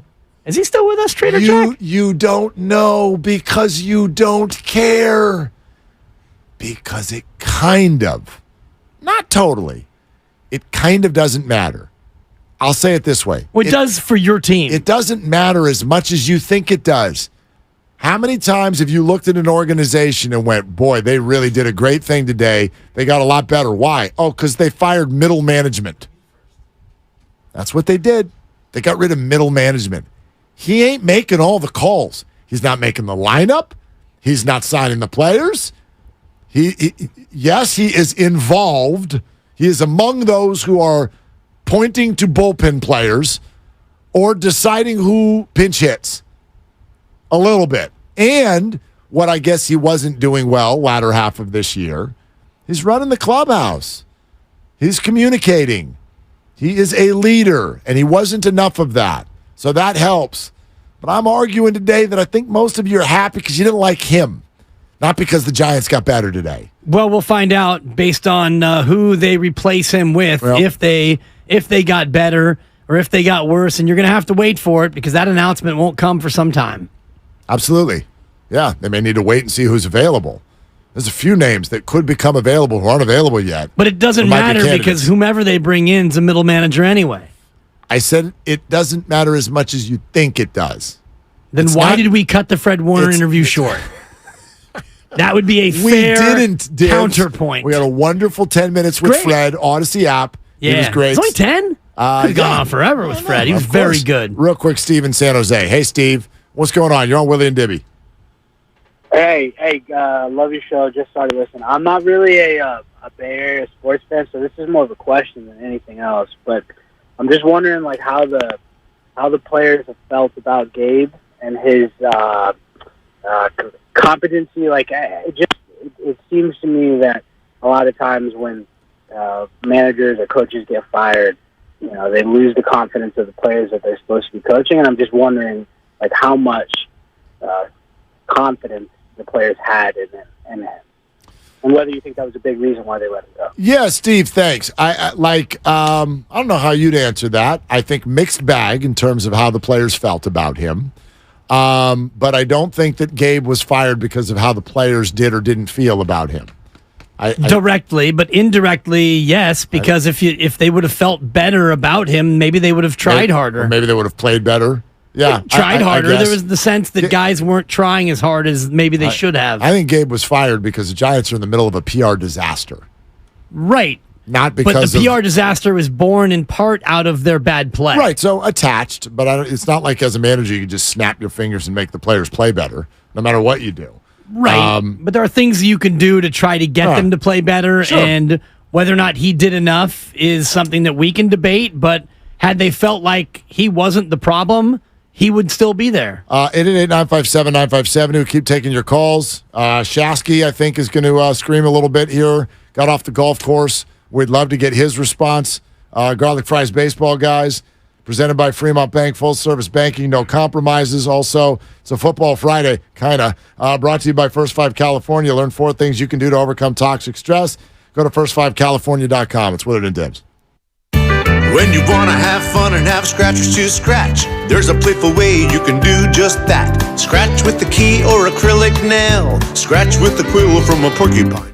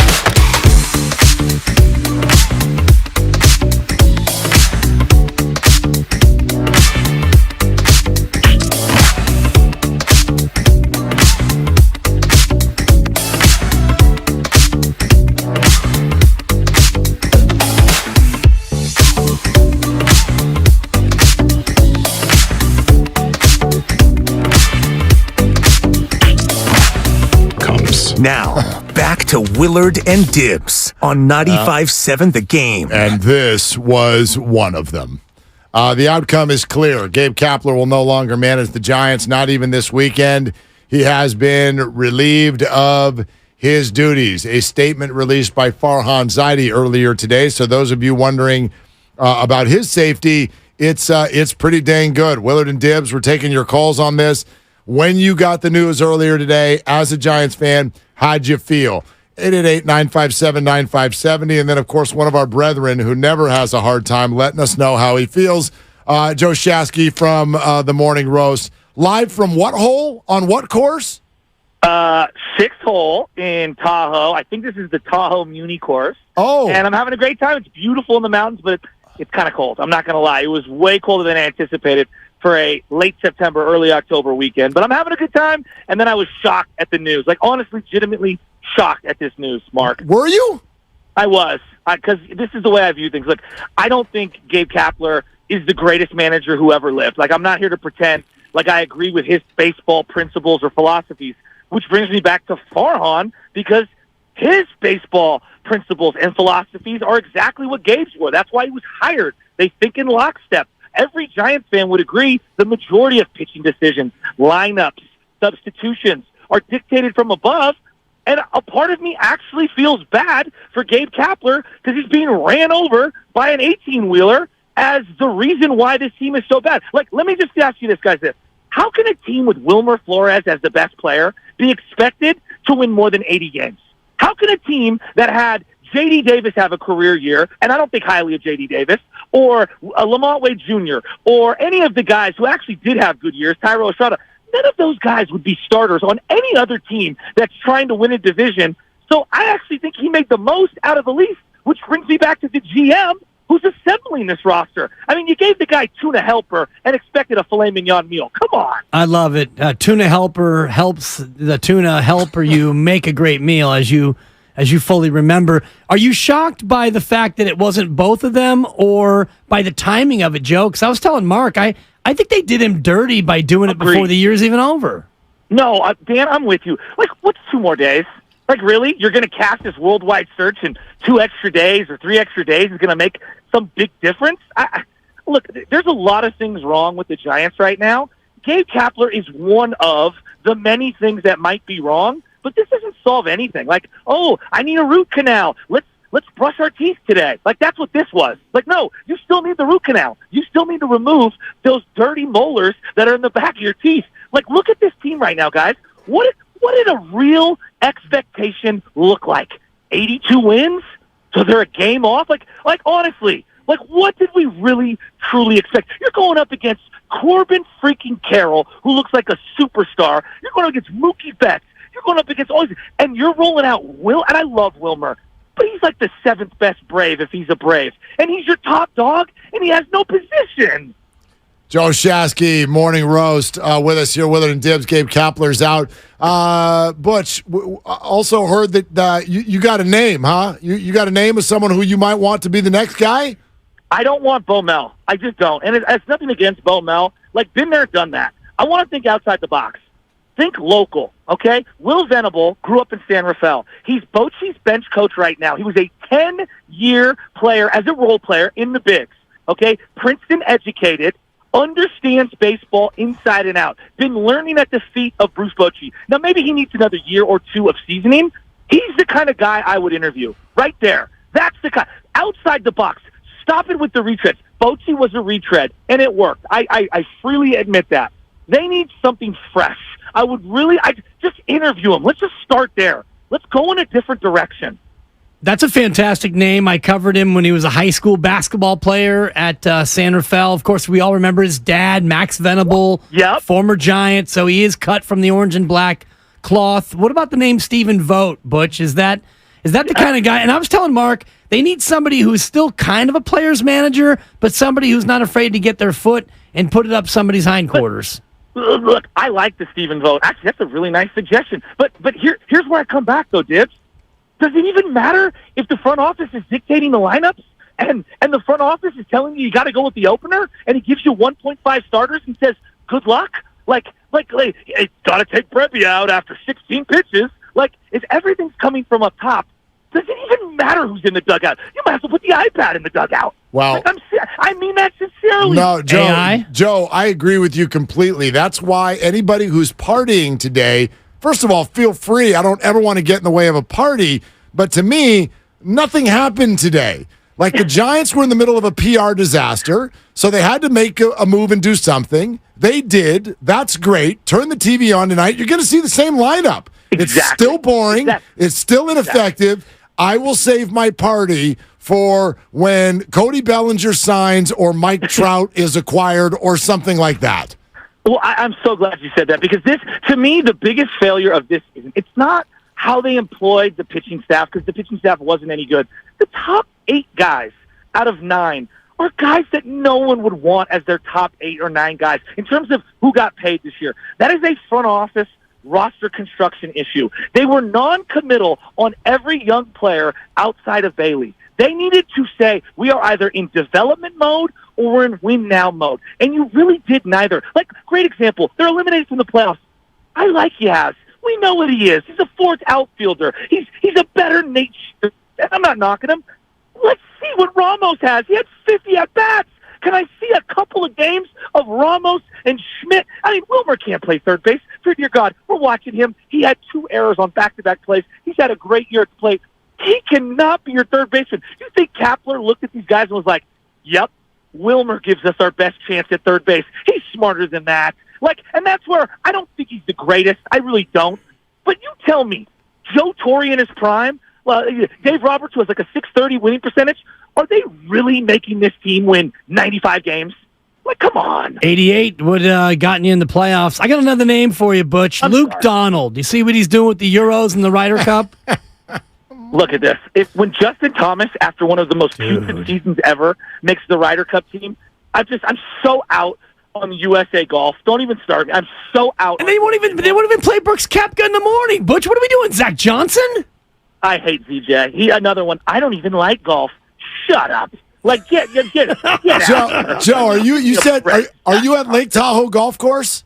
Yeah, I'm on the 6th hole. I'm about to hit a par 3 here. Yeah, the par 3 over the little creek there, over the little bridge. Yes. Yeah, yes. I birdied it 3 months ago. Say hi. Nobody asked. Well, Mark, if you birdie something and no one else sees it, did you really birdie? I'll have my son call you. He was there. He was there, Shasky. He's on the payroll. I don't play alone. Look at you. All right, go. Guys, this is what they need to do. They need to grow a pair of cojones. Some of the great acquisitions we've been spending too much time on free agency. Grow a pair, figure out who's keeping, who's gone, make a trade. Jeff Kent, was a great trade. Jason Schmidt was a great trade. Hunter Pence was a great trade. Go down the list. You have done great job with fruit. You got to give to get. Figure it out. Go get Luis Robert. Go get a guy like Francisco Lindor, who could be had maybe this year. Maybe it's Pete Alonso. Figure it out. Start and plant the flag somewhere. You need one under-team control, middle-of-the-order player, and let's go from there.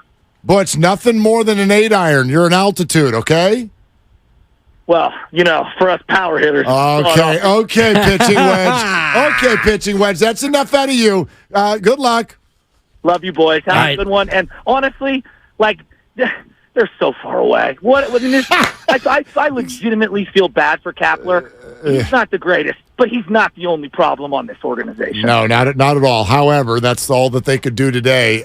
Joe, thanks, buddy. Have fun. See you, boys. All right, there goes Butch. Again, I look at this. It was progress made today. Yeah, I guess you could make that case. If the clubhouse is going to be, or there's an openness to a more unified clubhouse, will the players be activated? Will they play better? I guess I'm not going to really know that until next year. Is this a precursor to other things? Okay, sure, I'll buy into all of that. But I view today much less about Gabe Kapler did something wrong as a manager and much more about the whole organization has lost its way. They were in the middle of a PR disaster, and this is how you start when you have a PR disaster. Sure, and I don't know if the hiring of a new manager fixes the PR disaster, because I think very unlikely. The PR disaster goes far beyond Gabe Kapler. This came to me from a good friend of mine, actually a close friend. What's that person's nickname? They've got a nickname. I'm going to leave this person's nickname out of it. Bobby Two Chains? Pending approval. Who is it? Pending approval. The nickname. Sammy Boombats? Who is it? Who do you got? This person. Marin Catholic, This person 1979? may have been referred to as the Fulfill at one point. So if you know, All right. if There you know, go. you know. That's it. Now the head of the snake has to go. While Gabe was semi-incompetent with stupid managerial ideas, he only had what Farhan gave him to work with, which for 4 years was less than adequate. Now who wants to come here with nothing to work with for the future? Anyway, thoughts for the day. Anyway, have you texted him back yet? Yes. Yeah, that ain't going to happen. I said, great point. Many fans are expressing the same thing. Firing Gabe does not fix the inherent problems with the roster. Farhan is more likely to get an extension now. And there's more. Gabe had stupid managerial ideas, which got him fired twice.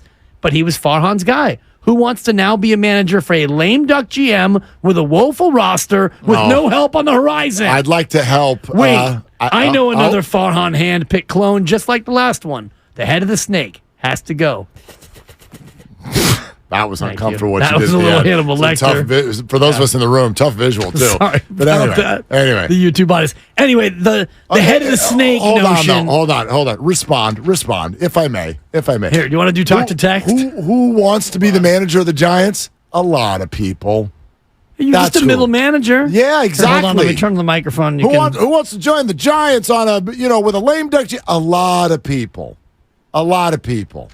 Okay. How many managerial jobs are there out there? Okay, and if you're going to handpick an organization in baseball, this ain't the Dodgers or the Yankees. It ain't the Pirates or the Marlins either. You're closer to the Pirates and Marlins than you are. Stop. No, you're are. not. That's absurd. That's absurd. I mean, you dream about being the Marlins. No, you don't. From a payroll perspective, as a manager, that's what you want. You want someone who's in the top half of the league in payroll, and it is not going to be called a small market team. That's this. Yeah. This. You want to be around an organization that shovels money at DeSclafani, Conforto, and Haniger. Yeah, you do. I mean, actually, no. See, that's again. It's mean-spirited. It is and contextual. I admit it, and fair in the moment. But that's what I spend a day like today pulling that apart. Are you coming from our current anger with your opinion, which is totally fair, or are you coming from somewhere else where you want to still look at the big picture and allow optimism to be a part of your body for 2 seconds? And that's fine too. Wherever you want to go, that's totally fine. But the whole who would ever want to be here thing, it's like, come on, stop. This is not... We're not in Siberia. Yes. This is San Francisco, California. It's the freaking Giants. It's the top half of the league payroll. They've won World Series in recent times. Sure. I know it feels like a dumpster fire in the moment, but in the future, somebody who's looking at this as a situation to come in and help, this is not like a bad job. That's not what this is. Right. The job is the job. And unfortunately, the guy you're working for, Farhan Zaidi, does not have a track record of stockpiling a lot of offensive talent. And where he has been in his tenure here, there have been a lot of short deals with players who have either worked out or not worked out. And the ones who he's brought in, some of them have worked out and gone elsewhere and been great. And some have gone elsewhere and gotten hurt and not been great. It's been a big-time churn over 5 years Absolutely. Of personnel. And it's got to stop. Right. It's got to stop. So if you're a prospective manager and you look at this team, I'd have a lot of questions about roster stability and, how are we going to get this team from being mediocre for the last 2 years to being an actual threat to do some big things. I'd say perfect time to come in. If you're telling me top half of the league in payroll and you're telling me that I can come in after back-to-back 500 seasons and that's the act I'm following, that's exactly where I want to be. And oh, by the way, you're going to be forced as a general manager to swing big right when I get there? Woo! Well, he swung big before, but he swung and missed. Right. So that's where my hesitation would come from. My point is I think what you're going to see this offseason is them finally make trades. So you can't swing and miss. When you acquire, the player does not have the option to be like, I'm not coming. Sure. The player will be here. If Or you can players. get Juan Soto and Pete Alonso and you're shoveling prospects to get them, no fan's going to care. Exactly. Opening statement from Farhan in a second. You want to laugh for a second first, though? Sure. Say hi to Daniel Brown from The Athletic. You know Daniel. Yeah, he's the best. Absolutely. He says the Giants will replace Gabe Kapler with a managerial platoon. They will have both a steady hand and a fiery type and use one or the other based on the matchup. It's perfect. That's actually what they need, you know? If things are two managers. Well, over the past fire and ice. Over the past month, fire would have been definitely in the lineup a lot more than ice, you know? You'd go to the fiery manager. If you're a Giants fan, how did you feel today when you got the news that Gabe Kapler has been let go? We'll take your calls. 888-957-9570. Here's Farhan Zaidi's opening statement after the dismissal. I don't have one negative thing to say about Gabe Kapler, not just as a person, but from a professional standpoint. You know, during his time with us, for me, he's one of the, I find he's thoughtful, he's creative, he's incredibly hardworking, he's loyal, he's diligent. He's really passionate about this game. He was passionate about the job that he had and did, and we obviously reached some really high highs during his tenure here.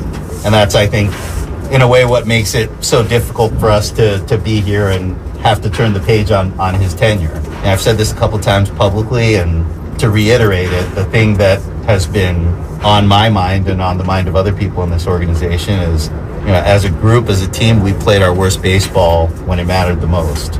I know you guys have been working on figuring out why that happened, and there's a lot of questions for fans on why that happened. We have a lot of work to figure out why that happened. All right, so there's the opening statement. More to come as the show continues with the comments from Farhan Zaidi with regard to this. But, when I hear that, it confirms something that I already thought. Like, Farhan had two choices here. You can both go, or you can put something in front of us that makes us smile and he can go. Farhan, he didn't even say anything in there about Gabe didn't do XYZ. All he did was Gabe's amazing. Gabe's effort, right, perfect. Gabe's approach, perfect. Took us to some really big highs. I have nothing bad to say about Gabe Kapler. We as an organization need to review everything that we're doing to figure out why we stunk. So that tells you that's why today is not a party for me, because this is just one person, part of a huge picture that didn't work, and someone had to be gone. And so it's him. Yeah, I don't think it's a party either, and I think it's a half measure is what it is, because you ultimately didn't solve the root problem, and I don't know if Farhan Zaidi can solve the root problem, but he's going to be given a chance to do that. Your biggest problem is not a manager who lost the clubhouse. Your biggest problem is your team's not very good. The players that you have in Giant uniforms aren't as good as the players on other teams more often than not, and that's a problem. And in baseball, it's really, really hard to outpace your baseball card. And if you look at this team, Joe Shasky live from Tahoe made great points, and you've said it over and over. Wilmer Flores cannot be your number 3 hitter. He can't be your best hitter.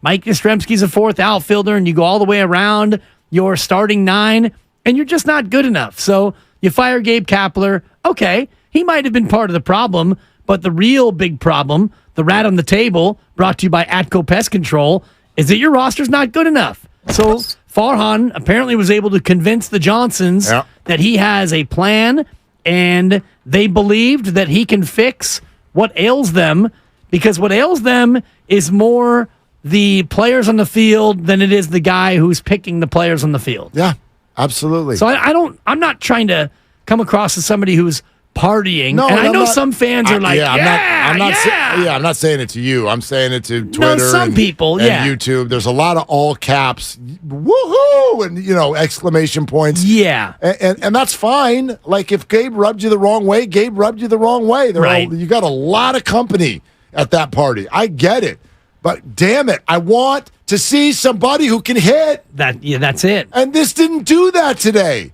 So if that means, if you translate that as Farhan should be fired, fine. You're welcome to that opinion. I don't even really care necessarily who's in that position. Just get some people who can hit. Sure. One thing Farhan said today, and this is important, he did not phrase this. In the past, when the Giants have been accused of being boring, Farhan's response is, we believe that winning is exciting. So, in other words, we're going to go with our process. Right. Because we think it wins. And when we win, you won't be bored. And in theory, the one time that happened, he was right. We were not bored in 2021.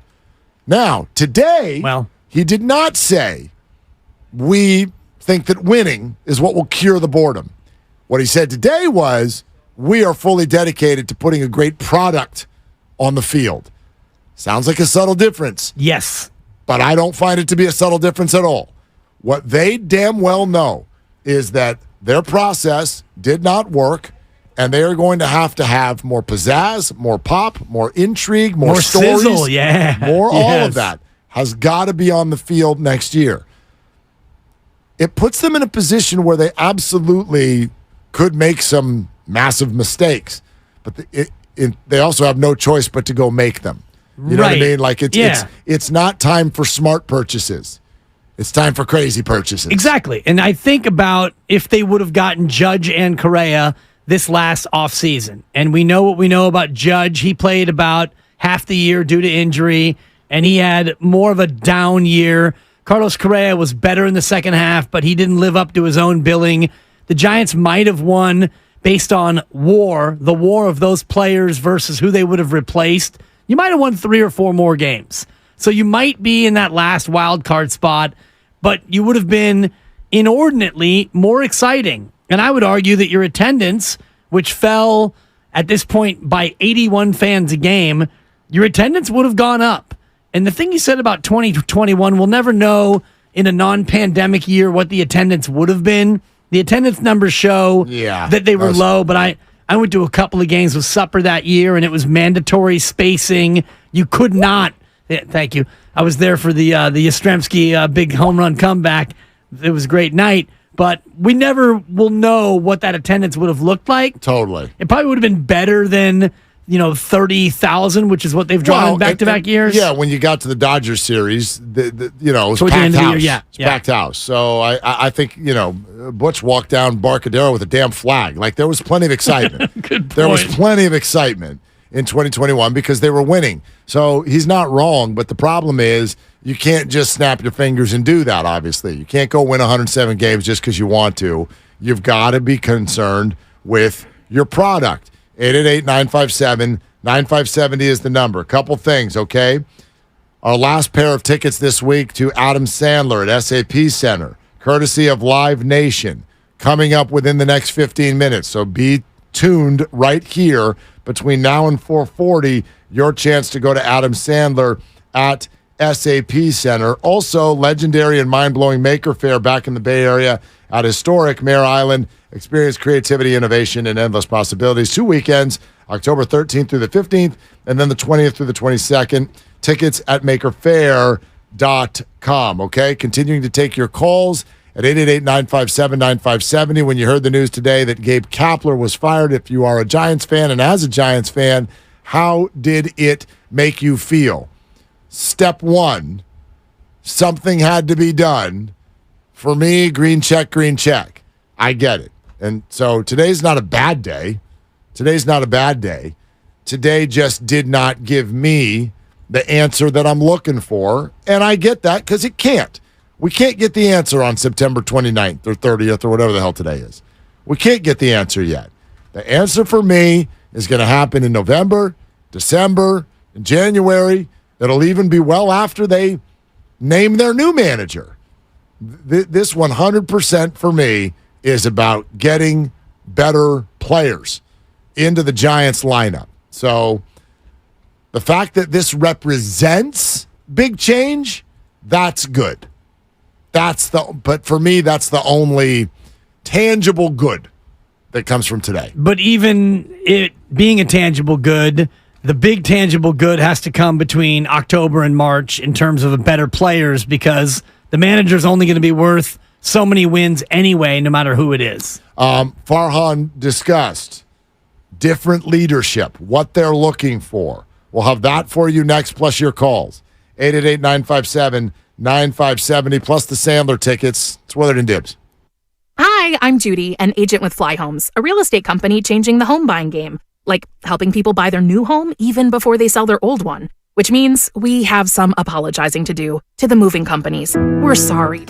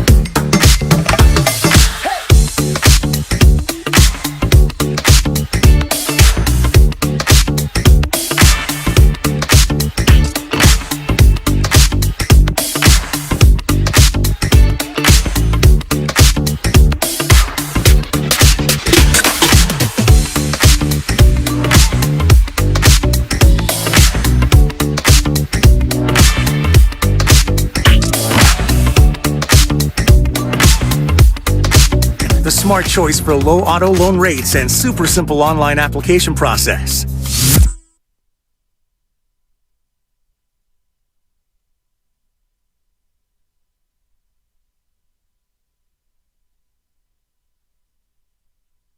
Literally dripping with flavor. Now, back to Willard and Dibs on 95.7 The Game. Why'd you got to do that? Why'd you got to do that? Do what? I mean, we're rolling. We're fine. Literally dripping with flavor. I totally, I'm not surprised that this happened today, but Wait, what did I do wrong? You didn't do anything wrong, but Grandy to What did I do wrong? Thank you. To remind me that we're now done with Cheeseburger Cap. Oh, God. You're talking about that. Those IG posts, they brought me joy, okay? Was it weird joy? Sure. So what? It was joy. I'm pro-joy, and I liked Cheeseburger Cap. And dripping with flavor. I don't think he's going to do it anymore. It holds. I think he doubles down on it now. Carries less weight when you're not the manager of the Giants. He's now a host on the Food Network. I find your chicken marsala to be a little dry. I find your lack of job Totally. disturbing. I thought you were mad at me because I just took a call as we came back. I don't even know if you know this guy, but a friend of mine. Oh, boy, what's his name? Calls me, and I said... Bobby Slipknots? I answered... No, I can't give his name. And I said, dude, I'm on the air. And he says, I know. Do you want Chris Tucker right now? The comedian. Tucker? I said, That'd be Kapler amazing. got fired. Right. And he said, who? And I had to hang up. That's what I thought you were mad at me. That's exactly the conversation. I can't tell you that. But could we have had Chris Tucker right now? Immediately, yeah. Why? Do That's you weird. understand the What words the that are hell's coming out of going my on? mouth? Yes. I know people. Okay, I book about 3 guests a year, but when I do, I book the big ones. Okay, I land the big fish. I don't always book guests, but when I do, Thank you, I prefer Chris Tucker. my friend. Yeah, you can get him on. He Does he like just texted baseball? me. I couldn't hear you. Chris Tucker wants to call in. Have him call in. Okay. I mean, no. Well, wait. Do we want do you want Michael Tucker, former Giant? Tanya Tucker? Ask him if he's a baseball fan. Oh my God, man! Do you understand the words that are coming out of my I can't believe they fired him. All right, let's get. Sorry. Sam Lubman is down at the stadium hanging out with Farhan. So thanks, Sam. Here's Farhan looking for new leadership.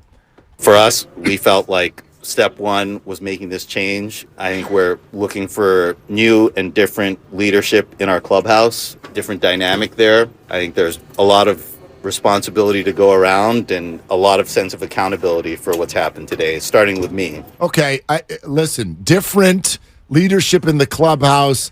That's got to have a different approach. I dig that because what's certainly come out this week is that needed a little bit of an adjustment. Now, listen, this might be unfair because I don't know all the dynamics going on in that clubhouse, but I hope the Jock Petersons of the world lob a phone call to Gabe today to apologize. Honestly, because as he said, there's a lot of accountability to go around, and some of it's there. You know what I was thinking about during the break there while you were hanging out with Chris Tucker? I was sitting there going, they've made these. Jock Peterson got named twice to the point where Kawakami came on the show and called him like a fat platoon designated hitter. Ooh, shots fired. Right? Rat-a-tat fat. But every single time he's been named, there's the mention of, and there's a handful of veterans in the clubhouse that are just like, not dialed in anymore. And I'm like, other than Jock, who is that? Who could that be? Mike Yastrzemski? No. Is a veteran? No, I know, but he's one of the ones who tried to rally the troops, remember? Right. I think we can look at the pictures, and you can go to your various Manias, Striplings, DeSclafanis, and Woods. Your Woodses as those are veterans who maybe aren't as, quote, dialed in. And again, this is conjecture. I don't spend a lot of time in the clubhouse, but if that's the notion from those people who are, who else could it be? Haniger and Conforto. Okay. You know what I mean? Like veterans, it's not Wilmer. Wilmer was another rally the troops guy. Yeah. It's not Yaz. Might be A.J. Pollock, who hasn't really been dialed in his 3-day stint. Ripped off a few card games and left. Yeah, I don't know. It's good that he's taking accountability, Farhan Zaidi. Sure. And it's a little bit obvious because when you look at the problems with this organization right now, a lot of them fall on his desk. Yeah, absolutely. Hey, I'm going to play one more for you, and then, we got the Sammy Boombots for you. Okay. Because it's your question. Ooh. Your hill that you want to die on today, where you think they did Caps dirty because of the timing. On a Friday, on a payday Friday. It used to be a donut Friday back when we were doing mid-mornings. Yeah. I still think we got to fix that, because what's wrong with a donut in the afternoon? Nothing. I'm a couple of donuts away from Jock Petersonville over here. A few more days. You won't be on that camera yeah, anymore. Dog. Good. All right. Here's another one from Farhan about the lack of satisfaction with the last couple of years. And I know that it's ultimately my job to put a product on the field that our organization is proud of and that our fans are proud of. And frankly, it just hasn't happened the last couple of years. That's been difficult for me. It's been difficult for a lot of people. But I also feel very determined to fix it. And I think collectively we can fix it. And, we're just not satisfied with how things have gone the past couple of years. And I know I have to think about things differently. I know we as an organization have to do things differently. And a lot of those things are difficult, starting with the move today. I wonder if maybe you and I have moved by this because we feel like it's obvious. But based on all the responses we're getting, I do want to double back and say something real clear. This press conference is not happening if Farhan's getting fired. Y'all can just, move on from that. That's not happening. Absolutely. He doesn't. Farhan stays. He doesn't release the statement, and he doesn't do the press conference. Yeah. And I'm going to take it one step further. And this is going to be uncomfortable for a lot of people out there, including the Fulfill, who wanted the head of the snake chopped off. He's getting extended. They won't announce it today. Well, that's not They done. won't announce it soon. I don't think you trot him out for the dog and pony. You might be right. Without telling him. So he goes to them in recent days, and they say, dude, you need a plan or you're both gone. And he says, here's my plan. And they say, yeah, okay. And his plan, I'm sure, involves a multi-year, multi-step way to turn this thing around. Sure. I'm going to say between now and I'd say November, after this dies down, it's going to be a quiet extension. He's getting extended. That's not a fait accompli, though. You can feel that way, and you might be right. I don't think they're letting him walk into a lame duck year and let him hire a manager. You might be right, but the idea of him being fired, how many people are like, okay, cool, now do Farhan? No. Not happening. No. Not happening. And by the way, to answer your thing, if there is an extension, it's 1 year. It's 1 year. The Giants they've got to be flexible. How great would it be to go to Farhan and be like, so we're going to do a 1+1? We're going to do a short-term deal. We'd like to keep financial flexibility. Oh, that'd be so funny. Use his words, weaponize it against him. Right. That's right. You don't do long-term deals, neither do we. You can use the Giants to rehab your value on the marketplace. Totally. And then at the end of the year, we'll see where we're at. We're giving you the Gosman deal. We're giving you the Carlos Rodon. All right, Dan Dibley. And then we're going to the phones. The timing. Why now, Farhan? Obviously, as far as the timing goes, this has been a topic of conversation in the organization, and it's been on my mind the last few days. It just felt like, when we felt like a move was going to be made, and when we got to that determination, I think the thing that made most sense was to go ahead with it and not wait a couple days or wait till the end of the season. We just felt like that was the most fair and appropriate way to proceed once we had reached that point. I mean, exactly. There's no way you hold this. I'm not buying it. Well, that's fine. But as I told you earlier, there's no way you're holding this under wraps all weekend. You are sending Gabe to the Wolves this weekend. So the whole world already knew.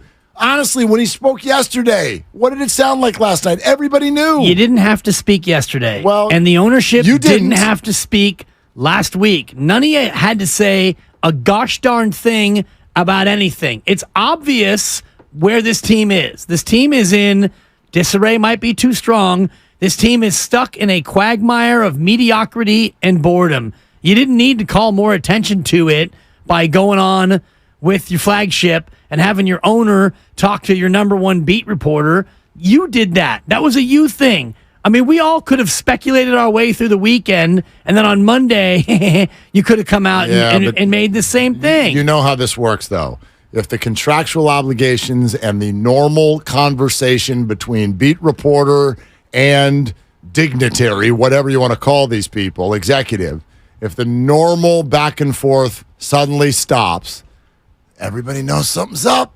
And if everybody knows something's up, they're going to start speculating. Becomes speculation sensation. Sure, that's a buck. I'm just saying. I'm just saying they went out of their way to inject this into the conversation. I hear where you're coming from, and I think it would have been real difficult to keep this under wraps through the weekend and not have Gabe end up in a real embarrassing spot. That's what I think would have happened. And Yes. I get it. I get it. I'm going to respectfully and politely disagree with that based on what we've seen from other teams in terms of leak controls. Well, each one of these it's not about leak controls. It's just about the scenario that exists. Right. And that's different for every team. It's different for every situation. And I don't take Farhan at his word. Fan base right now. I don't take him at his word when he basically is saying they reached the decision to make this move like either this morning or yesterday. And he said over the last couple of days, we've had discussions and we felt like once we reached that determination that at that time it would be the most fair thing to do to make that not. decision. I mean, but that's not buying it. But again, that's like I said earlier, we got to stop with this whole when there's a press conference.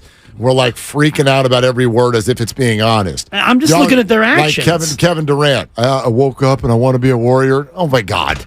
For God's sakes, you didn't make the decision an hour ago and then tell us. That's not the way it works. But that's what they say because that's the way it has to sound. You know what I mean? Like press conferences. I don't know. I just get a little. I get a little turned off when we go. You said at a press. Yeah, they're not being fully honest because they can't.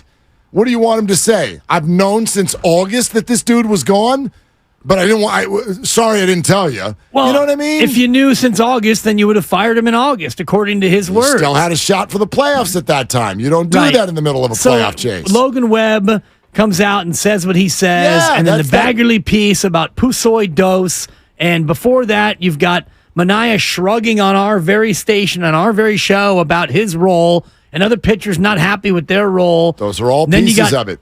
Now, how does the Brebbia Kapler buddy comedy look now? I don't think that. I don't think that was a thing. Like you know what I mean on the list. That's Brebs, let's do our thing one last time. We're both going to be gone. You'll hide the ball. I'll frisk you. It'll be hilarious. Brebs has got a better chance of being back than Gabe. Rich, he's just dirty, dog. Rich in Fremont. Hey, Rich, you're on with Willard and Dibs. What's up? What's up, guys? I'm driving down 880 South, and it's traffic, and it's muggy out. It's looking nasty for a Friday. But anyway, thanks for taking my call. Personally, myself, I don't think they should have fired Gabe Kapler. I really don't. And all those so-called texters and people on, YouTube channel all saying, woohoo, and starting to party because he's gone. Hey, guess what? When they were winning 107 games, nobody was mad at Gabe Kapler. All right? He was the manager of the year. Nobody said a word. Everybody wanted to ride the Gabe Kapler carousel. And all of a sudden, they had a bad season. Now everybody wants to run them out. It's like, hey, at the end of the day, this should have been on Farhan. Farhan produces a product on the field. Kapler wants to win. That's what he was trying to do. But, hey, he can't make the players play like they're supposed to. All he can do is manage them and tell them what he wants them to do. They have to go out there and win games. And they didn't. And then Farhan has nerve to say, this is on me. And well, if it's on you, then you go too. Both of you go. If you're going to get rid of Kapler, then get rid of Farhan too. Because he's part of the problem as well. Because he couldn't bring no product that can come out here and help us win games. Thanks, guys. Yeah, Rich, thanks. Rich speaks for many, many people. I know this. It's circumstantial. That's to me, that's all it is. You're not wrong if you want to blame Farhan. You're not wrong if you think this was unfair to Gabe. You're not wrong if you think this is exactly what they should do. But if you want to know my opinion, why does Farhan stay and Gabe goes? I would answer it this way. Gabe Kapler, and I know that this will grab a lot of you because you're mad at Farhan right now, and that's fair. Gabe Kapler's way more replaceable in this moment. Yeah. The Giants are at a spot that no matter what happens between now and April, they've got to get better players. Replacing the guy who is the acquisition guy and has a lot of cachet within the industry, letting him go right before you need to be doing that and like hitting the restart button is not easy to do. Tougher than finding a new manager, absolutely. They may be mad at Farhan too, but he's almost, whatever the opposite of victim of your own success, he's the opposite of that. Like he's staying because of timing. And firing Gabe will at least make it look to all the fans like, damn it, we've had enough, we're making a change. And also does nothing to dissuade a free agent from coming here or anything like that because it's middle management. And they're like, that's fine. In fact, it might be more attractive. It might be more attractive. Agreed. And you just had me thinking that in terms of the guys we've already mentioned, pitchers who weren't thrilled with their role. And there was that report from about a month ago, I'm trying to remember who had it, saying there was a thought around baseball that people are a little turned off by some of the things that are going on here in terms of usage of players. So as a free agent, and not that that's going to change with a new manager, because you're right, Gabe Kapler ultimately marches to the beat of Farhan's drum, but now Farhan Zaidi is going to have to look at a lot of his systems and his techniques and make changes. And he's already said earlier this week that longer-term contracts are going to be things that they have to do. And they've got to bring in everyday position players that are not only good enough to play every day, but players that fans can latch on to. You threw out the name Pete Alonso last week or the week before. You trade some prospects for Pete Alonso. You sign him to an 8-year deal. You got a guy. He's a big bopper. He's a beloved character. He's now a Giant. And if you're a fan, you look at Pete Alonso and go, okay, I like what he does, his stylings. He hits the long ball. We actually have somebody now in the home run derby who we can watch and cheer for. I'm buying his jersey. And when he's up, I'm watching the game. Forget Shohei Ohtani and other free agents. You need to trade for guys you can bring in who fans are going to fall in love with. I would still be excited about Shohei. I get why you're saying forget him because I think that, for a lot of people, he doesn't feel realistic. Yeah. Let's also be honest. Some of the shine came off. For sure. He's not pitching next year. And therefore, who knows? After that, I know his agent says he's going to pitch. I believe he will. Will he pitch as well? This is his second one. It's not his first. This is his second one. The second one's always easier than the first. Well, it's easier in terms of getting it done. I don't know if it's easier in terms of pitching. Zip that thing open. I've been in here before. Totally. Yeah, but like some of the shine came off. So it's not Shohei or bust. But yeah, is it Alonso? Is it Soto? Is it Cody Bellinger? Is it Trout? Like, I don't want to hear. I don't want Trout. Well, whatever. But I don't want to hear. What I don't want is, the free agent market's not great this year. I don't care. The trade market's not. You got to go get this done. Yeah. You have to go get it done. And yes, if Carson Wisenhunt never plays as a Giant, I can wrap my head around it. Not saying I don't want him to stay with the team, but you got to get willing. You built this farm system into something. You've got to become willing to part with some of the upper end pieces in order to get this lineup passable. Is Sunday a showcase for Kyle Harrison? Every day is a showcase for all of them. I mean, you're going to pitch Kyle Harrison in game 162, which I think is risky, but maybe you have him go out there and throw a 3-hit, 7-inning gem, and then you got his value up so you can trade him for Pete Alonso. I don't know if anyone's trading for Kyle Harrison because of what he does in one game. If you're trading for Kyle Harrison, it's because across baseball circles, they know it's one of the top prospects in the game. He's a left-handed, absolute BB thrower with huge upside. Yeah. If I'm the Giants, there's no way he goes anywhere near the field this weekend. But, You're worried about injury? He's more likely to get injured playing baseball than he is sitting on a wooden bench. Yeah, I guess. Can we agree on that? Sure, we can. I just don't think that I don't think the Giants are like hot to trot to trade Kyle Harrison. Well, if you want to keep him, you don't want him to get hurt either. I would bubble wrap him in light of everything that's taken place. If you want to play Brandon Crawford on a bum hammy in a farewell spot, go ahead. Yeah, put him out there against the Dodgers. I mean, you can't bubble wrap these What could people. go wrong? You can't. What do you think he's going to do all offseason long? He's going to pitch. He's going to pitch. Whether there's a batter there or not, he's going to pitch. Not in Major League games. Yeah, it doesn't matter. Yeah, you're throwing 97. You're throwing 97. Your arm gets hurt. It gets hurt. You know what I mean? Scott in Hayward. Hey, Scott, and we got the Sandler tickets here coming up in just moments. Hey, Scott, what's up? Hey, guys, good show. I'm not a big fan of the firing. It's not that I love Kapler. I like Kapler, but I'm kind of indifferent because I don't think, like you guys keep saying, he wasn't the problem. The problem is you've got a lineup that, let's make an ice cream analogy. You can have ice cream, you can have sprinkles.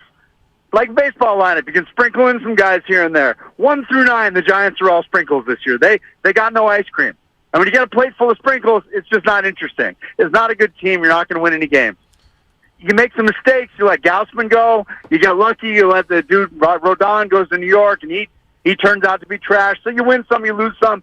Obviously, I probably should have kept Gaussman. But, I mean, you need big boppers. You need to fix it. Dip stole my thunder a little with Alonso. I think that's a perfect idea is trade for a guy like Pete. I don't care what's in the farm system. They have no legitimate hitters. And Zaidi came from the Dodgers. Look at the Dodgers. What Giant cracks that lineup? 1 through 6, they got guys that can bat 3, 4, 5 on any other team. 1 through 7 probably. Dodgers got bench guys that hit better than Giants do. It's really frustrating as a Giants fan to see the lack of quality in their lineup or their bullpen or their pitching and try to get excited for what's coming and look at a firing of a manager like, oh, yeah, that's going to fix it. It's not going to fix it. Yeah, Scott, it's a really good call, man. We got to run. And Thank the you very much. Alonso was from Mark. I don't want to get credit for it. Not like I came up with No, but I lifted it from you. It was your thought. Well, That's what you do as a teammate. You give credit where credit's due. Appreciate you. No problem. I just say it this way: when you facing the Dodgers and the Braves, and you're a fan, aren't you you're scared of some of the hitters? You're scared. That's what I want the Giants to look like next year. It feels like it's been a while since there's a hitter at the plate where you're like, dude, the other team is a little scared. Muncie's a free agent. Justin Turner, free agent. You could load up on former Dodgers. All right, here we go. Adam Sandler time, okay? Courtesy of Live Nation, SAP Center, October 28th. Call the contest line right now, not the regular line. Contest line, 415-951-2386. It's 415-951-2386. Caller 3 is our winner. Thanks to everyone who's been trying all week long. Good luck to each and every one of you right now. Also, presented by Fremont Bank, full-service banking, no compromises. More of your calls next on the Kapler firing on Willard and Dibbs. BMO has officially arrived. Our correspondent is on the scene. Thanks, Tom. I'm live at BMO, where everyone is buzzing about their highly rated mobile banking. Can't put a price on convenience, Janet, but do we really need another big bank? BMO helps people make the most of their money, Tom. How many banks do you know where you can earn a cash reward for saving every month? I don't recall agreeing to this interview, Janet, but you make a good point. For more on this developing story, visit BMO.com. Conditions apply. Accounts are subject to approval and are provided in the United States by BMO Bank N.A. Member FDIC. When you pick up some scratches because you want a fun break, the playful way you scratch is the next choice you should make. You can make your dog's leg kick and scratch with that. You could even grab a laser pointer and use your cap. You can build yourself a homemade scratching machine or use a piece from your chess set. Go ahead, grab the queen. Scratch like a DJ, your record player. A cactus could scratch off that scratchable layer. Because when it comes to scratching, there's a million playful ways. Thanks to scratchers from the California Lottery, a little play can make your day. Please play responsibly. Must be 18 years or older to purchase, play, or claim. When the going gets tough, Ram trucks keep you going. Hurry in for great deals during Ram Power Days. Ram, built to serve. Get 0%.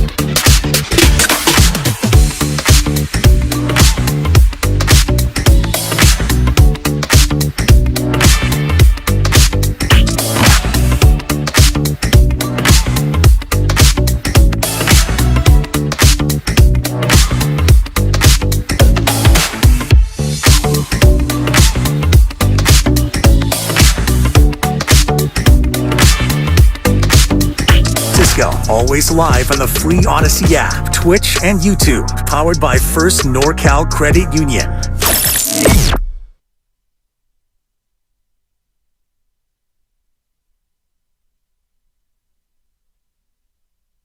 Now, back to Willard and Dibbs on 95.7 The Game.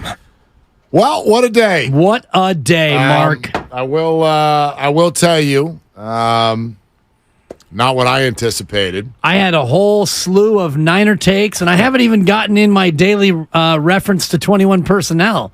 So I got to make sure I get that in. I think you just did. And Fred Warner joined us earlier. He was terrific. Fred was great. Odyssey app, YouTube, go check it out. Could have done 4 hours with Fred, Yep. and I wanted to get deeper into. I don't think he wanted to do that, but go ahead. 5-man front, a lot of 5-man front, and Javon Kinlaw winning with the one-on-one matchups that are created by that 5-man front.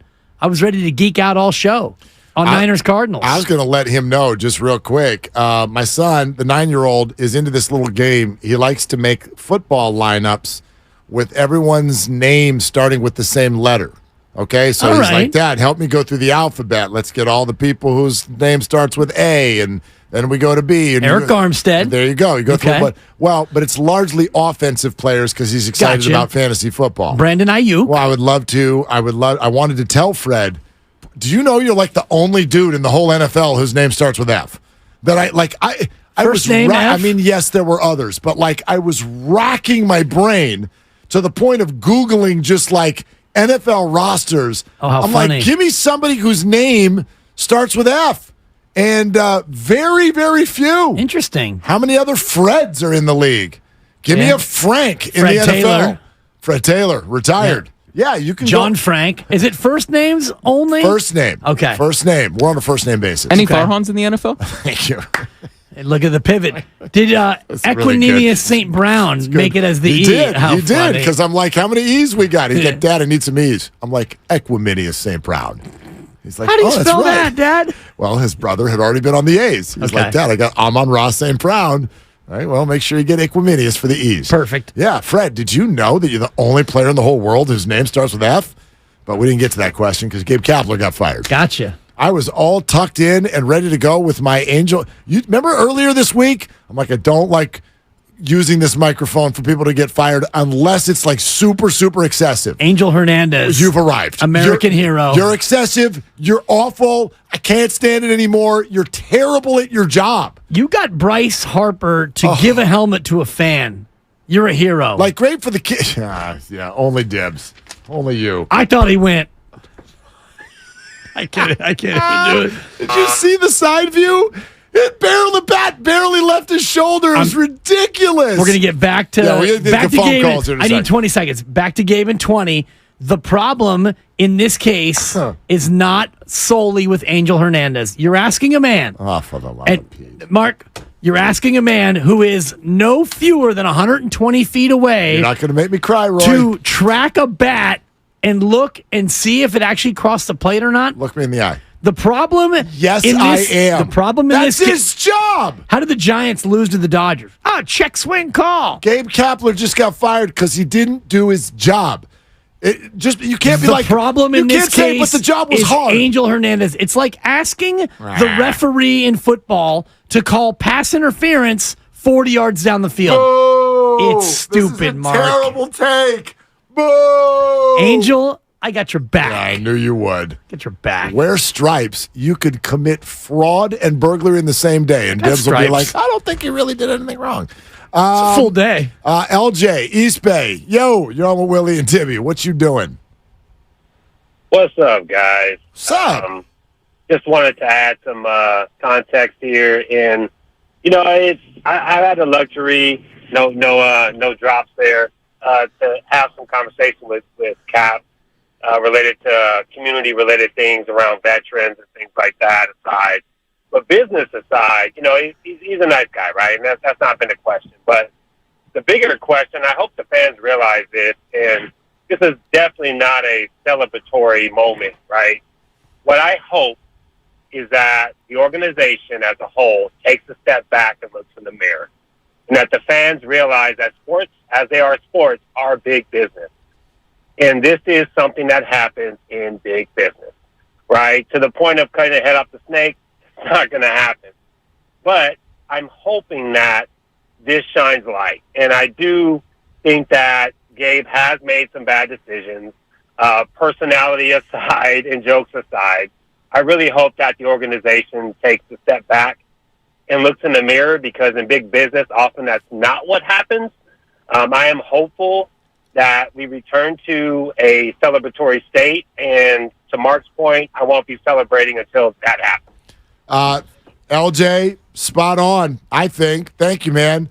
That's the thing. Head of the snake, LJ, you're right. Well, look. Snake lives. It's a little bit intricate, right? Far on snaky. It's a little indirect. It is. If you want, they fired Gabe. Okay. It doesn't mean it's I'm not saying it's a bad thing. But it's only a good thing because of what it signals. It's not a good thing on its own. Nothing happened. By the way, it's a signal that crap has taken place for the last 2 years. Man. Right? So that's A, that's not good, but B, none of it got fixed yet. So I've got nothing personal against Gabe Kapler. If he rubs you the wrong way, he's a phony and he's disingenuous. Fine. Or is he too good looking for you? I don't know. You don't like the catwalk when he goes to take redheaded players out of the game? Whatever rubbed you raw, you can party time today if you want. I'm saving mine for when the Giants have good players. That's what. Do you remember when Eric Karros, 2 years ago, Giants were in the midst of a 107-win season? Oh, I hate him. He's a Dodger. No, but we were all turned up because we were like peacocking, right? And Giants are best record in baseball. Like, take that. Yeah. And Karros was doing a national broadcast of a Giants-Padres game. And he goes, dude, this is a good baseball club. But Wilmer Flores batting third? What are we doing? I can't take you serious if Wilmer Flores is batting third. And we did not like that. Oh, Eric Karros, Mr. Dodger over here, talking about our 107-win baseball team. Okay, take a step back. Eric was absolutely right. Sure. We love Wilmer Flores. And he was trying to say it in a way that was not disrespectful to Wilmer Flores. Wilmer Flores had a phenomenal year. That can't be your third hitter. It just can't be. And if it is, and it costs the manager his job, is that really the manager's fault? So think about Gabe Kapler this year, and you're 78 and 81 as you sit right now, and he's going to make out the lineup card, and you look at your roster of available players, and you go, there's a 6th hitter, he's a 7th hitter, he's an 8th hitter. God, I don't want to play him. He might be able to lead off. Okay, I can hit you second. So you go to write in your lineup card, and leading off, you have 3 guys. You have 2 guys hitting second. 3, 4, and 5 are all blank. And then you got 6, 7, 8, and number 9's got a question mark. And you go to give that to the umpire, and you go, this isn't legal. Somebody's got to bat third. Okay, Wilmer, you're our best hitter. If you're on Atlanta, Wilmer, you're hitting 8th? 7th? I don't know. He might be on the bench. Right? Maybe. I mean, even if he's playing. He's a really good hitter. I'm not trying to make this about Wilmer, but I'm making it about Kapler because this is Kapler's fault because the team had a bad year. Well, the players, the over-under set by Vegas was 81.5. So they might actually wind up a half a win below the total. And he loses his gig? Vegas told you they were going to be 81.5 and 80.5. I keep trying to tell you, today was not about anything that Gabe necessarily did wrong. Right. It's simply what an organization needed to do in a PR disaster moment. Yeah, true. That's what today was. Today was not because Gabe did an awful job. Listen to the statements they're making. Nobody came out of it, lost control of the locker room. We really feel, all they're saying is we need to do everything different. What they're not going to say, because they can't, is, and we know that all of you need to see something that represents the change that we're saying we're about to undergo. And this is that. They won't say that because that sounds awful and unfair. And it is, except for that, that's what comes with high-paying, top-level jobs. High profile, yeah. Yeah. You lose your job. Sometimes it's not your fault. Yeah, I've been there. I've been there, bro. March 11th, 2014. Boy, you still got it marked in the calendar, huh? It's the day that everything added up. 3/11/14. Yeah. It's one of those days that I will never forget. Hey, brother. It's like 3 weeks after Jude was born. God. I also got fired in January of 2003. How many of these you got? That one was January 9th of 2003. Hey, Dibs, why don't you come up and see me? Okay, boss. You want to hear what Farhan has to say about Buster Posey? I would love to. When's he start?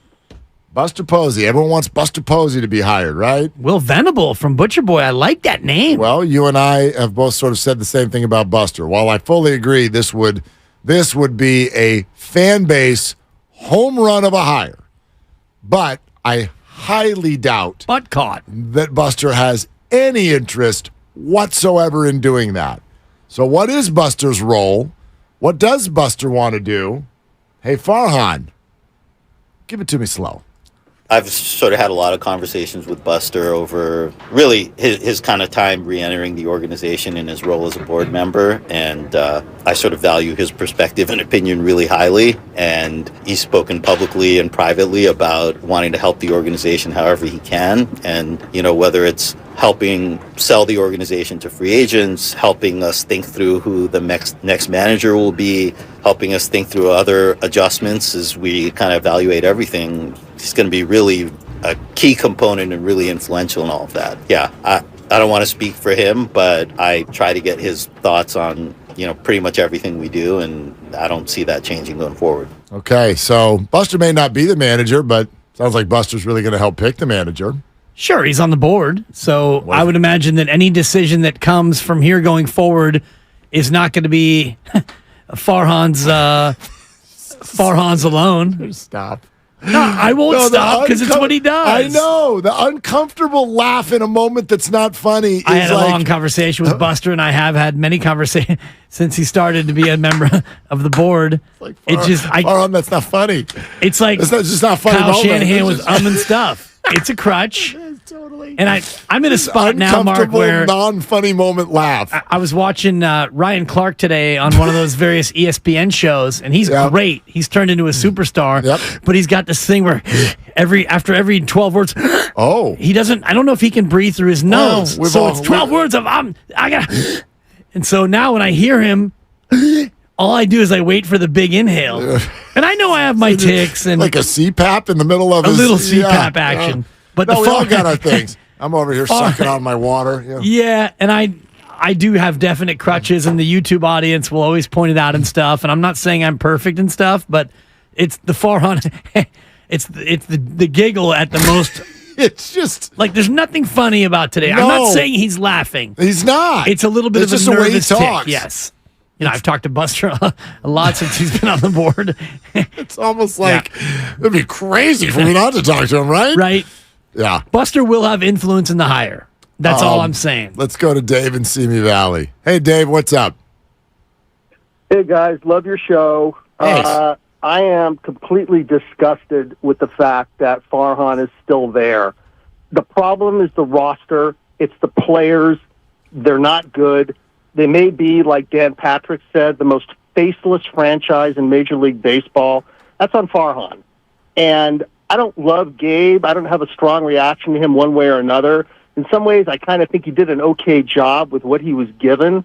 But my concern now is, you guys were talking about, are you more optimistic? Are you more pessimistic? Are you more where you were before? I'm kind of more pessimistic because now it's even clearer to me that the owners have no clue that they're keeping the guy on that is the cause of all these problems. Dave, what if we could talk through this for a sec?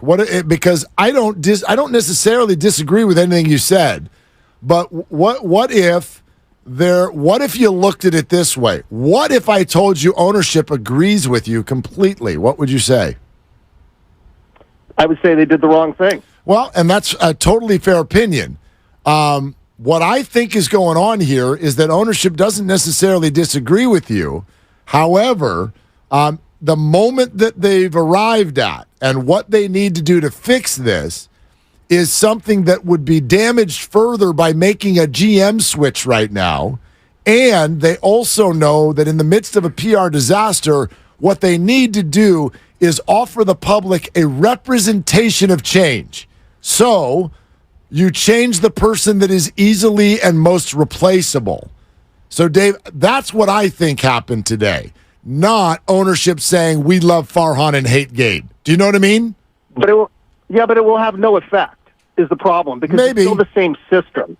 It's still the same system of a general manager whose strength lies in extracting as much as possible from middling and slightly below middling players. He has a gift for that, but he cannot judge talent. I go back 4 years ago, whenever it was, when Farhan came out and said, Connor Joe and Michael Reed are going to be impact players for this organization.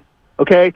I had a fairly good experience playing the game. My grandfather was in those days what they called a semi-pro. My son plays college baseball. We're a baseball family. And I know when I see somebody who can recognize talent and somebody who can't decipher between all those little levels. You know, as great as Tom Glavine was, Greg Maddux was better. You know, you have to be able to kind of see the difference at all these different levels. And when Farhan Zaidi said that about Connor Joe and Michael Reed, I was like, uh-oh. Well, Dave, I totally get it. What if what's your reaction to the fact that Connor Joe has now become an impact player in Major League Baseball? I wouldn't call him an impact player. Well, I mean, he's a player. The guy, he's stuck. Michael Reed hasn't played since. Michael Reed, that was a miss, and that lasted, 3 days? Dave, look, It's a really good call. Thank you, Dave. It's obvious you're obviously a huge fan, and you know the game, and I feel the pain. I really do. But that's my answer. I don't think today was as much of a vote of confidence for Farhan and finger pointing at Gabe as a lot of you think. I think it was simply, this is the guy who's replaceable versus in this moment, somebody who's not, and we know public, you need something.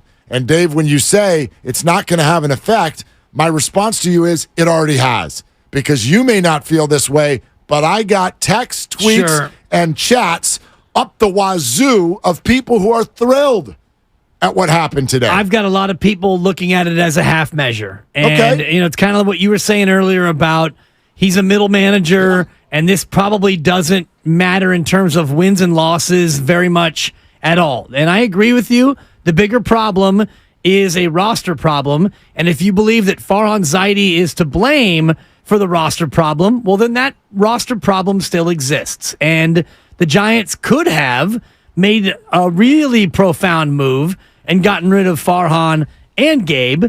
But I like what you said in terms of the timing and where you are in the Farhan arc.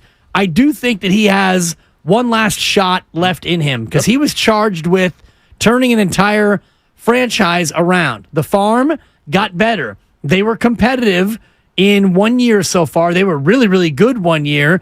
And other than that, he's fallen short of the bar. But he has not been so grotesquely ineffective that he had to go now. But he's in a spot where between now and March, if he doesn't make dramatic moves to get this thing better, then what are we even doing here? Because it's not, the bigger problem to me was not Gabe, it's Farhan.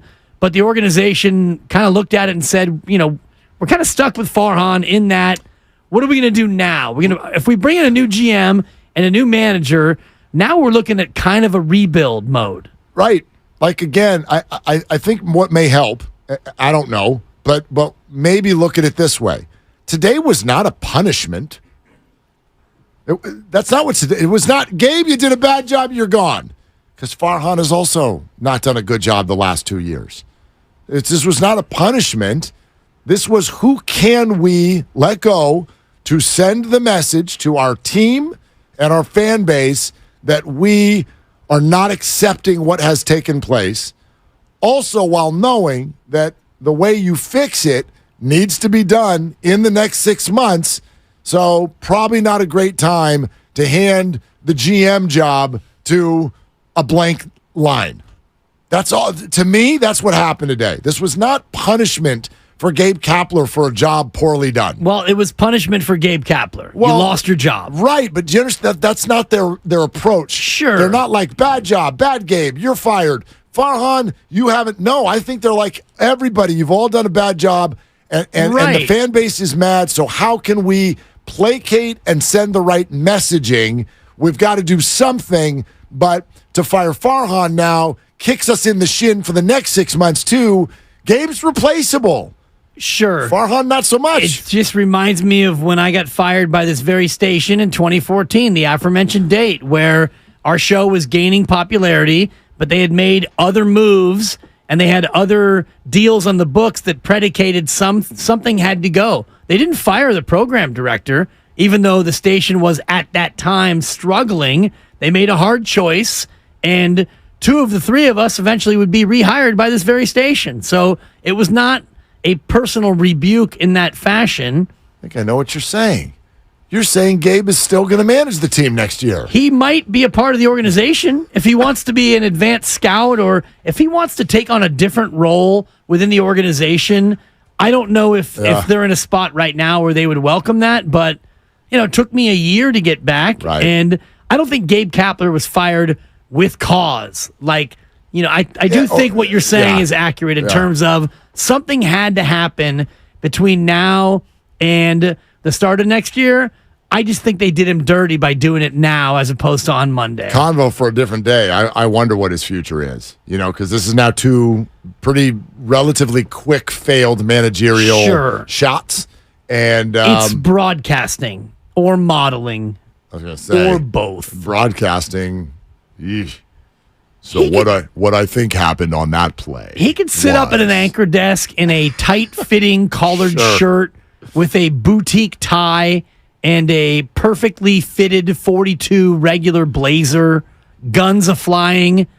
People would tune in for that. Some, yeah. Many. BPA's on the line. And we're going to go to Brian, but I got more Farhan. We got more Farhan, including what free agents now think of the Giants. Okay, but BPA first. Hey, BPA, what are you doing? Just driving home from work, guys. What's up? Hey, Brian.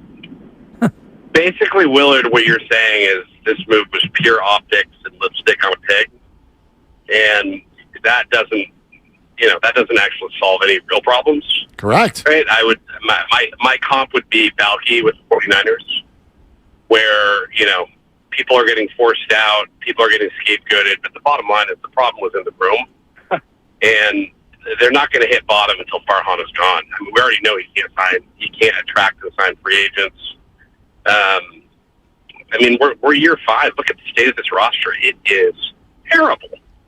And so, okay, if you want to say, well, what if they extend it? I guess the question would be, what if they give an extension? Oh, they will. Well, agree with that? They will be. I think we react to that then, Brian. I don't know if that's reality yet. But yes, that is what I'm saying, and that's why whether today is about you're celebrating because they made a move, or you're mad because they didn't hire Farhan. For me, when it gets to moments like this, I'm much less intrigued by who's on the way out than I am by who's on the way in. So my celebration, my reaction to whatever the Giants do is reserved for when I find out who's coming in. Who's managing the team next? Who's batting 3rd next year? Who's batting 4th next year? Who's your 3rd starter next year? When I see that and there are answers in those positions, then I will be excited. Until then, we wait. Yeah, obviously, yes, we can make this decision on optics, kick the can down the road, and then find out, did all of a sudden Farhan figure out in year 6 how to assemble a roster?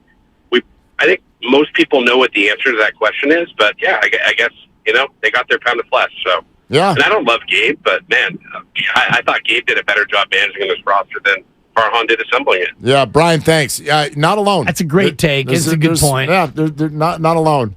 I think that the ownership looked at that very statement and saw it the other way, or that they at least saw it the way you've described it. Like, what is easier to do in terms of a pound of flesh? It's easier to get a manager in to manage a roster than it is to find somebody to come in and build this roster, especially if you hold Farhan Zaidi in some esteem, which I do believe the Giants ownership and many around baseball do. Yeah, I absolutely. I will say this, and this is usually the statement that gets people mad at me. But I will say this. When we say with 100% certainty, We already know Farhan can't build a roster. We know that. It's done. It's for sure. Lock it. Sharpie. He can't do it. Well, 2 years ago, Giants players were literally on radio yelling, "In Farhan we trust." 2 years ago. Yeah. And I'd like to remind you what the Giants' record was before Farhan arrived. Okay?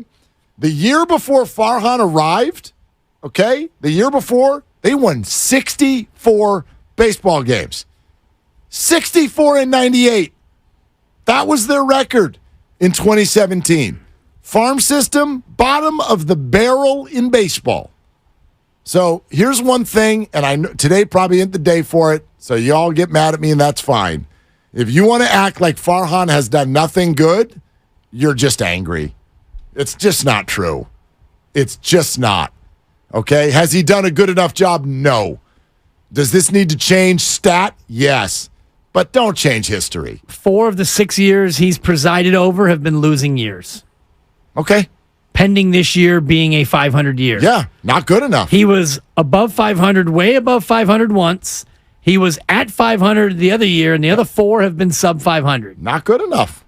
So we can not arguing fluke it that. up with 107 wins, but if you think that the organization is in worse shape today than it was 5 years ago, oof. That's a no from me. Dog, yeah, but is it in a markedly better spot? No. The farm not enough. is. Not enough. The 25-man, the 40-man is way better. The 25-man, not good enough. I mean, it's a little bit better than 64 and 98. Yeah, not good enough. You're not going to get any argument from me on that. You're not going to get any. All right. Before we go back to the phones, a little bit more Farhan, okay? First of all, you'll all love this. This is Farhan's reaction to him getting support from ownership and staying. Greg's sort of voiced support publicly for me and the expectation that I'll be back next year. I guess I would clarify that support does not constitute an endorsement of what we've done the last 2 seasons or any degree of happiness or satisfaction with the results we've had. I think Greg is pretty dissatisfied with us being around 500 and not being in the playoffs the last couple of years, as all of us are. So we've had a lot of conversations about how we get back to where we want to be and we need to be. We want to have a product that our fans are excited about, a product that our fans, come to the ballpark to see. And I recognize that. I think that's what ownership wants to see. And I know a lot of you all personally and a lot of good people in this group, and you haven't had a lot of positive things to write, frankly, over the last couple of seasons. And I think from the ownership standpoint and from my standpoint, it's our responsibility to change the narrative around this team. We want people to feel good about it and excited about the team, and we've had a lot of conversations about that. Okay, important thing that I heard there, and I think this bears repeating now, is Farhan saying, do not take his support in saying that I'm going to be back next year as an endorsement of me.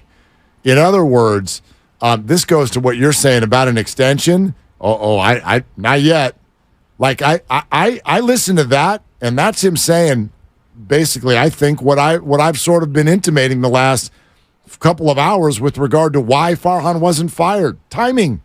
That's it. They can't do a GM switch right now. So this is not, yay, Farhan, we love you, we don't love Gabe. This is, y'all stink, this isn't good enough, we need to make a move, but it can't be you right now because, I don't know, somebody's got to call Shohei in a month or whatever. I honestly Shohei think, is sending you to voicemail. Fine. He's got you on red. Then call Bellinger or call somebody to make a trade. Whatever it is, I honestly think if you want to know why Farhan stays and Gabe goes, it's timing and replaceability. Right. So I wonder how the managerial search goes, and I would hope that they've already begun it since they fired him about 3 hours ago, about 3 hours and 15 minutes. The news crossed about 2:15 Pacific time. I wonder who gets to hire the manager, because if I'm a managerial candidate, the first question I'm asking is, who's bossing? You bossing? Are you my boss? Because you're entering a lame duck year. And I hear what he just said right there about ownership not giving him a vote of confidence. So you want me to take this Giants job? Who's my boss?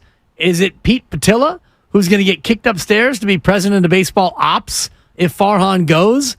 Who am I working for? Might be Kendra Andrews. Sure. You managing? Exactly. I don't know. You president of baseball opping? The reputation around the league among other free agents. Some have said it has been damaged this year. Farhan's response. I'm not concerned about our reputation with free agents. I don't mean that to sound arrogant or like we're out of touch. As we said earlier, when talking about the manager search, this is a great ballpark. This is a great city to play in. This is a great organization. And I know a lot of players would be excited to put this uniform on. So I have conversations with agents all the time about the players they have on this team, what might be happening over the offseason. And I know we're going to get a lot of engagement from players that may be available, very confident in that. Okay, Farhan is very careful to choose the words here because he knows, quite frankly, the biggest mistake Farhan has ever made in front of a microphone during his reign was when he intimated that the Giants are having a hard time with free agents because of the city, basically. Now, he didn't say it exactly like that, but that's absolutely how it came off. And so you'll never hear him say anything like that again, I promise. What he said right there, oh, this is amazing ballpark, amazing city, amazing team, and that's going to be fine. I'm not saying I agree, but he's going to push that thought as much as possible. I love the city, and the majority of ball players who come here either live in the immediate proximity of the ballpark or they live in communities outside the city. So I don't believe that San Francisco is much of an attraction or a deterrent unless you want to factor in individuals' political values or their social values that maybe don't align with the ultra-liberal San Francisco and California, and that is something you can never counteract. The ballpark is an interesting one because if you're a hitter and you look at ballpark factors, this is one of the least hitter-friendly ballparks in Major League Baseball. So if you're a slugger or if you're somebody looking to really put down roots and chart a course to be a Hall of Famer, why would you come to San Francisco? Especially if you're left-handed. Right. Yeah, it's fair. I mean, Bryce Harper was asked this question when he chose the Phillies over the Giants. I think about $25 million was the main reason he chose the Phillies over the Giants. I don't know if you take him at his word or not. He said we did the overlays, and if you know what the overlays are, that's basically taking all of his hits historically and overlaying them on top of a ballpark electronically to see would they have been gone, would they have not been gone. Yep. He said, non-factor, completely unconcerned with where my hits would have gone, it would have been fine. But that's one guy, and also no way to know if he was being 100% honest. Right. Especially when it comes to after the fact, and you don't want to alienate or inflame. If you're Bryce Harper, you're trying to be the face of the sport, not just the franchise. But I do look at the track record, and this goes beyond Farhan Zaidi, the track record of attracting big-time sluggers since they've moved to Third and King. And I'm having a hard time remembering a long list of hitters where they were able to go out in free agency and acquire these really, really big bats. I mean, like no one. Right, and we're now 23 years in. No one since Barry. And that was pre-Oracle. That was 92, I believe, or 93. Yeah. So I think about that, what Farhan said, and it's troubling because you have to go out and do like you're talking about. It's like you're going to have to acquire them because even in Farhan's tenure and going back to before Farhan, you haven't really found a guy in your own draft system and developed him and had them turn into a slugger either. Yeah. I mean, the closest thing in recent years to a left-handed slugger in free agency is Jock Peterson. Now, he made the All-Star team last year based on his first half. It's been a little underwhelming, I think, since then for a full year and a half. And obviously his name is now attached to some negative stuff this week. But one more from Farhan. What are you looking for in the next manager? Too early to tell. I've been involved in a handful of managerial searches, and I think you could just have different types of good candidates. And sometimes I think being as open-minded as possible is the best approach because candidates can surprise you. Somebody that, maybe just got in as the last guy on your list winds up being the person that gets the job. So I don't think we have any preconceived notions of that. When you start a process like this, there are people you think of immediately, whether they're people that you've worked with before or people who have strong reputations in the game. But sometimes as you dig deeper, you wind up with names that you're really excited about and wind up being the right person for the job. Also, we're going to wait to see who's available. Totally. Bob Melvin, Alex Cora. We'll see. Yeah, it's a shame that you're in a spot where you're looking for another cast-off from another organization. You don't have somebody in your system that you can get excited about or promote from within, or like Joe Shasky, who joined us earlier, was talking about think outside the box and bring in Will Venable or could be on the Stephen list. Vogt. Or they absolutely could be on the list. Yeah, absolutely. I wonder, and I also am pondering who gets to make that call, because you got Farhan Zaidi, who has not done great in the last couple of years, his words, and he's down to his last year of employment. So are you going to let him unilaterally make the call, or probably not unilaterally? I mean, who makes the call? It's going to need approval. Yeah, I mean, I'm sure it'll be like he'll lead the walk upstairs, but it's got to get a signature. Yeah, got to get a signature. Yeah, I'm not confident in this whole process. I get it. David in Brentwood. Hey, David, what's going on? You want Willard and Dibs? Hey, guys, how are you? Good. Farhan's thing. So they fired the cook in charge of making a 5-star meal because the guy that was in charge decided to go to the local food bank to get the ingredients. Okay, that is so dumb. All the players that we have right now on the roster are players that were picked by Farhan.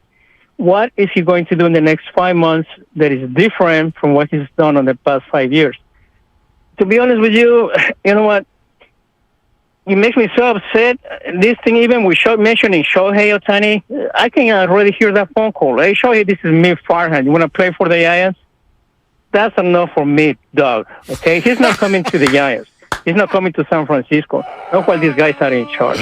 It's like we're stuck with this guy for the next 3 years, with 3 more years of being lame. No, you're not stuck. Timing, David, you're not mentioning timing. I mean, now is the time to get rid of the guy. Yeah, thank you, David. Yes, David, you're not stuck for 3 years. David gets an extra 30 seconds just for echoing your. That's a no from me, dog. That was incredible. Yeah, look, I get it. I totally get it. If you think that. You think that they let go of the wrong person. I translate that to timing and circumstance. And I know that a lot of us look at this and go, yeah, just change the GM. Well, look, free agency is a month and a half away.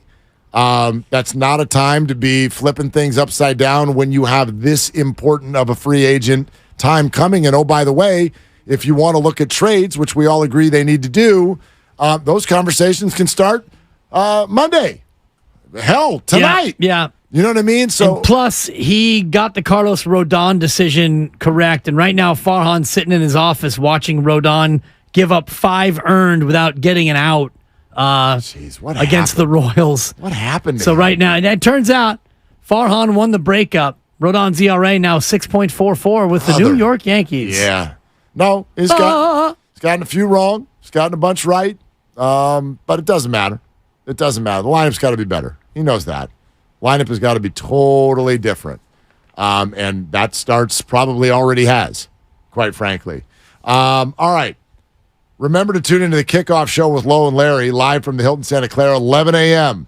on Sunday ahead of Niners Cardinals, okay? And then it's Grandy and Sterling for overtime once the game ends. And we're sponsored by Ashley Furniture, Defensive Play of the Week, and more of your calls next at 888-957-9570, Willard and Dibs. Fall is almost here, and at Ashley, seasonal decorating is a breeze. Snuggle up on a sectional or ultra-modern sofa. Gather outside with a new fire pit or conversation set.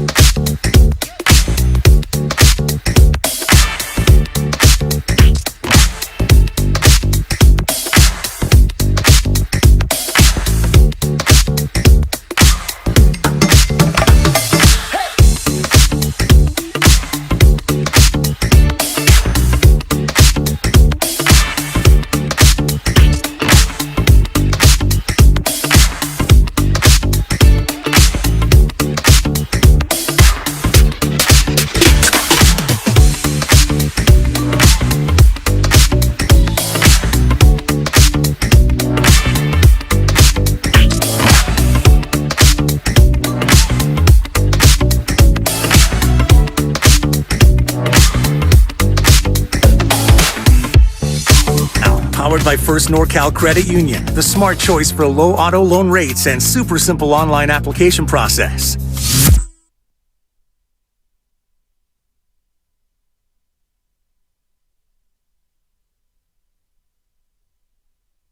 Show you this is me, Farhan. You want to play for the Lions? That's enough for me, dog. Now, back to Willard and Dibbs on 95.7 The Game. The pause is what really makes it work. Brought it home. I'm really excited about that. Yeah. That's going to be a no from him, dog. Yeah, absolutely. I thought it was That's enough for me, dog. I thought I was going to buy him an extra 30, but you gave him the quick hook. That's going to be a no from me, dog. That's enough for me, dog. I give him a 5. Oh my God. The pause is what brings it home. You're right. You're right. The pause is perfect. Oh, that's too good. And it was unexpected, too. It's an accumulation sensation is what it is, That's too. a buck. We're just going to, I know we're going to hear that one a lot. I can promise you. It's a winner. I can look at, yeah, I can hear Grandy. I can see it in his eyes. He may play that on a loop from 6 to 7 tonight. Grandy's like, nah, that's going to be a no from me, dog. Yep. That's enough for me, dog. It just gets better and better. It's clean, too. It's a clean in and a clean out. Very whistle. clean, yeah. Clean as a whistle. Oh, gosh. Almost as clean as your record in Friday picks. Not a bad. Well, we don't even know what picks were made. 0-3, huh? I had 1 and 2 at the very worst. Definitely 0-3. I don't even know if anybody knows what my picks have been. Your pick week 1 was the USC over. That's not true. That was my pick this week. No, week 1. Oh, against Stanford. USC Bad over. beat. Yep, you lost. Week 2. Week 2, I had Liberty. They covered. Week 2. Liberty. Your pick is somewhere in the Arctic Ocean. I tried to find it. Couldn't find no that one thing. even knows what you picked, so that's a loss.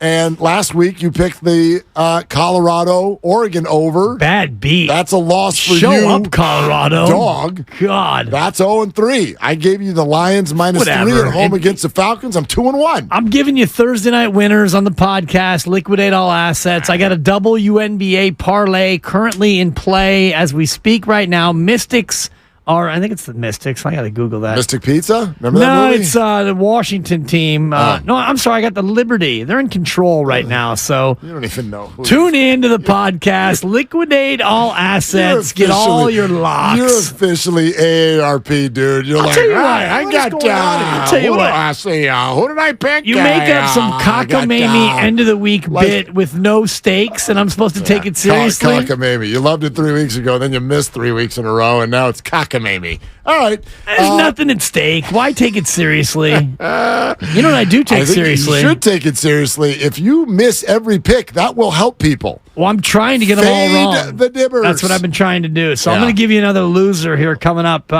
after you do the defensive play of the week. Oh, I'm well aware that you're about to give us a loser. Yeah, I so know. fade it at your own risk. Defensive play of the week brought to you by East Bay Law Practice. When you need the best defense, you need to call the Bay Area's top criminal defense attorney. Visit eastbaylawpractice.com today.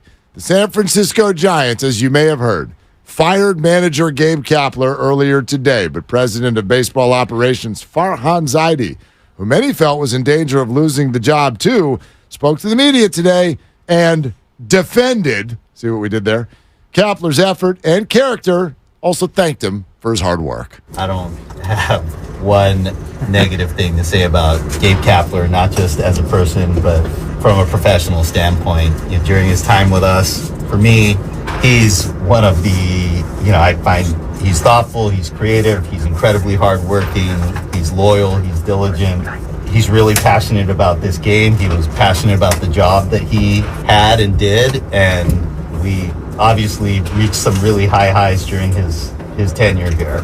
And that's, I think, in a way what makes it so difficult for us to be here and have to turn the page on his tenure. And I've said this a couple times publicly, and to reiterate it, the thing that has been on my mind and on the mind of other people in this organization is, as a group, as a team, we played our worst baseball when it mattered the most. I know you guys have been working on figuring out why that happened, and there's a lot of questions for fans on why that happened. We have a lot of work to figure out why that happened. Yes, they do. Yes, they do. Yeah, but what he told you is he figured out why that happened, and the why is not the why, it's the who, and that's why the who is no longer here. And you wouldn't even let the guy manage the final 3 games of the year. You had to get rid of him before the year even ended. You sound like you're doing the Grinch that stole Christmas right now or you're something. You're a cruel one, Mr. Zaidi. Well, look, I'll say this, which is Farhan's going to get the anger today because he didn't lose his job when a lot of people thought he should. But let's not act like Gabe nailed it, okay? Like, I know, and I've been the one who's been bringing this up. It's like if you hate the roster, then how are you blaming Gabe? But the play over the last 2.5 months is what fired Gabe, not anything before that. Right. He lost the clubhouse. Yeah, maybe sort of, or maybe didn't do enough is a more accurate way to say it. But when you go in to games you have to have, and you're throwing the ball around the field like a bunch of little leaguers, you look unprepared. You look unserious. And that's on the manager, and Farhan said that directly yesterday. Like, that's on-field preparation. Not today. Not today. Of course not. And stomping the guy's grave. Well, we're I know you guys are all trying to figure out what happened. We are too. P.S. I found out what happened. It's the manager, and now he's gone. Thanks, FC. But he defended him, and the defensive play of the week was brought to you by East Bay Law Practice. East Bay Law Practice knows how to go the distance for you by providing the defense you need to help reduce or eliminate your penalties. Visit eastbaylawpractice.com today. Picks in a minute, but let's hear from Javier in Vacaville. Hey, Javier, you're on with Willard and Dibbs. What's up? I was just hearing the, I wouldn't say excuse-making of Farhan Zaidi, but, I just feel as if this has a lot of feels from when the 49ers fired Mike Singletary for the final game, and the contradiction of, well, they're in a better state than they were when he got hired. Well, contrary to 2017, they were within a few outs in that Cubs series the year prior, and they had won 3 championships in the last 6 years prior to that. So I can't sit there and say, how bad was the Giants 2017? What year have the Giants been relevant in Zaidi's tenure? The one outlier year they won 3 years ago, they won 106 games or so and lost to the Dodgers. End of the day, Farhan Zaidi is who Farhan Zaidi is. He's a Dodger. And no matter what you guys think, if you think that's ridiculous or not, what has he accomplished with the Giants since he was hired? And say, the farm system's so much better. Okay, what about the game that counts? The Giants are looked around the league as a joke. Like, Gabe Kapler was given, what we would call dung, because he cannot curse on the radio, and expected to make a chocolate cake out of it. And he's the one to blame. I'm not the biggest fan of Kapler, but Farhan Zaidi sitting there saying, I have respect for him as a professional, but you can't let him finish out 3 days on the last weekend series. Well, Javier, I would just say this, and thanks so much. I keep trying to reiterate this. When people say, and he's the one to blame, no, he's not. He's simply the one who got fired because that's what they could do, and they needed to do something. Yeah. This isn't about blame. This isn't about... he's got scapegoated. This is not a punishment. This is... The fan base is furious. We have got to represent the idea that we are doing change, and, okay, who's replaceable? That person goes. That person's Gabe. Yeah, I get it. I do think that he is to blame by the very nature of him losing his job. Well, but... he's being blamed. And they could have fired Farhan Zaidi. They could have, I think they've said 100 times today, there's plenty of blame to go everywhere. Yeah. And I agree with that. Yeah, I do too. From ownership to executives to manager to players. But he bears the ultimate burden in losing his gig. Yeah. And that's just the way that went, You got a pick? Oh, I got a great pick. What's your pick? I got a lock, Mark, for you this week. What's your pick? Miami and Buffalo. No way Miami scores 70 again. Buffalo's going to possess... and they're going to keep that offense at bay. I'm going under 53.5. Miami at Buffalo. I like that pick. a lot. Oh, God. No, I do. I like that pick. It's going to lose. All I do is lose. For fun, this is for fun and to help you remember your pick. Okay. I'll stay in the same game. Oh, good for you. Okay. We all in the same game. Thank you. The Bills are covering the 2.5. The Bills are winning this football game. the Miami Dolphins are overvalued right now because of an unbelievable performance one time. Yes, they also won their other 2 games, but they were much more narrow. I think Miami's good. Are they dominant? No. Buffalo has been the last 2 weeks. This is the Bills game this weekend, and I'll give the 2.5. Beautiful. You'll help me remember the pick. Yes.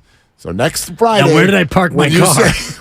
What was my pick? I'm like, this is the Bills-Dolphins game. Thank you, Coach. Appreciate you. You were under 53.5. Okay. All right. Good week, brother. Very good week. You want to do it again on Monday? I do, yeah. Okay, Talk a little Niner football for a change. You sort of said that as like, well, play it by ear. Well, I mean, if call me on Sunday. Geez, let's talk football. It's football season. Seriously. Did everyone enjoy their football Friday? Right. Uh-huh. Better than my football Thursday, which was a disaster. David Montgomery. How'd you sit David Montgomery and start Kareem Hunt? What are you doing? I didn't know he was going to have 32 carries. But Kareem Hunt is a backup. What are you doing? He's a beast. David Montgomery's a backup, Coach. Not anymore. No, he's not. He's in a platoon. Oh, my gosh. Whatever. He should be on the Giants. All right, here comes Grandy, everybody. Full hour, best of the game. Fremont Bank, full-service banking, no compromises. For Dibs, for Grandy, for Lucas, I'm Mark. And one last time, shoot your shot.